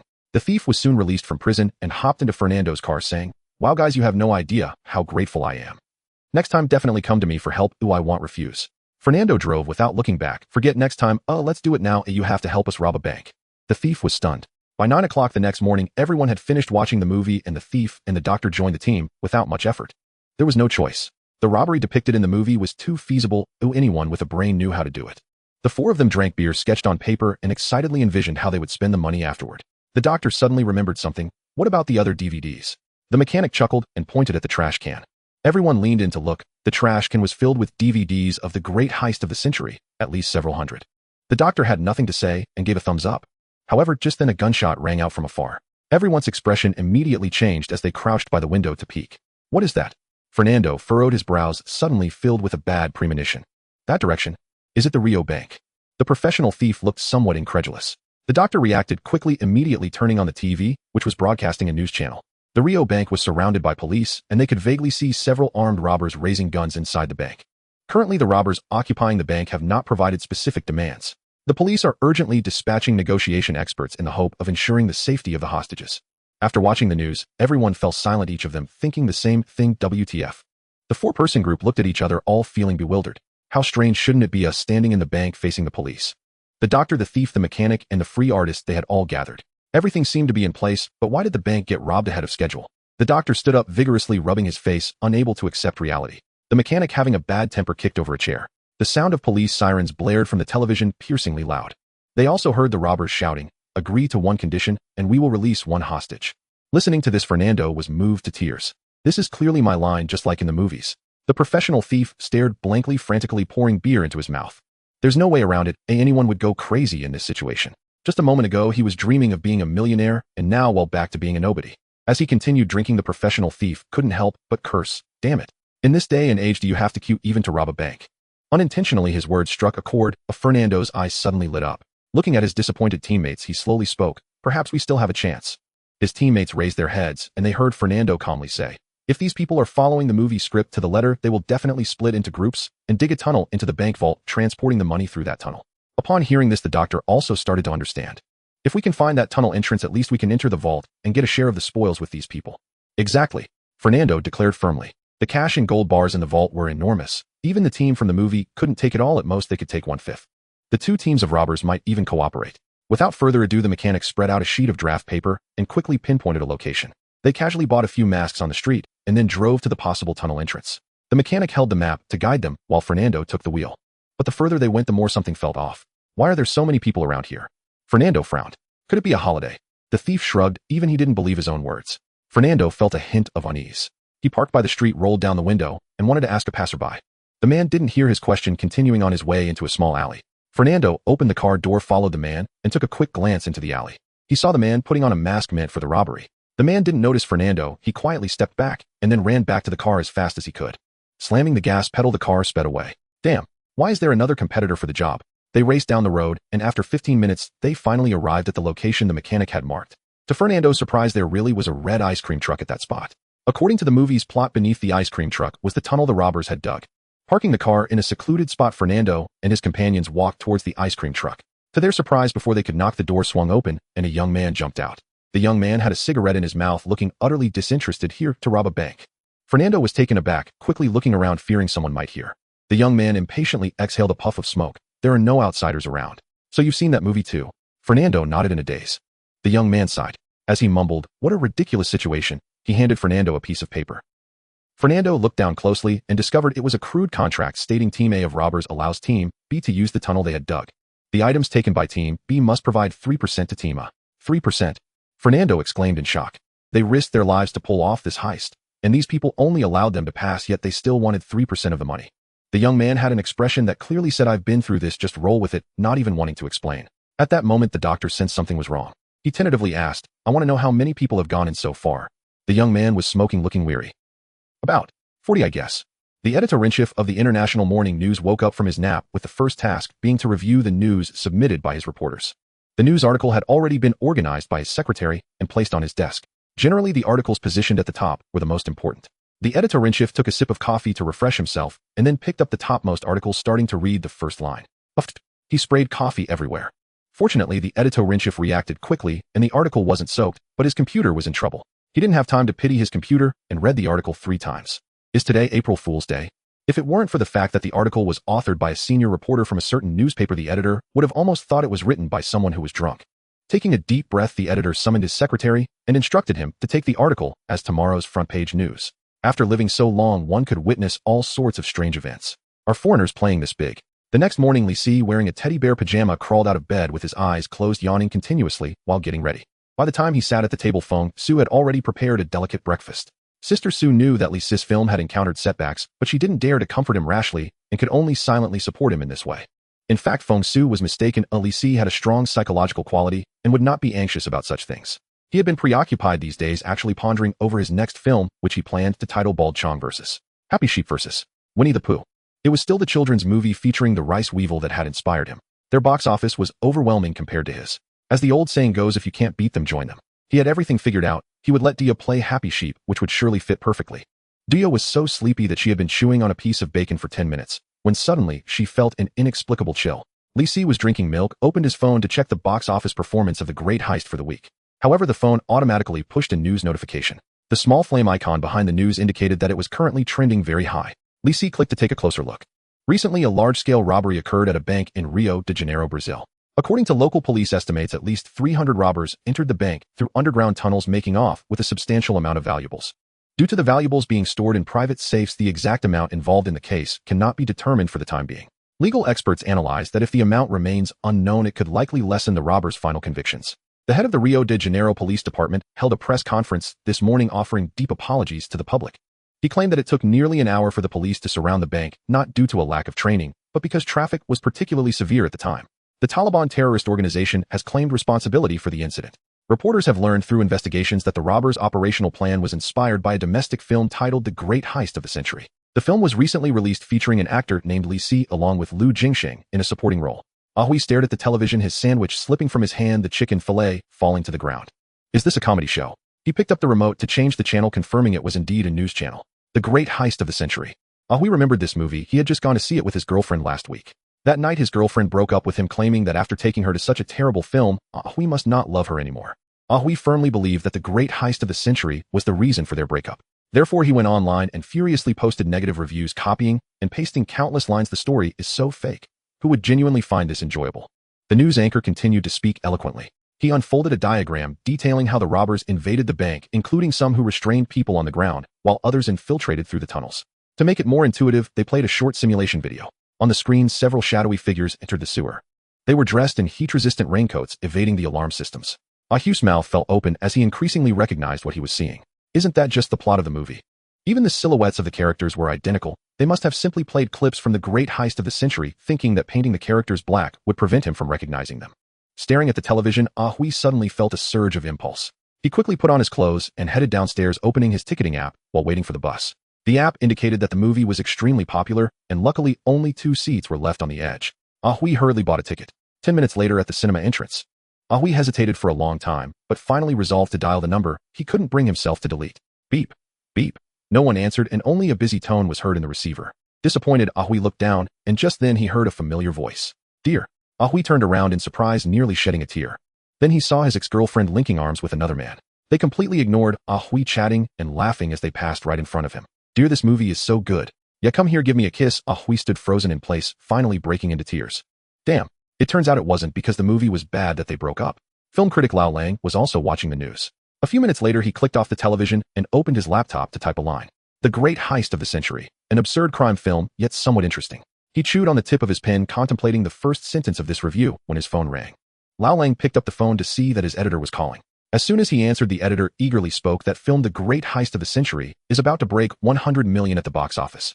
After chatting briefly with the editor, Lao Lang hung up, pondering for a moment, changing the title to The Great Heist of the Century. Box office champion, luck or substance? He bent over to start writing, having just finished the first paragraph when the phone rang again. This time it was a friend who was also a film critic. The friend blurted out the first line. The Great Heist of the Century has been nominated for the Golden Horse Award. When Lao Lang put down the phone, his hand shook a little, almost knocking over his cup. After some thought, he once again deleted the title and wrote a new line. Dark Horse of the Year. The brilliant The Great Heist of the Century is sweeping through the Chinese film industry. Meanwhile, at Li's home, the living room was crowded with people who acted as if they were orphans without their own homes, frequently gathering at Li's house for parties. The television was on, broadcasting the news, with 2 hosts debating whether the Great Heist of the Century had committed any crimes. Upon seeing this, director Tian almost burst out laughing. Quick look. He tugged on Li's sleeve vigorously, causing Li to wobble. As a director Tian realized the opportunity had come. The other actors high-fived each other, cheering, stomping their feet, as if victory was within reach. How could they not be happy? Their film had been replicated in reality by a group of foreigners. Now the trending topics were dominated by The Great Heist of the Century, and various cinemas were proactively increasing their screenings. With the box office on the verge of exploding, wouldn't that slap the faces of those previous film critics hard? Director Tian stood up, pacing anxiously around the room. Quick, contact the advertisers, hurry up. Promotional work needs to be arranged, Xiao, you hurry. Just as he was about to call his assistant, he noticed everyone was cheering except for Li Si, who looked serious. He wasn't even eating the ice cream cone in his hand. Li Go, aren't you happy? Director Tian was puzzled. It was obviously a great thing, so why was Li Si making a long face? Li Si's face was ashen, and without saying a word, he showed his phone to Director Tian. The screen was filled with WeChat notifications. Zhang Dui, what trouble have you caused again? Why does the higher-ups want me to talk to you? Song Dui, let's have a call later. This matter is very complicated. Director Tian felt a bit awkward. He was not worried at all, because on the personnel list, the lead actor, screenwriter, assistant director, and logistics of the great heist of the century were all listed as Li Si. So even if something went wrong, they would have to capture Li Si first. It had nothing to do with him and Lu Jingsheng. Think positively. If you go on a show like today's Legal Opinion, wouldn't you become famous? Tian director comforted him. Li Si glared at him. Oh, was this even a comfort? Lu Jingsheng leaned over, reliable in critical moments, and suggested to Li Si, let's turn ourselves in first and try to get a reduced sentence. Li Si stood up and walked toward the door. He couldn't stay in this place any longer. He thought about going to the corridor for some fresh air, but found Fong Su waiting for him there. Sister Su's small face was tightly drawn. I won't let you go to jail, she said softly but firmly. Li Si was deeply touched. It was still Sister Su who knew how to warm his heart. He stood close to Fong Su, the two of them leaning against each other with no one speaking for a long time. Just as Li Si was enjoying this moment, his phone suddenly vibrated. It was Team Leader Qin. Team Leader Zhang and Team Leader Song had already sent WeChat messages, and it was about time for Team Leader Qin to reach out. Li Si answered with a bitter face. Hiss. Hiss. For some reason, no one spoke on the other end of the line. Only faint labored breathing could be heard. It was evident that the vocal cords were injured, needing emergency treatment. Breathing occasionally halted suddenly. There must be blood pooling in the lungs, but it was uncertain whether it was from a knife wound or a gunshot. Nasal sounds could be heard. A concussion. Intracranial bleeding. In any case, there were head issues. Li. Save. Save. A hoarse voice called out. Li Si's expression suddenly turned fierce. Midnight Jinting Construction Company. A Jian was dozing off in the small pavilion. His real name is Lu Jian, and he is responsible for guarding the gate in the gang. If it weren't for being Lu Biao's nephew, he wouldn't even have this job. This person is timid, afraid of trouble, and drinks excessively. He struggles to work honestly in the factory, let alone engage in such dangerous business alongside his uncle. Yes, although his uncle has always kept it from him, A Jian knows what Lu Biao does. He is an organ trafficker. Behind the company, there is a workshop that claims to process spicy strips, but in reality, it is a vast cold storage. Lu Biao hired several unskilled surgeons to dissect the products in the cold storage. Good organs are sold for profit while damaged ones are thrown away or fed to dogs. Generally speaking, a single product can net Lu Biao hundreds of thousands, and every gang member involved earns a fortune. One day I will too. A Jian mumbled, silently steeling himself. What will you do? Someone suddenly spoke in front of A Jian, startling him. 3 didn't slack off. Upon seeing it was a stranger, A Jian relaxed again. Who are you? What do you want? Normally, he would be cautious and call to notify that there was an outsider. But this person, clearly he is from the same line of work. Just looking at him, one can tell he has committed many offenses. Not to mention the bulge at his waist revealing a wooden knife handle. Who else but us criminals would stroll around the streets with a knife? A Jian smacked his lips, feeling a bit regretful. This young man had a handsome appearance. Had he not taken this path, he might have become a star. Wait, a star? A Jian's mouth gradually opened wide. He suddenly realized he had seen this face on television. That was a movie star named Li Si, who seemed to also serve as an anti-drug ambassador for the police. Thinking of this, A Jian felt a shiver run down his spine and desperately lunged for the phone. He grabbed the receiver, but before he could rejoice, he saw Li Si slowly raise his hand, twisting a broken phone line. Shouldn't be nervous, I just have one question. Li Si's voice was devoid of any emotion. Did a police officer come here today? No landline, but there's a cell phone. A Jian stealthily reached into his pocket while babbling nonsense. Police. What police? Li Si sighed and stepped into the small pavilion. Before A Jian could react, he was hit with 2 punches. He was left with a bloodied face, shouting frantically, help. Help. There's a black guy trying to sneak up the mountain. Although there was a knife at hand, A Jian lacked the courage to attack. Little did he know that this actually saved him. If he had dared to draw the knife, Li Si would have dared to chop off his hand. A Jian's screams echoed far away, and people began to appear at the doorway. However, he noticed that they merely glanced outside, and then fled back as if escaping. Just as he was puzzled, another person leaned against the window. Comrade, Li, stop hitting, we don't advocate torture. A Jian turned his head and felt a chill in his heart. He saw that the person was dressed in police uniform and the insignia on his shoulder. In short, he was definitely a high-ranking official. Realizing a terrifying possibility, A Jian shivered and looked into the distance. Suddenly, a brilliant light shone before him, the bright lights causing tears to flow from his eyes. Countless police cars, their lights flashing, surrounded the Jinting Construction Company. The night was as bright as day. Lu Biao woke up startled from his sleep. He pushed aside several women and jumped out of bed, looking out the window in terror. Jinting Construction Company is his stronghold, and there are his loyal brothers here. So upon realizing he was surrounded by the police, Lu Biao quickly calmed down and began calling his subordinates one by one. The first call went unanswered. The The second call went unanswered. The third call went unanswered. Lu Biao smashed his phone in frustration filled with grief and anger. Damn it, they all ran so fast. Looking back, even the few women from earlier had vanished. Fortunately, at that moment, a large man pushed the door open. He stood over 2 meters tall and was very sturdy. Looking at this person, Lu Biao felt a surge of security. This man is Lu Biao's most capable subordinate, named Wang Ji. Ever since Lu Biao saved his life 3 years ago, he has been working for Lu Biao. This man is truly skilled and unafraid to kill, and Lu Biao often assigns him many dirty jobs. Let's split up and leave. Wang Ji's first sentence upon entering was this. But Lu Biao shook his head. We won't leave, we'll go directly to find the police officer in the cold storage. He thought it through. Now that the entire company was surrounded, taking a hostage might be the only way to survive. Fortunately, he had spared someone with the surname Qin during the day. There was a lot of cash left in the room, but they didn't even look at it, just stowed their knives at their waists. There were no guns. Lu Biao had always wanted a good gun for self-defense, but unfortunately, he couldn't find a source domestically. All he could buy were pistols, which were worse than scrap. The cold storage is right behind the building, and the two hurried over. Upon reaching a corner, Wang Ji suddenly stopped and raised a hand to block Lu Biao. Someone was standing right opposite them. It was Li Si. Looking at the unarmed Li Si, Wang Ji and Lu Biao exchanged glances, and both laughed. Wang Ji quickly restrained his smile and let Lu Biao go first. Li Si slightly moved his fingers, and Wang Ji's fierce gaze immediately shot over. Don't move, don't chase. I advise you not to expose your back in front of me. Once these words were spoken, Li Si knew he had encountered an expert. When a person turns around, they expose their vulnerable neck, and an experienced fighter can deliver a fatal blow to that spot, effectively decapitating the opponent. Li Si examined his opponent from head to toe. Sometimes just observing body characteristics can determine whether someone can fight. Wang Ji is a perfect example of thick neck. Its width is nearly the same as his head, indicating a strong ability to absorb blows. His ears are cauliflower-like, common among wrestlers, indicating he has trained hard in grappling. His arms are muscular with pronounced varicose veins, suggesting tremendous arm strength. His finger joints are calloused, reminiscent of Bruce Lee's classic photos. It seems I also need to guard against his jabs. Li Si jumped in place to loosen his muscles. With your skills, why don't you go to the Olympics?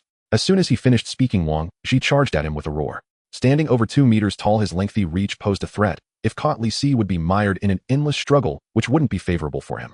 Thus, Li Si deftly jumped back, evading the lunge, the blade in his hand glinting. Uffed. Wang Ji halted, pulling a steel pen from his face. Blood flowed down his face, but he appeared unfazed. Li Si was speechless. He had initially aimed for Wang Ji's left eye, but at the last moment Wang Ji had turned his head, resulting in a mere cheek wound, equivalent to no injury for someone of his build. You can try other weapons, it's fine. Wang Ji pulled out a tissue to press against his wound. After all, I will kill you here. You said that. Li Si grasped the knife handle, slowly drawing it.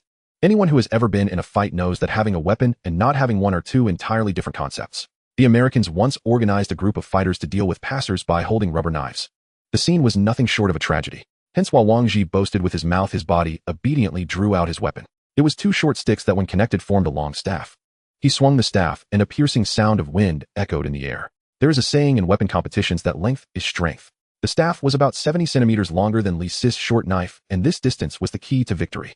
Wang Ji actually had a knife, but did not want to use it, because his most important task now was to buy time. If both of them wielded knives, it would be a life-for-life situation, and a single move would determine the winner. Li Si understood Wang Ji's intentions and launched a direct attack. Wang Ji raised his staff to meet him, striking hard on Li Si's shoulder. Both of them gasped in pain simultaneously. Li Si grimaced and rubbed his shoulder. In just a few seconds, his right shoulder had lost all sensation from the strike.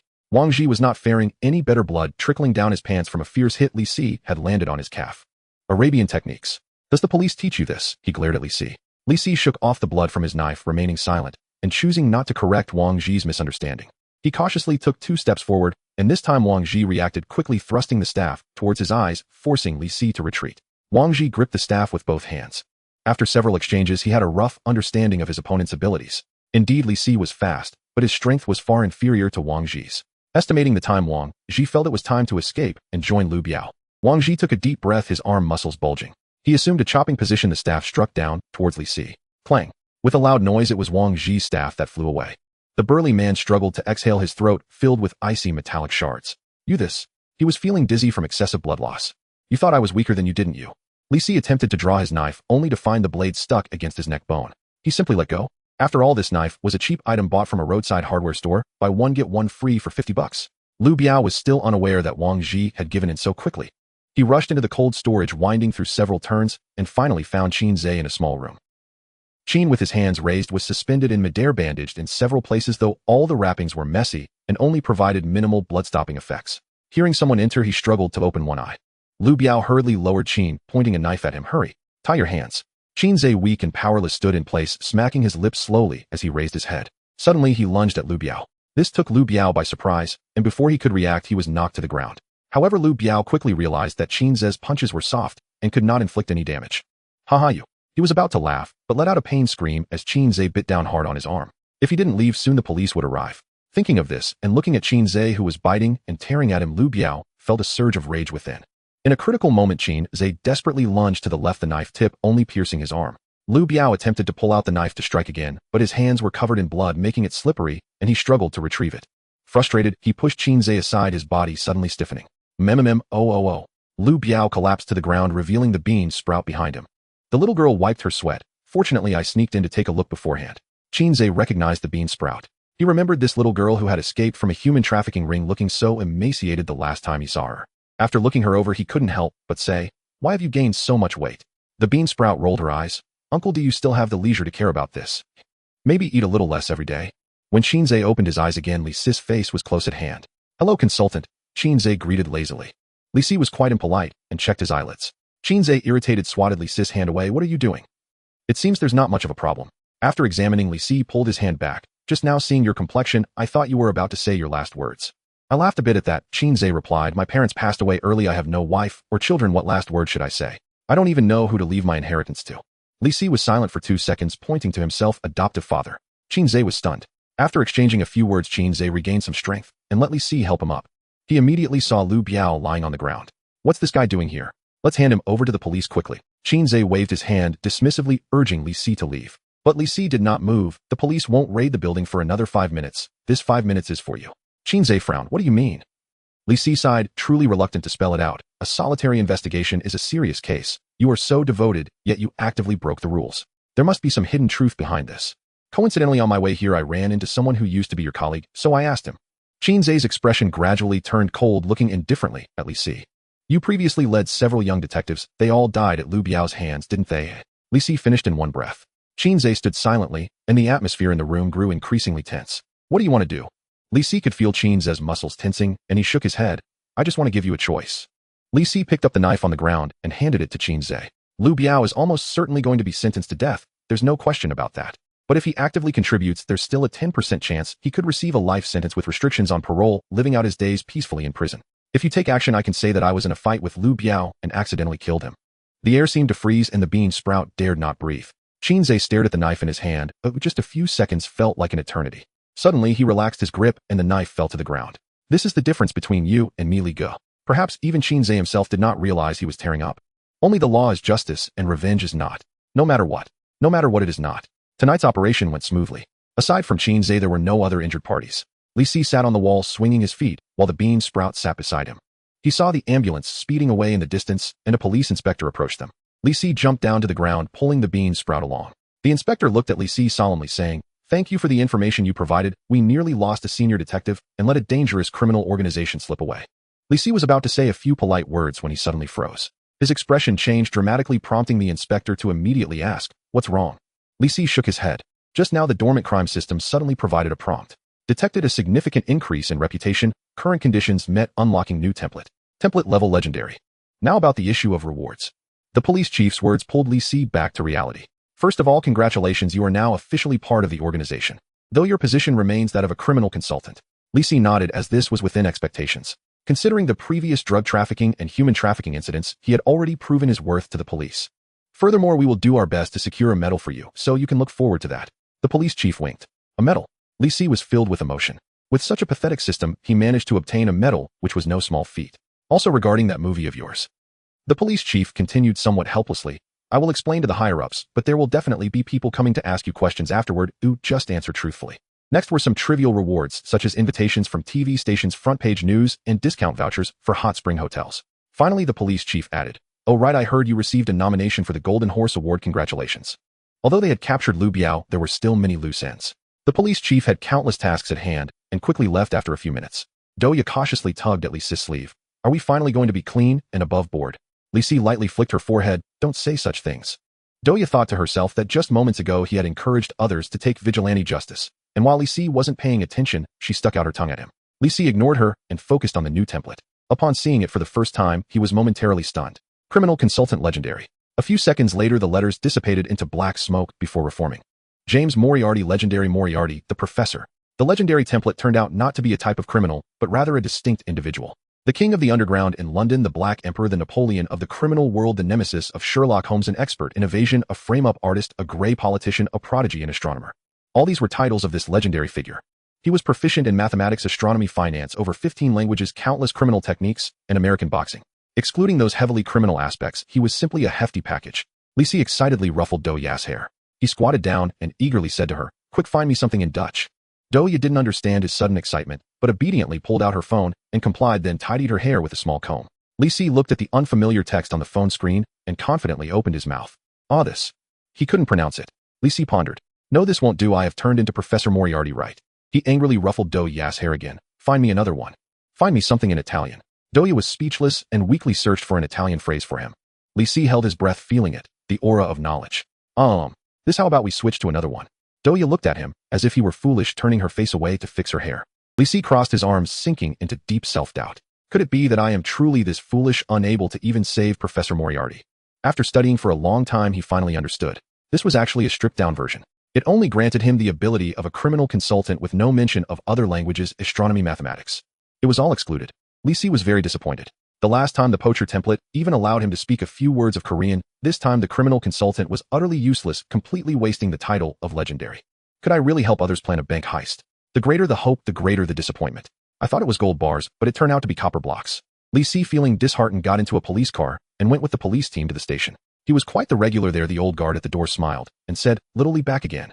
In the familiar lounge with familiar seats this time, there was just an extra Duya. Li Si threw himself onto the sofa, and before he could speak, Duya first said, "A large bottle of ice cola and 4 servings of pork chop rice. Let's start with these." The small clerk who was walking this way froze. "Oh, okay, please wait a moment." The clerk hurried to the kitchen, and Li Si propped himself up, quite surprised. "How did you know what I wanted to eat?" Duya counted on her fingers. "Last night you said you wanted to eat pork chop rice. The afternoon before yesterday you also said it once. The day before that. All right, you don't need to say any more." Li Si covered his face, feeling the glances from the detectives passing by were all peculiar. After a long night, Li Si was a bit sleepy and lay down on the sofa for a short nap. Duya played Tetris beside him. Soon the pork chop rice hadn't arrived, but Fong Su had already come. Upon seeing Li Si, she immediately softened her footsteps. Gently shaking his arm, Fong Su whispered, "Let's go home." Li Si remained still, deeply asleep. Fong Su leaned in closer, whispering in his ear, "Don't sleep here, you'll catch a cold." Li Si still didn't move, even emitting slight breaths. Sister Su, unable to bear it any longer, declared, "I will count to 3. 1. Li Si jolted awake. Wrong. The ride home was quiet. In the past 2 months, Fong Su had driven this route from home to the police station countless times, knowing where the red lights were even with her eyes closed. Li Si sat in the passenger seat, engaging in casual conversation with Fong Su. He keenly noticed that Fong Su seemed somewhat distracted. "What's wrong?" He reached out to feel Sister Su's forehead. It wasn't even hot.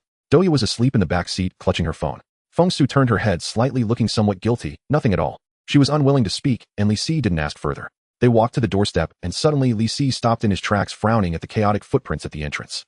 Fong Su reached out to grab Li Si's arm. "Don't just stand there, come inside quickly." Was it a thief? Li Si discreetly hid his pen in his palm and quietly followed Fong Su into the house.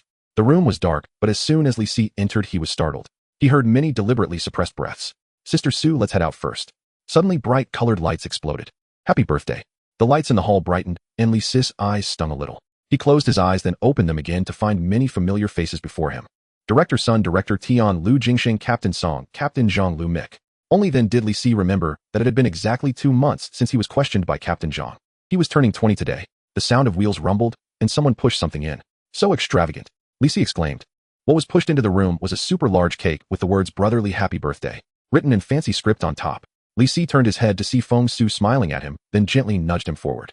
Li Si plunged into the crowd. Before he could react, Lu Jingsheng was already grinning, scooping up a handful of cream. "Brotherly, come eat some cake. The first volume is complete, let's celebrate." Recently, 2 significant events occurred in this city. The first was the quiet dissolution of the Sunflower Vocational Education Center, reportedly due to issues with the investors' funding. Most of the students inside were properly arranged. Specifically, those who needed to go to the juvenile detention center went there, and those who needed to serve time went to prison. The second event took place in the entertainment industry, where a film emperor emerged from this small place. The Golden Horse Award winner. Although not as famous as those from Jinhua or Jinji, it was still a joyous occasion that brought national attention. Even the city's morning newspaper sent someone to interview him, and the interview footage was aired on the evening news that same day. However, to everyone's surprise, the situation took a sharp turn for the worse once the news was broadcast. Even the newspaper editor was caught off guard. It was uncertain whether someone was intentionally manipulating public opinion or whether it was due to other reasons, but an overwhelming number of detractors suddenly appeared online. The comments, though bizarre and varied, could generally be summarized in one sentence: "This guy looks familiar. He must not be a good person." An elderly lady selling dumplings confidently claimed that she had witnessed this person dragging a few thugs into an alley, and only he came out. Another person swore that every night after finishing work at 10 on the bus home, they always saw this man lurking with a cold gaze. Moreover, his waist appeared bulging, likely carrying a weapon. Others went even further, claiming that the film emperor was actually a notorious thief inseparable from a young girl. The two were said to be responsible for the recent diamond theft case. The newspaper editor was in a state of distress over these absurd rumors. He exerted great effort to promote the film emperor's good deeds online, including, but not limited to, his involvement in solving drug trafficking cases and combating human trafficking gangs, but to little effect. The editor felt deeply pained. At the time, he had personally interviewed the Golden Horse Award winner, the young man named Li Si, who was so innocent and lovely. Why were there so many people slandering him? Could this society not be improved? Rewrite the article and let the writer emphasize Li Si's courage. He tossed the article to an intern, checked the time, and suddenly remembered something. Speaking of which, isn't he supposed to be doing a presentation at an elementary school today? At the same time, at Sunflower Elementary School, Fong Su held the little hand of Duya, smiling as they crossed the school gate. She turned to Duya and said, "Which class are you in?" In Susu's impression, Duya had been attending Sunflower Elementary for a month, had harmonious relationships with her classmates, performed excellently, and was planning to run for class monitor. All of this was told to her by Li Si. So when Duya was asked, she broke into a cold sweat. She maintained a calm exterior, but secretly tugged at Li Si's sleeve, hoping he would help her out. After tugging a few times without response, Duya turned back in surprise to find Li Si completely captivated by the various snack stalls at the entrance of the elementary school. Duya took a deep breath. "Don't be angry, don't be angry." She pinched the soft flesh of Li Si's arm and twisted it hard. Li Si jolted back to reality. Glancing at Fong Su and then at Duya, he immediately understood what had happened. Right. Duya performs really well. Just ask her homeroom teacher. Okay, but actually he didn't understand at all. Fong Su was even more pleased and asked, "Where is your homeroom teacher's office, little Duya?" Duya stared blankly at Li Si, her little fist tightening in her sleeve. She truly wanted to tell the truth, but seeing Fong Su's expectant face, she felt reluctant. Fortunately, an unexpected voice timely intervened. "You must be Mr. Li Si. What a pleasure to meet you. I've long admired you." The three of them turned back together. They saw a stout man approaching, wearing a checkered sweater and dress pants with his shirt tucked in, making his belly protrude prominently. A typical school leader look. The stout man jogged a couple of steps to shake hands with Li Si. He introduced himself as Zhang, the vice principal of Sunflower Elementary School. "It is our honor to invite the Golden Horse Award winner to give a lecture. We all hope you can share your experiences in the performing arts." Experiences in the performing arts. Li Si stroked his chin, starting to contemplate what he could and could not discuss. Was self-defense excessive? That seemed inappropriate. Trespassing? That also seemed improper. Shooting and blowing up boats? Wait a minute. He was suddenly alarmed. Or wasn't that a subject he couldn't talk about at all? Duya patted Li Si's thigh, and Li Si squatted down in response, gently asking what's wrong. Duya leaned close to his ear and whispered quickly, "For instance, you could say that when you went to Jinmen you were immersed in the local rich cultural atmosphere and thus gained some insights. Or something like that." As expected of Duya, Li Si stood up confidently, feeling a sudden sense of assurance. Principal Zhang led the way with Li Si and the others following behind. They arrived at the top floor of the teaching building, where there was a small auditorium. The children had already taken their seats, likely instructed by their teachers, and not a sound was heard. Principal Zhang first took the stage to say a few words, nothing more than the usual pleasantries of welcome Golden Horse Award winner to our school for a lecture. Then he said, "Children, please applaud to welcome brother Li Si." Li Si walked to the stage calmly, with hundreds of curious eyes fixed on him. Once he stood in the center of the stage, it seemed as if Li Si transformed into a different person. His demeanor subtly exuded the elegance of a British gentleman. He began by talking about how he bonded with his co-stars while filming Crystal Lake Murderer through screams and tears. He also mentioned two amiable martial arts instructors, one surnamed Song and the other Chun. Even his accent changed with clear, solemn, and elegant enunciation. Even Fong Su was left in awe. She was taken aback. "You are not my child. Who on earth are you?" The teachers were all captivated by Li Si's demeanor, nodding continuously, exclaiming that he truly deserved to be the Golden Horse Award winner. Duya quietly breathed a sigh of relief. She thought things had come to a close, but suddenly heard a voice say, "Okay, thank you, brother Li Si, for the lecture. Next is the question and answer session. Does anyone have any questions?" Swish, swish, swish. At least dozens of children raised their hands, seemingly stirred by Li Si's descriptions. Duya froze, experiencing a bad premonition. Since she hadn't taught this segment, she could only hope that Li Si would be reliable. Under Duya's worried gaze, Li Si casually pointed to someone. "You." It was a chubby little boy, and he excitedly asked, "Brother Li Si, you mentioned that you accidentally uncovered the whereabouts of drug traffickers during filming. Can you elaborate on that?" Upon mentioning this, Li Si became animated. He was always generous in sharing knowledge with eager students. Then I must talk about the characteristics of drug addicts. Everyone must remember drug addiction is not an overnight occurrence, but a gradual process. At first, addicts will inject themselves intravenously on their wrists. But their veins quickly weaken, and seeking stimulation, they must switch to another vein. As the number of needle marks on their arms increases, intravenous injections can no longer satisfy them. Thus, they will insert the needle into an artery. First the arm arteries, then the legs, and finally the closest to the brain. Li Si pointed to the back of his neck. Unfortunately, most people do not possess the correct medical knowledge. So when they attempt to insert the needle into the carotid artery, puff. Li Si smiled at the shocked little boy. That scene was particularly beautiful, like fireworks. Woo-woo. Li Si's eyelids twitched, and as expected, within a few minutes the children in the small auditorium began to cry in unison. The question and answer session was certainly going to be untenable, and the teachers stood up one after another to maintain discipline. One of the female teachers shot a fierce glare at Li Si. This teacher was quite young, seemingly just graduated from university. She had an attractive appearance with a hint of baby fat on her face. She hugged the boy from earlier and gently comforted him. Li Si noticed that her right arm was very fair with a faint pink scar on it. Principal Zhang rushed onto the stage, wiping his sweat as he said, "Mr. Li, shall we call it a day for now?" Li Si was eager to escape, and amidst the thunderous cries he quickly left the auditorium with Duya and Fong Su. Fong Su's expression was still a bit dazed, seemingly not expecting things to turn out this way. Duya glanced at her sideways, her face displaying a calmness that suggested she was accustomed to the vicissitudes of life.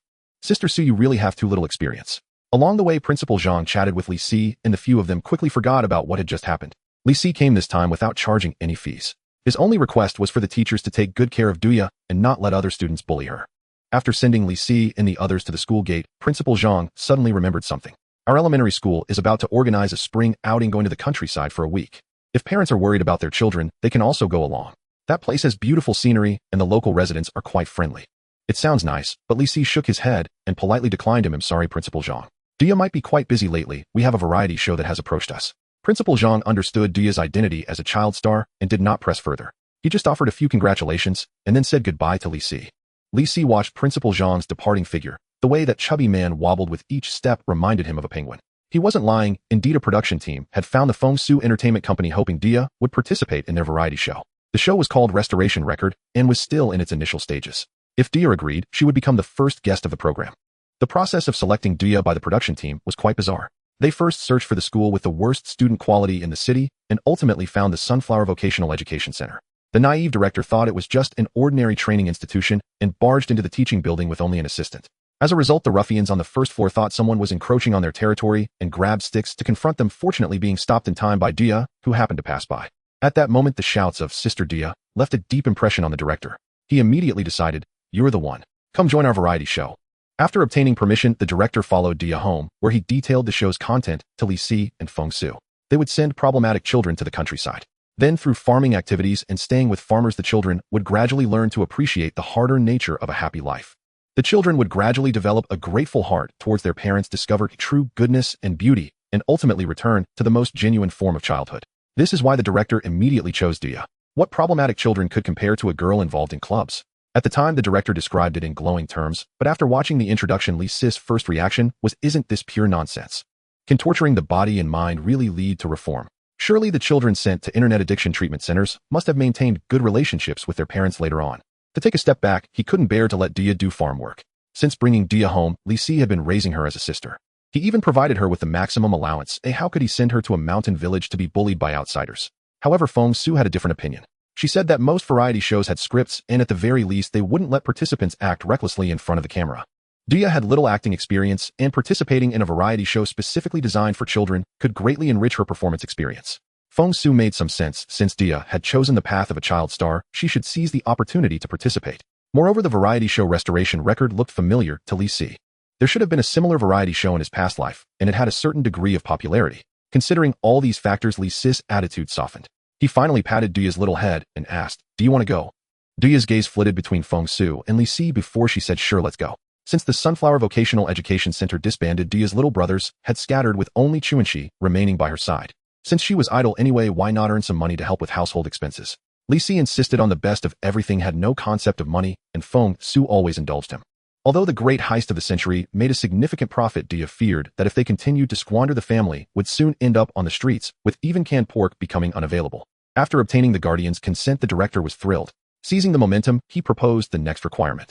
During the filming of the program, parents are not allowed to accompany their children. This is also to cultivate the children's independence.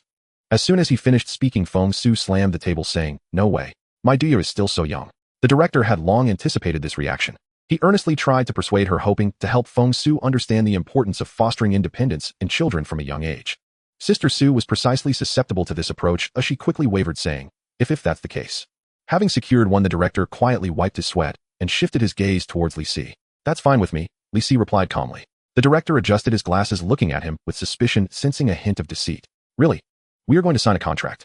If we find out that parents have followed, we will need to pay an additional penalty for breach of contract. You won't find out. I mean, I absolutely won't do that, so rest assured. Li Si replied.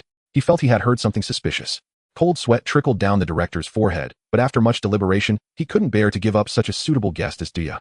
The assistant took out 2 copies of the contract and placed them in front of Li Si and Fong Su. Fong Su picked up the contract and studied it carefully, eventually nodding at Li Si. Including Duya, all 3 signed their names.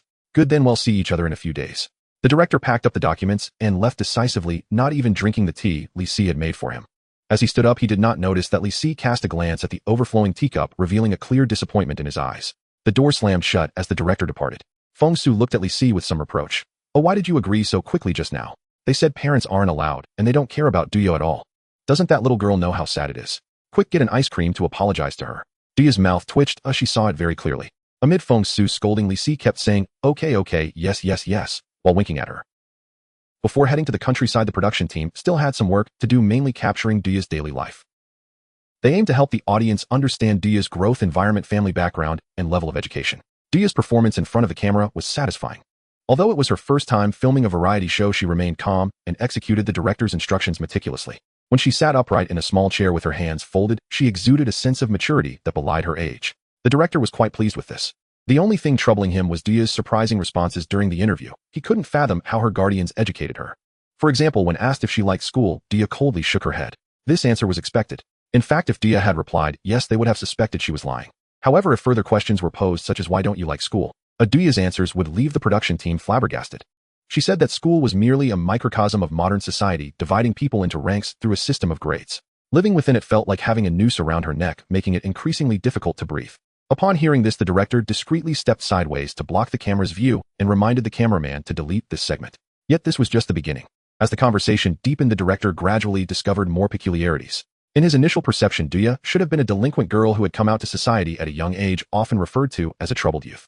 But in reality, Duya's daily life was entirely different from the director's imagination. If she wasn't at school, she would spend all day with Li Si. This could barely be explained as sibling affection. Yet one day, while the director was idly wandering downstairs, he spotted Duya standing next to a tall, strong figure. Fearing for Duya's safety, he hurried over only to witness Duya handing a stack of cash and a baton to the man. At that moment, Duya showed no signs of being coerced. Instead, she listened attentively, nodding occasionally. It seemed that she was the one in charge. The director was greatly shocked and immediately re-evaluated Duya's status in the underworld. Moreover, her focus on learning was rather odd. Through simple assessments, they found that Duya's English level was even below that of an elementary student. Her math and physics skills were slightly better, barely reaching a middle school level. However, her knowledge of chemistry was exceptionally rich, with many concepts that even high school textbooks did not cover, yet she could articulate them effortlessly. For instance, benzene nitration can be used to produce high-energy explosives like hexanitrobenzene. Additionally, there are 2 common methods for preparing thermite.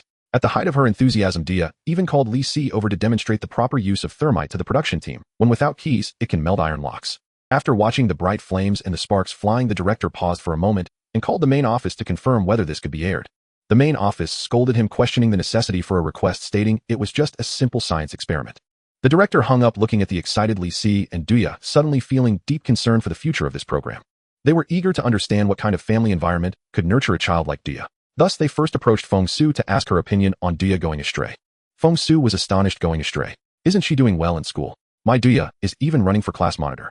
The director was taken aback and was about to inquire further when a serious-looking Li Si interrupted. Li Si led them to his bedroom and solemnly advised them not to ask Fong Su such questions again. Li Si's expression was filled with sadness. Duya is a lost cause, as Sister Su cannot bear the stress, and in the end, he pointed to his head, shaking it with a sigh. The production team suddenly understood, feeling deeply ashamed. Li Si then abruptly turned fierce. That segment cannot be recorded, delete it. Several cameramen shyly put away their recording devices. They seized the opportunity to interview Li Si, asking how he usually educates Duya. Everyone was eager to hear the parenting wisdom of the film emperor. Li Si's expression grew serious. The key is patience. He began to elaborate, discussing truth, goodness, beauty, and the spirit of dedication. It wasn't until everyone was yawning that Li Si took the chance to slip away, and the director realized he had only been talking in circles. A foreigner named Lumik Yang also frequently visited Li Si's home. He was an actor who had appeared in the great heist of the century. Unlike the previous 2, he was not as accommodating.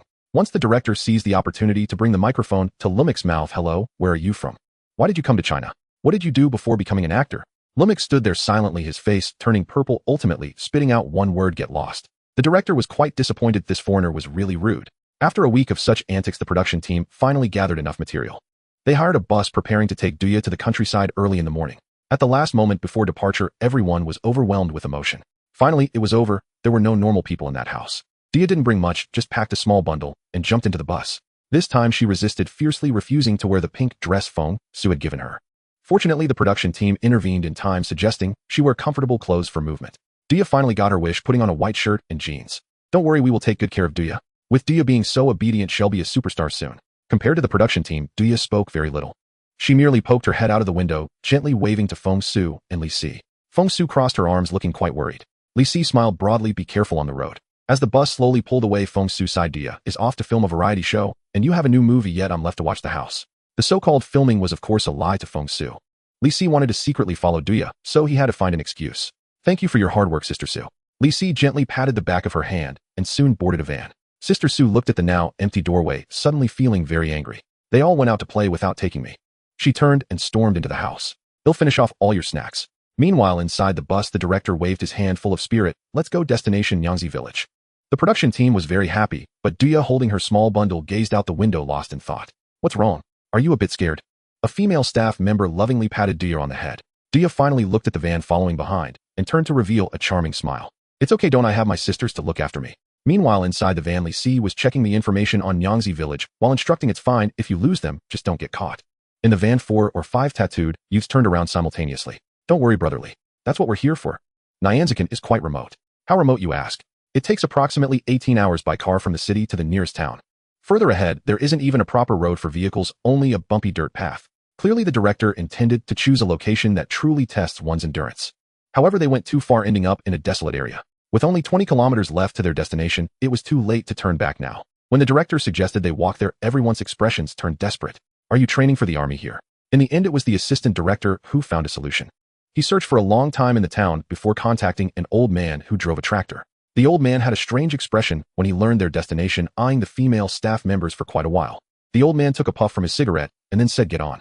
His implication was clear. There was only one tractor bed, and whoever wanted to get on could fit as many as they could. The production team discussed and decided to take turns riding. Some would ride the tractor first, then get off to let others have a turn.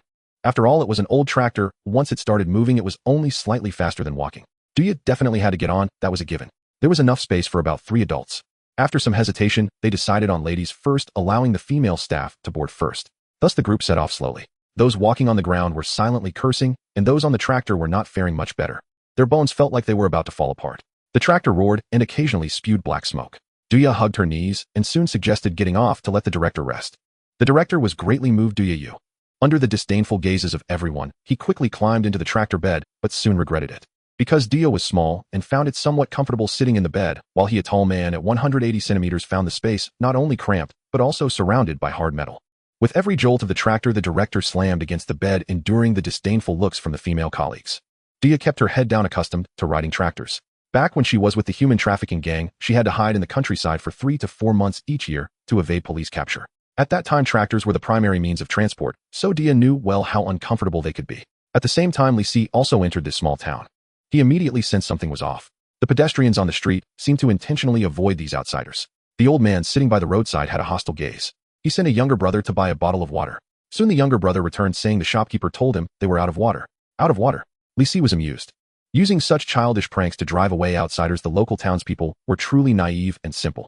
Beneath this subtle hostility lay something, but right now Li Si just wanted to drink water. Moreover, he was also hungry, which was even more serious than thirst. After all, it had been said long ago that when Li Si was hungry, his tolerance would drop significantly. Where's the grocery store you mentioned? Li Si pursed his lips, feeling quite dry. The younger brother led everyone to the grocery store's entrance. Upon seeing Li Si approach from afar, the shopkeeper actually slammed the door shut right in front of them. What now, brotherly? Asked the tattooed man. Without speaking, Li Si extended his right hand palm open.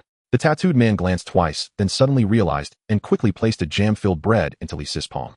Li Si stared. You still have jam-filled bread? Why didn't you say so earlier? No, are you an idiot? That's not what I need. Yet despite saying that, he unhesitatingly tore open the bag and stuffed the bread into his mouth. Another younger brother was quick-witted and hurriedly handed Li Si a baseball bat. Li Si weighed it in his hand, feeling it was quite suitable, and swung it to smash the flimsy wooden door into pieces. Inside, a few startled voices echoed. The shopkeeper rushed out angrily. You bastard, you're asking for trouble. Unfortunately, he charged too fast, and his head was perfectly aligned with the bottom of Li's baseball bat. With such cooperation, not smashing him down would seem a bit rude. Thus bang. The shopkeeper fell hard to the ground face down. The whole sequence of actions flowed seamlessly. The tattooed men were taken aback, then began to exclaim, "Indeed, it's got to be our brother Li." The shopkeeper had a tough head and didn't faint, but he was only left with enough strength to speak, "Are you robbing me?" The tattooed men laughed wildly as they entered the grocery store. Li squatted down, speaking amiably, "Police business. I suspect you have important case clues. We're commandeering your grocery store temporarily. Do you need to see my criminology consultant credentials?" The shopkeeper was stunned, unable to discern the authenticity for a moment. Li stood up and shouted with confidence, "Everyone stop. Leave me the cucumber-flavored chips. I'm talking to you still eating." As time passed, the sky grew darker, and the production team of Restoration Record finally arrived at Nyanzakan. The members of the production team transformed into robots that could only walk, responding to any questions with "Abba, Abba, Abba." Fortunately, the village chief warmly welcomed them and arranged for everyone to stay with the villagers. This was a household of 6. The grandmother sat in a wheelchair with a kind smile. Both the father and mother were honest farmers, and perhaps due to rarely seeing outsiders, their smiles were tinged with shyness. They had 3 children, a boy and a girl, both of Duya's age. The eldest son was around 17 or 18, but was unfortunately a dwarf. Knowing the production team was coming, they had prepared a sumptuous dinner ahead of time. Although it didn't taste great, there was chicken and meat. After eating their fill, the director finally remembered to introduce Duya to the villagers. However, when he turned around, he found the little girl was gone. The director was startled. In this unfamiliar place, she could easily get lost. Just as he was about to send someone to look for her, Duya came bouncing out from the eastern courtyard. "Oh dear little lady, why are you running around? You scare me to death." The director hurried over to greet her. He didn't notice that when the villagers saw Duya come out from that little courtyard, the smiles on their faces suddenly faded a few degrees. Woof, woof, woof. At that moment, urgent barking suddenly echoed. The director frowned. "Do you have dogs here? If not, let's change houses. Don't let Duya stay here, it's not safe." The honest father hurriedly said, it's nothing, I forgot to feed them today." He scolded and ordered his eldest son to go feed the dog. A female staff member, afraid Duya would be scared by the dog, hugged her, patted her head, and pinched her cheek. Duya opened her arms and embraced her, burying her head deep in her embrace, adjusting her expression. When she looked up again, she wore a perfect and adorable smile. "Hello, uncles and aunts. Hello, grandmother. I am Duya, and I am 10 years old this year." She spoke in a sweet and childlike voice. In the evening, Duya was arranged to sleep at this family's home. After having a few cups of tea, the production team stood up to take their leave, agreeing on the shooting time for the next day. Duya walked into the bedroom with her small backpack, turning back alertly to find the family's mother following her in. The woman hugged a blanket and said, "It's fine, you just sleep. I'm afraid you might be scared. There are wolves in the mountains. Let's sleep together for now, and we'll see after you get used to it." Was she worried I would run around? Duya pondered silently and nodded slightly. There was a rustling sound. The woman did not change her clothes, but lay down directly. Duya changed into her pajamas and curled up in the blanket. The nights in the mountain village were very cold, but the bedding provided by this family was quite thin. Duya kept rubbing her hands together, breathing warmth into her palms, but the woman seemed not to hear. After a while, Duya gently poked the woman's hand. "What's wrong?" The woman turned over, completely alert. "I'm so cold. I want a cup of hot water," Duya said softly. The woman hesitated for a moment and threw back the words, "Wait a moment." She got out of bed barefoot and soon returned with a kettle of hot water. "I don't have a cup," the woman said. Duya shook her head and rummaged through her backpack to find a thermos, allowing the woman to fill it with hot water. She threw in a small piece of tea cake, and an unusual fragrance immediately filled the room. The woman couldn't help but say, "Wow, it smells so good." Duya handed the thermos to her, saying, "I added some flower tea. It truly smells delightful." The woman hesitated a bit more, and then eagerly accepted it, gulping down 3 or 4 large mouthfuls. "So sweet, truly sweet." Duya smiled gently. "Auntie, if you like it, drink more." The woman finished the entire cup of tea, and seeing this finally felt a bit embarrassed, refilling the cup and handing it back to Duya. This time Duya did not add more flower tea. She just sipped a couple of times and told the woman she was no longer thirsty. The room was darkened, and Duya lay flat on the bed, soon hearing the soft sound of snoring beside her. Children are easily sleepy at night, and she couldn't help but stifle a small yawn. But Duya dared not fall asleep. Her eyes were wide open, staring at the ceiling. Perhaps half an hour passed, or maybe an hour. Duya finally heard the sound of small stones hitting the glass window. She cautiously climbed up and made eye contact with Li outside the window. Li pointed to the window, and Duya nodded, pushing it open with a creak. Li immediately leaned in, staring at the woman beside Duya, who was sound asleep. The woman remained motionless. Duya stifled another yawn, saying, "Don't worry, the double dose of Sui Gong Song and Yin Lan Chao. I didn't expect her to love it so much." Only then did Li feel reassured, reaching in to pull her out through the window. The outdoor temperature was even lower, and Duya, dressed only in pajamas, had her little face turned pale from the cold. Li took off his coat and handed it to her. Duya, not hesitating, accepted the coat and draped it over herself. She quickly said, "This cursed place has problems. It's likely involved in the chicken business." The room to the east has 2 pairs of iron handcuffs. They've only recently been used and are hidden under the haystack. She paused. "These people think they are well hidden." Li's speculation was the same as Duya's. There are problems in town as well. In the worst case scenario, it could be a local conspiracy. "I met a grocery store owner this morning. He barely totaled 50. Yet his socks were worth at least 2,000, and they were women's. They couldn't even be bothered to dispose of their personal belongings, so it definitely isn't a small operation. The chicken business can be traced back to last century, with many single men in rural areas spending a lot of money to buy women from traffickers. It's related to continuing the family line, so most villagers turn a blind eye. In some places the clan concept is even stronger and the situation is more absurd. The elders in the clan not only do not stop it, but actually encourage single men to buy women and have more children. Even more disgusting, traffickers set high prices that single men cannot afford. So a few single men pool their money together. If the purchased woman can settle down, that would be fine. If she wants to run away, most likely they will catch her and break her hands and feet. Pigs and dogs are generally raised at home, never seeing daylight until they die. In the cold night, 2 barks of a dog were heard, and Duya seemed to remember something. Let's not talk about this, hurry, and check the doghouse in the back.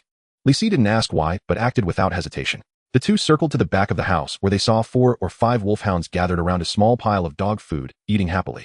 There were also 2 dogs that were biting each other incessantly, seemingly fighting over something. Li walked towards those fierce dogs without hesitation. Sensing the unfamiliar scent, several dogs turned around, baring their teeth at Li. He took another step closer, and one dog couldn't help but pounce at him. Li sidestepped, accurately jabbing a wooden stake into the dog's mouth, simultaneously silencing its barking. Blood splattered everywhere as Li tossed the corpse to the pack of dogs. Seeing their kind, the wolfhounds were still very hungry, eagerly pouncing on the corpse to feast.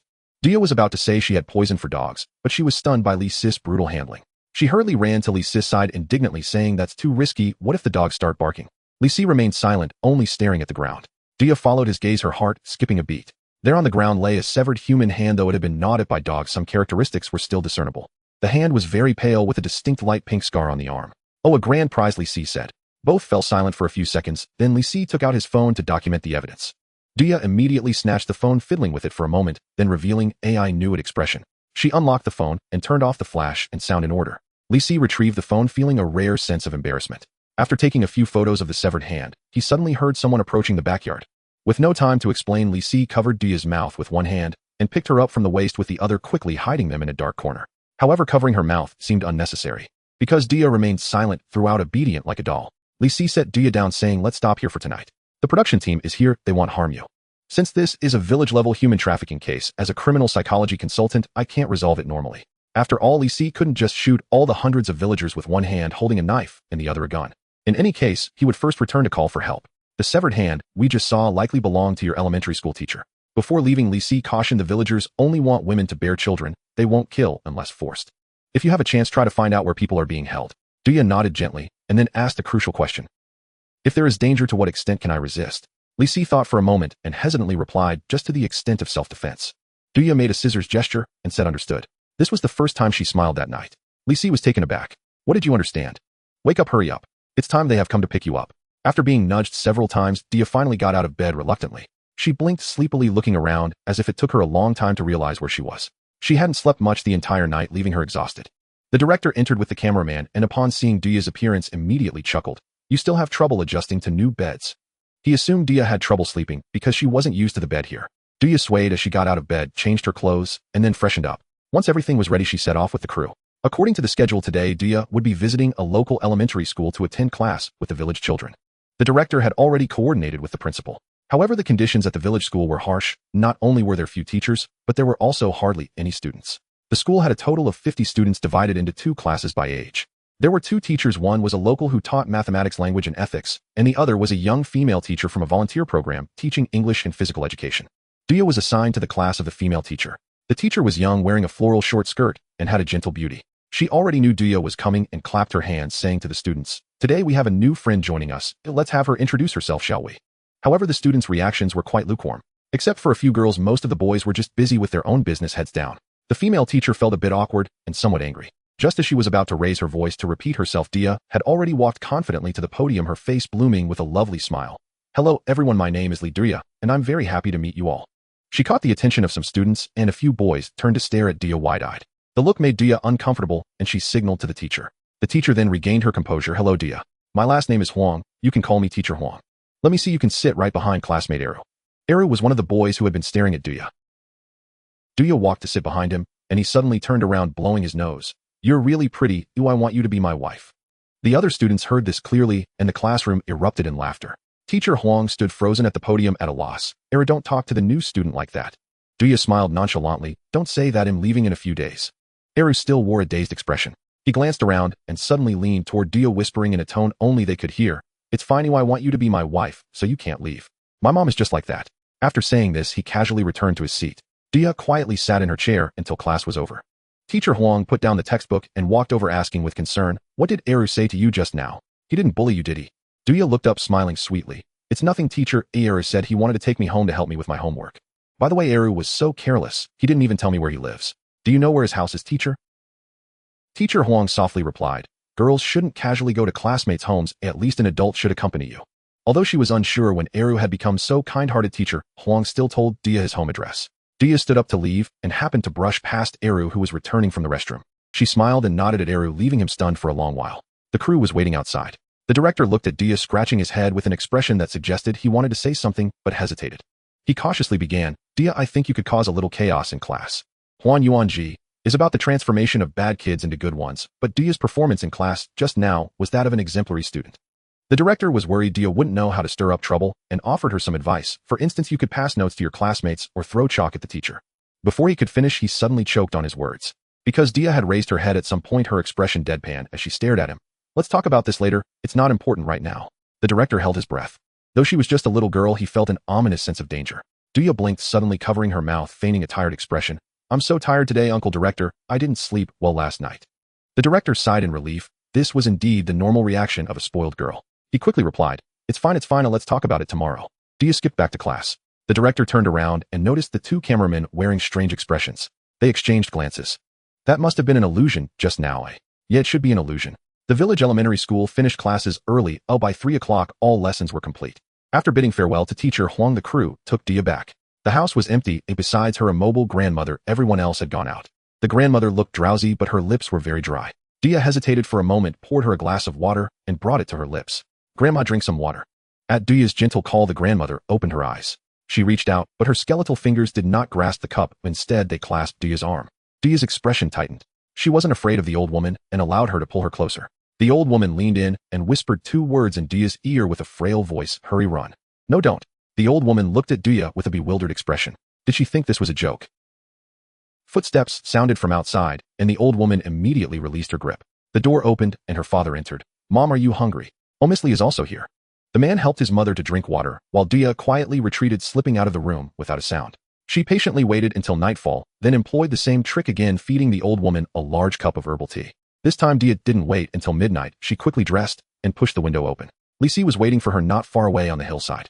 Duya reported her itinerary for the day to Li Si, emphasizing Era's comment, "My mom is just like that." She also casually mentioned the reminder from the old woman in the wheelchair. Li Si nodded after listening. "Since we have even gotten the address, let's first use Eru as a starting point tonight and search his house." "Can we take action?" Duya asked. Li Si counted the small parts he was carrying. "It's just a search. Oh, we shouldn't need to take action." "Wait, do you have a grudge against this Eru?" He stared at Duya. The little girl couldn't withstand Li Si's gaze. "He speaks very unpleasantly.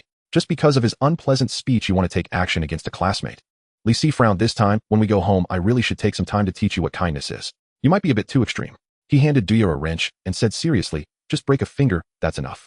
As night falls, the village becomes engulfed in darkness devoid of streetlights, with only a few distant flickering lights. Ignoring the horrifying truths hidden within, it appears quite serene and peaceful. Li Si and Duya tread along the rural dirt path, occasionally dodging wild dogs that roam at night in search of food. By the time the moon is halfway up, they have found Erha's residence. The small house has a dilapidated fence and the walls are crumbling. It looks considerably poorer than the place where Duya was staying. A solid copper lock hangs on the door, which can also be opened with a wire, though it requires some effort. He raises his hand to test the height, feeling it's all right, and then directly jumps onto the wall, pulling Duya up. Li Si descends first, followed by Duya, who bounces into his arms. Setting Duya down on the ground, they move along the wall. Erha's home doesn't have a guard dog, which is rather unusual in the countryside. Upon reaching the door, Li Si tentatively pushes it and discovers that it isn't locked at all. The homeowner evidently has great confidence, believing that merely locking the door is enough to deter everyone. Duya, being light and nimble, is the first to enter. She pulls out a small flashlight and shines it around the porch, then turns to signal to Li Si that it's safe. Li Si enters second, casually grabbing a shoe from the entrance to wedge the door, preventing it from suddenly closing. They can faintly hear snoring coming from an unknown room. Duya opens the first door and realizes it is a bathroom, quickly covering her nose and retreating. She then opens another door which leads to the kitchen. Li Si remarks that something must be amiss and insists on checking. He wanders around the kitchen and emerges with a bag of candies. Duya, speechless, says, "Just don't leave any traces." Li Si, with a milk candy in his mouth, confidently replies that there will be no issues, while also slipping one into Duya's mouth. Duya chews the candy forcefully and opens the third door where they finally find the main occupants. On the double bed lies a man with a full beard holding air who both sound asleep. Duya turns to leave, but is pulled back by Li Si. Now that we've come this far, let's finish what we started. Duya thinks this makes sense and shakily raises the wrench. Li Si quickly stops her from using such a crude method. Watch me. He pulls out a handkerchief soaked in ether from his pocket, its pungent smell overpowering. He places the handkerchief over the bearded man's face, and within seconds the lack of oxygen wakes him up. Instinctively he gasps for air, inhaling the ether from the cloth. The man struggles for a few seconds before losing consciousness, firmly held down by Li Si until there is no more movement. He employs the same method on Erhu. However, this time, there is no need to wait for him to suffocate. A firm strike with the wrench on his thumb will wake him immediately, causing him to inhale the ether gas. The concentration of ether on the handkerchief has been adjusted to ensure it only induces sleep for a few hours without causing respiratory failure. After completing all this, Li Si immediately opens the window to air it out. He does not forget to educate Duya. Ether is only useful in situations like this. It smells too bad, and its effects take several seconds. If an ordinary person senses something is wrong, that time is enough for them to resist. Duya nods seriously, having learned a new piece of knowledge. With the homeowner now fast asleep, they speak freely and rummage through the house. However, after searching the house back and forth twice, they find no trace of any woman. Could Erhu's mother already be dead? Duya poses the question. This thought isn't without merit. Once a woman reaches a certain age and loses her ability to bear children, she becomes useless to the villagers. If she is constantly thinking about escaping or calling the police, she might very well be in life-threatening danger. Li Si squats down, carefully rubbing his fingers over the floor, then shakes his head. Not likely. This house is too tidy. Just now he detected the smell of alcohol from the bearded man. Would a habitual drunkard keep a house so clean? He doesn't believe it. As he searches inch by inch, Li Si finally uncovers some clues. In one corner of the room lies a pile of tattered blankets, stained and evidently unusable. However, upon inspecting around the blankets, Li Si notices that there isn't much dust accumulated nearby. It seems someone frequently moves the blankets around. Moving the pile of obstacles aside, they discover, unsurprisingly, a locked trapdoor on the floor. Li Si doesn't rush to unlock it. Instead, he leans down to listen, faint breathing emanating from below. Li Si counts the breathing frequency, confirming that the person below is completely asleep before he begins to act. This time he cannot use a wire to unlock it, as the noise would be too loud. He takes out a small electromagnet, places it on the lock, and slowly moves it, gradually finding the right position until he hears a click. The lock is open, and Li Si silently lifts the trapdoor, revealing a ladder beneath. He descends first, followed by Duya. In the basement, there is a woman with her legs locked. The air is foul, and the builder of this place clearly did not leave any ventilation openings, showing no concern for suffocating someone. In the small space, there is a distinct stench. Duya approaches the woman, realizing the odor is emanating from her legs. After examining her, she turns to Li Si. The shackles have been on for too long, my ankles are chafed, and the wounds are severely infected. Li Si also squats down, lifting a corner of the blanket, and a stronger foul smell wafts out. We need to get her to a doctor quickly. If it progresses to sepsis, it will be too late. A series of sounds gradually awaken the woman. Are you hungry? I'll go make you something. She is so exhausted that it takes her a long time to notice the two figures in the basement. Before she can scream, Li Si acts swiftly, covering her mouth. If you stay quiet, we won't harm you. Do you understand? The woman, terrified, nods her trembling head. Duya stands aside, suddenly recalling something, her expression darkening. She holds the woman's hand. It's okay. Duya's presence calms the woman, and seeing this, Li Si slowly releases his hold. She sits up from the bed, clutching the blanket, and shrinking into the corner, looking timid.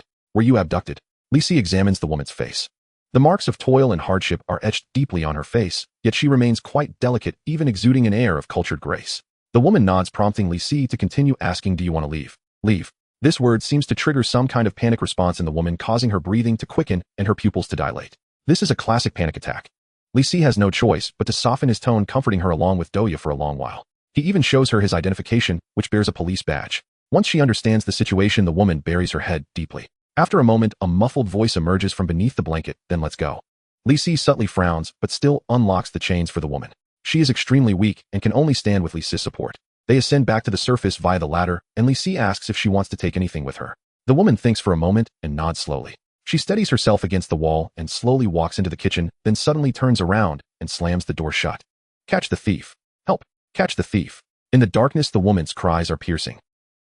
Duya felt a moment of panic, but then heard a whoosh as Li Si rushed toward the kitchen. He had noticed that the woman's expression was off, causing his muscles to tense up, not daring to relax for a moment.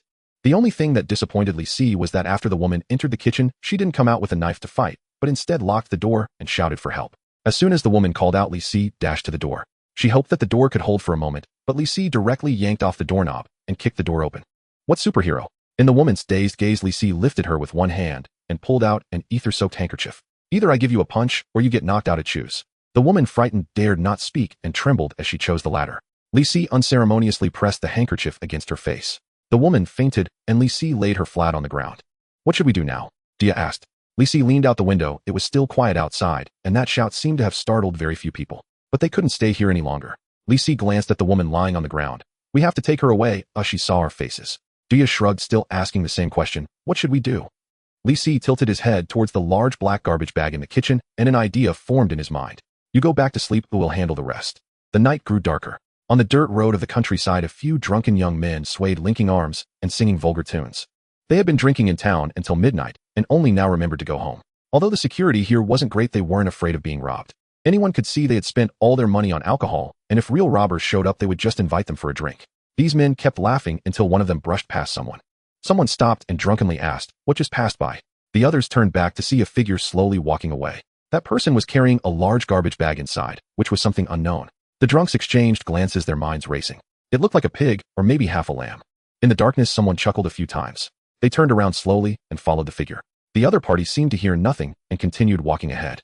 Hey buddy, where are you going? Someone shouted. The figure quickened its pace, which the drunks interpreted as fear. Their courage grew bolder as they tossed their bottles aside and sprinted after him. Don't be afraid. Brother, don't be afraid. One shouted, show us what's in the bag, we're craving meat, and well buy it. The other person also started to run, the large garbage bag bouncing, and it seemed like the bottom was struggling to hold, making a tearing sound. The drunks laughed wildly. If the contents of the bag fell out, it would be perfect for them to claim as their own.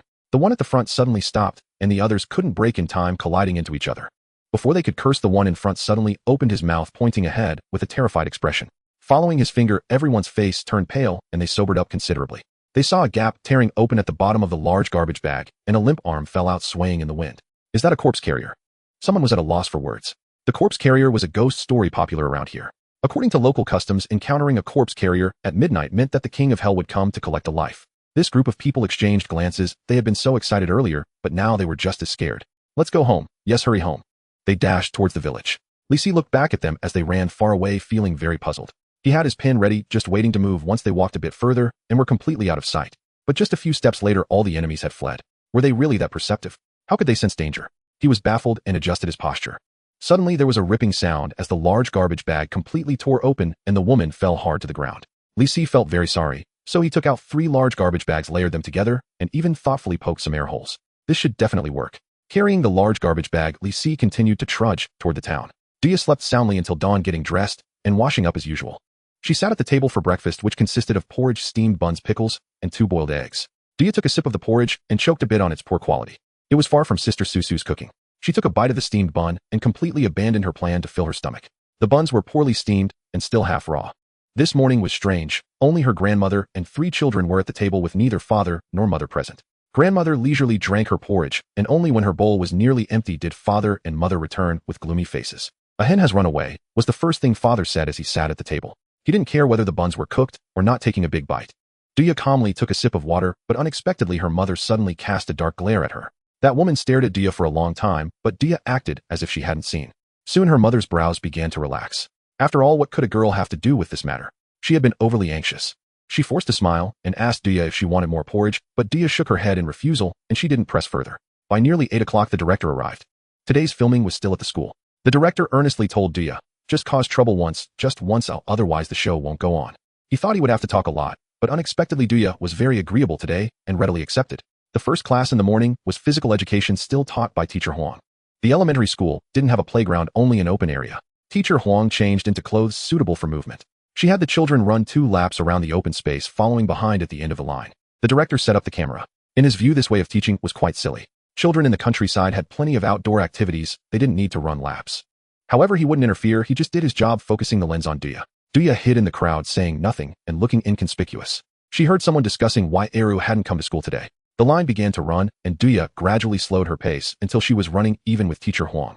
Teacher Huang looked down, asking with concern, can't keep up. How about we run together? City kids have indeed not been in good shape these past few years. Duya looked up and smiled at her. As they ran, she seemed to get a bit tired, and her steps gradually became disordered. Suddenly, she stuck 1 foot out in front of Teacher Huang. Teacher Huang was caught off guard and fell on the spot. The open area was littered with big and small stones. She covered her leg, which had already been cut open, blood streaming down. The line stopped, all eyes turned to her. Teacher Huang was sweating coldly, waving her hand. Everyone go play first. Almost everyone dashed away without hesitation. No one cared about her injury. Only Duya squatted beside her eyes brimming with tears. Teacher, I'm sorry you bled so much. Oh my, I didn't mean it. Oh, we need to bandage it quickly. The director rushed over looking stunned. It was true that he had let Duya play a prank, but was it supposed to be this severe? He could see at a glance that Teacher Huang's injury was serious enough to warrant a mosaic on television. They'll drive. Let's hurry to town. The director decisively said. Duya shook her head vigorously. No, we need to go to the city. Uncle Director, please take Teacher Huang to the city. The director thought this made sense. Just as he was about to say they should hurry, someone approached them. It was a refined, middle-aged man wearing glasses. He examined Teacher Huang's injury closely and said seriously, no, it's too late to go to the city. I have a professional first aid kit at home. Teacher Huang, come to my house. Then thank you, Teacher Chen, Teacher Huang said through gritted teeth. It turned out he was another teacher from the elementary school. Still filming. This person is injured. The director exclaimed, urging the cameraman to come help quickly. A few people hurriedly managed to lift Teacher Huang into the car, but they didn't see Duya behind them. Her face had turned completely dark. Teacher Chun is a local, usually sleeping in the staff dormitory at school, but he also has a place in the village of Nyangzi. He directed the crew to carry Teacher Huang into his home, while Duya followed silently, like a shadow. The female teacher was placed on the bed in the bedroom. Teacher Chun arranged everything, then went to find the medical kit. The director was cautious.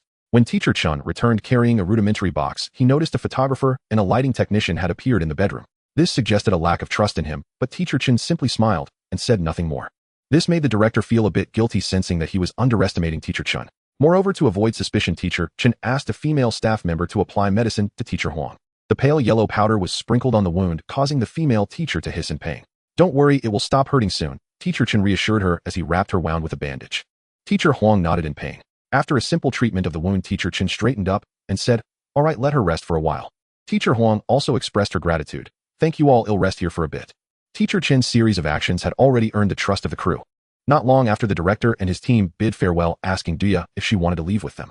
Duya shook her head, tears welling in her eyes. I want to wait here for the teacher. By the way, director uncle, could you lend me a phone? This Teacher Chun is local and definitely has a problem. The backpack was left at a villager's home. The phone was not brought, and most of the medicine was not with her. Even if she tried to sneak away, she might not be able to handle an adult male. She needed to contact Li Si. The director said sternly, Duya, you can't play with your phone during school hours. If you want to call someone, you can use the landline. Their conversation was overheard by Teacher Chun, who walked over and said, I have a landline in my study, just use mine. The director shrugged, great, problem solved. Problem solved, my foot. Duya lowered her head, silently cursing a string of profanities in her heart. After the director left, not long after, the crew departed cleanly. Duya sat on the sofa, her frail figure looking a bit pitiful. Teacher Chin sat opposite her with a pile of booklets, smiling kindly. Are you hungry, Duya? Duya shook her head and replied in a cute voice, I'm not hungry, I'm really worried about the teacher. Don't worry, I'll take good care of her. At that moment, Teacher Chin's tone became somewhat strange. He reached out to touch Duya's face, but she shrank back, avoiding him. He took it as the little girl being shy and didn't think much of it. Rather, he was impatient, his mind unable to focus on anything else. If you're hungry, there are peach crisps in the kitchen. The teacher has gone to the study to prepare lessons, and Teacher Huang is resting upstairs, so Duya must not disturb us. Duya nodded obediently, softly saying, okay. A faint smile appeared on Teacher Chin's face as he walked towards the second floor. Upon closer inspection, one would notice his steps were somewhat hurried. Thud, thud, thud. That was the sound of him climbing the stairs. Teacher Chin told himself 1,000 times in his heart to not be anxious. But with his back to Duya, the smile on his face slowly twisted. Home is truly wonderful. He could casually abduct a young woman, and the entire village would help cover for him. Not even the police could find solid evidence. He reached the second floor, but did not enter the study. Instead, he went directly to the bedroom. Teacher Huang was already asleep, her expression calm and her breathing steady. This middle-aged man felt a surge in his throat. Unable to hold back any longer, he extended his hands. Teacher Huang's eyelashes trembled as she slowly woke up. Upon seeing Teacher Chin so close, she suddenly realized what was happening. Stay away from me. But this weak protest only excited the man further. Teacher Chin laughed heartily, utterly exhilarated. Just then a sudden sharp pain shot through his back. He turned in shock to see the little girl who always cried standing right behind him. Her expression was completely different from usual. You. He attempted to grab Duya, but suddenly felt dizzy. The man was both shocked and angry. What did you inject me with? Duya tossed aside the syringe, wasting no time. She bypassed the struggling man and helped the female teacher up. Hurry, let's go. Seeing such a determined Duya, Teacher Huang felt a bit confused for a moment. She was led by Duya, obediently walking out of the room. She noticed Duya's palms were cold with sweat. Don't be afraid, the female teacher couldn't help but say, then blushed. The girl had saved her, and no matter what, she was definitely calmer than herself. But Duya was indeed afraid. She was scared she had killed someone. Just now she had injected propofol, a prescription anesthetic. This drug is among the safest types of anesthetics, so it can be obtained with some effort. Its function is to induce sleep, not to render someone unconscious. However, the normal dosage of propofol is a maximum of 50 milligrams within 10 seconds. In her panic to ensure the man lost the ability to move, Duya had injected an entire syringe, conservatively estimating it to be over 100 milligrams. A thud was heard from upstairs, the sound of the man collapsing onto the floor. Teacher Huang turned back with some concern, but Duya yanked her forward, urging her to quicken her steps. I need to find you a car, Duya muttered to herself. But she knew that was a delusion. The village was surrounded by dirt roads, and besides tractors and a few heavy vehicles, no cars could come in. Did you bring a phone? Duya asked the female teacher. When in doubt, she should contact Li Si first. Teacher Huang unlocked her phone and handed it to Duya. Just as Duya was about to dial Li Si's number, they heard a noise as the front door was opened. Both turned their heads at the same time. A tall villager walked in through the door, looking surprised at them. The man's expression gradually darkened. Where is Chun Bin? This was Teacher Chen's name. What do we do now? Teacher Huang whispered. Duya was decisive, raising both hands. I surrender. Let's prioritize saving our lives first. Li Si and Duya had agreed to check in with each other every day at 8 in the morning, 12 at noon, and 6 in the evening, and midnight. But this time Li Si sent a text, but received no reply for a long time. He sat in the grocery store chewing on potato chips and sent another message 10 minutes later. This time the result was the same as the last. The phone remained silent. Li Si tilted his head back, finishing the last crumbs of potato chips. He called the director. Oh, a female teacher is injured. The male teacher with the surname Chun. I understand. What about Duya? So Duya is fine. I'm a bit worried. That's how families are. If the kids are missing for a few days, one can't help but overthink. Amid the director's assurances that, don't worry, Duya is in our care, everything will be fine, Li Si hung up and dialed another number. Lumik, at home. Have you made any dogs recently? Will your skills be rusty? No is good. I need a long dog. By the way, I remember you have a wasp diving knife in your collection. Can I borrow that for a day? He'll clean it and return it after using. Lumik arrived just in time for dinner. As he stepped into the grocery store with a large box on his back, Lise was enjoying an egg roll. Lumik slammed the box onto the table. I brought the stuff, almost got caught at the checkpoint. What do you need them for? Lumik scrutinized Li's expression and then averted his gaze. Forget I said anything. Lise wiped his mouth and opened the box, first checking the guns inside. He discovered a JP, SCR-11, typically used for hunting and often seen in shooting competitions. Perhaps it was one of Lumik's collectibles. Lise opened the magazine, filled with rifle bullets. He nodded in satisfaction and then picked up a diving knife. This knife is scientifically known as a high-pressure gas cylinder dagger, and its regulation is stricter internationally than that of guns. Unless shot through the heart or brain, a gun will not immediately cause death. But this knife would. It contains a gas bag filled with high-pressure gas. Once the button is pressed, the gas will spray out in all directions through the blade. Cutting a slit with the knife, the wound would instantly expand to its maximum size. If stabbed into the body, it could create a cavity the size of a basketball inside. All of this happens within 0.2 seconds. Lumik watched helplessly as Lise stashed these two dangerous toys and various other odds and ends all over his body, feeling cold sweat trickle down. Boss, you're an actor, not a professional killer, a mobster, or some mercenary. Can we calm down and call the police to solve this problem? Lise turned back and Lumik held his breath. Get me some fried chicken to eat later tonight. After saying this, Lise disappeared into the night. Lumik wiped the cold sweat from his forehead, but just making eye contact with Lise for 2 seconds nearly made his legs go weak. A few tattooed men peeked in, too scared to approach. Lumik growled, what are you looking at? Hand over your phone. Oh, I want to order takeout too. The sun began to set. In the evening light, Duya's room. She left her backpack in the bedroom while a villager was checking her belongings. I knew she was trouble at such a young age. She has so many tricks and even knows how to let the hen go. I bet the hen that escaped from Era's house is definitely related to her. The mother grumbled as she rummaged through the bag. The father remained silent, taking Duya's phone to inspect it, then suddenly said, this is bad. What's wrong, Dad? The dwarf's eldest son looked up as the father showed him the phone screen. It displayed a dozen missed calls. This girl has been locked up by us, and if she doesn't answer her phone, her family will definitely notice something's wrong. The father looked quite frustrated. If I had known, I should have forced her to reassure her family first. The dwarf's son appeared indifferent. What's the big deal? Just follow the old rules. If someone comes, just say we know nothing. There are wild mountains nearby. The little girl might have gone out to play and could have been eaten by wolves. Let them go find her. If everyone sticks to this story, then this matter has nothing to do with us. Do the police think they can drag the whole village away to eat peanuts? That's true. The father's frown relaxed. He happily fiddled with the phone. This girl has a pretty good phone. And these bottles and jars. The dwarf's son picked up a small bottle with unreadable writing on it. He unscrewed the cap and tasted a bit with his fingernail. Sweet and fragrant. Then you can give it to your mother. The father snatched the small bottle back, placing it carefully in his pocket. Grandma wheeled herself to the door, her expression gloomy. The father glanced back. Mom, why the long face? If you like that little girl, I'll have the village chief distribute her to our family. Just right, Debeo is also getting married. He patted the dwarf's son's head with great affection. Have a few more children so our family can flourish. Grandma silently left while the mother scoffed. This silly old lady, after all these years, still hasn't let go. She wanted to run but ended up with a broken leg. Now she still hasn't learned her lesson. I see you have time to be compassionate. You should care more about yourself instead. The father also laughed, nudging the mother. Hey, that's my mother. He seemed to be speaking up for Grandma, but that was about it. The father quickly shifted the topic to something else. Chen Sainer is really lucky. He caught 2 hens that wanted to escape, and both are so beautiful. What do you think he will get as a reward for this? A lot, I guess. Someone chimed in casually. Yeah. The The father sighed, then suddenly realized, who is it? At that moment, they noticed the window was wide open and a person was crouching on the windowsill watching them bustle about. Lise glanced at the scattered medicine bottles. Please pack up what you took out and return it to me. My Duya particularly dislikes it when people mess with her bag. Though he said this, he did not expect anyone to comply obediently. Lise jumped down. Before he could steady himself, his body leaned forward and his fist made contact with the father's face. Bang! The father pinched his nose, blood streaming from between his fingers. The father staggered back. Lise stepped forward, stepping on his foot, then kicked his knee sideways. Crack! It sounded like breaking a dry stick. The father fell straight down with a thunderous scream. Lise, uninterested in the noise, had to punch him until all his teeth fell out. Now this 8-meter-tall strong man could only cover his mouth, letting out muffled cries that were at least more pleasant than before. The mother was frozen in shock, too scared to move. Lise was grateful that she didn't run around, so he merely grabbed her hair and dragged her outward. The result was that the woman suddenly screamed. Lise then realized he had lost control of his emotions and had pulled out a large handful of hair along with the scalp. Yuck, disgusting. He disdainfully brushed off his hands, getting rid of the hair strands. Originally wanting to find a quiet place, he decided to ask right here. Lise squatted down, staring at the trembling woman. Where have you locked up the hens? I don't know, the woman stammered. Lise frowned, thinking to himself, as a mere human trafficker, you've got quite a hard bone to crack. He pulled out the knife and brandished it. The woman immediately broke down. No, please don't kill me. I really don't know. Then who does? Lise felt exhausted. Couldn't you just say everything at once? The woman pointed, and Lise turned around, seeing the dwarf cowering in the corner. He knows, he definitely knows. The village only tells the men, not the women.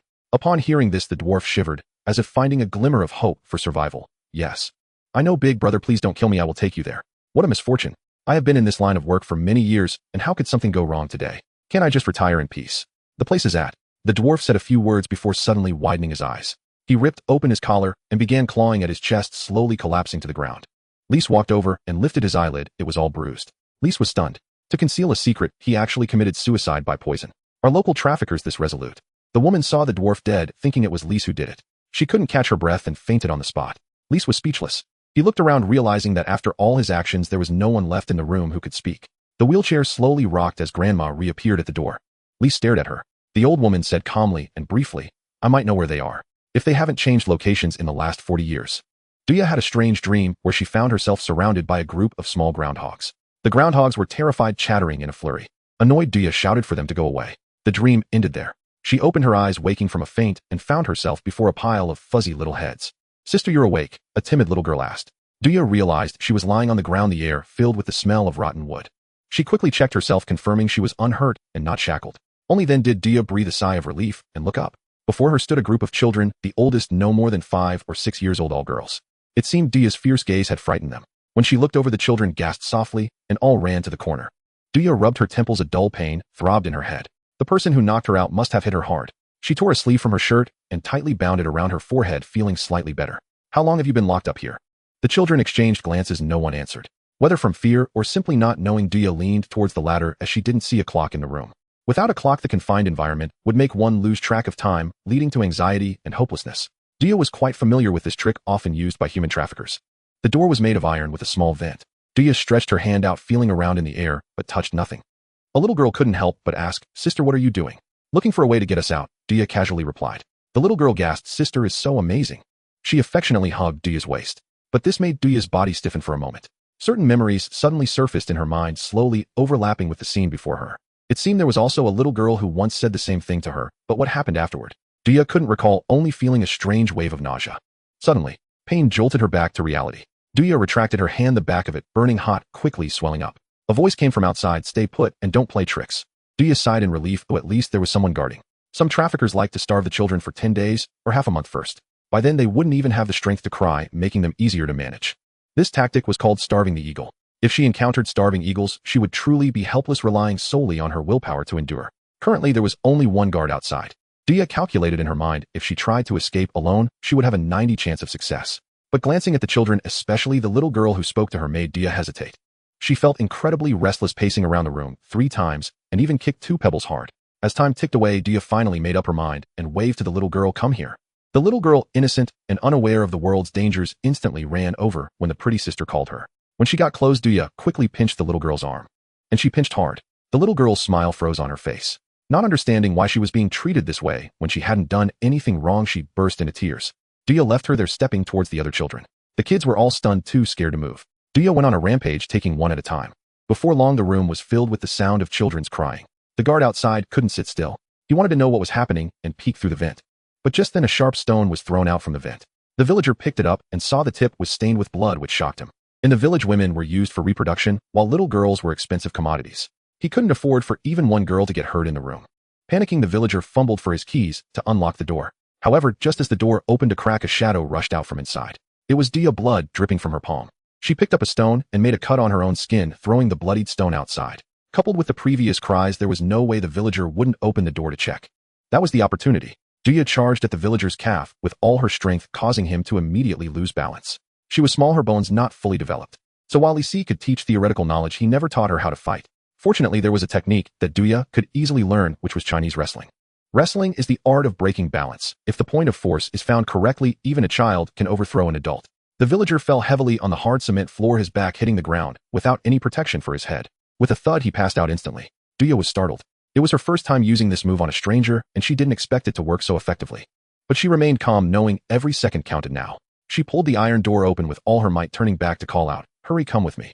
The little girls immediately burst into tears. Wah wah wah. Duya almost couldn't hold it together, her blood pressure rising. "I'm Duya from Showdown Mountain."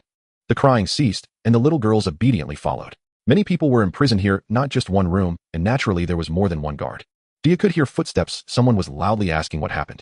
She was anxious, realizing she couldn't run fast with a group of children. Duya grabbed the slowest little girl, her short legs moving as fast as they could. But soon they were blocked by someone at the intersection.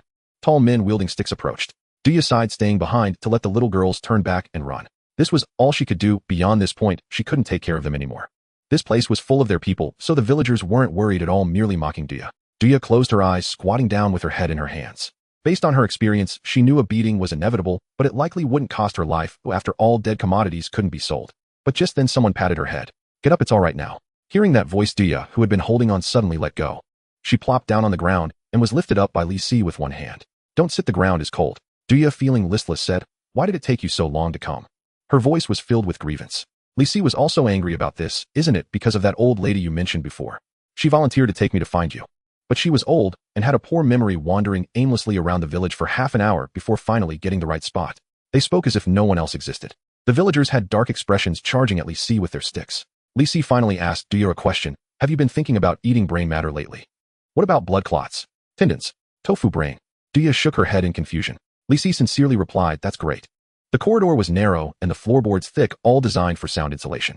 Li Si was grateful to the architect. A narrow corridor meant facing a maximum of 2 enemies at once, allowing him to exert his full potential. In ancient times, many generals died in sieges, but few were reported to have perished in a pincer attack. Previously, Li Si's highest record was fighting 3 opponents at once, sustaining minor injuries that took 2 days to heal. This time he felt he was about to break his record. The villagers had a hodgepodge of equipment, most wielding clubs or self-sharpened machetes. Li Si also spotted someone with a pitchfork. Their strategy wasn't fundamentally flawed. When the numbers reached a certain level, the type of weapon didn't matter. One kick could still kill. Many brawls resulted in fatalities for this very reason. However, facing Li Si, especially in this terrain, their previous experiences were no longer applicable. The first villager lunged at him, swinging a wooden stick towards Li Si's face. He lifted his leg to step on the stick, slicing the underwater knife gently across the villager's throat while pressing a button. The head fell off. Another villager stood frozen, kicking the severed head lightly before realizing it wasn't a joke. The headless neck spouted like a fountain, drenching the villager in blood. He contemplated for 2 seconds, tossed the stick aside, and escaped faster than he charged. He ran while those behind him failed to grasp what had happened. Li Si stepped forward, plunging the underwater knife into the abdomen of a third person. The specific scene was reminiscent of a burst water balloon. Now even the dullest among them understood something was wrong. They could not ignore it, as the wall ahead was almost entirely stained red. Some clever ones began to run back, while the oblivious ones continued charging forward. The ones in front cried out in despair, "Run." The ones behind shouted excitedly, "Charge." As mentioned before, the corridor was very narrow. Thus, this clash of 2 groups ultimately led to one result: neither could move. Li Si began to advance. The person closest to him turned around in terror, desperately trying to squeeze into the crowd. Realizing he couldn't fit, he quickly came up with a plan, climbing up by stepping on others' shoulders. Unfortunately, after climbing just 2 steps, Li Si grabbed his leg and pulled him down. For such a scum, Li Si was too lazy to use gas canisters. He simply slit his throat. This sparked more panic, causing some to awaken their ferocity in extreme fear. A few villagers turned to face Li Si and spat on the ground. "Damn it, they all have knives. Doesn't he fear being cut, right? Escaping also leads to death. It's better to fight." They charged forward with knives while Li Si sheathed his underwater knife and picked up a stick from the ground. 2 knives came swinging at him, which he parried one by one, then horizontally thrust the stick into the neck of the loudest one. These few moves occurred in the blink of an eye. Before anyone else could comprehend what had happened, the stabbed man was already clutching his neck, pale pink bubbles of blood forming at the corners of his lips. The remaining few exchanged glances and decided it was best to run, promptly turning back. Li Si methodically discarded the spent gas canister and loaded a new one. With each step he took forward, the villagers desperately tried to distance themselves from him. Li Si had to eliminate the person closest to him. Once the villagers realized this, their behavioral pattern changed. They began to push others toward Li Si. It was like that classic joke, who does the bear eat? The one who runs slow. The ones being pushed to the back obviously weren't pleased. They were all criminals, they cared for nothing but their own lives. Moreover, at this moment, everyone was armed, and gradually the traffickers began to turn on each other. Li Si silently observed everything. He advanced with mechanical precision, taking a step forward every few seconds, eliminating one person each time. After a while, he would step forward again and take out another. Aside from that, he did nothing else. Yet within half an hour, the number of traffickers visibly decreased. When they finally had the chance to escape smoothly, the traffickers wore expressions of relief, rushing towards the exit. At that moment, a well-rested Li Si started running. Soon he returned with a knife, his fingers trembling from fatigue. He glanced at his watch and found that exactly 45 minutes had passed. Duya was still retching. It hadn't taken her long to understand Li Si's previous question, and she was vomiting uncontrollably. Li Si felt a bit down, regardless of whether the other party was evil. Harming one's own kind would inevitably bring various psychological traumas. Otherwise, after World War II ended, there wouldn't be so many anti-fascist soldiers suffering from psychological disorders. He muttered, "Let's have Sister Su find a psychologist when we go back. Find one for me too." After a while, she added, "Just say, I have a hatred for studying, otherwise it's hard to explain." Li Si was deeply moved. He brought Duya's backpack, placing it in the corner of the building. He handed it to Duya while pulling out a handkerchief from his pocket to wipe her face. "How long have you been locked up? Look at how dirty your face is." Duya stared at Li Si, whose face looked as if it had been smeared with red paint, hesitating to speak. Li Si took out a thermos and some instant honey. The two found a clean room. Li Si changed into clean clothes, and together with Duya, they slowly drank a cup of warm honey water, feeling much better. "Did you report to the police?" Duya suddenly remembered this matter. Li Si opened his mouth and panicked. He did have his reasons, such as having mentioned calling for reinforcements earlier. However, considering it best to first ascertain the village's situation to increase the success rate of the larger troops' actions, he did not notify the police immediately. But now, Li Si pushed the door open to find the corridor filled with ketchup and bodies.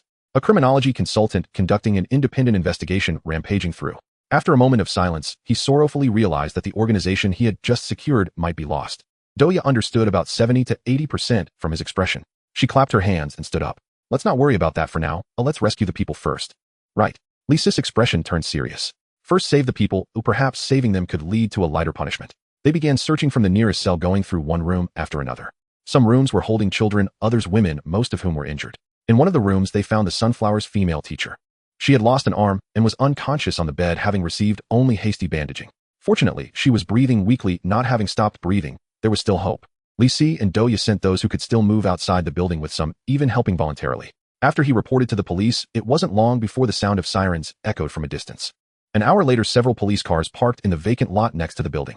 Li Si stared at the first car, and when he saw that none of the team leaders Zhang or Song were getting out, he had a bad feeling. The police officer was a middle-aged man with thick eyebrows and big eyes, a square face, looking very imposing. He listened intently to the officers reporting on the search situation in the building, his brow furrowing tighter. "You are Li Si, right? Although in terms of results you did a good thing. But your methods are truly off-putting. There's no discipline at all." His voice was low up. Li Si interjected, "I'll keep an eye on you." The square-faced policeman paused for a moment and somewhat begrudgingly replied, "That's about the gist of it." Li Si sat in the police car feeling quite nervous. Duya comforted him beside him, saying, "It's fine, at worst you'll just serve a few years." This statement almost made Li Si choke. "Have I been giving this girl too much pocket money?" The police officer with a square jaw was surnamed Wang, and Li Si was instructed to call him Captain Wang. At that moment, Captain Wang listened to the report coming over the radio, his expression grave. He had dispatched 3 teams to enter the building, primarily tasked with rescuing the victims and apprehending any remaining criminals. But when the special police reached the second floor, a suspicious sound suddenly came through Captain Wang's earpiece. "Is someone vomiting?" He hesitated unusually. A series of static noises came from the radio, likely indicating that the special police were unsure how to respond. After a while, someone grumbled, "Captain, why don't you come up and take a look yourself?" Captain Wang was puzzled. His subordinates were all elite officers who had dealt with countless serious cases and were well-versed in such matters. What could possibly be on the second floor that made them think they should take a look themselves? Glancing at the weeping women and children, Captain Wang said sternly, "I have more important matters here, just report directly." "What exactly is in the building?" "Well, let me tell you." The person took a deep breath. "Hearts, lungs, intestines. Whoa. Cut up quite finely, good knife skills. Liver, kidneys. This piece is a bit mushy. Hold on, let me take a closer look. Oh, it's brain matter." Listening intently, Captain Wang fell into deep confusion. "Are you listing menu items?" The special police officer pondered for a moment. "If you put it that way, it seems not impossible." Captain Wang swallowed hard. He suddenly realized the severity of the situation and stared at Li Si. "What have you done?" It was self-defense. Li Si shrank his neck. Captain Wong pursed his lips and opened the radio. Count the number of people and tell me how many bodies there are. Before long, the special police relayed an accurate number: 57, and one person is still alive. We need to get them to the hospital quickly. Captain Wong was shocked. What? 57? Li Si was equally surprised. What? There's still someone alive. Captain Wong's gaze shot to his face, and Li Si quickly lowered his head. I meant there's still someone alive. That's great. Captain Wong's throat seemed to be clogged, his mind filled with that terrifying number. He looked at the well-behaved Li Si, now filled with wariness. The search inside the building continued, with the special police communicating with Captain Wong via radio every so often. Captain Wong's expression grew darker, until someone reported finding a bloodied wasp diving knife and a disassembled competition rifle wedged in the stairway. Captain Wong could no longer control his expression. We came here to combat crime. Why are all the pieces of evidence against you? He shouted at Li Si. Li Si covered his face. He thought that hiding it there meant no one would find it. I'm sorry, Mike, I can't return the items to you. Seeing Li Si's pitiful appearance, Captain Wong's attitude gradually softened. He thought about how Li Si, as a well-known actor, chose not to enjoy life, but instead acted as a police consultant. Amidst filming, he never forgot to actively fight against crime, risking his life to save countless victims. Sigh. Captain Wong walked up to Li Si, his tone becoming gentler. This matter of yours is quite serious, but I want to thank you first. Qin Zhe and I have been old friends for many years. You saved him, and I owe you this favor. Li Si shook his head, saying that Captain Qin was also his friend, so it was no big deal. Then Captain Wong shifted the topic back to business, his expression heavy. But unfortunately, I can't help you with this matter. You might have to serve a few years. But don't worry, I will do my best to ensure you go to a better prison. Li Si looked at Captain Wong's sincere expression, wondering if he should thank him. Captain Wong counted on his fingers: illegal possession of firearms, possession of controlled knives, dereliction of duty, aggravated assault. We also found illegal drugs in that young girl's bag. Since you are the guardian, this will also count against you. Li Si turned to Duya, his eyes wide. Also, Captain Wong wanted to continue, but Li Si interrupted him. So can you just tell me how many years I might get? Captain Wong hesitated to share this painful news. Although I haven't studied law specifically, based on my years of case handling experience combined with our country's system of concurrent sentencing, you will likely be sentenced to over 30 years. You call 30 years serving a few years. This number meant that if brought to trial, Li Si would spend half his life in prison. After a few seconds of silence, Li Si said, I want to apply for a mental health assessment. Captain Wong looked quite helpless, revealing an expression that suggested he had anticipated this. Indeed, if a mental illness is detected, the court might rule you not guilty. But unfortunately, this route is not viable. The level of mental health professionals in our country is higher than you think. In your current state, speaking clearly and being lucid, there is no way you can be diagnosed with a mental illness. Captain Wong stated firmly, but Li Si was very stubborn. If he insisted on getting an assessment, Captain Wong couldn't refuse, as it was a right granted to everyone by the law. Finally, Captain Wong relented. All right, I'll contact a doctor right now. The remaining work was just to clean up. He left his deputy at the scene and personally took Li Si back to the police station. Before leaving through the window, Li Si saw an elderly figure in a wheelchair, slowly waving at him. Li Si also waved back. Witnessing this scene, Captain Wong remained silent. In the car, he made a call to the local medical university, scheduling an appointment for Li Si with a clinical psychology expert. He did not take Li Si back to the police station, but headed straight to the hospital. Passing through the town, Li Si saw rows of townsfolk being ushered into police cars. Some were gathered around watching. Villagers are responsible for abducting women and townsfolk if needed by wives from them. Everyone you see here is an accomplice to the crime as well as a protector. Captain Wong said succinctly. Li Si nodded, his gaze fixed on a figure in the crowd. He had a question lingering in his mind. Why did the Sunflower Primary School choose to arrange the spring outing in such a remote and poor place? Unlike other primary schools that would find a nearby park to make do. Sorry, Captain Wong, can we stop the car? Captain Wong, although somewhat puzzled, stepped on the brake. Are you hungry? He had heard about Li Si's appetite. Li Si opened the door and walked towards a townsman who was watching intently. As he approached, the townsman suddenly realized Li Si's presence and hurriedly turned to flee. The figure's back twisted as if it were that of a penguin. Li Si stepped forward and pressed down on his shoulder. Principal Zhang, what are you doing here?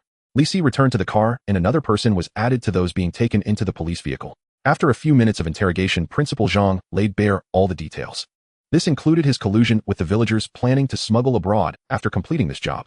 Team leader Wang scrutinized Li Si through the rearview mirror and finally couldn't help but ask, why didn't you report it to the police back then? Li Si asked curiously, is the police academy's score higher than that of Chang'an University? Team leader Wang immediately fell silent, cursing inwardly, damn overachiever. They proceeded along the highway, eventually entering the city and stopping in front of a mental hospital. This hospital was part of the university. Having notified them in advance, 2 students were at the entrance to receive them. As they went upstairs, the students kept sneaking glances at Li Si. Li Si suddenly turned around and grinned at the 2 students, scaring them half to death. Team leader Wang accompanied Li Si to the treatment room's door, then nudged him, saying, go in, I'll wait outside for you. Li Si pushed the door open and entered to find a young doctor sitting inside wearing gold-rimmed glasses. When Li Si walked in, the doctor didn't even lift his head, asking, are you trying to exonerate yourself based on the mental assessment results? Li Si found it amusing and asked, why do you say that? The young doctor looked up irritated. Many mental patients exhibit strong aggression. Assessments must be conducted in special wards. But they placed you in the lounge, which indicates that the people who brought you here do not believe you are ill. Li looked around. Indeed, the room was cozy. There was a flower pot in the corner and bookshelves filled with various entertainment magazines. I've seen many cases like yours. Applying for an assessment is a waste of time, and in the end you'll have to obediently accept the judgment. The young doctor mumbled while not pausing his actions. He picked up a large stack of documents and threw them onto the table, then motioned for Li to sit opposite him. Let's start with the simplest one, the Rorschach test. This is a standard psychological test. In simple terms, you look at a few pictures and tell the doctor what associations you have. Due to the random nature of this test, many experts internationally believe it to be useless. The young doctor lifted the first image, which looked like a chaotic ink blot. What do you see? He asked, pen in hand ready to take notes. Li took a deep breath and then closed his eyes. After a moment, he opened them and said, Madeline. What? No, did you just say a person's name? The young doctor frowned. Don't mess around, take the test seriously. Even if you babble, I won't diagnose you as a mental patient. It's just Madeline. Li repeated, the missing Madeline. His voice was slightly hoarse, imbued with a certain dark emotion. The young doctor froze for a moment, suddenly recalling why this name felt vaguely familiar. It was a famous missing persons case where the girl Madeline disappeared without a trace during a vacation. Criminal experts believe this was a premeditated kidnapping, yet the perpetrator was never caught. The girl simply vanished, never to be found again. So you think? Li completed his thought. This ink blot looks a lot like a photo of Madeline, right? The young doctor swallowed hard and pulled out the second image. This time, besides the ink blot, there were also some crimson splatters on the picture. Li was fully focused. The young doctor felt a shiver run down his spine, unsure if it was his imagination, but he sensed a sudden change in the atmosphere around Li. Al Capone, the Mafia. This image looks a lot like his profile. The young doctor switched to another picture. Nielsen. Hi, interestingly enough, the FBI refers to him as the little doll-face killer. He switched again. Pachaputty. Some say he was a hero while others label him as a poacher hunting tigers. The young doctor had begun to sweat slightly on his forehead. Li finished viewing 10 test images, and each response was a name. This was an extremely rare occurrence. Unless he was pretending or lying intentionally, there was almost only one possibility.